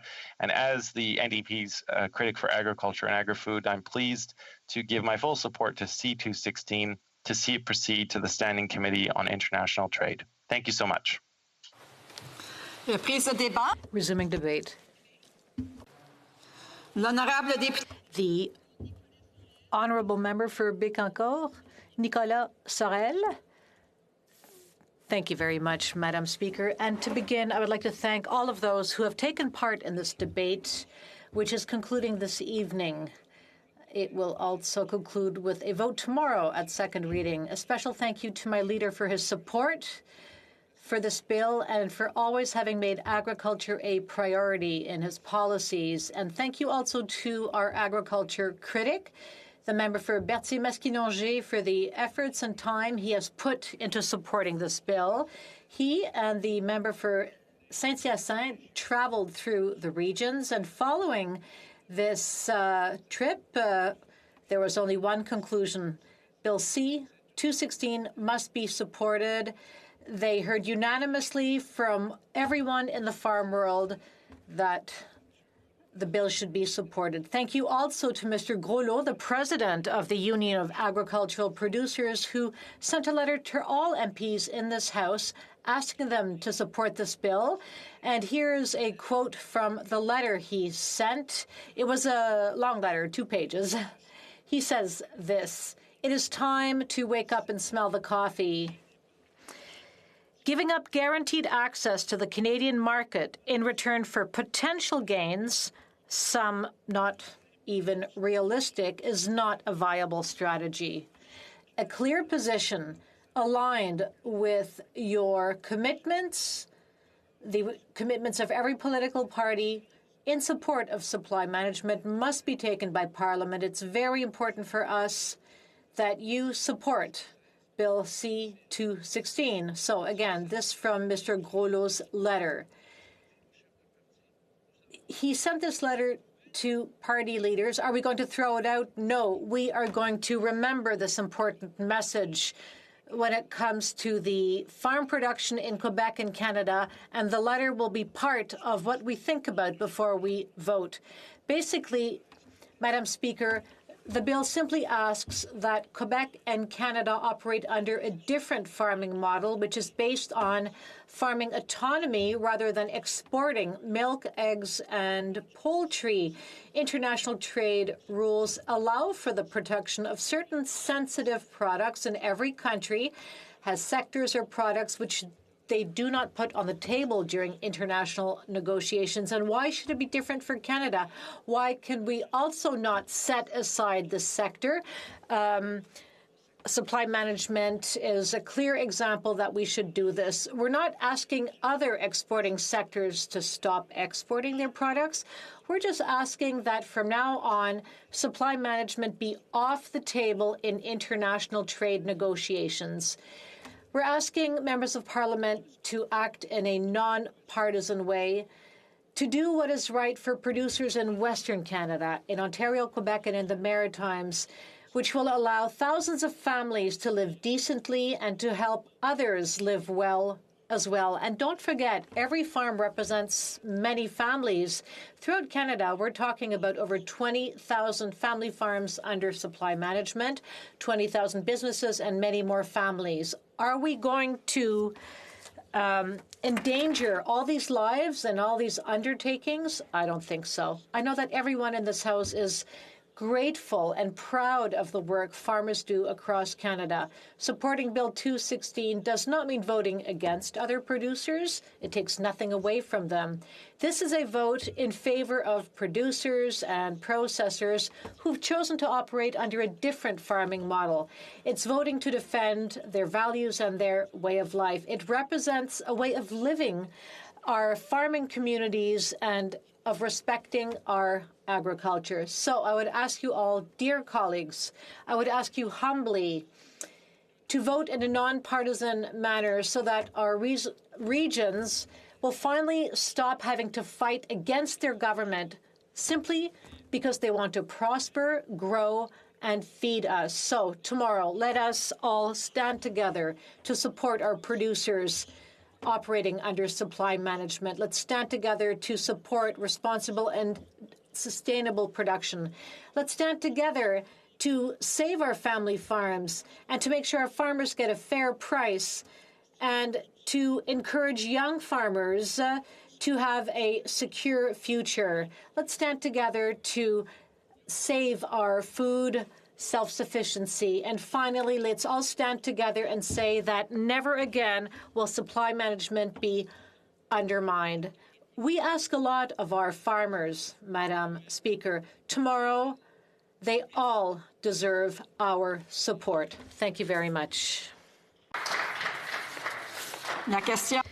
The question is as follows. Mr. Plamondon, seconded by Ms. Michaud, moves that Bill C-216, an act to amend the Department of Foreign Affairs, Trade and Development Act, Supply Management, be now read a second time and referred to the Standing Committee on International Trade.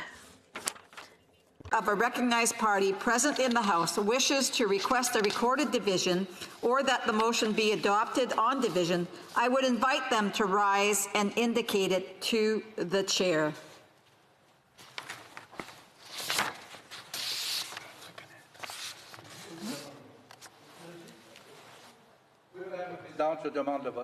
Oh, I am asking for a vote.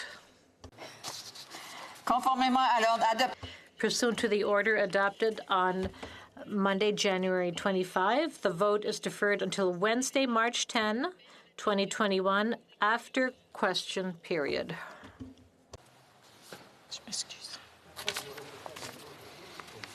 Pursuant to order made earlier today, the House will now... orders of the day, ordre du jour. Orders of the day, government orders, government bills, commons. Consideration at the third reading of Bill C-18, an act to implement the agreement on trade continuity between Canada and the United Kingdom of Great Britain and Northern Ireland as reported by the... Pursuant to order made earlier today, the House will now proceed to the third reading stage of Bill C-18. Mr. Blair for Ms. Ying, seconded by Ms. Jagger, moves that Bill C-18, an act to implement the agreement on trade continuity between Canada and the United Kingdom of Great Britain and Northern Ireland, be now read a third time and do pass. Debate. The honourable member for King's Hands. Thank you, Madam Speaker. And I'd like to start, given the fact that I'm the first speaker on this topic tonight, asking for unanimous consent from this House to split my time with the colleague, my colleague from Surrey Centre.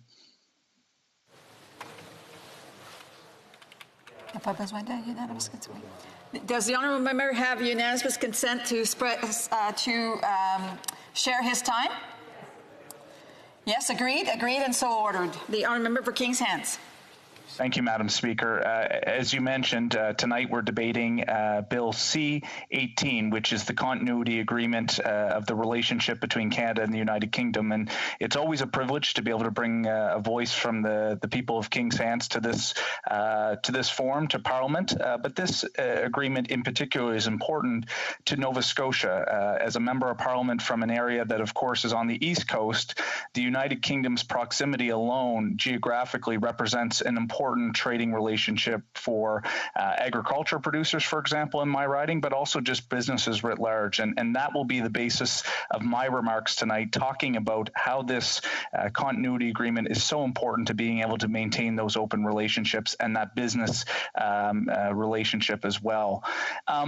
Madam Speaker, I would start by saying Canada is a trading nation. We have what the world wants, whether it is our natural resource products, whether or not it's our services, our ingenuity. We are an important player in the international scope of serving countries' needs around the world. And it has certainly been a focus of our government to establish trading relationships with countries around the world to be able to do exactly as I just mentioned, be able to provide our products to the world. And as has already been established, this bill is relatively straightforward in the sense that we had, as a government, established a strong trading relationship with the European Union through CETA.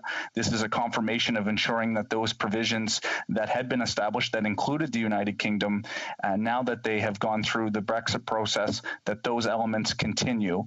Of course, our government has also illustrated its desire and its want to make sure that we can sit down with the United Kingdom and look at a comprehensive agreement if there is room, which I presume there is, to establish even greater ties between our two countries.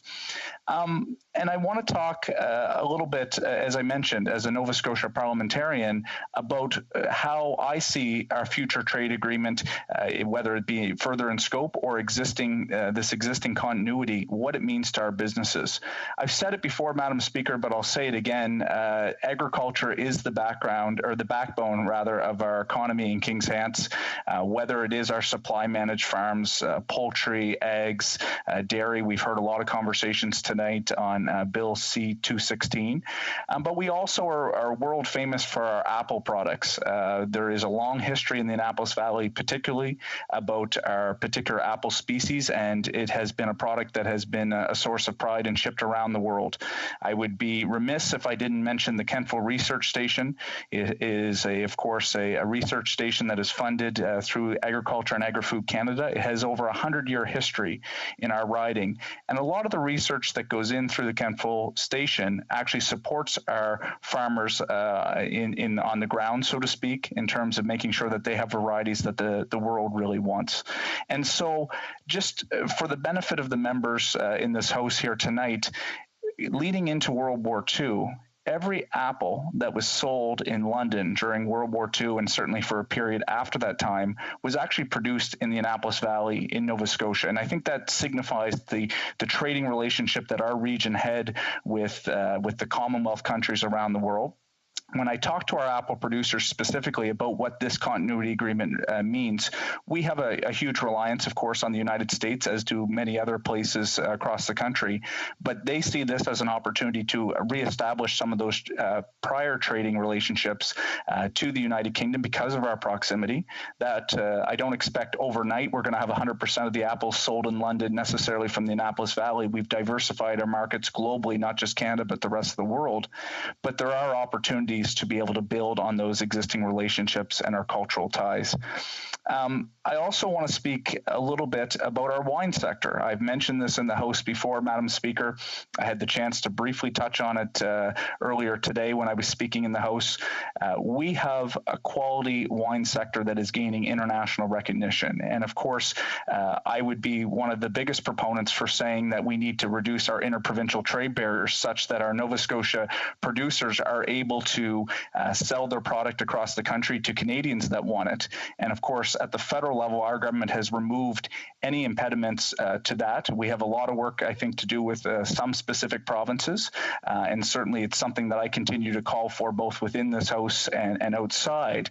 But there's also an opportunity indeed to make sure that our world-leading product can find its way to consumers around the world. And here we have an opportunity with the fact that our sector has seen significant growth to be able to have these products find its way to consumers in the United Kingdom, who I'm sure would be happy to pick up a Tidal Bay, one of our destination originators in the Annapolis Valley. I mentioned as well, Madam Speaker, and one of the things that's really important, and I'll be interested to see where some of my colleagues on the other side of the House go with this particular piece of legislation. Sometimes, of course, there's criticisms that when you're forging trade deals, that there can be repercussions to the agriculture sector. This is an example where our government stood firm. I can't speak to the Minister of International Trade in terms of her dialogue because I'm not at the table, but I'm quite confident that the United Kingdom would have been looking at trying to gain access into our supply managed sectors. That was something that our government was unwilling to do because of the fact of how important that sector means to rural communities across the country, including mine in Kings Hants. And of course, this will be part of the discussion here tonight is comparing and contrasting. I heard some colleagues trying to suggest that our government has been unwavering or not necessarily supportive of this sector, and nothing could be further from the truth. When we look at the past United States administration and the under President Trump, every second word, it seemed, was focused on the dairy industry. We know that this was not going to solve the issues as it relates to the American dairy industry and their oversupply. In fact, many of their producers actually talk about trying to implement a system that's similar to Canada's in the sense that we have some ability to help control supply, which is becoming even more important in the world of low carbon emissions and being mindful about climate change and producing product that's not going to be used, frankly. but it was something that the president really wanted to push. We maintain the integrity of the system. I've heard members from the bloc in this House talk about, of course, C-216. As far as I can tell, I believe that they supported the implementation of CUSMA. I believe the Premier of Quebec was calling on all parliamentarians to be able to support this provision. And so I think across the board, in fact, we had the former interim leader of the Conservative Party, Rona Ambrose, talking about it was the best deal that Canada could strike. I'm certainly proud of how the government responded to protecting that system. I compare that in contrast to, for example, when the previous government was in. Of course, we talk about CETA. We were really down the road by the time it was implemented, but the member from Abbotsford could certainly probably speak to, I think it was a different situation politically in terms of the pressure and expectation of our government to be able to give up access to be able to make that trade deal happen. That's something I highlight to my dairy farmers, Madam Speaker, when I have the chance. They seem to appreciate that nuance, and any suggestion, whether it be in tonight's debate or otherwise in the House, that this party is not committed to supply management, I would suggest is false. I finally I have about 90 seconds left, Madam Speaker. I want to talk about the cultural ties between the United Kingdom and, of course, Canada, but specifically Nova Scotia. We have a lot of shared history. For example, in Nova Scotia, we have the largest Gaelic-speaking population outside of Scotland. There is a long history of immigration from the United Kingdom, from Scotland specifically, to Nova Scotia. For example, my great-grandfather has ties to Wales and Welsh background. My fiancé has ties to Scotland. And as I mentioned, I think there's an opportunity not only through this trade deal as it relates to the economy and business relationships, selling services and goods back and forth, but to further integrate and to ensure that we have opportunities, whether it be on tourism, whether it be on research between institutions academically, to be able to strengthen those ties that we have with a country, indeed, that we are still a dominion of, to make sure that we can support our businesses, support individuals, and make sure those cultural ties are strong and remain robust. I think that about does it for my time, Madam Speaker. I'd be happy to take any questions from my honourable colleagues. Questions and comments? For Churchill, Kiwanis-Aski.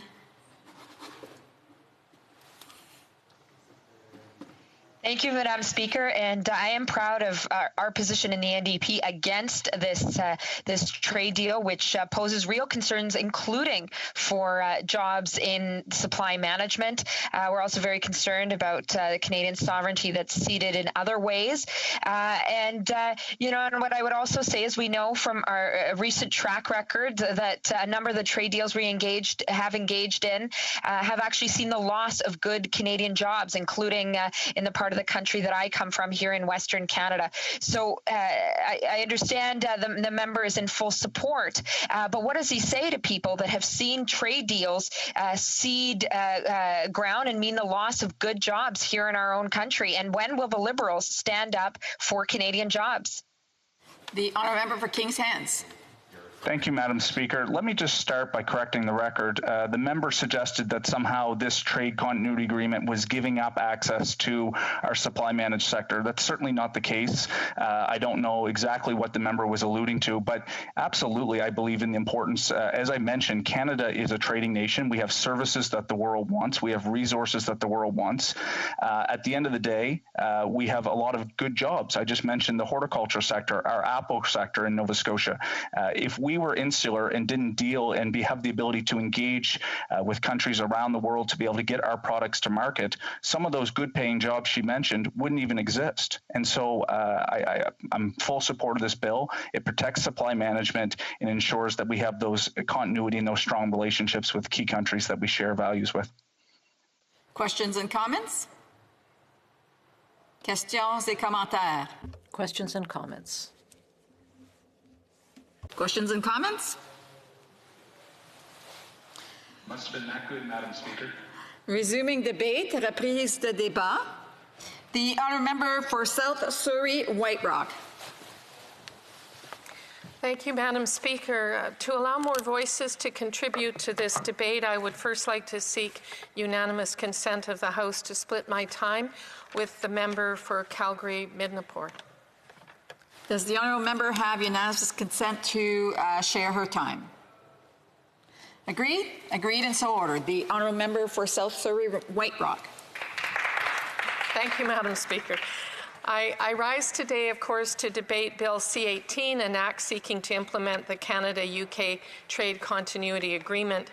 Since the Canada-United States Free Trade Agreement was negotiated and signed by the Mulroney-led Conservative government in the 1980s, free trade has played a vital role in the Canadian economy. Canada is now party to more than a dozen trade deals, including over 50 countries. These deals have knocked down trade barriers and given Canadian businesses better access to the global marketplace. One such trade deal, the Comprehensive Economic Trade Agreement, or CETA, is of course between Canada and the European Union. And with the United Kingdom having separated from the EU, it would be natural, or so you would think, that Canada would sit down with the UK, with whom we share historic ties, values, and a trusted intelligence partnership, and work out a new comprehensive trade agreement, one specific to the needs and desires of both countries. The UK is one of Canada's biggest trading partners, in fact, our third largest export market and the fourth largest source of foreign direct investment in Canada. Looking specifically at my home province, BC, in 2019, nearly $500 million worth of exports to the UK originated in British Columbia. This includes wood, lumber, fish, and more. BC exports to the UK have been trending upwards, in fact, over the past decade. Of Canadian provinces and territories, only Ontario, Newfoundland, and Quebec export more to the UK than BC. Clearly, this trading relationship is an important one for BC and all of Canada, a relationship that I certainly hope will continue to thrive and generate prosperity for small businesses from St. John's to Victoria. What I don't understand, given the obvious importance of this trading relationship to the Canadian economy, is why this Liberal government wasn't better prepared and more willing to sit down with one of our closest allies to negotiate a trade agreement that would best satisfy the interests of our country.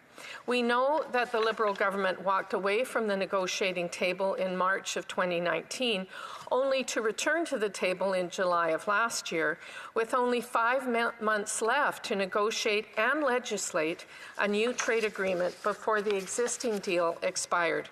Of course, at that point, there wasn't enough time to do this properly. Instead, we're left with the status quo. With the clock expiring, the Liberal government agreed to a trade continuity agreement that replicates the terms of CETA. It is that placeholder, copy and paste agreement that the Liberals now seek to enact into Canadian law. You might think, well, what's so bad about the status quo? Well, let me be clear. CETA is a good trade agreement for Canada, but it is a multilateral trade deal between Canada and the European Union. That's 27 countries, Madam Speaker, each with its own unique economy, goods, and services. CETA was never intended to serve as a bilateral deal between only Canada and the United Kingdom. This duplicate deal does nothing to address trade issues that have emerged since CETA was negotiated in 2014, nor does it address existing challenges with non-tariff barriers. Stakeholders rightly want a UK 1, not a CETA 2. It is mystifying that this Liberal government did not even leave enough time to enact this placeholder deal before the December 31st deadline. Recognizing the clock was about to run out, the government signed a Memorandum of Understanding, or MOU, on December 22nd to buy some more time, 90 days to be exact. But even that extension, as we debate this bill at third reading today, leaves only until the end of the month to complete third reading in the House and pass all stages in the Senate. What happens if we can't meet that revised deadline? More uncertainty for Canadian businesses at a time when they are in trouble and need certainty more than ever. What we should have before us today Had the government done its job in the 4.5 years since the UK decided to exit the EU in 2016, is a tailored, modern, and comprehensive trade agreement based upon rigorous consultations with businesses and labor organizations from across our great nation, the lumber exporters in BC, gold miners in Ontario, fishermen in Newfoundland and Labrador, and beef producers in Alberta and Quebec. Instead, the Liberal government dragged its feet and left Canadians in the dark. And while we are told this is merely a temporary fix, like duct tape on a leaky pipe, the reality is there is no sunset clause in this agreement. This means it has no end date. While the deal sets out that we are to begin negotiations on a successful agreement within 1 year of its ratification and finalize a new deal within 3 years, there is no specific penalty for the failure of either side to come to the bargaining table. Clause 4 of Article 4 of the Trade Continuity Agreement states, and I quote, "The parties shall strive to conclude the negotiations within 3 years of the date of entry into force of this agreement," end quote. This duty to negotiate is effectively not a duty at all. This trade deal could literally last forever, never to be replaced with the complete, well-informed deal that Canadians deserve. This Liberal government has made a dangerous habit of rushing through significant legislation without appropriate consultations. I've seen it too often as a member of the Justice Committee, by way of example, and we're seeing it here again. The United Kingdom voted to leave the EU in June of 2016, yet here we are in 2021 relying on a Memorandum of Understanding that is set to expire in 3 weeks. Because the Liberal government didn't take this trade relationship seriously, Canadians are left with an MOU that is serving as a placeholder for a placeholder trade agreement with our 5th largest trading partner. In doing so, the Liberal government has caused unnecessary uncertainty for the countless businesses across Canada that import, export, or rely on foreign investment from the UK. Madam Speaker, the last thing Canadians need right now is more uncertainty. Yet time and time again, that is what they get from the Liberal government. Between the Liberals' failures to negotiate a new tailored deal and their unwillingness to present a federal budget for 2 years, it's becoming clear that the economy, jobs, and trade are afterthoughts for this government. The questions that remain, Madam Speaker, is how much longer can Canadians afford these failures, and how much longer before normally resilient Canadians break? Thank you.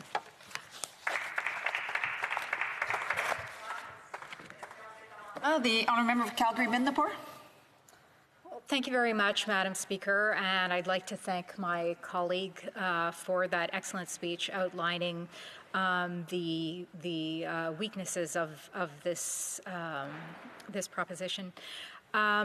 I know that I'm very fortunate to be in the caucus of the official opposition with the member, as she was a member of the previous administration under Prime Minister Harper. And I think when we look at how the current administration and the previous administration handles many issues, and certainly foreign affairs and international trade come to the top of my mind, we see some considerable differences. So as a member of the previous cabinet, I was wondering if the member could please address sort of the key differences that she sees between the two, and perhaps, Prime Minister Harper and our current Shadow Minister for Finance, they really have an incredible legacy here in Canada of free trade agreements, and really were and continue to be the masters of that. And so I think there's a lot to be learned from Conservative history, the Conservative caucus, and this individual was indeed a big part of that, and so I'd like to get her thoughts on that, please. Thank you. The honourable member for South Surrey White Rock. Well, I thank my colleague for that question.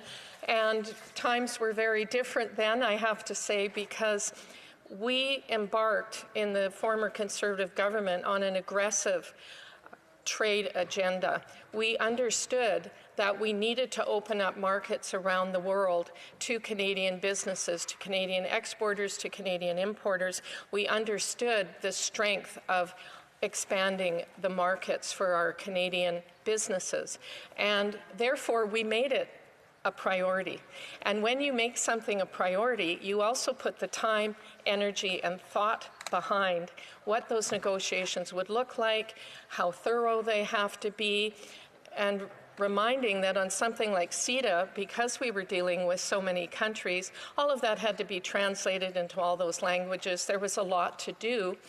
But I think the biggest difference is the thought and prioritizing behind it. Thank you.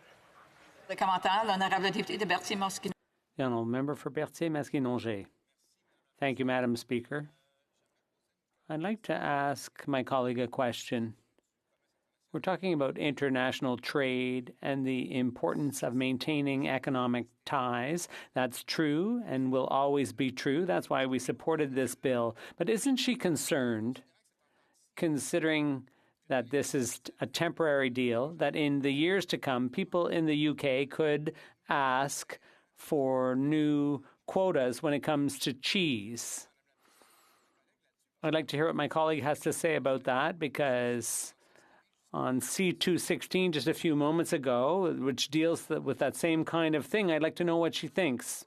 The honourable member for South Surrey White Rock. Thank you, Madam Speaker, and I thank my colleague for an important question, because when it comes to protecting supply management, as we all have, Conservative governments and NDP have stood up for that, and the Liberals are standing up for it now. It's very important here in Canada that certain sectors be protected. So when the original CETA agreement was being negotiated, it was a hard and fast bottom line for the Conservative government that we would not compromise supply management. We were very aware of the dairy sector, which of course is alive and well in my province of BC, as it is in Quebec and other provinces. So we will always stand up for that. We will always fight for that and protect it. What they do on the other side, that's why we need strong negotiation at the table. Thank you. Time for a brief question. The honourable member for London Fanshawe, a brief question. Thank you, Madam Speaker. I'm concerned about the fact that under CETA, the EU imports from the EU has increased, while the trade deficit has increased for the Canadian exports. This has obviously hurt a lot of businesses. So the fact that we are ultimately adopting the exact same agreement causes problems. What does the member have to say about that?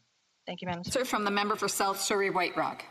Well, thank you to my colleague from London Fanshawe. And of course, in my speech, I addressed the fact that this is a placeholder agreement, and it should have been negotiated specifically for the new entity, which is the United Kingdom, separate from the EU. And we have a certain amount of time here to negotiate, but there is no sunset clause. So again, it has to be a priority, and it has to be a continuing objective to negotiate an agreement that is specific. Thank you. Resuming debate, the honourable member for Calgary-Midnapore. Merci, Madame la Présidente. Thank you, Madam Speaker.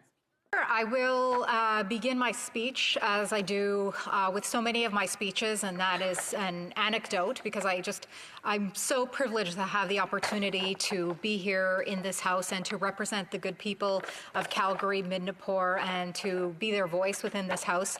And so I'm going to tell the story, one of my favorite stories.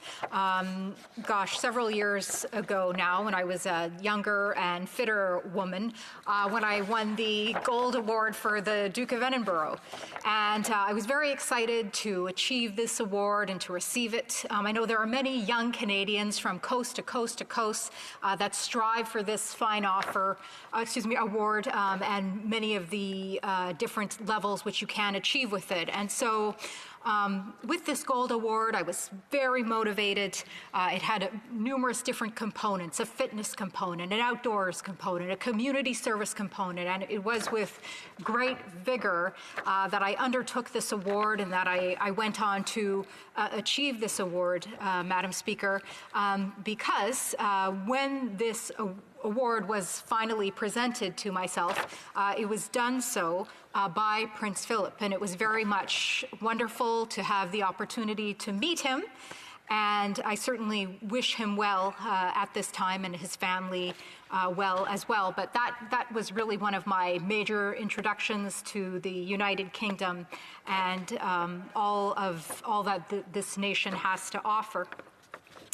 My interest in foreign affairs and diplomacy, of course, would continue in the early 2000s when I wrote the Foreign Service exam and very fortunately was accepted, went on temporary duty to Argentina, and then went on to be chargé d'affaires to El Salvador, which was a very proud moment for me, a wonderful time to represent my Canada abroad, very much so. And of course, being the chargé, you have the honor that when the head of mission is out of country, you act as Canada's representative. And certainly, as I learned in my accreditation ceremony in El Salvador at the Presidential Palace after we had taken the motorcade through the nation to the Presidential Palace and was receiving the accreditation along with my ambassador. I was told, always behind the ambassador. But certainly when she was out of the country, I was very proud to take that role.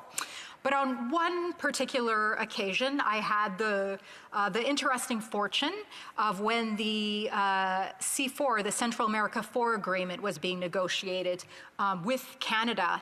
And the next round of negotiations was going to be taken place at a time when the head of mission was out of the country. And as such, I would be the representative. So I was very excited, very nervous. I went to the secure room, as a diplomat does back in the day, and the fax was printed out, and I took the fax and I read the notes over and over again about this position on pork, this position on sugar. So I prepared and I prepared and I prepared, and the big moment came, and I went off to the trade minister's office in El Salvador with my papers ready, with my positions ready, and the trade minister approached me, and she took the envelope out of my hand, and she said, "You tell your government that we will get back to them in 2 weeks." And so my big moment that I had prepared for had come and was gone. But my point here is, Madam Speaker,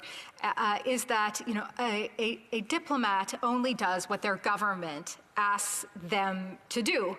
And I would later go on and speak about this in this chamber as well, when our current leader of the official opposition asked that I respond to the situation which unfortunately took place at our High Commission in India when the government's administration organized an event to which an accused terrorist was there at the time. And so I went through the process of responding to this within the House. I walked the caucus through what goes through vetting a list of individuals who are invited to an event and what that looks like. But I still remain true to the fact that a diplomat only does, and a trade negotiator, as was my experience with the C4 negotiation, which unfortunately did dissolve, and I believe ended up being a unilateral agreement with Honduras, but nonetheless something came out of it, only does what their government asks them to do. And my sentiments right now, Madam Speaker, in regards to the response of this government on so many things, but also in regards to this agreement as well, is just disappointment that so much more could be done. I think about what could have been the potential response for this pandemic in terms of trade opportunities, and certainly it's been a very difficult year. We are coming upon the 1-year anniversary where we were all sent home from this beautiful chamber, but certainly when this was occurring and we were seeing world forces shifting, I was considering the fact that it would be an incredible time for Canada to reevaluate its position in the world. And were I the Prime Minister, I would have done a complete evaluation of our inventory from coast to coast to coast of natural resources, from energy and mineral and agriculture and textile, and really looked at how markets were changing and emerging with perhaps less reliance on China and Europe turning inward to evaluate those opportunities. And I think we see within this piece of legislation, again, just opportunities missed. But this is a theme, Madam Speaker, I think, unfortunately, with this government. And what I'm pointing to with the unfortunate situation that happened in India, with this trade agreement, is that this government, unfortunately, Madam Speaker, has had no guiding values for foreign policy. And we've seen this time and time again. We've seen this with how they are handling the situation with China and the two Michaels who remain incarcerated. We saw this with their lack of will and gumption to stand up to China in regards to the Uyghur motion. We saw this with the current deputy minister's tweets regarding Saudi Arabia. We saw this with a stance I wish would have been more firm regarding Venezuela. All of these indicators which have shown that they have no foreign policy values. And I believe that, again, this trade agreement is just a byproduct of their inability to have a coherent strategic foreign policy that looks out for the best interests of Canadians and for Canada. And what makes me the most sad, Madam Speaker, is when I think of the opportunities missed, and I think comparably to the previous administration, of which the previous speaker belonged to, and of the greats of Harper and Kenney and Baird. And I was very fortunate at the time to be a policy advisor. I took 1 year away from my foreign service career to serve the current member for Thornhill, who was Minister of State for the Americas at the time.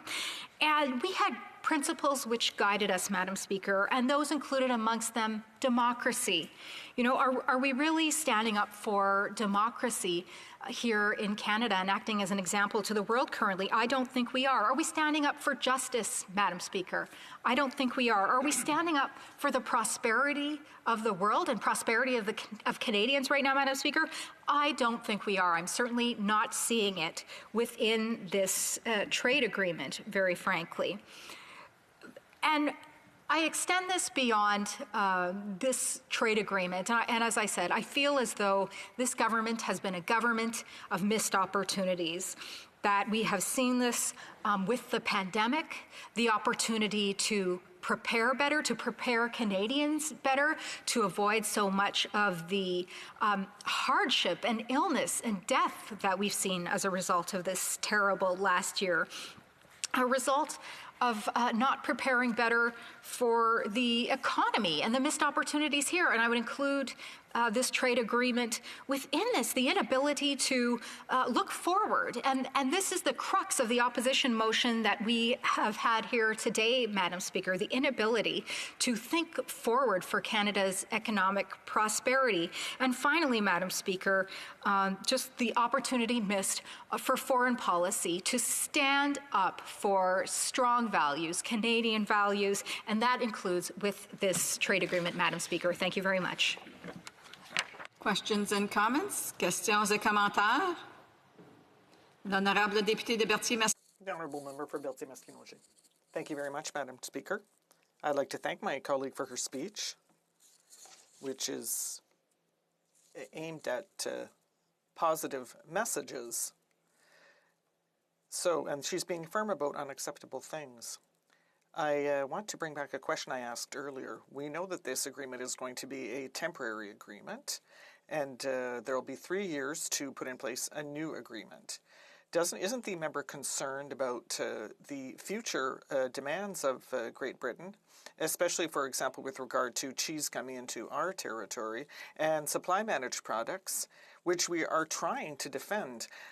I know that her position, or rather her political party, seems opposed to this bill, and so I'd like to understand, because in their messaging they say that they really want to defend supply management, so I'd like to hear what my colleague has to say on that. Thank you. For Calgary-Midnapore. Thank you, Madam Speaker, and thank you to my colleague for his question. Yes, of course, I have a number of concerns about this bill and this agreement. I think what the member said only adds to my position, which is that currently the government is talking us about positions on values. And for me, that is the very crux of foreign affairs, is to have values and defend them. And in my opinion, the government currently does not have any robust values with regard to foreign affairs in general.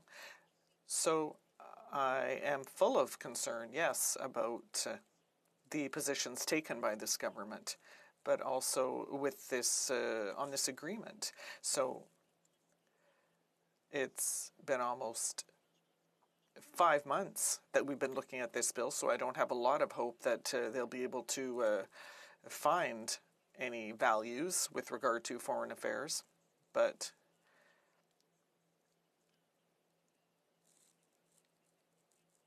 I think the government doesn't really care about foreign affairs. Thank you. The honourable member for Niagara West, is it? Sorry. Let's see. Langley Aldergrove, sorry. Niagara, close to Niagara. Close to the border. I want to thank my colleague from Calgary-Midnapore for her speech. It's my understanding that the United Kingdom negotiated trade agreements with several other countries, but that Canada did not. Came to a memorandum of understanding, but yes, we did not finalize that agreement. So what does that say about our government's priorities when it comes to negotiating free trade agreements? The honourable member for Calgary-Midnapore. Well, thank you very much to the member from Langley Aldergrove for this question. And as I said, I am very disappointed in their performance of, frankly, looking out for Canada's interests comparative to the previous administration, who, as I said, were the masters who recognized the importance of looking for synchronicities and win-win situations with other nations. And I definitely feel as though this government has not done that. Once again, everything just seems to be last minute and thrown together, and it's very upsetting. But actually, the member for Langley Aldergrove also reminds me of another incredible opportunity that I forgot to mention within my speech, in which I know the leader of the official opposition is a big fan of, and that's CANZIC. So this also provides another example of another incredible opportunity beyond the UK to other nations who have similar values to Canada. But as I said, Madam Speaker, several times over, both in English and in French, unfortunately, this government lacks a moral value compass, not only which to govern, but with which to govern foreign affairs. Thank you, Madam Speaker. Reprise de débat, l'honorable député de Resuming debate, the honourable member for Saint-Hyacinthe-Bagotte. Thank you very much, Madam Speaker. I'm speaking on behalf of the Bloc Québécois as the critic for international trade. And so the Bloc will be supporting this bill, but not very enthusiastically. I'm talking about C-18, which is the trade continuity agreement between Canada and the UK. Now, we are open to trade openness and to market diversification, and it is especially interesting to see that when we're talking about a country that is regaining its independence, well, that has a lot of echoes for us.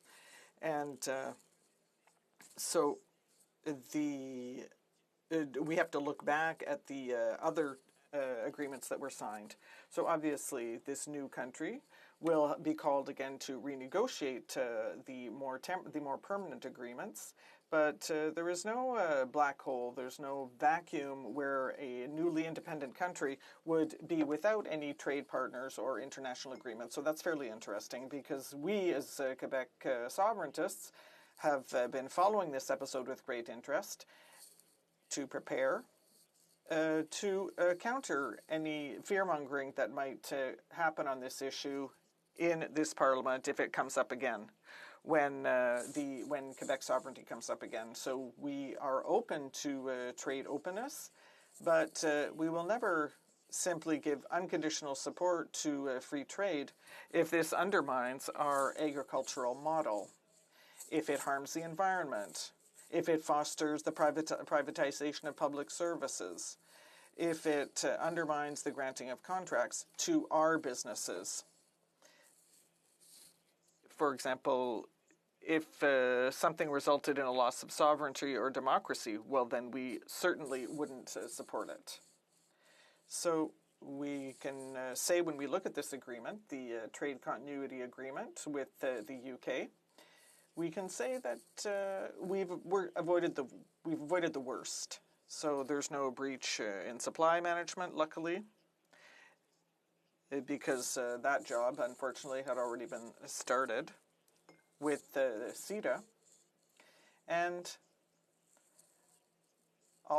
it's not a very bold agreement, but it allows us to have short-term access. So it's a transitional agreement, but we will have to come to a permanent agreement within the next few years. So when we talk about free trade, it sounds very abstract, but when you really look at it, it is actually very concrete, and nothing forbids us now from looking to the future, because this is going to be adopted in the next few hours. So we should be looking to the future in this regard, because there's something that is annoying in this process, and that is we always come back, we the parliamentarians, we rubber stamp something. They give us this text, and they say you have no say. We're never consulted before these negotiators leave. We are parliamentarians. We should be giving them our mandate. We should be there to advocate the positions of our constituents. We should be consulted more often. We should have progress reports, status reports at different stages of the negotiations, but that never happened. And in fact, that's why one of the first things that we have to demand henceforth is more transparency, because the provinces and the parliamentarians have to be more involved in the next round of negotiations. The elected officials of the House of Commons are tasked to defend the interests and values of their population, of their constituents. And so they have to be ready to do more than simply rubber stamp these secret processes. We should be more than bit players. And in fact, the Bloc Québécois between 2000 and 2004 tabled a number of bills in this regard. And of course, there was the CUSMA agreement. There was the agreement between the Liberals and the NDP to ensure that more information was transmitted to elected officials, and the Deputy Prime Minister pledged that. But we saw that within this trade continuity agreement, before Christmas, we had to study a text that we didn't even have. We heard from witnesses who told us about it, but we didn't have the text. So you can imagine how absurd this is to have us study an agreement in committee, in a parliamentary committee, the Committee on International Trade, without having the text. I think that this is absolutely far-fetched. So we have to be updated on every progress, on every phase of the progress, because that would ensure that parliamentarians don't have to vote on an agreement without having the information necessary to make informed decisions. It would bring more transparency to the negotiation process. We might also remember that in the negotiations with Europe that led to the ratification of CETA between Canada and the EU in 2017, Quebec was able to send its own representative to these negotiations. But this is only because the European Union had asked for the Quebec representative. It didn't come from Canada. The European Union had to get involved. because they went through the parliaments of their member nations, but the demand had to come from him. It didn't come from Canada. And so there are elements in the trade continuity agreement, for example, that are the result of a war that was waged by Quebec. Quebec put its foot down to have these things included. For example, the Montreal Transport Society, the STM, can have 25% of local content to offer contracts for buses and so forth in the form of vested rights. Now, that's a regression in terms of what it had before CETA, but at least we were able to come away with something. And it's not because Canada fought for that, it's because it was a carbon copy of the agreement with Europe. But we know that when the permanent agreement comes, this is not going to exist anymore. And that is why the provinces and the parliamentarians have to be heard before this happens. Our negotiators have to be tasked with looking after this. Now, with Quebec and the provinces, formally had the ability to block the adoption of these types of agreements in their own jurisdiction. So, for example, the London Privy Council recognized in a decision handed down a few decades ago, which led to the establishment of the Gérin-Lajoie doctrine by Quebec, because only independence will allow us to argue our positions on the international stage, because a Canadian negotiator will always tend to protect the different economic sectors of the rest of the country to the detriment of those of Quebec. So that is why we need our voice to be heard as of today. Therefore, Parliament needs a procedure that will allow it to increase its level of democratic control. The minister responsible for ratifying an agreement should be mandated to table before Parliament with an explanatory note in a timely fashion before any ratification occurs. That should be the very minimum in a parliament that is supposedly democratic. Let's also talk about what we can anticipate. We talk about local purchasing since the beginning of the pandemic. Well, now let's talk about supply management, which, we know that there's a will on the part of the UK to export more cheese to Canada and elsewhere. So we were lucky. But the permanent agreement could make this official and could have some unhappy surprises for us. And so that is why I'm saying for that reason, we should adopt Bill C-216, which protects supply management and which protects our agricultural model in full so that we don't have any unfortunate surprises in the future, because dairy, egg, poultry producers have all given enough. That's enough. Now, another element which is very important, and one of the reasons why we are supporting this bill is because of the ISDS provisions will not apply for 2 years, and we're not sure that it's going to apply after the 2 years if the European countries don't agree. So, let's lay the groundwork for a scenario. Say the 2 years went by and there was an understanding and such a mechanism was put in place. And we would have to find something like an exchange of letters or that type of formula to ensure that it didn't apply. And we cannot have this type of provision in any other type of agreement, and CUSMA luckily eliminated that possibility. That is something very serious, because when this is the former NAFTA in Chapter 11 from 1994, they were talking about the protection of foreign investors in a certain territory, and if that property was expropriated, or they were victims of what we would call the equivalent of an expropriation, that those foreign investors would be able to sue before an arbitration court the parties in question. Now, on paper, when we say, we're investing somewhere, we don't want to be victims of the policies of the state in which we find ourselves. However, when we look at what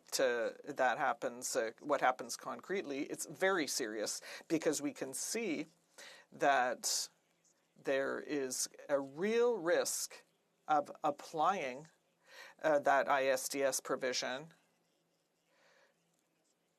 to all economic laws that could harm private sectors. Now, it's becoming more and more difficult for a state or nation to legislate on social justice, on environment, on public health. So,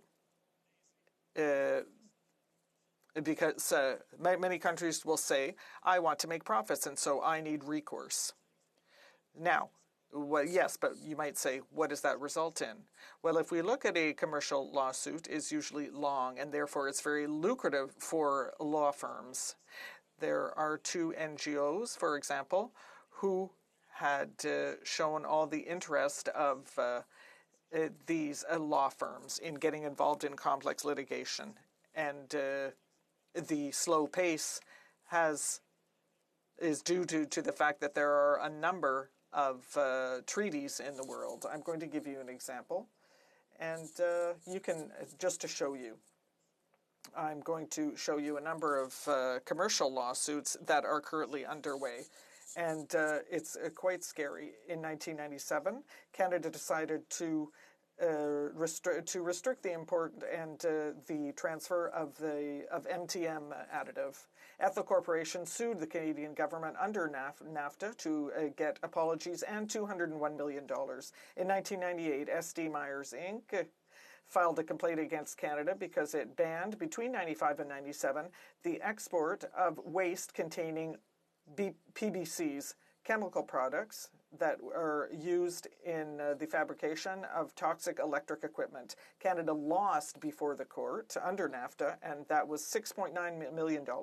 In 2004, under NAFTA, Cargill obtained $90.7 million American dollars from Mexico. That's a soft drink company, because it was found guilty of creating a tax on these soft drinks, and because they are at the origin of a serious epidemic of obesity. In 2008, Dow AgroScience filed a complaint against Quebec to ban the sale and use of certain pesticides on lawn surfaces.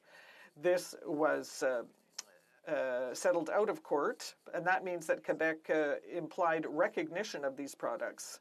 And that is seen as saying that it is not dangerous for the environment, whereas it is. In 2009, Pacific Rim Mining sued for loss of profits El Salvador, which did not grant it a permit to operate a gold mine because it was not in compliance with national requirements.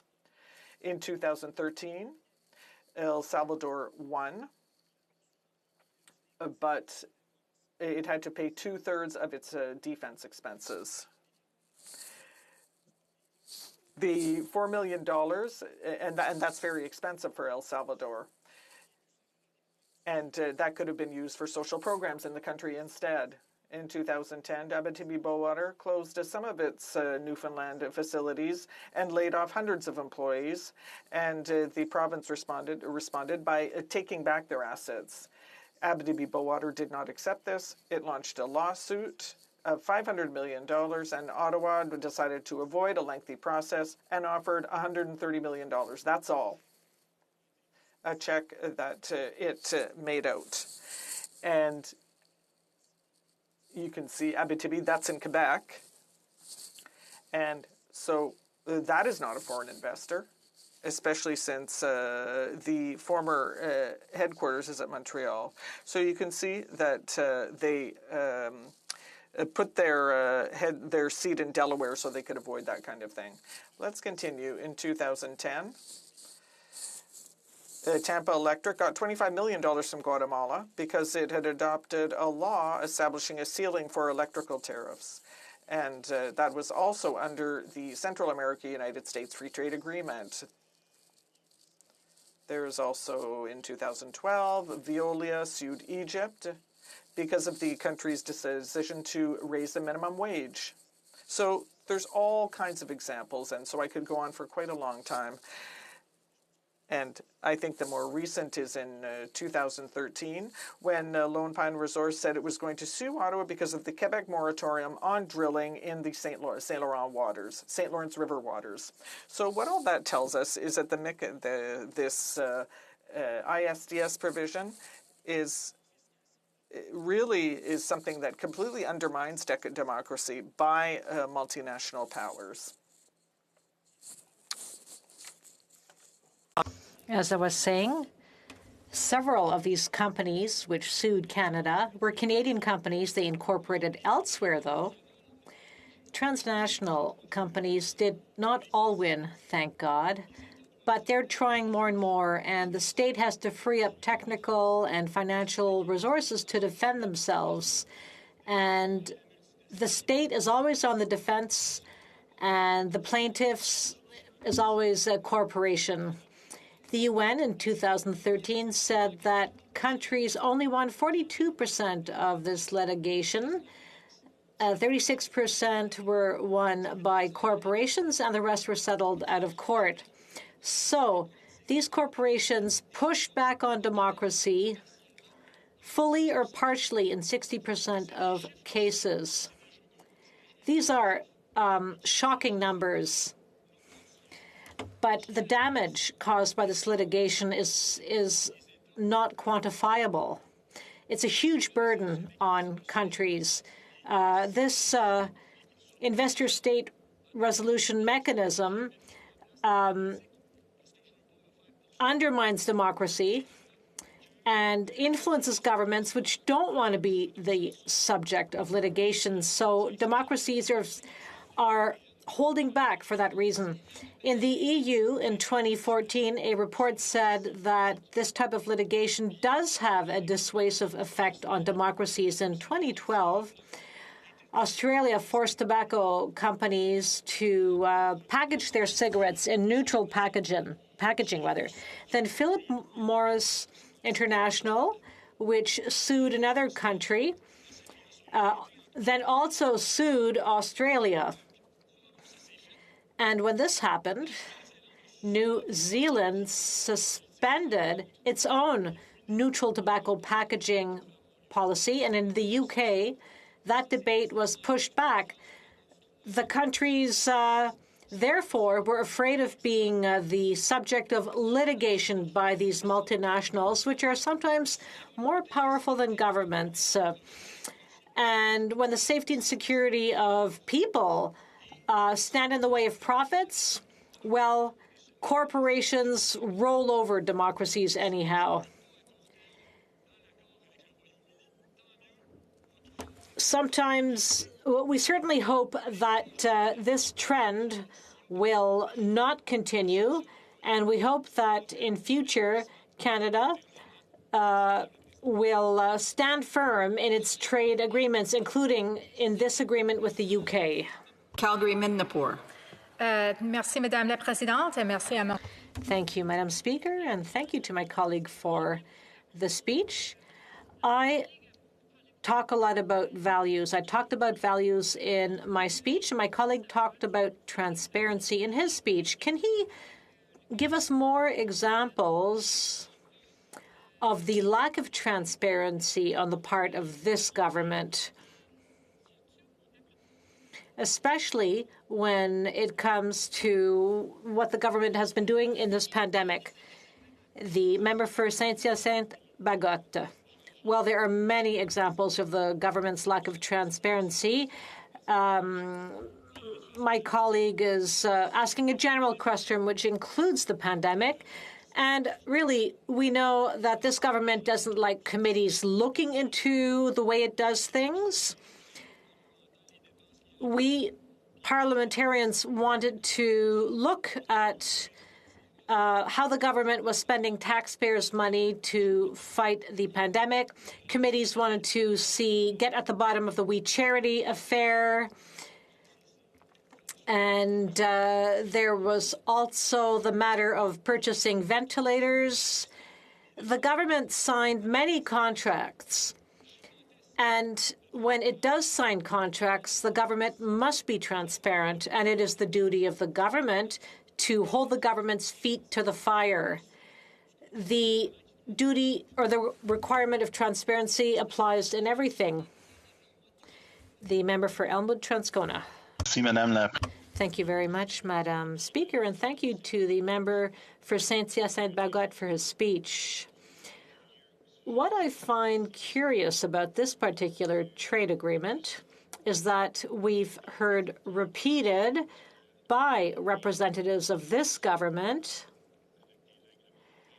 that we are bringing in rules which will govern the investor-state resolution mechanism, but only 20% of the agreement, which is not that long.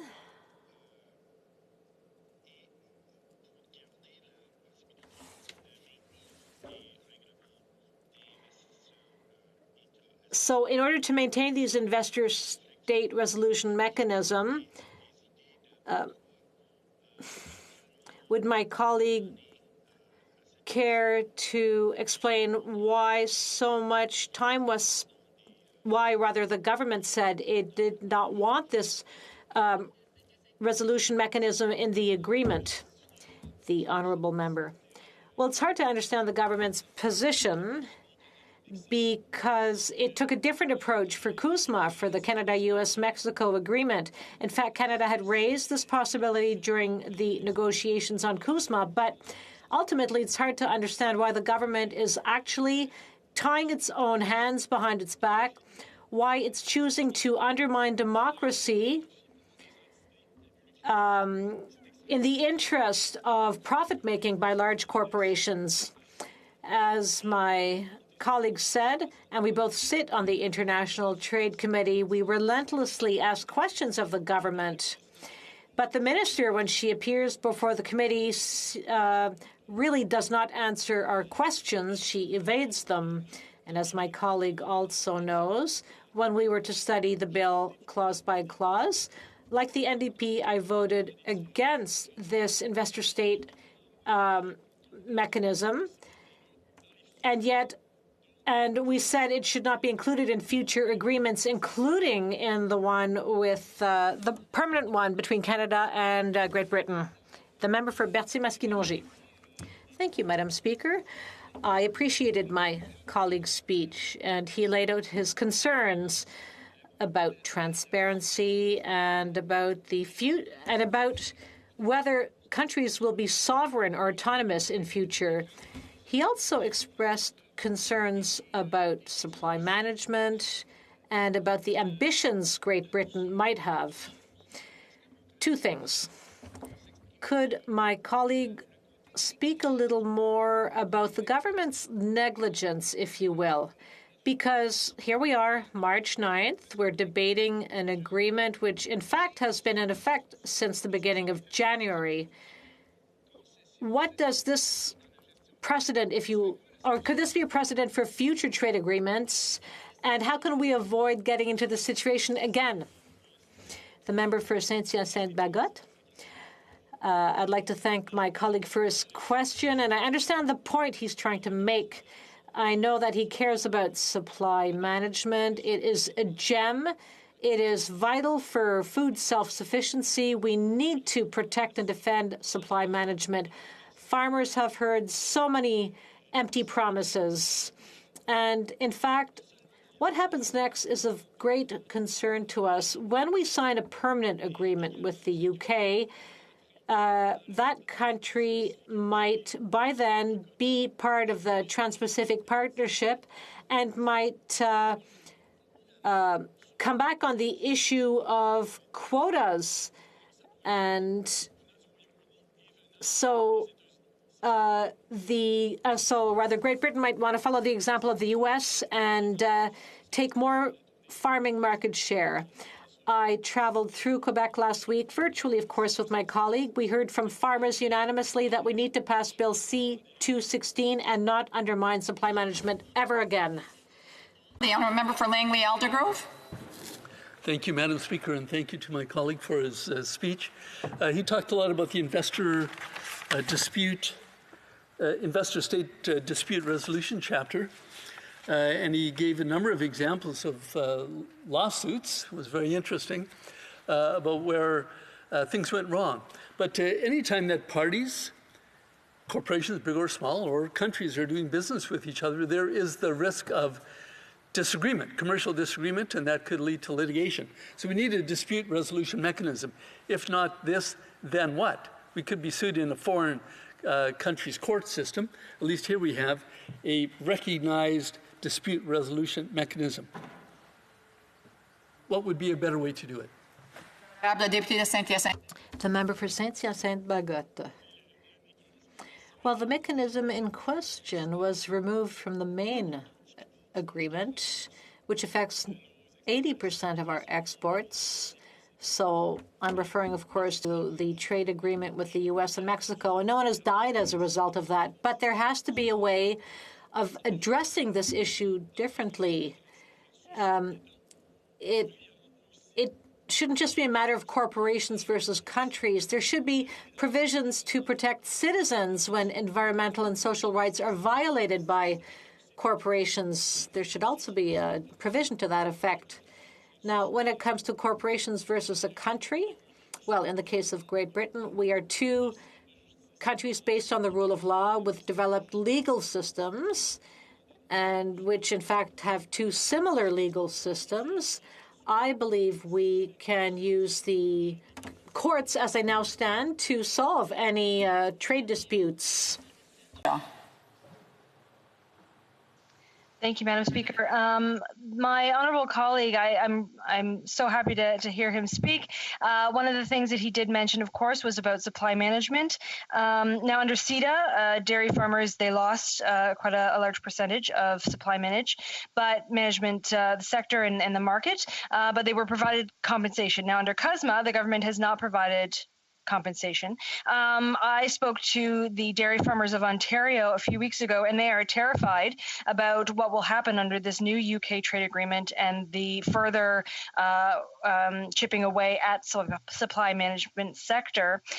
Could the member talk about why it's so important to not give away any more of that market share and not just promise compensation, but to hold firm? Thank you. The member for Saint-Hyacinthe-Bagotte, less than a minute, please. Big question. I'll do my best. Well, I think my colleague clearly explained that compensation takes a long time. We'll fight for it, but it takes too long to compensate producers. However, that's no substitute for undermining supply management. If you keep on undermining a system and you pay compensation every time, well, you're slowly changing the supply management system into a subsidized system. It'll change the entire sector, and yet our supply management sector helps us to buy local, which creates good jobs, which produces good products, and which is a show of solidarity for our fellow citizens.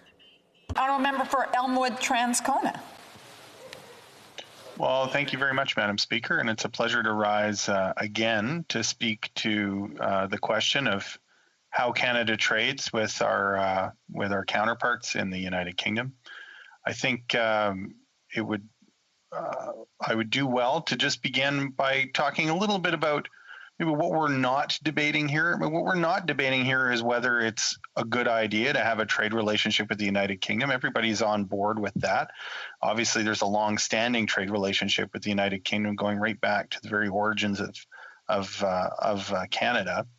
The question is, what are the terms and conditions according to which we're going to be trading with the United Kingdom? And I appreciate very much the extent to which so far some of the debate has focused in on the question of investor-state dispute settlement chapters in trade agreements, because that's a long-standing irritant on the part of many Canadians, and one that the NDP has been very proud to give voice to over the years. the member who just spoke, went through the list that I know many MPs, including many New Democrats in the past, have gone through before, of all the ways in which Canada has been taken advantage of, frankly, lost money, lost opportunities to implement good public policy as a result of investor-state dispute settlement clauses.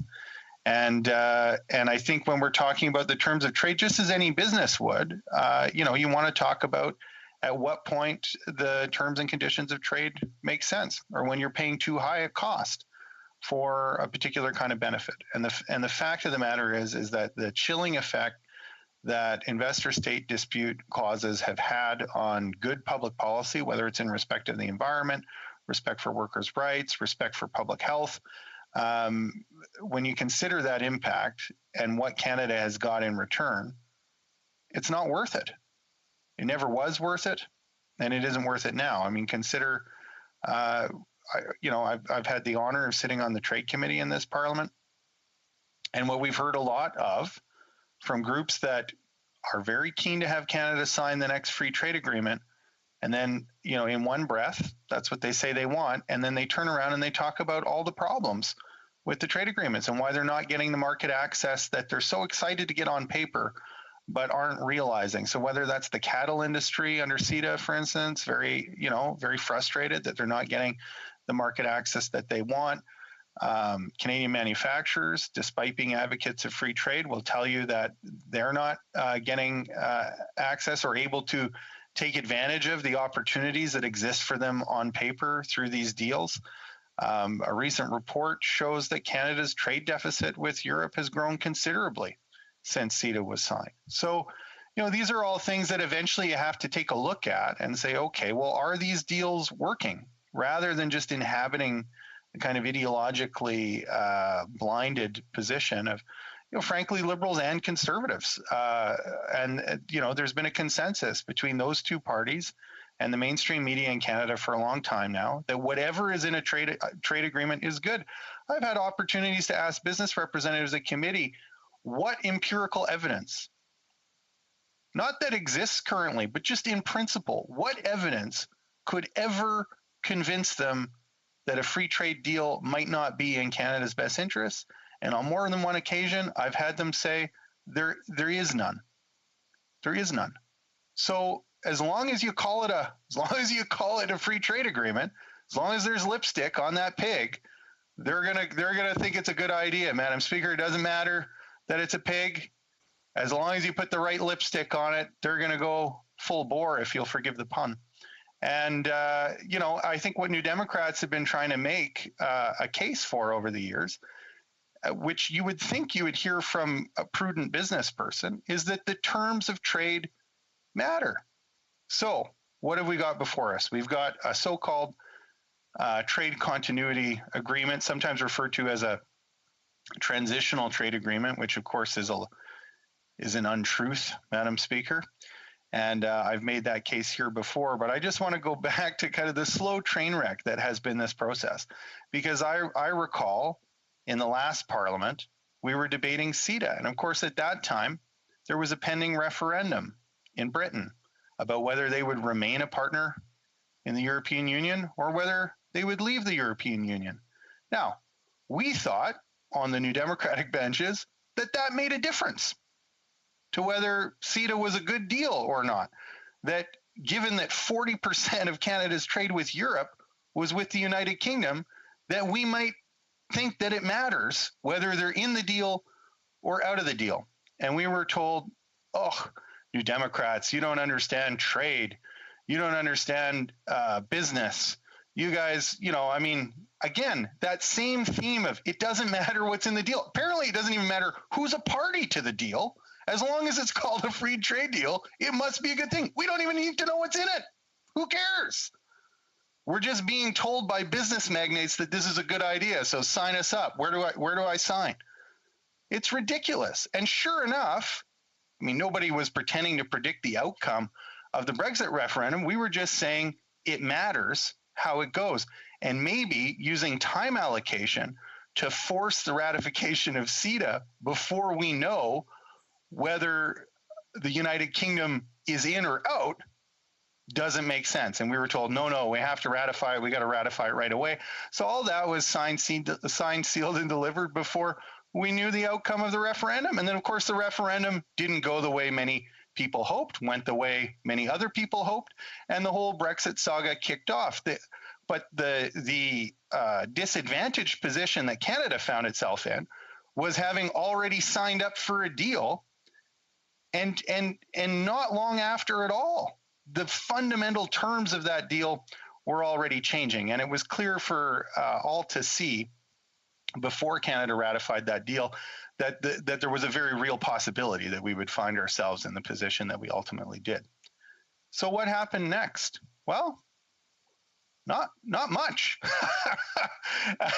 A couple of years ago, there was some initial conversations around trying to get to a deal. There was a lot of fanfare about how excited this Liberal government was to be one of the first to sign a deal with the UK. They didn't end up being one of the first to sign a deal with the UK, of course, because they walked away from negotiations for over a year. So again, and then it's all this 11th hour stuff that we've seen on many other files with this government. They finally decided to come back late last summer to the negotiating table.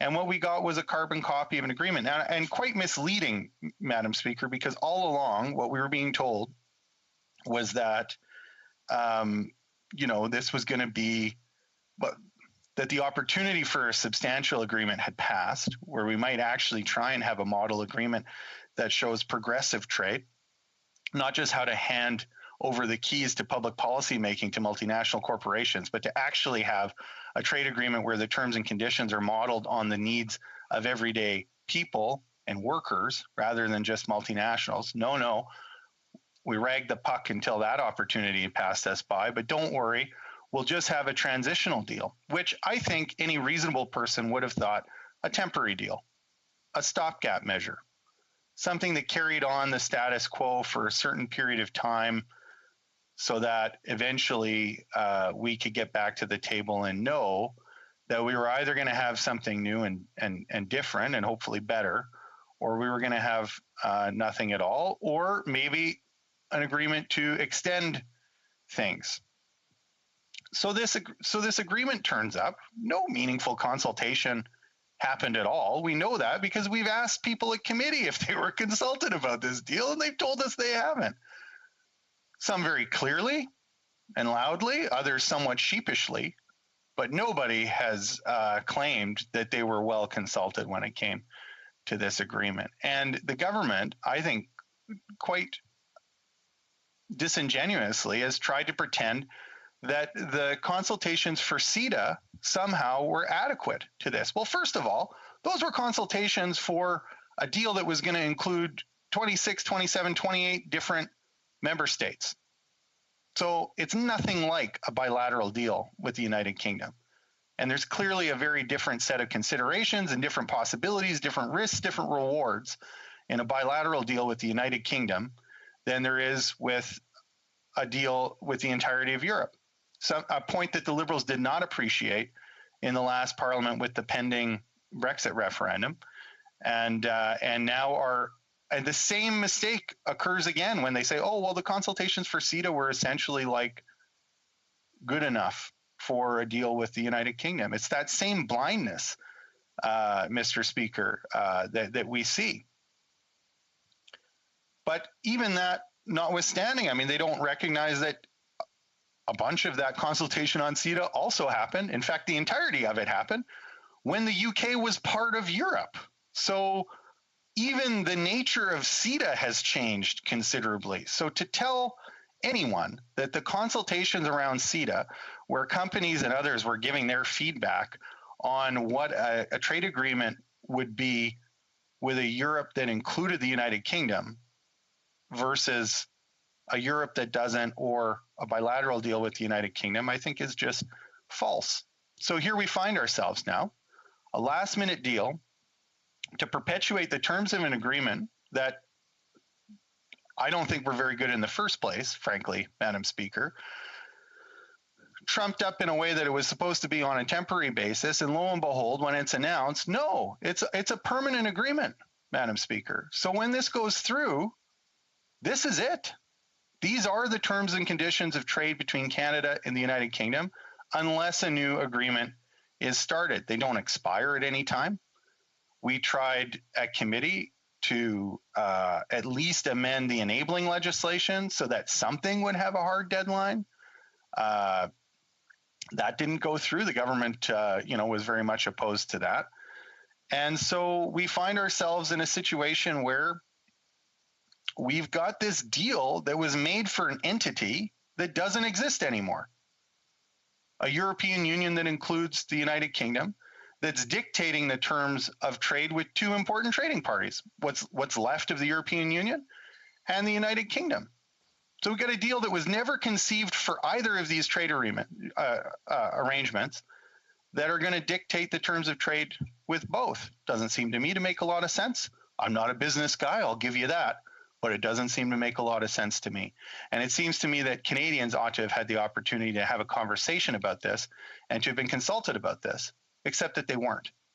And when efforts were made after the government went ahead and signed this permanent deal, as far as I'm concerned, with zero mandate to do so, because because the way they talked about it in the lead up was to build a mandate for a temporary agreement, not a permanent one.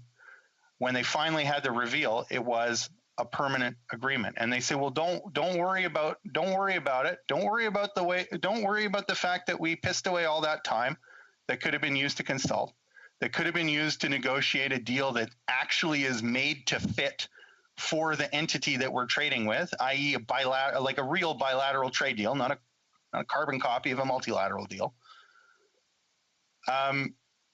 Don't worry about that. There are 3 reasons why we're going to get a new deal and you don't have anything to worry about, Mr. Blakey. Thank you very much. Okay, well, what are they?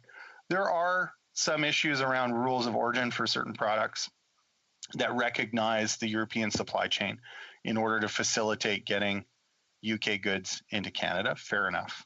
Fair enough. That's one reason that they might decide that they want to come to the table.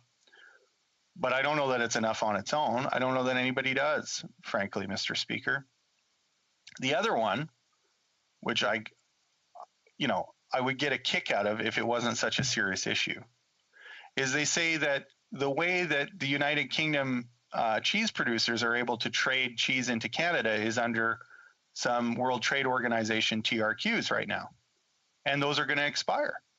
So the United Kingdom is going to want to come to the table for what? To get access to the Canadian cheese market that they don't currently have? Well, the government has said, sworn up and down many times at committee and in this very house and anywhere where anyone will listen to them, that they're not going to sell out dairy farmers even one more time. The dairy farmers shouldn't worry because there's no Canadian market share on the table. Well, then why would the UK come back to the bargaining table to get a different deal? If the reason that they're supposed to be coming back is to get market access for cheese. It's one or the other. Either it's a leverage point to get the UK back to the table, which very clearly implies that there will be concessions on dairy, or it's not a reason for the UK to come back to the table. Which is it? We don't know. I've asked the question, I haven't got an answer. It'd be nice to have that before we vote. I won't hold my breath, Mr. Speaker. The final reason is that there's a good faith commitment in the agreement, because it's not legally binding. It doesn't say you have to sign a new agreement. It just says they're going to commit. Well, and that's great. And that's very nice. And that's how things start. And that may well turn out to be a success, Mr. Speaker. I couldn't tell you. What I could tell you is that there may well be another government in Canada before then, preferably a social democratic one. We're working to make that happen. I'd like to see it happen. Maybe, maybe not. There may well be a new government in the United Kingdom. It may be that the two governments, even if they're the same government, sit down and start talking about what a bilateral deal will look like. And just one of the parties now, because this is a permanent agreement, just has to decide that they can't get a better deal. Now, maybe this deal isn't a perfect deal for either side, but they just have to feel that they can't get a better one and throw in the towel.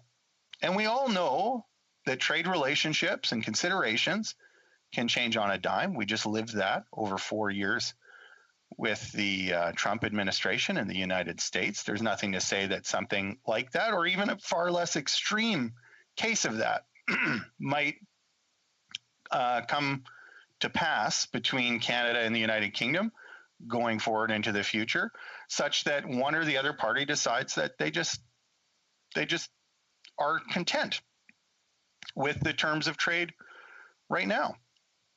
I mean, certainly if you look at what CETA has been producing for Europe, with Canada's trade deficit doubling under that agreement, if things are going that well for the UK under this agreement, they may decide that that's good enough. Thank you very much. And of course, the other possibility, we've all heard that, in order for the UK to accede to the Trans-Pacific Partnership, they need to have a permanent trade agreement with at least one of the parties. Well, this does that. Wasn't supposed to do that. We've been told from time to time, they'll be incentivized to make a new agreement with Canada because they need to have an agreement with at least one other country in order to get into the TPP. But this does that. There's no clause in this agreement that says it doesn't count for the purposes of a permanent trade agreement that could get the UK into the TPP. So the fact that this ended up being a permanent trade agreement as opposed to a temporary stopgap measure, that doesn't mean a short timeline. It doesn't mean inherent and cyclical uncertainty for Canadian business or for UK business. It could have been a 3-year timeline, could have been a 5-year timeline, could have been whatever timeline was chosen for those two governments to get together and to really hash it out and to feel pressure that they had to get a deal.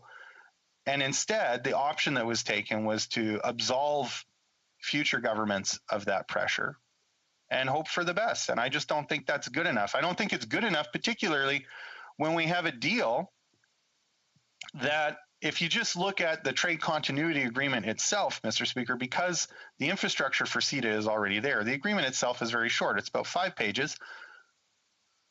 Fully 20% of that agreement is all about how to have a mechanism to keep the investor-state dispute settlement clauses of CETA alive. Well, I think a lot of Canadians are concerned about those provisions, and they have right to be, because Canada has been the biggest loser on the international stage when it comes to having to pay out to multinationals for trying to make good public policy. What a farce that governments should both have to back down from good public policy, apologize to some multinational company, and then pay them damages. What a farce. And we know it is.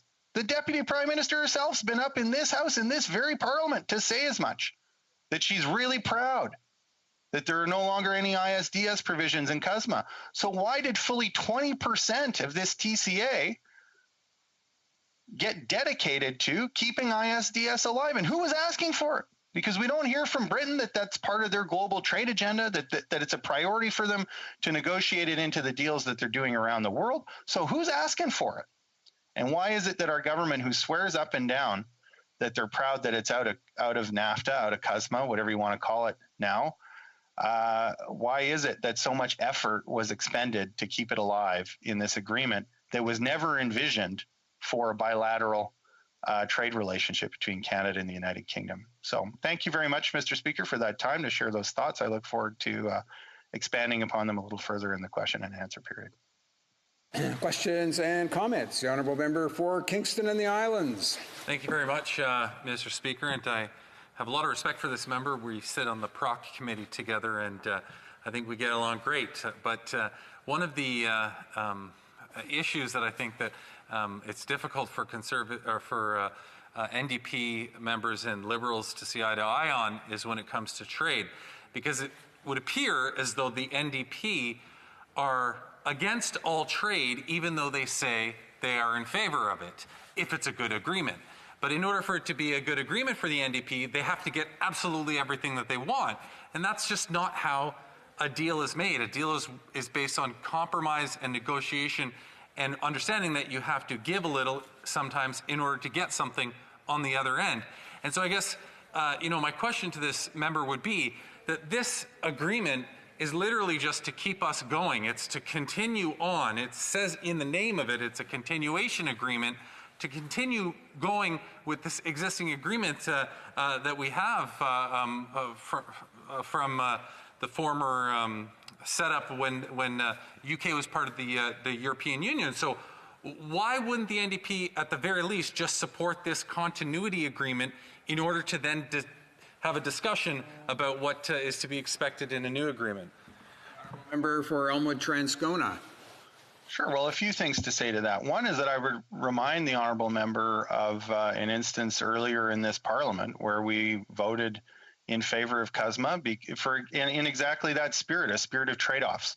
Getting rid of the investor-state dispute settlement clause in NAFTA was important to us. Getting rid of the energy proportionality clause, negotiated originally by Conservatives and signed by Liberals. I mean, we hear a lot about energy sovereignty in the House, but the fact is, Conservatives and Liberals sold out Canadian energy sovereignty under NAFTA for 30 years when they signed that deal. So, those were things that were important to us. It's not because we liked everything in CUSMA, and if the member would like to have a conversation about the deficiencies of the agreement, I'm happy to do that.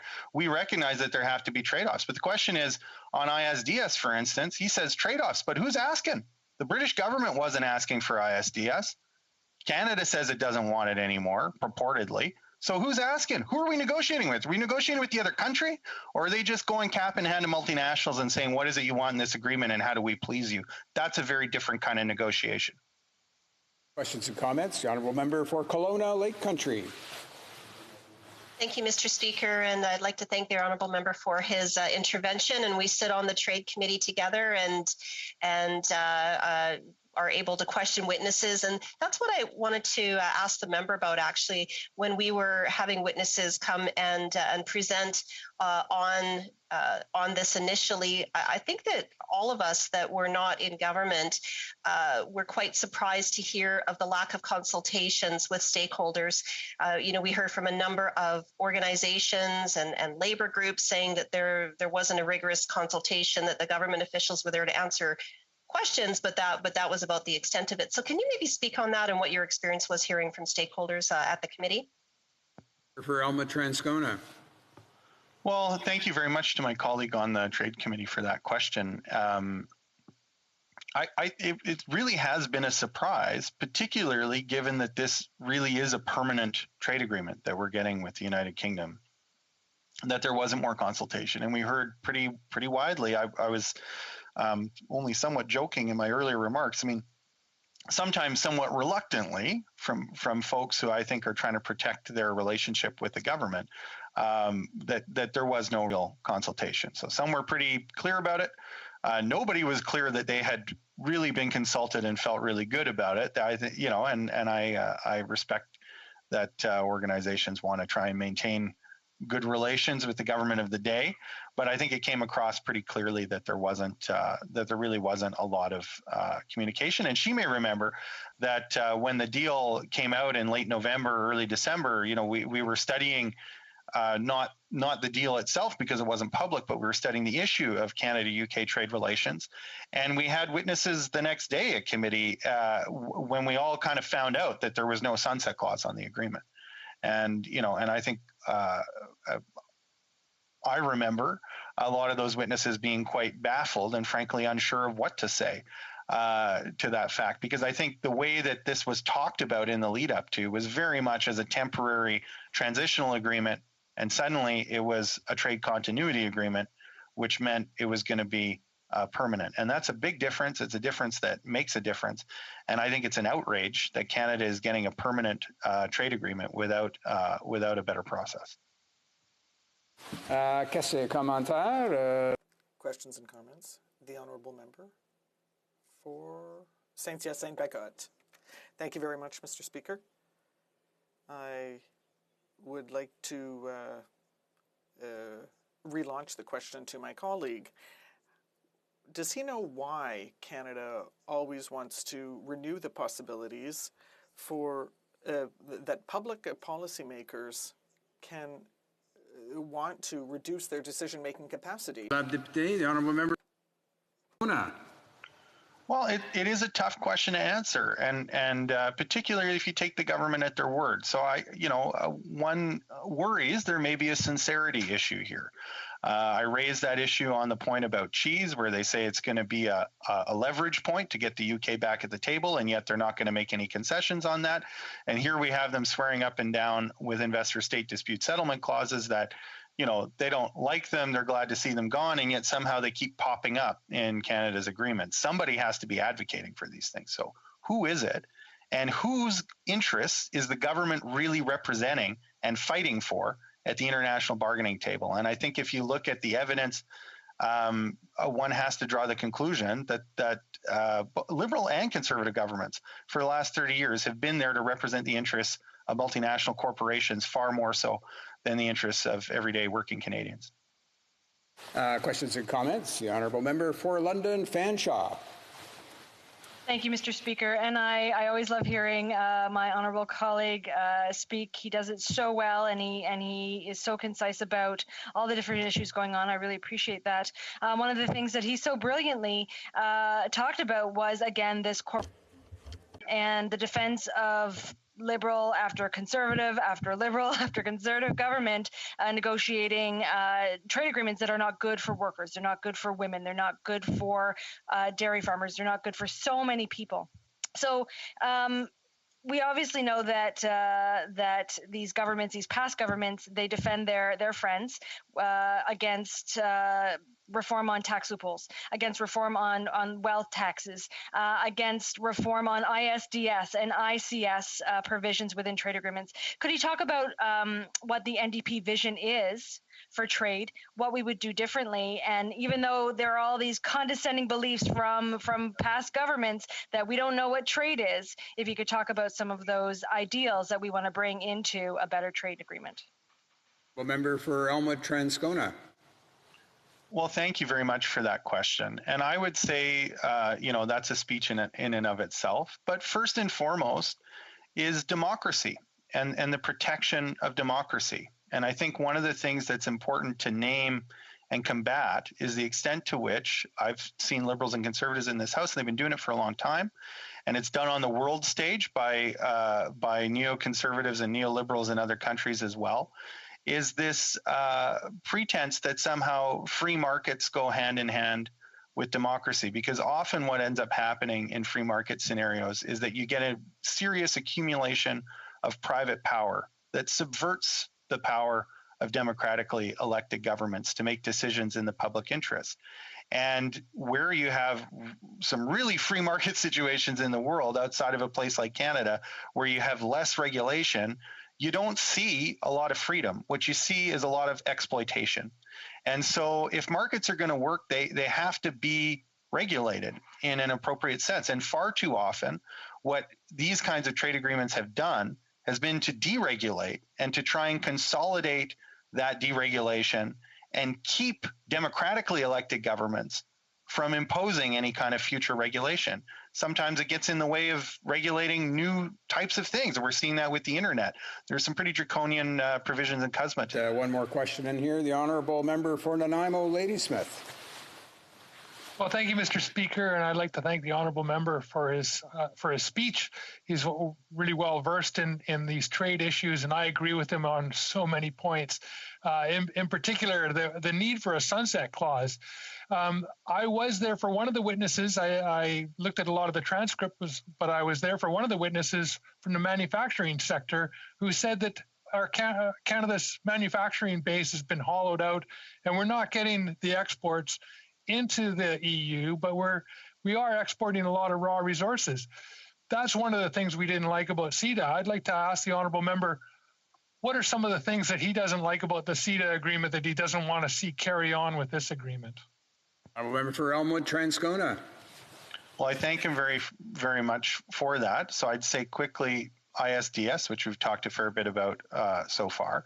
There were also a number of intellectual property provisions in CETA that are putting upward pressure on the cost of drugs when Canadians already pay among the highest prices for prescription drugs in the world. So it doesn't make sense to be pursuing that. More to say about the WTO and TRIPS and vaccines and all that, but that's certainly part of it.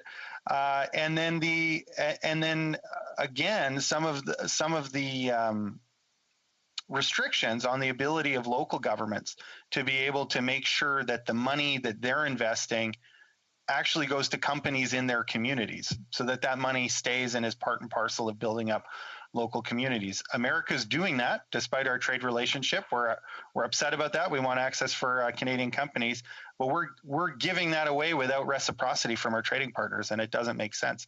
Canadian companies are not making tons of money on infrastructure projects in Europe, but European giants are here. In some cases, they're sending their workforces here to take the work of Canadian tradespeople, for example, that could be doing that work. So we need to consider these things when we're signing the agreement.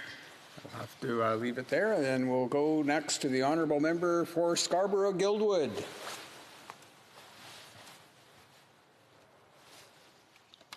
Thank you, Mr. Speaker, and I'm pleased to rise in the House tonight to talk about the benefits of Bill C-18, an act to implement the agreement on trade continuity between Canada and the UK.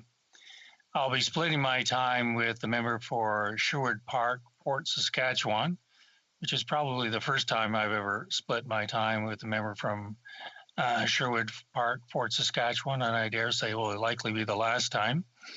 Mr. Speaker, I'm here in two capacities. One as the member for Scarborough-Guildwood, but also as a chair of the Canada-UK Kingdom Interparliamentary Association. So I am interested in all matters pertaining to Canada, UK. Mr. Speaker, all companies stand to benefit from the predictability and stability that this agreement provides. The UK, as I'm sure you're aware, is one of Canada's most important trading partners. The UK is Canada's largest market in Europe, a key source of foreign direct investment, and science and technology partnerships. Two-way partnership between Canada and the UK amount to $29 billion in 2019, making it Canada's fifth largest trading partner after the US, China, Mexico, and Japan. The trade continuity agreement before you today ensures that Canada can sustain and build upon the relationships by preserving the main benefits of CETA, the trade agreements that Canada has entered in place with the European Union in 2017, the benefits of which are just rolling out. Replication of CETA benefits means that 98% of products will continue to enter the UK duty-free, and that includes key exports from Quebec and Ontario, such as manufactured goods, metals, mineral products. As of January 1st, 2024, we're hoping that that will increase to 99% goods that will receive duty-free treatment.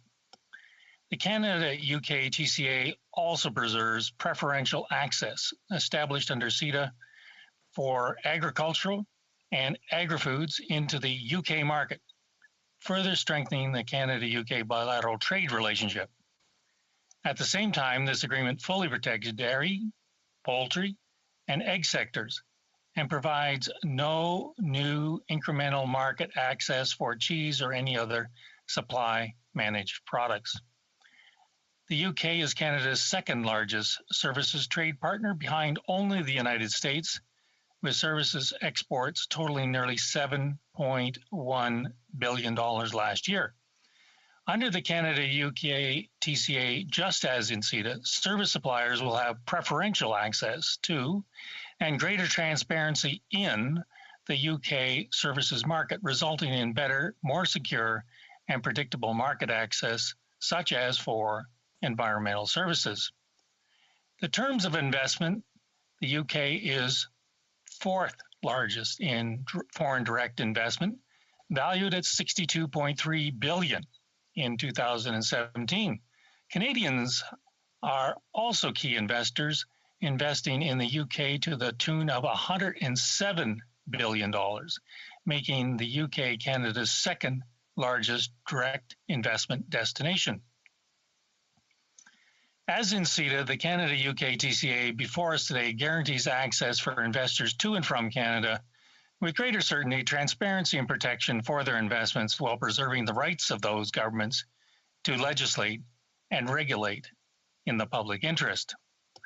And just as in CETA, the Canada-UK TCA would create more favorable conditions for exporters from Canada and Quebec through important commitments to address non-tariff barriers and establish mechanisms under which Canada and the UK can cooperate to address and seek to resolve non-tariff barriers as they may resolve.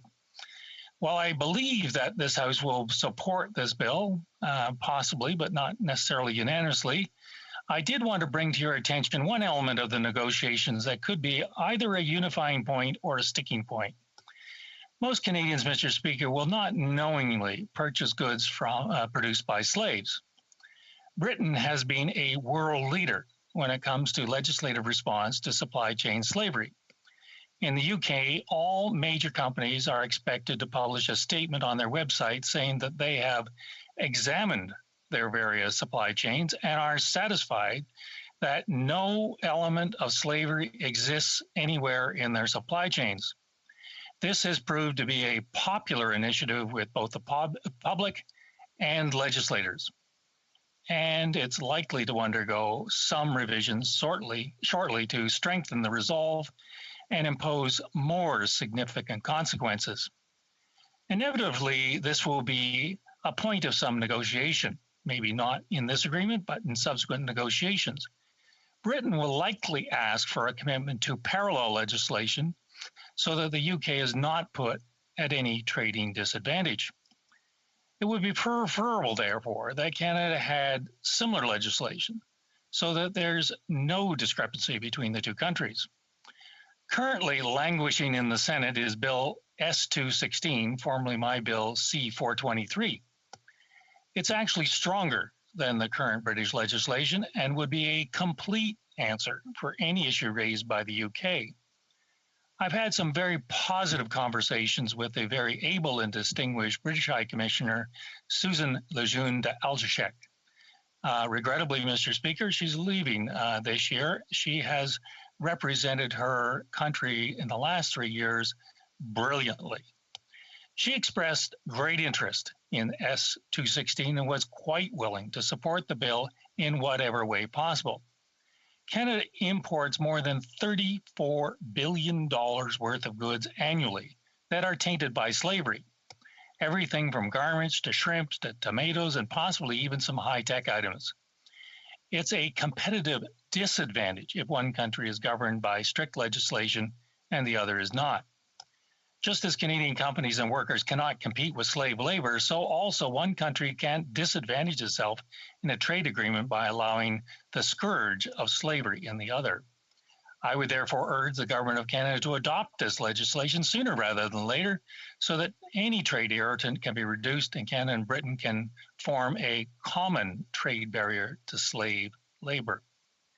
The agreement also carries forward from CETA trade facilitation measures designed to reduce red tape at the border, including some of the prohibitive costs companies from doing business. Diversifying trade has had the potential to increase Canadian wealth. SMEs are looking to us to provide market opportunities for their exports.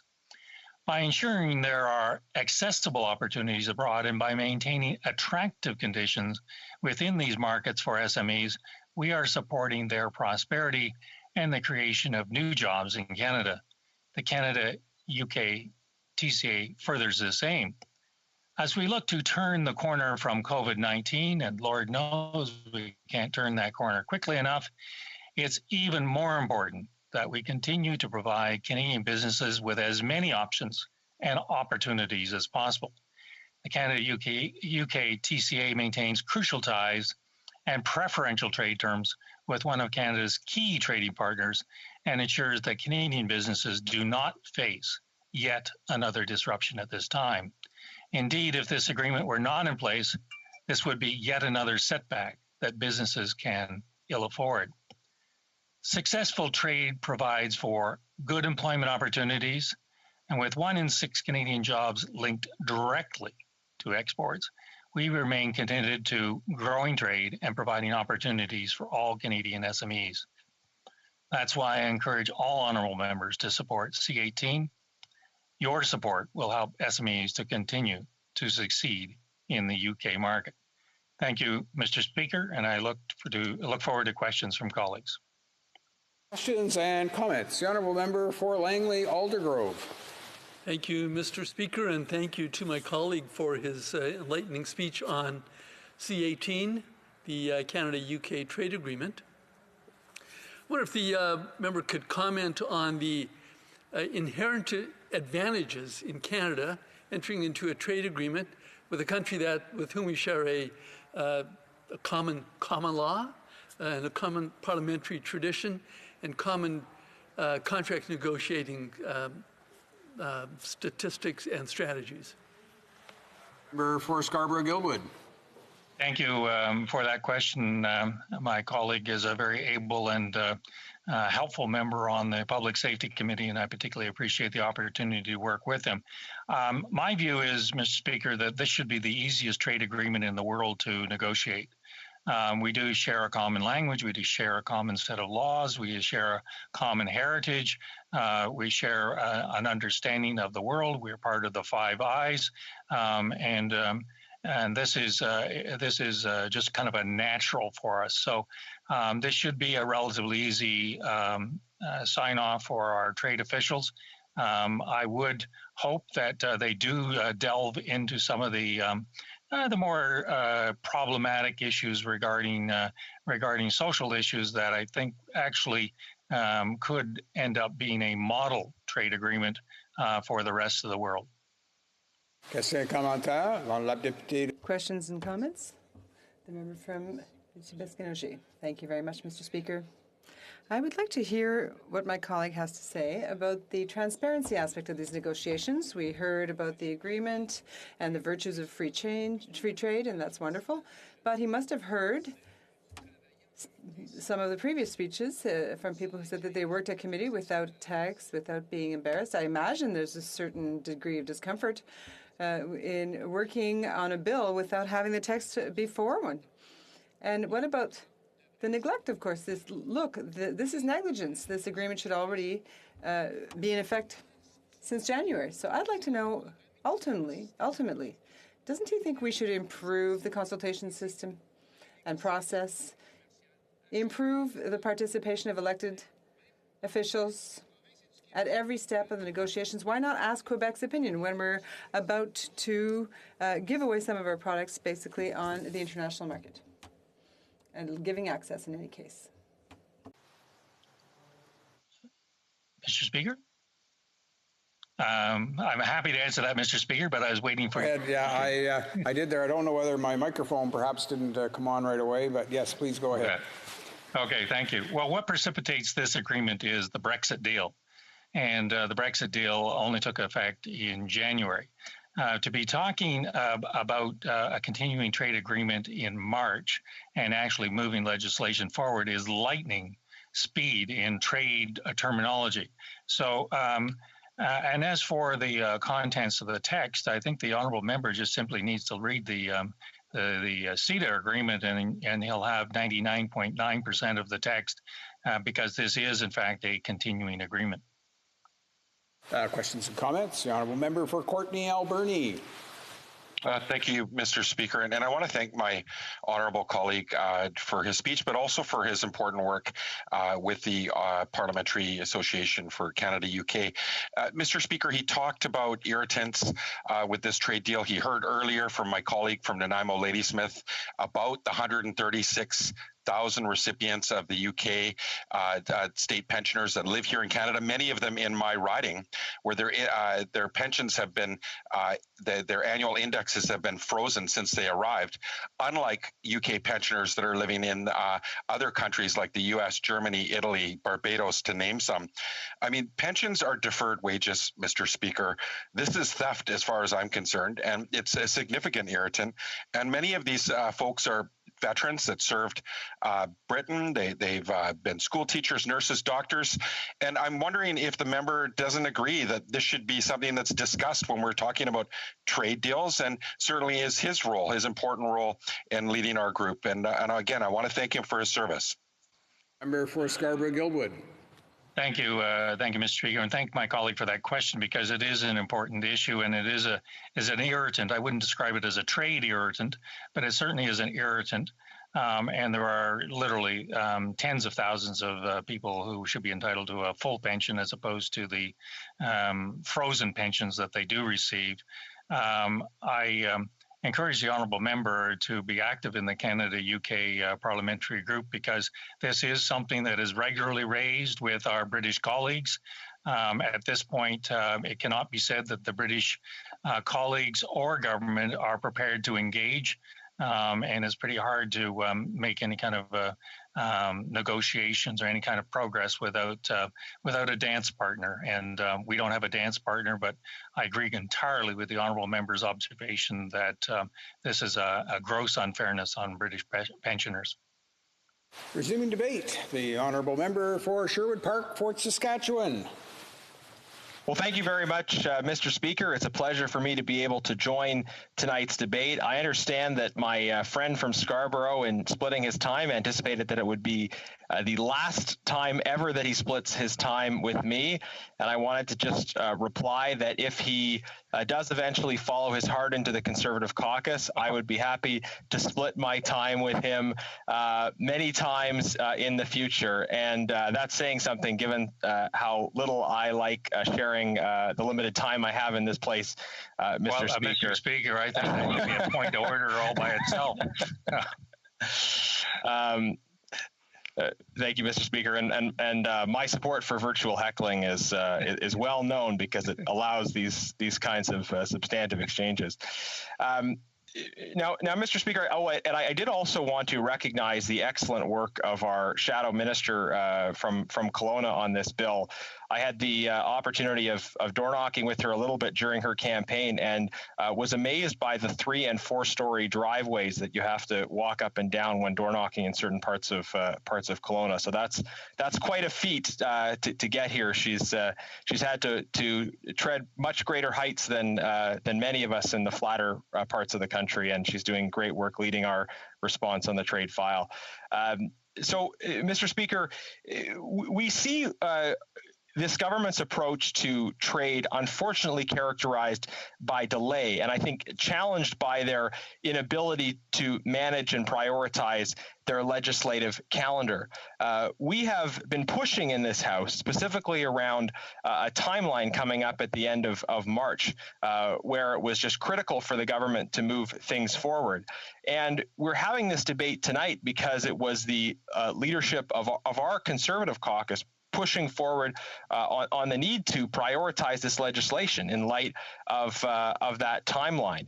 And the government is very clearly trying to position themselves for a spring election that they seem to want and nobody else in the country seems to want, and therefore they're calling these different bills for short periods of time at a time without any sort of focus on specific legislative items, especially ones that clearly are priorities. So in the interests of addressing a real need for Canadians, Conservatives proposed that we would have this debate tonight at a time when we don't normally have debates, to try to move these things forward, because unlike the Liberals, frankly, whose approach to the legislative calendar seems entirely informed by politics, Conservatives were thinking about the public interest in the process of really the urgency of moving things forward before the end of March. As one British politician observed,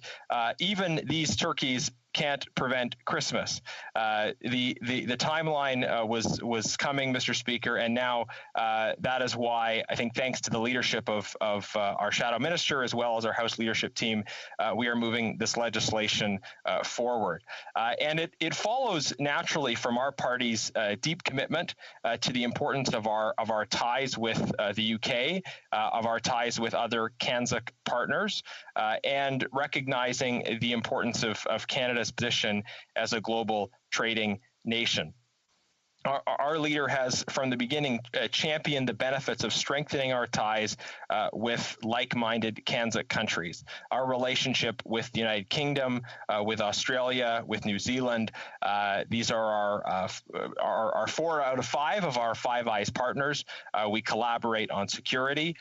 We have expanded our trading relationships through the TPP, for example, that was negotiated under Conservatives, that gave us trading access with Pacific Rim nations. And there's more work we can do to further expand and strengthen our trade ties.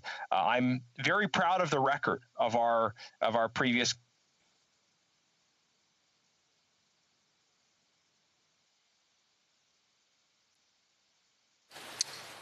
We just seem to have lost the connection there. I'm just going to pause momentarily to see if we can regain that connection, and following that, we'll decide next steps.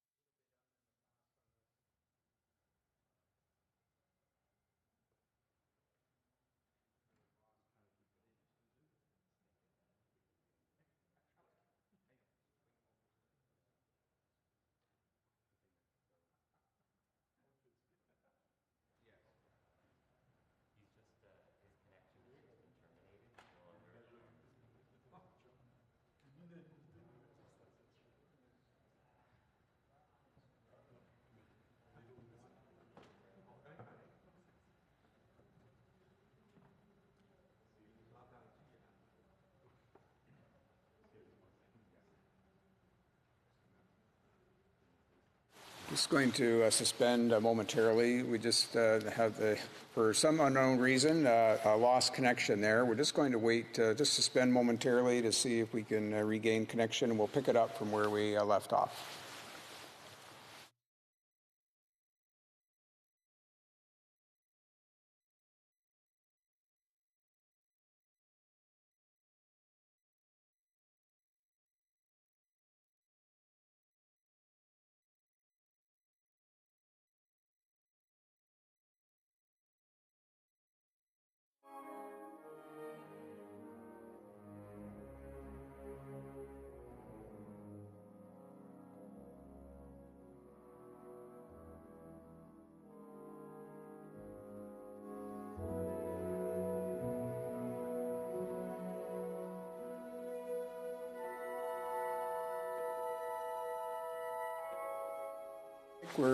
We should have the honourable member for Sherwood Park, Saskatchewan, back online.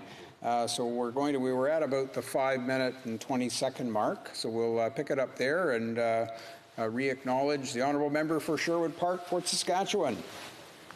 Well, thank you, Mr. Speaker. I am on an irregular device here. Unfortunately, I'm using my phone because my computer crashed. So as long as members can hear me and the interpretation is functioning, then I will proceed. Okay, excellent. I won't make a habit of it. I'm still wearing my headset even though I'm using something else. Anyways, Mr. Speaker, I was speaking to the importance of the trade ties that have been pursued by the previous Conservative government. We've dramatically expanded those trade ties, and I think it's going to be continually important for us to make the case for a robust international trade system, even in light of the new challenges that we are facing. I think one of those major challenges that we face in the world today is how to respond to human rights abuses linked to unfair trade practices in certain countries, the use of slave labor, and how we respond to that in certain countries in a way that is consistent with our values and not allowing our workers to be put in a vulnerable position in addition to that.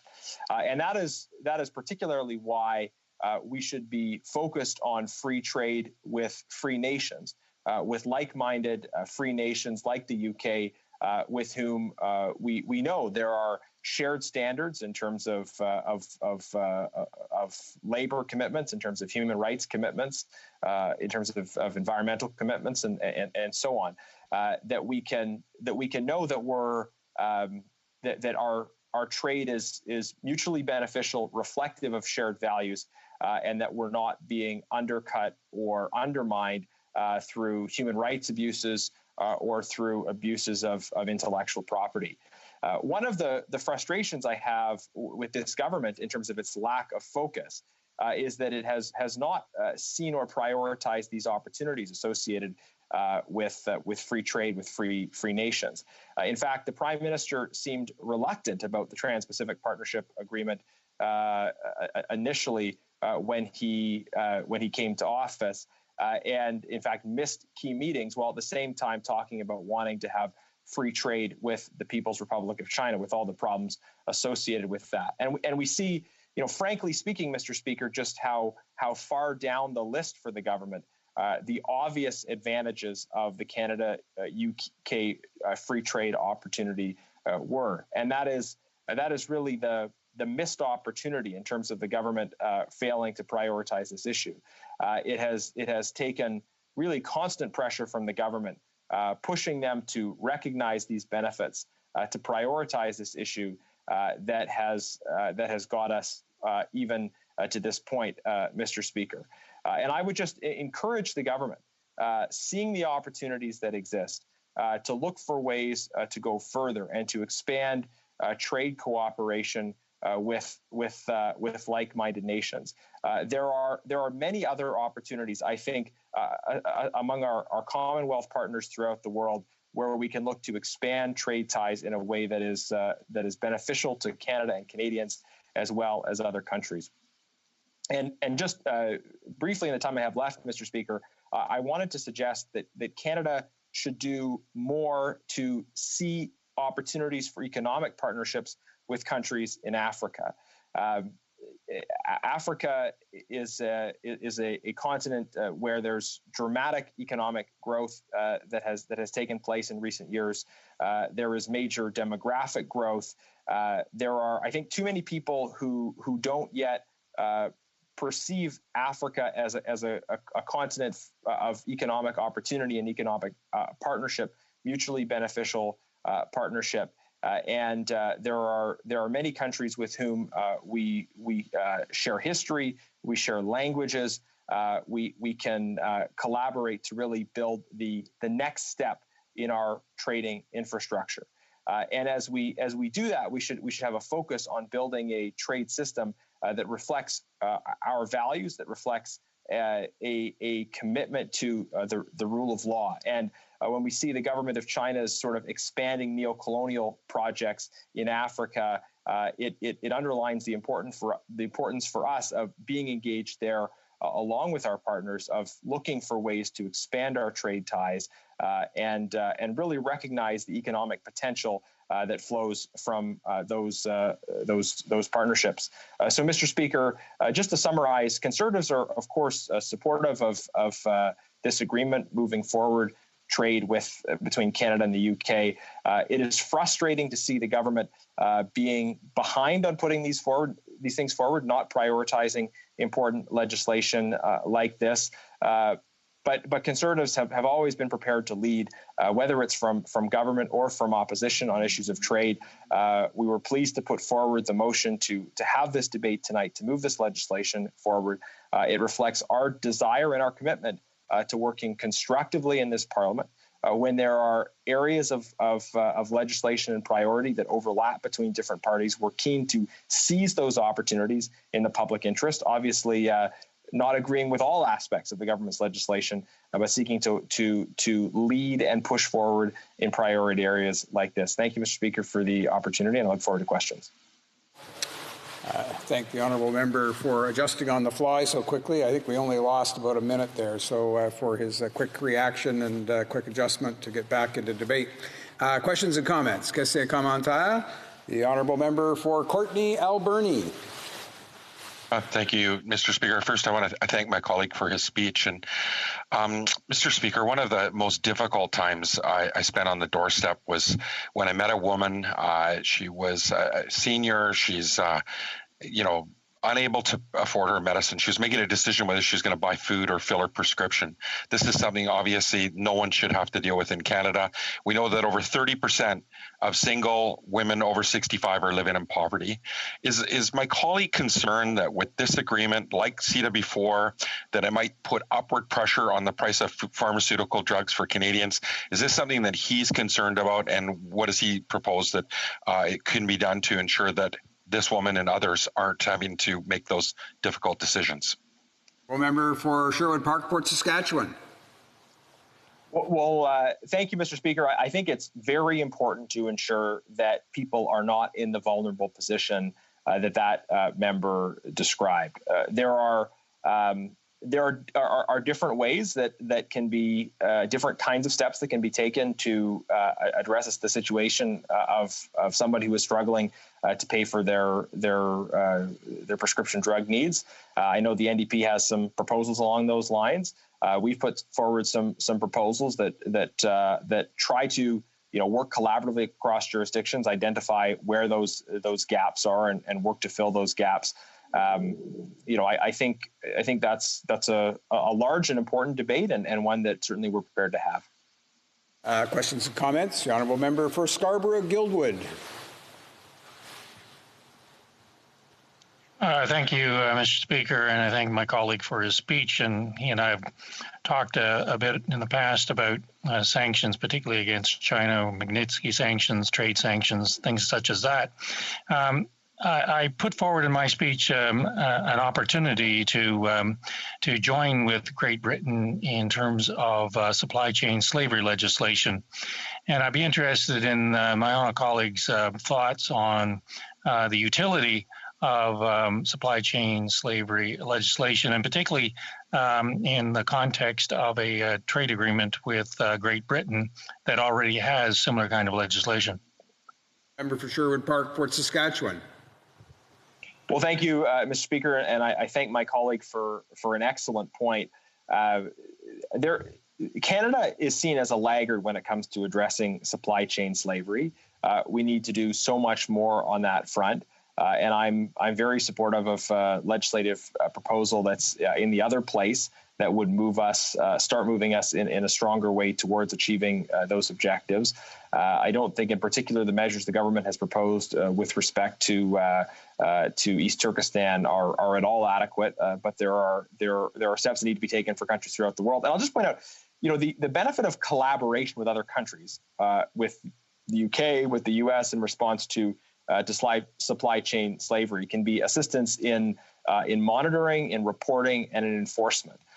These can be issues that are difficult to track in terms of being able to identify the precise risk of slave labor being part of the production of a product in a particular case. But if we did a better job of working with our partners, we could find this data and have more effective enforcement as we seek to protect vulnerable people around the world. Time for just one short question. The honourable member for Chatham-Kent-Leamington. Thank you, Mr. Speaker. Thank you to my colleague for an excellent speech, and I would be remiss in not echoing his invitation to the member from Scarborough-Guildwood to also cross over and come to the bright side. I do appreciate his welcoming comments to me when I joined this House just over a year ago. To my honourable colleague, you mentioned trade with Africa. Can you expound a bit more on some of the benefits, the dual purposes that perhaps some of that could, an expansion in that area? I know all three of us actually share a heart for others around the world. So I wonder if you could expound a bit more on that, similar to, our longstanding relationship with Great Britain. Member. Thank you, Mr. Speaker, and I thank my colleague for the question. I know he's done extensive work on international development with the Food Grains Bank prior to coming to this House, and I think he would understand very well that our relationships with developing countries should include both development assistance, but also trade, recognizing the economic opportunities that come from those kinds of partnerships. And I've spoken with an ambassador in particular recently who made the point to me that developing countries need investment, they need trade, as well as as well as development assistance. And it's that private sector growth that comes through trade that can help to build long-term economic growth for those countries as well as for Canada. So I think we need to start trying to do both in the case of developing countries, whether it be in Africa or elsewhere. And certainly there's explosive economic growth happening in parts of Africa, and there are some real opportunities for Canada, but also for mutually beneficial partnerships. Resuming debate, the honourable member for Kelowna Lake Country. Thank you, Mr. Speaker, and I'll be splitting my time with a member from Lambton, Kent, Middlesex. It's a pleasure to rise today at third reading on Bill C-18, an act to implement the Canada-United Kingdom Trade Continuity Agreement, or CUKTA.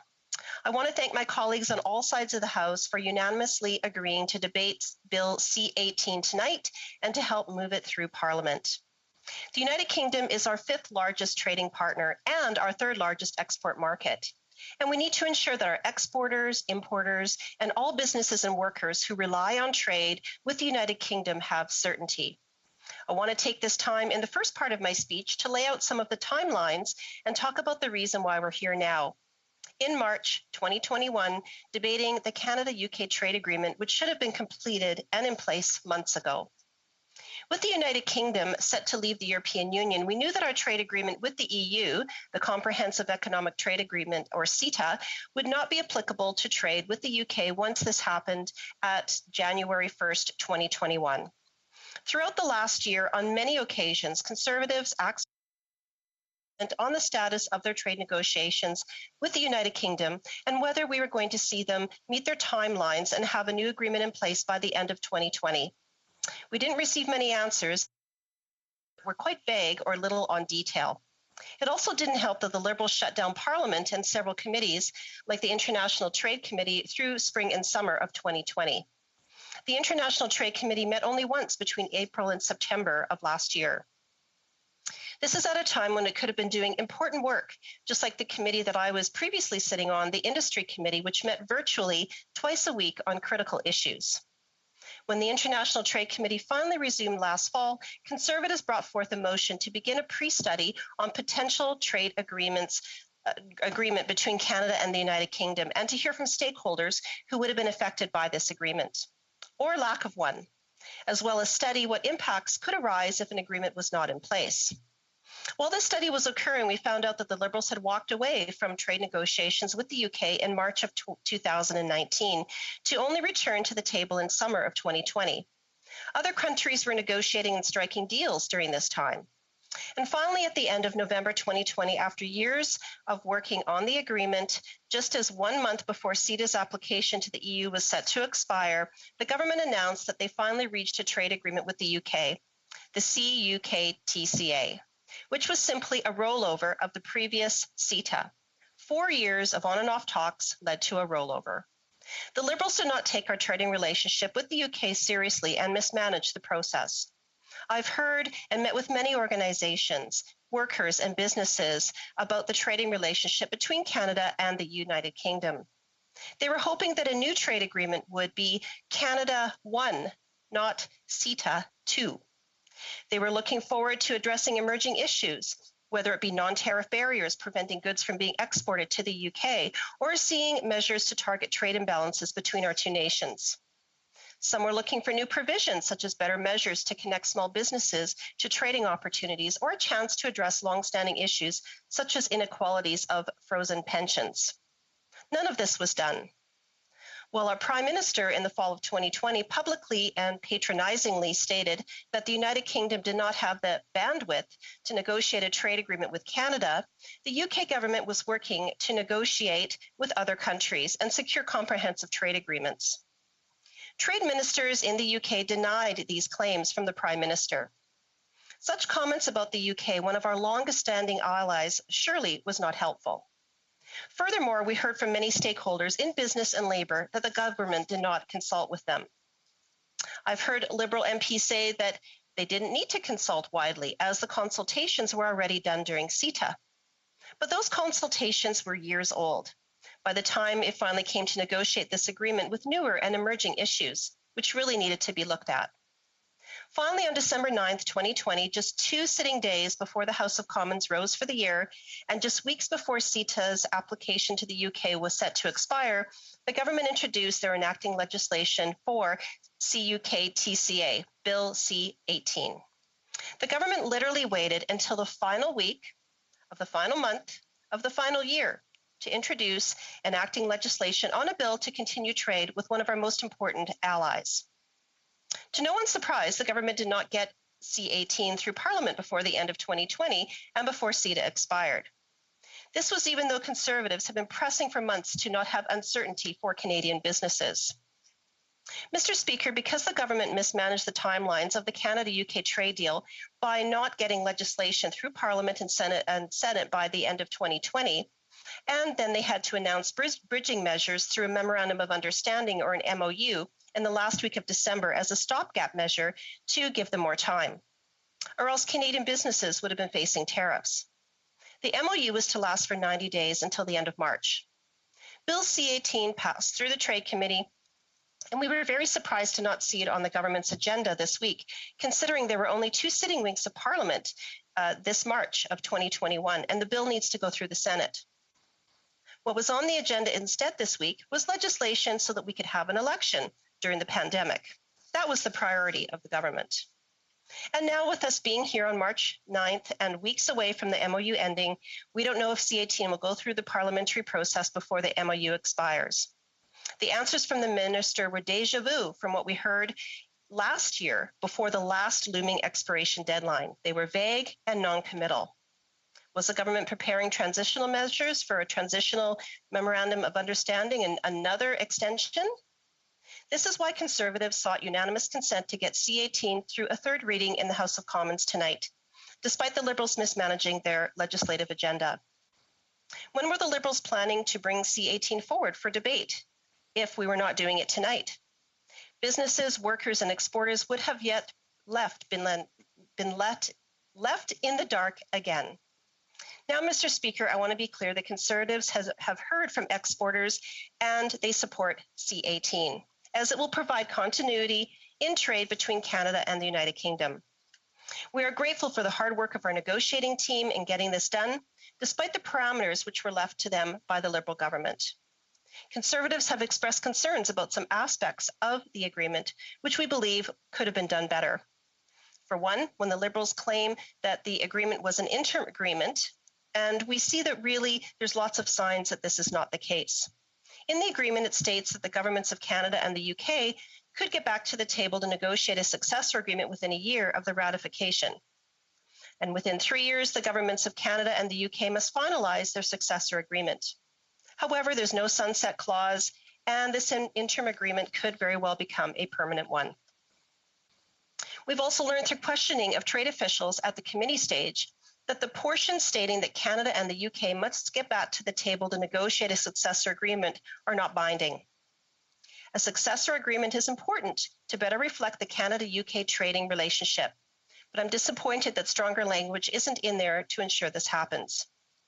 The agreement does not address trade imbalances of specific sectors such as beef and does not address any non-tariff barriers.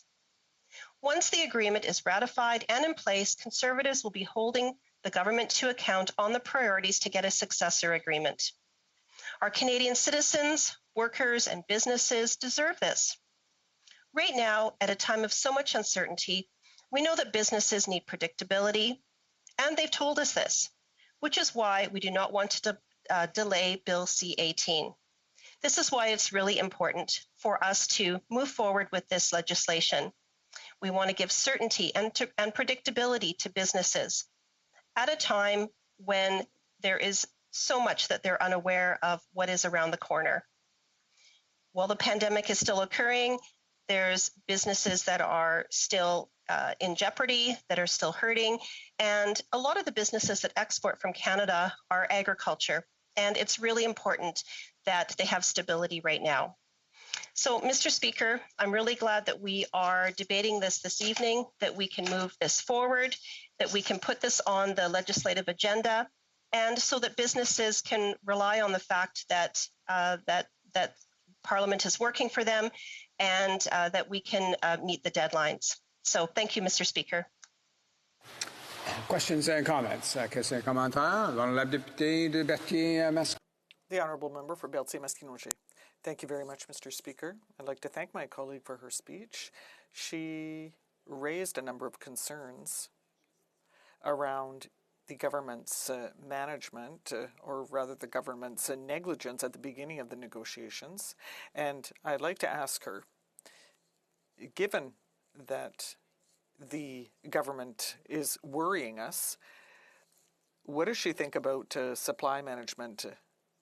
Because earlier she spoke out against C216, but when we see this government's inaction, doesn't she feel like supporting a bill that would give security to our farm suppliers? The Honourable Member for Kelowna Lake Country.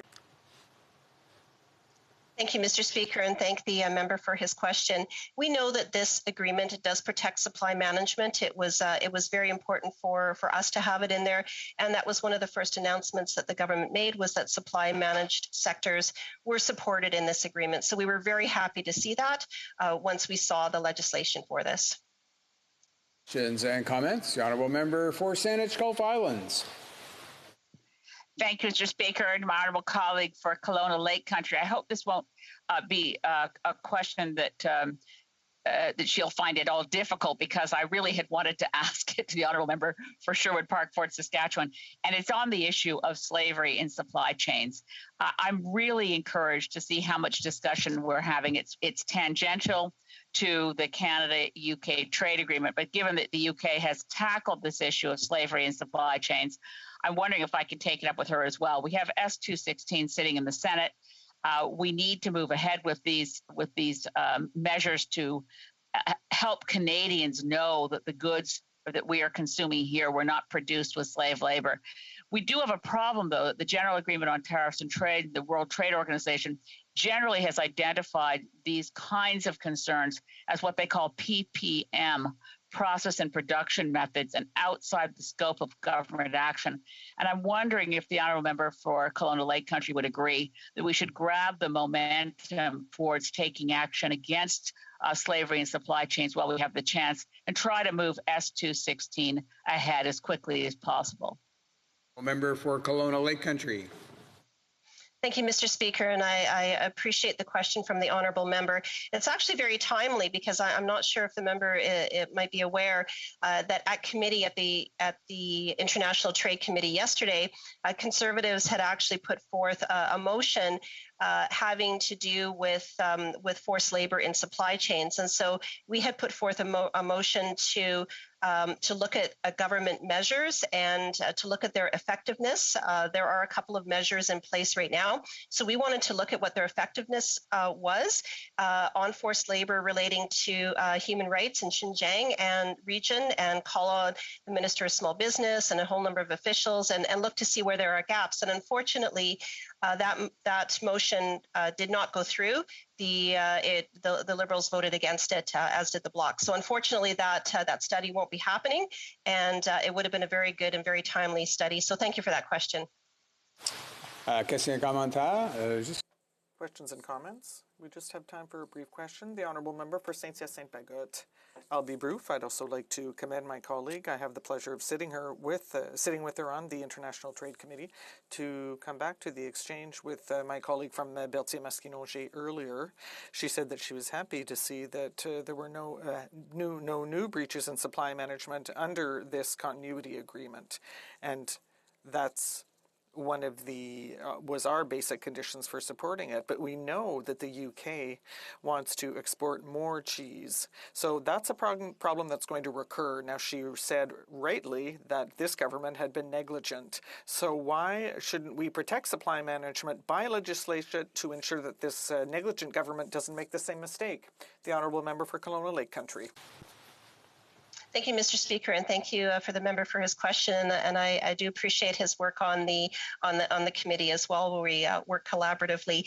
And supply management is very important. We are staunch supporters of supply management, and so as I said earlier, we were very happy to see that it was in C18, which is what we're discussing here today, and so that all of those sectors have certainty and stability during this time. And that was one of the first questions that we posed once we heard that there was an agreement coming forth. So we were really happy to see that in this agreement, and that's what we're discussing here today. Resuming debate, the honourable member for Lambton, Kent, Middlesex.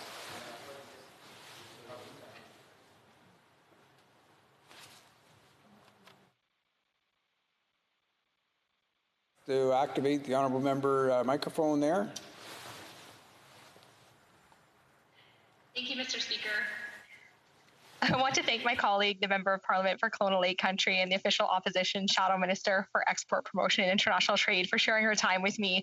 I know her constituents of Kelowna Lake Country are well served by the member, and she's done a great work on this file and on this bill, and so I'd just like to thank her for that. So, Mr. Speaker, I rise today virtually as the Shadow Minister for Agriculture and Agri-Food to speak to the importance of maintaining and growing Canada's post-Brexit trading relationship with the United Kingdom as it leaves the European Union and is no longer covered by the Canada-European Comprehensive Economic Trade Agreement, or CETA. So to begin with, the linkages between Canada and the United Kingdom may be obvious, but they're worth pointing out. First and foremost, Her Majesty the Queen is sovereign of both Canada and the United Kingdom, and she's also the head of the Commonwealth of Nations, of which both countries are founding members. Canada's Constitution Act 1867 was originally the British North America Act, an act of Parliament at Westminster. Until the Statute of Westminster in 1931, the United Kingdom led Canada's foreign relations. The former British Empire, of which Canada was part of, was the world's largest trading and customs union. And when he was Prime Minister, the late Right Honourable John Diefenbaker wanted to revive this trading and customs union. So today, Canada's trading relationship with the United Kingdom is among its most important, including in the agricultural sector. According to Industry Canada, in 2019, Canada's overall exports to the UK were valued at $18.9 billion, while imports from the UK were valued at $9.2 billion. So combined, the two-way trade between Canada and the UK in 2019 was valued at over $28 billion. This makes Canada and the UK Canada's fifth largest trading partner. Speaker, in the same year, agriculture and agri-food imports from the UK were valued at more than $404 million. Canada's agriculture and agri-food exports to the UK were valued at more than $344 million. And that included agricultural implements valued at more than $13.4 million and distilleries products valued at more than $3.6 million. All other agricultural products exported by Canada were valued at $326 million. So as an agriculture export market, the UK is Canada's 17th most valuable in the world. The UK is Canada's third most valuable agricultural export market in Europe, after France and Belgium. Canada produces and exports some of the highest quality food products in the world, and our farmers are proud of what they produce. In 2019, Canada's exports of wheat to the UK were valued at $116.3 million. And customers in the UK recognize that Canadian durum wheat is a premium product in the production of flour for bread and semolina for pasta. The demand for other grains, pulse and oilseeds crops, is high because of the virtually unrivaled quality of our Canadian products. Speaker, let me expand upon the ag commodities that we trade the most with the UK. Corn exports totaled $42.8 million. Dry pea and bean exports totaled $104.7 million. Soybean exports were valued at $338 million. Oilseeds, apart from soybeans, totaled $3.2 million. Non-citrus fruit and tree nut exports were $1.7 million, and miscellaneous crops, including other grains, totaled $18 million. So, Mr. Speaker, these products are all grown by farmers who pride themselves on the quality of their product and appreciate the relationship they have with the UK, including farmers from my own riding of Lambton-Kent Middlesex. The UK is an important market for a wide variety of farm products and services. Mr. Speaker, this agreement protects Canada's dairy, poultry, and egg sectors and the viability of produced in Canada suppliers of these products. It offers no incrementally increased market access for supply managed products. However, the UK market is effectively closed to other Canadian farm products, including beef. So any future trade negotiations between Canada and the United Kingdom should make these points of discussion. Mr. Speaker, what Canada must do in order to restore the United Kingdom's market openness to Canadian beef exports, is there an opportunity to promote Canadian agricultural products to achieve a greater share of the existing United Kingdom market? For example, the United Kingdom exports of distilleries products to Canada in 2019 totaled just short of $270 million, compared to $3.6 million from Canada to the United Kingdom. So discussions should be pursued to create what would effectively be a new market for other Canadian products, including canola. As well as serving as a high-quality cooking oil, canola is used as a feedstock for the production of biodiesel. Sadly, at present, the United Kingdom is not a significant market for canola. Is the Government of Canada doing all it could to promote Canadian agricultural products in the United Kingdom? Mr. Speaker, further, and according to the Minister responsible for international trade, if this bill failed and Canada's trading relationship with the UK were to revert to most favored nation provisions subject to the World Trade Organization regime, food exports would be among the most negatively affected. At a time when Canadian producers have seen markets reduced or closed, in fact, to their agricultural products in China and elsewhere around the world, we must keep open and expand all existing markets for Canadian producers. Our consideration of Bill C-18 and the trade continuity with the UK post-Brexit should not be taken as a be-all, end-all. This should be taken as a new starting point for an enhanced, friendly, fruitful, and prosperous trading relationship between our two countries and our respective producers and service providers. Speaker, I want to turn now to where the performance of this government has fallen short of what Canadians expect. As my colleague, the Shadow Minister for Export Promotion and International Trade, has pointed out, the Liberals introduced this bill at the last minute to replace a trade agreement that they knew about for some time, and they knew it was expiring at the end of 2020. Again, as my colleague pointed out, while we are pleased that Canada and the United Kingdom have secured a trade agreement that reestablishes provisions under CETA, we are not pleased that the Liberals waited till the 11th hour to introduce the implementing legislation. This is yet another example of Liberal mismanagement and incompetence. Speaker, make no mistake, Conservatives have been the party of well-regulated free trade. Sir John A. Macdonald sought trade reciprocity with the United States immediately following Confederation. As I've already mentioned, Prime Minister John Diefenbaker sought to revive free trade in the Commonwealth. The Canada-US Free Trade Agreement was initiated and implemented by Prime Minister Brian Mulroney and his International Trade Minister, the late John Crosbie. The Right Honourable Stephen Harper negotiated over 30 bilateral trade agreements, as well as CETA and Trans-Pacific Partnership. The Conservative Party understands that Canada's prosperity and job creation hinges on Canadian producers' access to international markets for their goods and services, including agricultural goods and services. So let me say again, the Conservative Party is the party of well-regulated free trade. On a more personal note, Mr. Speaker, as with so many communities across all regions, provinces, and territories of Canada, my riding of Lambton-Kent Middlesex is heavily dependent on having secure and reliable access to markets for the agricultural products that they produce. As with ridings served by my colleagues on this side of the House, but also by colleagues on all sides of this chamber, our constituents' jobs and livelihoods and their ability to provide for their families and loved ones depends on local but also global markets for agricultural products. They can't afford to lose any market, including the United Kingdom, as a market for agricultural products. So, Speaker, let me summarize by again pointing out the obvious. Canada's relationship with the United Kingdom is a long and warm one. Even apart from our commonalities, Canada's trading relationship with the United Kingdom is too valuable to lose. It is too valuable to lose for Canadian farmers and agricultural producers of goods and services.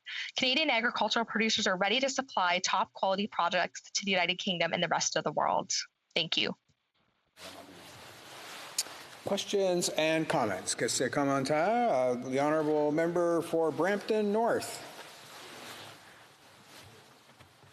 Oh, pardon me. Nope, I made a mistake there. My apologies. We'll go first to the honourable member for North Island Powell River. Well, thank you, Mr. Speaker, and we both had North in there, so I think there's nothing wrong with that. I want to thank the member through you, Mr. Speaker, for the speech. One of the things that I can't help but think about is the fact that this trade agreement is touted to be temporary, a transitional deal. I'm just wondering if the member believes that we should include a sunset clause to ensure negotiations lead to a successor agreement. I think that just provides a lot more stability, and I would like to hear what the member thinks. Thank you. The honourable member for Lambton-Kent Middlesex. Thank the member for her question. What's important with this trade agreement is that we can have continued trade with the United Kingdom for our farmers, for our producers, and that we can continue to open up markets for them. So while this is an important bill that we have before us today, and this is something that's going to help all sectors, including our supply managed sectors, but we need to make sure that we continue to allow access for and press for access going forward for sectors, for commodities such as beef, and even more for canola in the UK as well. Questions and comments? The honourable member for Calgary Skyview. Thank you, Mr. Speaker.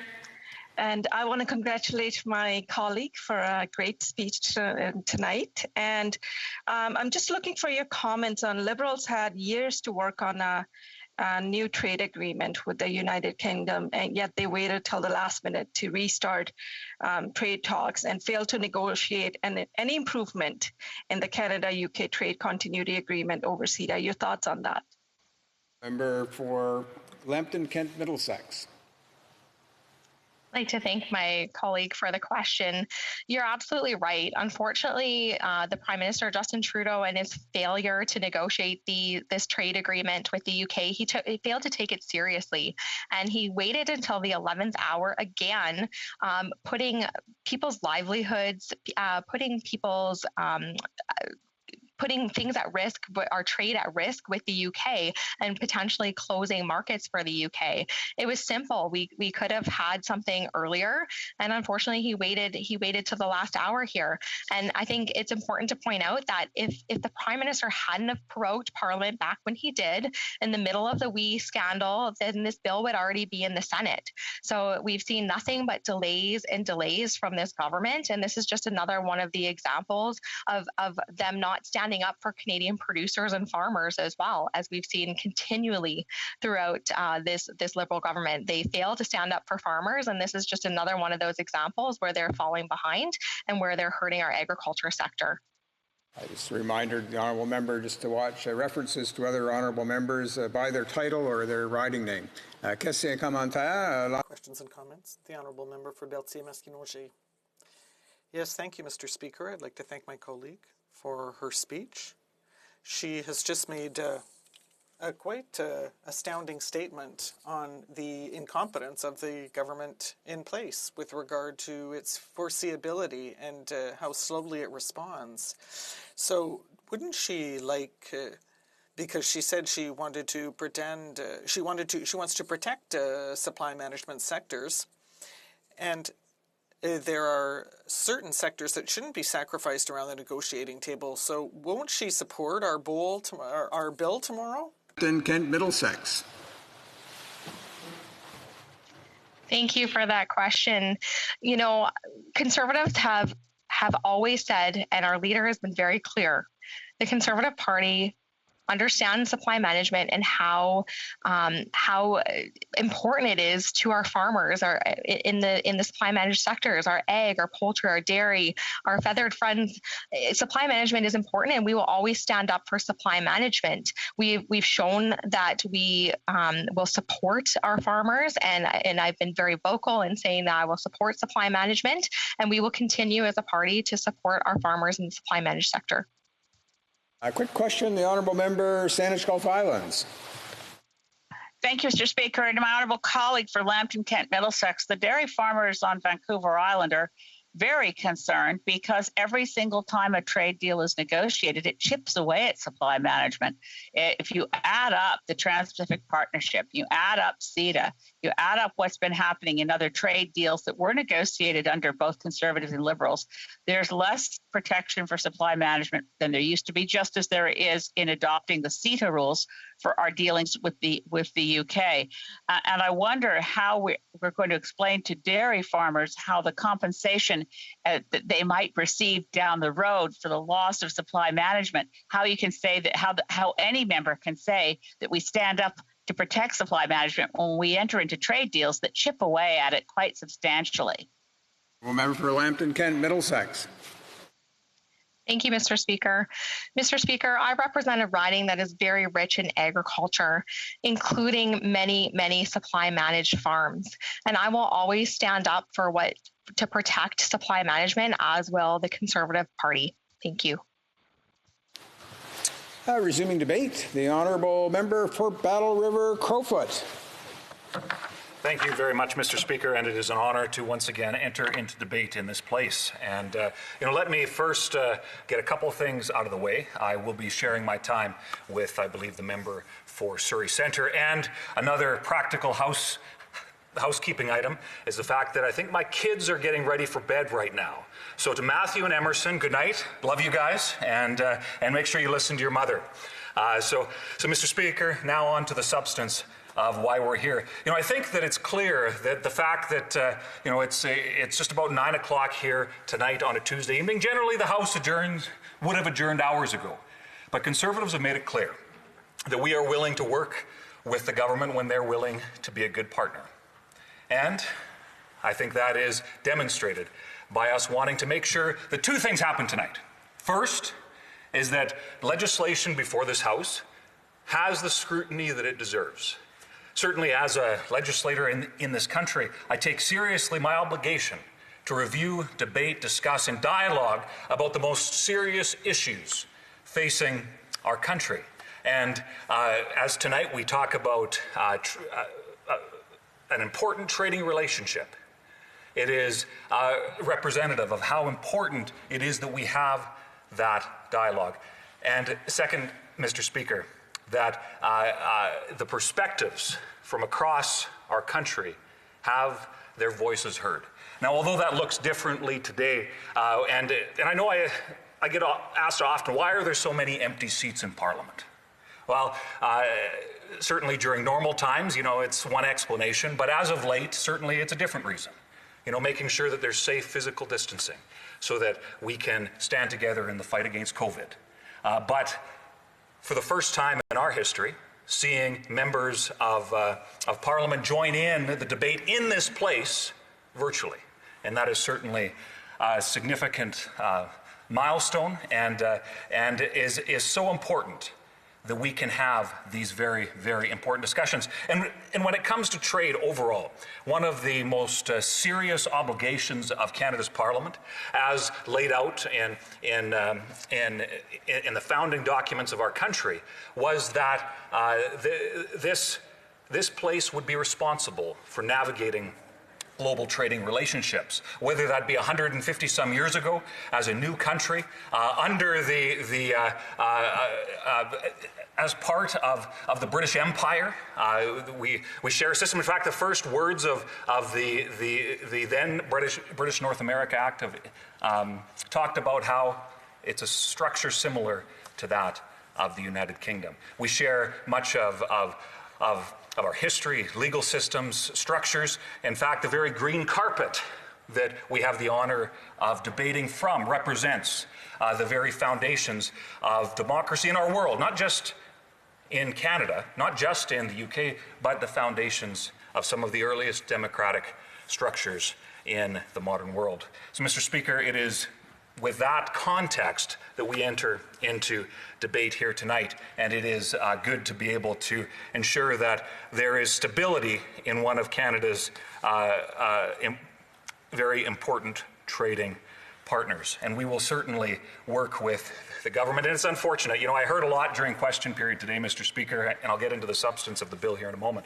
I heard a lot in question period today about how the Liberals they blame the Conservatives for all these delays and different things. And I find that ironic because it's the Liberals that control the agenda of the government. Yet it seems that whenever it's inconvenient for them, they'll simply blame the opposition. Yet the tactics and the politics that they're inserting into the debate, not to mention, of course, prorogation. You know, we lost approximately 35 legislative days.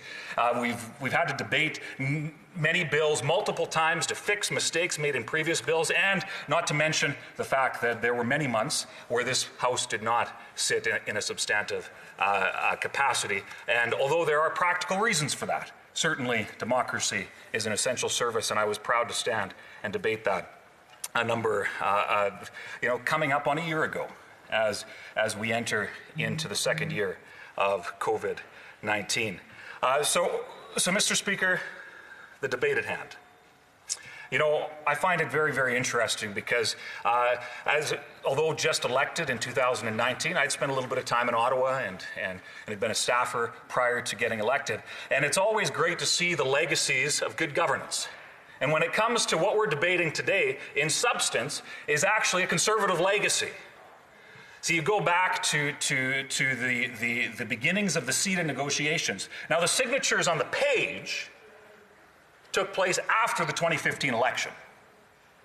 But the substance of that agreement, one of the largest agreements signed in Canadian history, was negotiated by a Conservative government, acknowledging a fair and free trade, and how important that is as a resource-rich country with great expertise in products and manufacturing capacity, secure supply chains, technological innovation, that we had that Conservatives led the charge in ensuring that we had a wide variety of trading relationships, and there was a massive growth in terms of the number of countries that Canada had trade agreements with over the close to 10 years that Stephen Harper was Prime Minister. And it's an honor to sit in caucus with the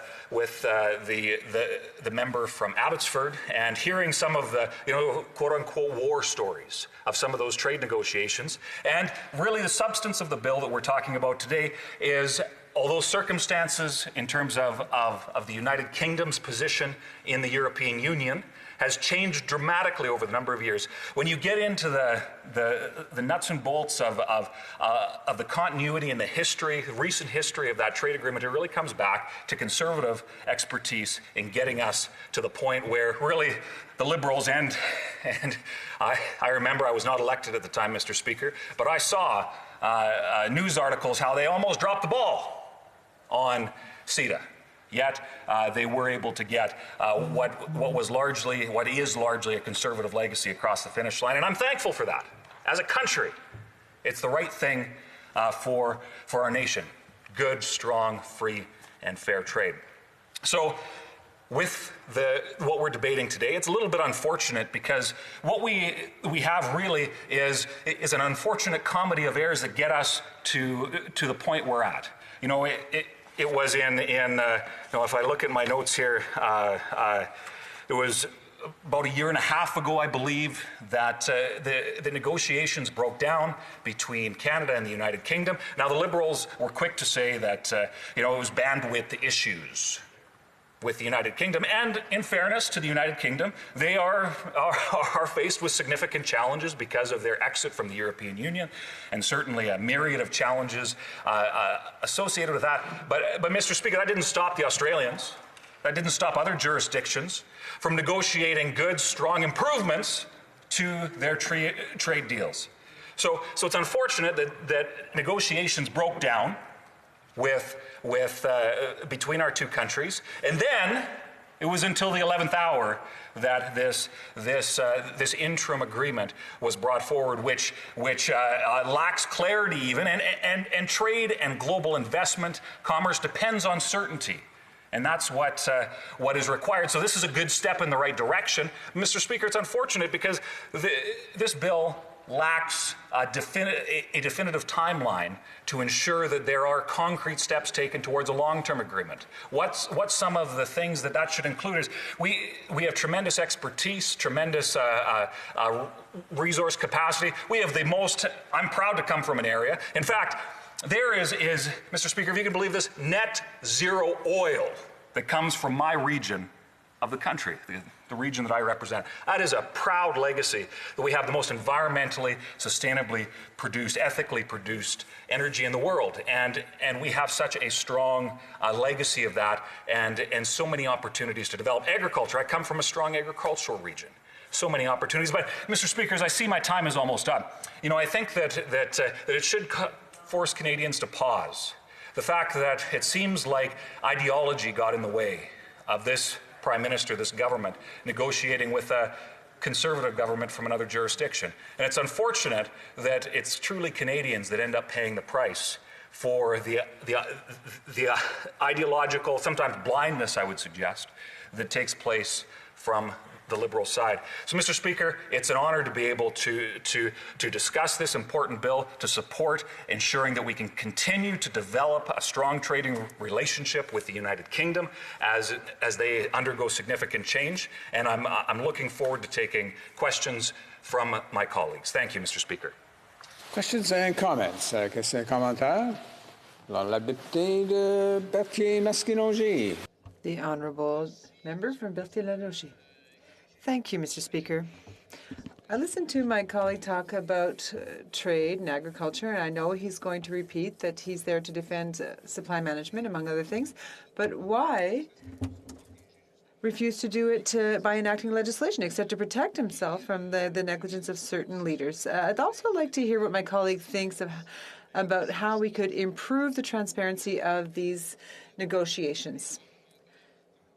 These agreements come to us fully printed out, and we have nothing to say about it, even though we're parliamentarians. This question, I'll try to answer both. I'll answer the second part first. I think it's interesting. I didn't get a chance to talk about this in my speech, but this House, Canada's democratic institution, actually required that the government keep it informed of the status of negotiations, and certainly there was not a lot of information provided, and that is a shame. In fact, it's verging on contemptuous, and often we see the government make grand statements about how they're the most transparent government in the history of the universe, they'll say, but the evidence is certainly opposite to that. And to the member's point on protecting our supply managed sectors and a valid discussion, but I would simply turn it around and ask that member. He's worried about the agricultural industry in Quebec, but I certainly find it very, very troubling how they seem to be quick to target the energy industry in Alberta. And it's unfortunate that there's not that reciprocity in terms of building a Canada that works for all Canadians. Questions and comments? The Honourable Member for Kingston and the Islands. Thank you very much, Mr. Speaker, and I appreciate how the member had some comments about what this side of the House has been saying about the Conservatives holding up bills and the fact that they are very much interested in seeing this one and supported having this one on the floor tonight. That's great to see, and I'm glad to see that we're able to make progress on this one. One of the other bills that's really affecting Canadians right now is Bill C-24, and that's with respect to extending EI benefits, in particular for those who have been affected by the pandemic. If that bill does not receive royal assent by March the 21st, there will be a lot of Canadians who do not have EI benefits. Now, the Conservatives will tell you, well, it's the Liberals' fault because they didn't set the agenda properly in order to allow that bill to be put on the floor and to have enough time for debate, so on and so forth. But by saying that, they're effectively saying to those people, we're going to hold you hostage because we're upset with the Liberal government and their legislative agenda. We asked the member, all the Conservatives and everybody in the House to vote to have that debate last night, extended till midnight. The Conservatives voted against it. Does he not think that Bill C-24 to support EI recipients is just as important as this free trade bill? For Battle River Crowfoot. Thank you, Mr. Speaker, and I appreciate the question because I think it bears pointing out a simple number and a simple word: 35 days in prorogation. We'd be in a very, very different sort of scenario had the government not decided to try to cover up their scandalous ways. So I think that that's the context for the unfortunate context, unfortunate for all Canadians, the context for which we're in. But when it comes down to Bill C-24 and a lot of the other very important legislation, Conservatives have worked with the government, and we have seen that when, in the midst of a global crisis, when we work together, things get done, and it's unfortunate that the Liberals would continue to play politics with this issue and point blame at the official opposition when in many cases, Mr. Speaker, they've had to bring legislation back numerous times to fix the errors that would have been remedied had it been debated properly in the first place. Resuming debate, the honourable member for Surrey Centre. Thank you, Mr. Speaker, and today is a first for me too. I've never shared time with a Conservative member of Parliament, so I want to thank, in the spirit of cooperation today, for me it's a first to share time with the member of Parliament, Conservative member of Parliament from Battle River Crowfoot, so thank you. I want to welcome the opportunity to rise in the House today to speak to the investment chapter and the chapter on investment dispute resolution mechanism in the Canada-UK Trade Continuity Agreement. Let me begin by emphasizing that maintaining the robust investment relationship Canada has with the UK is a top priority to our government. As we're all well aware, Canada and the UK have historically enjoyed a mutually advantageous trade and investment relationship. Our bilateral investment relationship, which was already strong, has grown rapidly under the Canada-European Union Comprehensive Economic and Trade Agreement, or CETA. The UK is Canada's largest market in Europe and is a key source of foreign direct investment. Indeed, the UK is Canada's fourth most important source of foreign direct investment. In 2019, FDI stock from the UK was valued at over $62 billion. Canadians are also seeking investment opportunities in the UK, with our FDI stocks in the UK valued at over $107 billion in 2019, making the United Kingdom Canada's second largest direct investment destination. The trade continuity agreement that was signed by Canada and the UK on December 9, 2020, ensures both parties can sustain and build upon this important relationship by preserving the benefits of CETA in a new bilateral agreement. More importantly, as this trade continuity agreement is based on CETA and agreements Canadians are already familiar with, it provides continuity, predictability, and stability for Canadian businesses, exporters, workers, and consumers. This stability is more important than ever as we grapple with COVID-19 pandemic. Once the trade continuity agreement is ratified and fully implemented, it will continue to maintain predictability and protect Canadian investors, as well as preserve CETA's high standard provisions on dispute settlement. Canada's businesses have told us that what they want most at this time is stability, and the continuity agreement would provide that as we continue to work towards a new comprehensive bilateral free trade agreement with the UK that best serves Canada's interests over the longer term. Mr. Speaker, allow me to elaborate on two very important parts of the Trade Continuity Agreement, the investment chapter and the investment dispute resolution mechanism, the purpose of which is to protect Canadian investors. As stated by my colleagues, the Trade Continuity Agreement is an interim agreement that replicates CETA's provisions in order to ensure stability of Canadian businesses during the unique situation Brexit has presented. As such, the comprehensive investment chapter of CETA was effectively replicated in the Trade Continuity Agreement in order to ensure a smooth transition and provide predictability for Canadians. This assures that Canadian investors, as well as Canadian financial institutions with investments in the UK, will receive the same high standard of investor protection under this agreement as it provided under CETA. Allow me to elaborate on the investment dispute resolution provision, Mr. Speaker.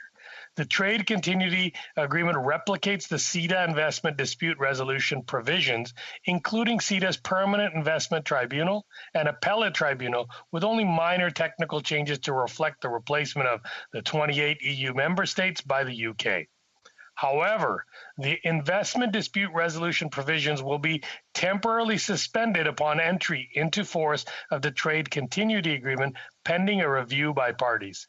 The purpose of this review will be to consider the approach to investment dispute resolution that best reflects the bilateral relationship between Canada and the UK. The review is set to commence within 3 months of entry into force of the Trade Continuity Agreement and should be completed within 3 years unless extended by agreement of both Canada and the UK. If Canada and the UK do not agree on an approach to investment dispute resolution or to extend the review process within 3 years, the CETA-like investment tribunal and appellate tribunal will apply, provided that equivalent CETA provisions have entered into force. Mr. Speaker, while this Trade Continuity Agreement will protect Canadian investors, it will also maintain Canada's right to regulate in the public interest. Like in CETA, the Trade Continuity Agreement requires both Canadian and foreign investors to abide by Canada's laws and regulations in areas such as the environment, labor, healthcare, and safety. Through the uncertain and unprecedented Brexit transition process, our government strived to provide Canadians with certainty and security. This objective was made all more important with the added economic consequences and uncertainty resulting from the COVID-19 pandemic. Our government takes great pride in the achievement of this Trade Continuity Agreement with the United Kingdom. The objective in negotiating the Trade Continuity Agreement has always been to create a temporary measure to ensure stability for Canadian businesses during the Brexit transition process. To be clear, the Trade Continuity Agreement is good for Canadian investors, good for UK investors, and good for the strong, mutually beneficial trade and investment relationship that our nations have built over 150 years. While CETA will continue to govern Canada-EU trade, this Trade Continuity Agreement will continue to provide predictability and remove uncertainty for Canadians doing business with and in the UK. But this agreement is not only about ensuring continuity and maintaining the status quo, it is essential in setting the stage for our future trade relations with the United Kingdom. It is critical that Trade Continuity Agreement is ratified and implemented as soon as possible to ensure certainty for businesses. Therefore, I urge all honourable members to support Bill C-18 and allow the government to move ahead and to implement the Canada-UK Trade Continuity Agreement in a timely manner. Thank you, Mr. Speaker. Questions and comments. The honourable member for Langley-Aldergrove. Thank you, Mr. Speaker, and thank you to the member of Surrey Centre for his speech. It's a riding that I'm very familiar with, having spent my whole professional career working in Surrey Centre. My question would be to this member would be whether he could comment on the significance of Canada entering into a free trade agreement with a country with whom we share so many commonalities, the common law, respect for the rule of law in our parliamentary tradition, and so many other values, and whether that is a model that could be carried to, let's say, other English-speaking countries, common law tradition countries like New Zealand and Australia. Thank you. For Surrey Centre. I want to thank you, the Minister, for the Member of Parliament from Langley Aldergrove, my good friend, and I'm hoping I'm serving in his place of previous work well, and I commend him in his public service as well. Listen, I take that point very seriously. I think not just other English-speaking places with Commonwealth traits, but I think that obviously helps because our legal systems are very similar in countries like Great Britain, but also other Commonwealth nations such as India, New Zealand, Australia, and opportunities to grow our trade with those countries and many in Africa based on our similarities rather than our differences is a key attribute. And I think our government will always strive to create fair trade, responsible trade, and open up markets for Canadians wherever we can. Ces commentaires, la députée de Berthier-Maskinongé. The honourable member from Berthier-Maskinongé. Thank you, Mr. Speaker. I have two questions for our colleague. Firstly, well, we all agree the agreement is important, it must be signed and all that, but I'd like to hear his comments on how we might improve the participation of elected officials in negotiating these agreements so that they don't find themselves faced with a fait accompli. Perhaps we can hear his comments on that. So this is what I'd like to hear about. Thank you. The honourable member for Surrey Centre. Thank you. I appreciate that. I've had the good fortune of being on the Trade Committee and this year and dealing with Mr. Verrall and other trade negotiators for Canada. I think the way, in this case, it's a transitional agreement, so there's really not much new to it. It's really protecting what has already been debated in this House, what was already there previously, which was CETA, and basically cutting and pasting that and making sure that the legal compatibilities for the two countries to adopt that are adhered to. However, I think trade is one of those things when you're negotiating. A public forum is very difficult to negotiate and deal with foreign countries in that. But I think there's very good ways in future to create transparency where perhaps people from the Trade Committee or trade critics of the opposing parties might be brought into purview to look at those trade deals to see if there's comments or suggestions that they want to make before these trade agreements are negotiated. So I think, yes, and to some degree, transparency as a principle is always great, but as a practicality, when you're negotiating with other countries, might be a lot more difficult than we think it is. Questions and comments? Honourable member for London Fanshawe. Thank you, Mr. Speaker. I'm not entirely clear on where the Liberals stand anymore. Maybe I wasn't clear before. So we just heard the honourable member, and I'd like to hear from him. Maybe some clarification. He was talking about the amazing wonders of ISDS, investor dispute settlement mechanisms, and yet. We had she was the Minister of International Trade, and she worked really hard to make sure that ISDS and ICS, which are ultimately the same thing, made it into CETA, and she worked really hard to do that. But then she negotiated in CUSMA the removal of ISDS, and what an incredible contribution that was to that trade agreement. So it's very confusing to me where Liberals stand, but that's usually the case. And I'm wondering if you could clarify why the back and forth and why they keep flip-flopping on this issue. Member for Surrey Centre. Thank you for the question from my colleague from London Fanshawe.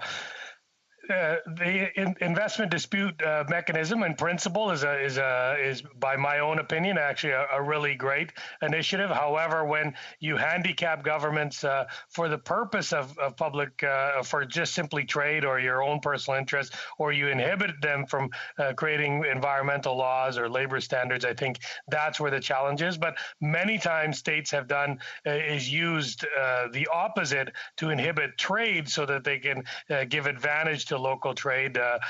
That's where that challenge has been. And I think it's one of those things that has grown as you have relationships with countries like the U.S. where we've had free trade for a long time. We've seen some of the negatives of perhaps the investment state dispute resolution system. It's been a cry from the public as well as the industry to not have it. In other cases, when you're starting afresh with CETA being new and you're doing new trade agreements, it's sometimes very important to have those benchmarks, those safeguards to ensure that it works well. And I think one of the reasons we're working with the UK where we can reduce this or change this is because the legal systems in the UK and Canada are very similar. So we're safeguarded as opposed to the European Union where it's a cosmopolitan mix of different frameworks all across the European Union, and therefore you need more protective measures for when your investors go and invest in that space. Resuming debate. Reprise de débat. Resuming debate. Is the House ready for the question?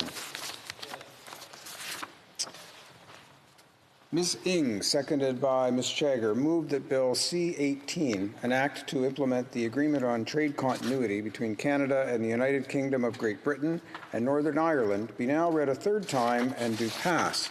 If a member of a recognized party present in the House who wishes to request a recorded division, or that the motion be adopted on division, or that it be carried for that matter, I'd invite them to rise and indicate so to the chair.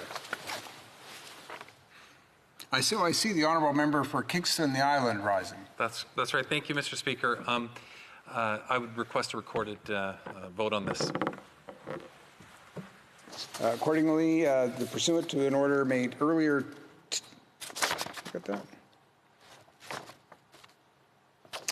pursuant to an order made earlier today, the division stands deferred until Wednesday, March the 10th, 2021, at the expiry of time provided for oral questions.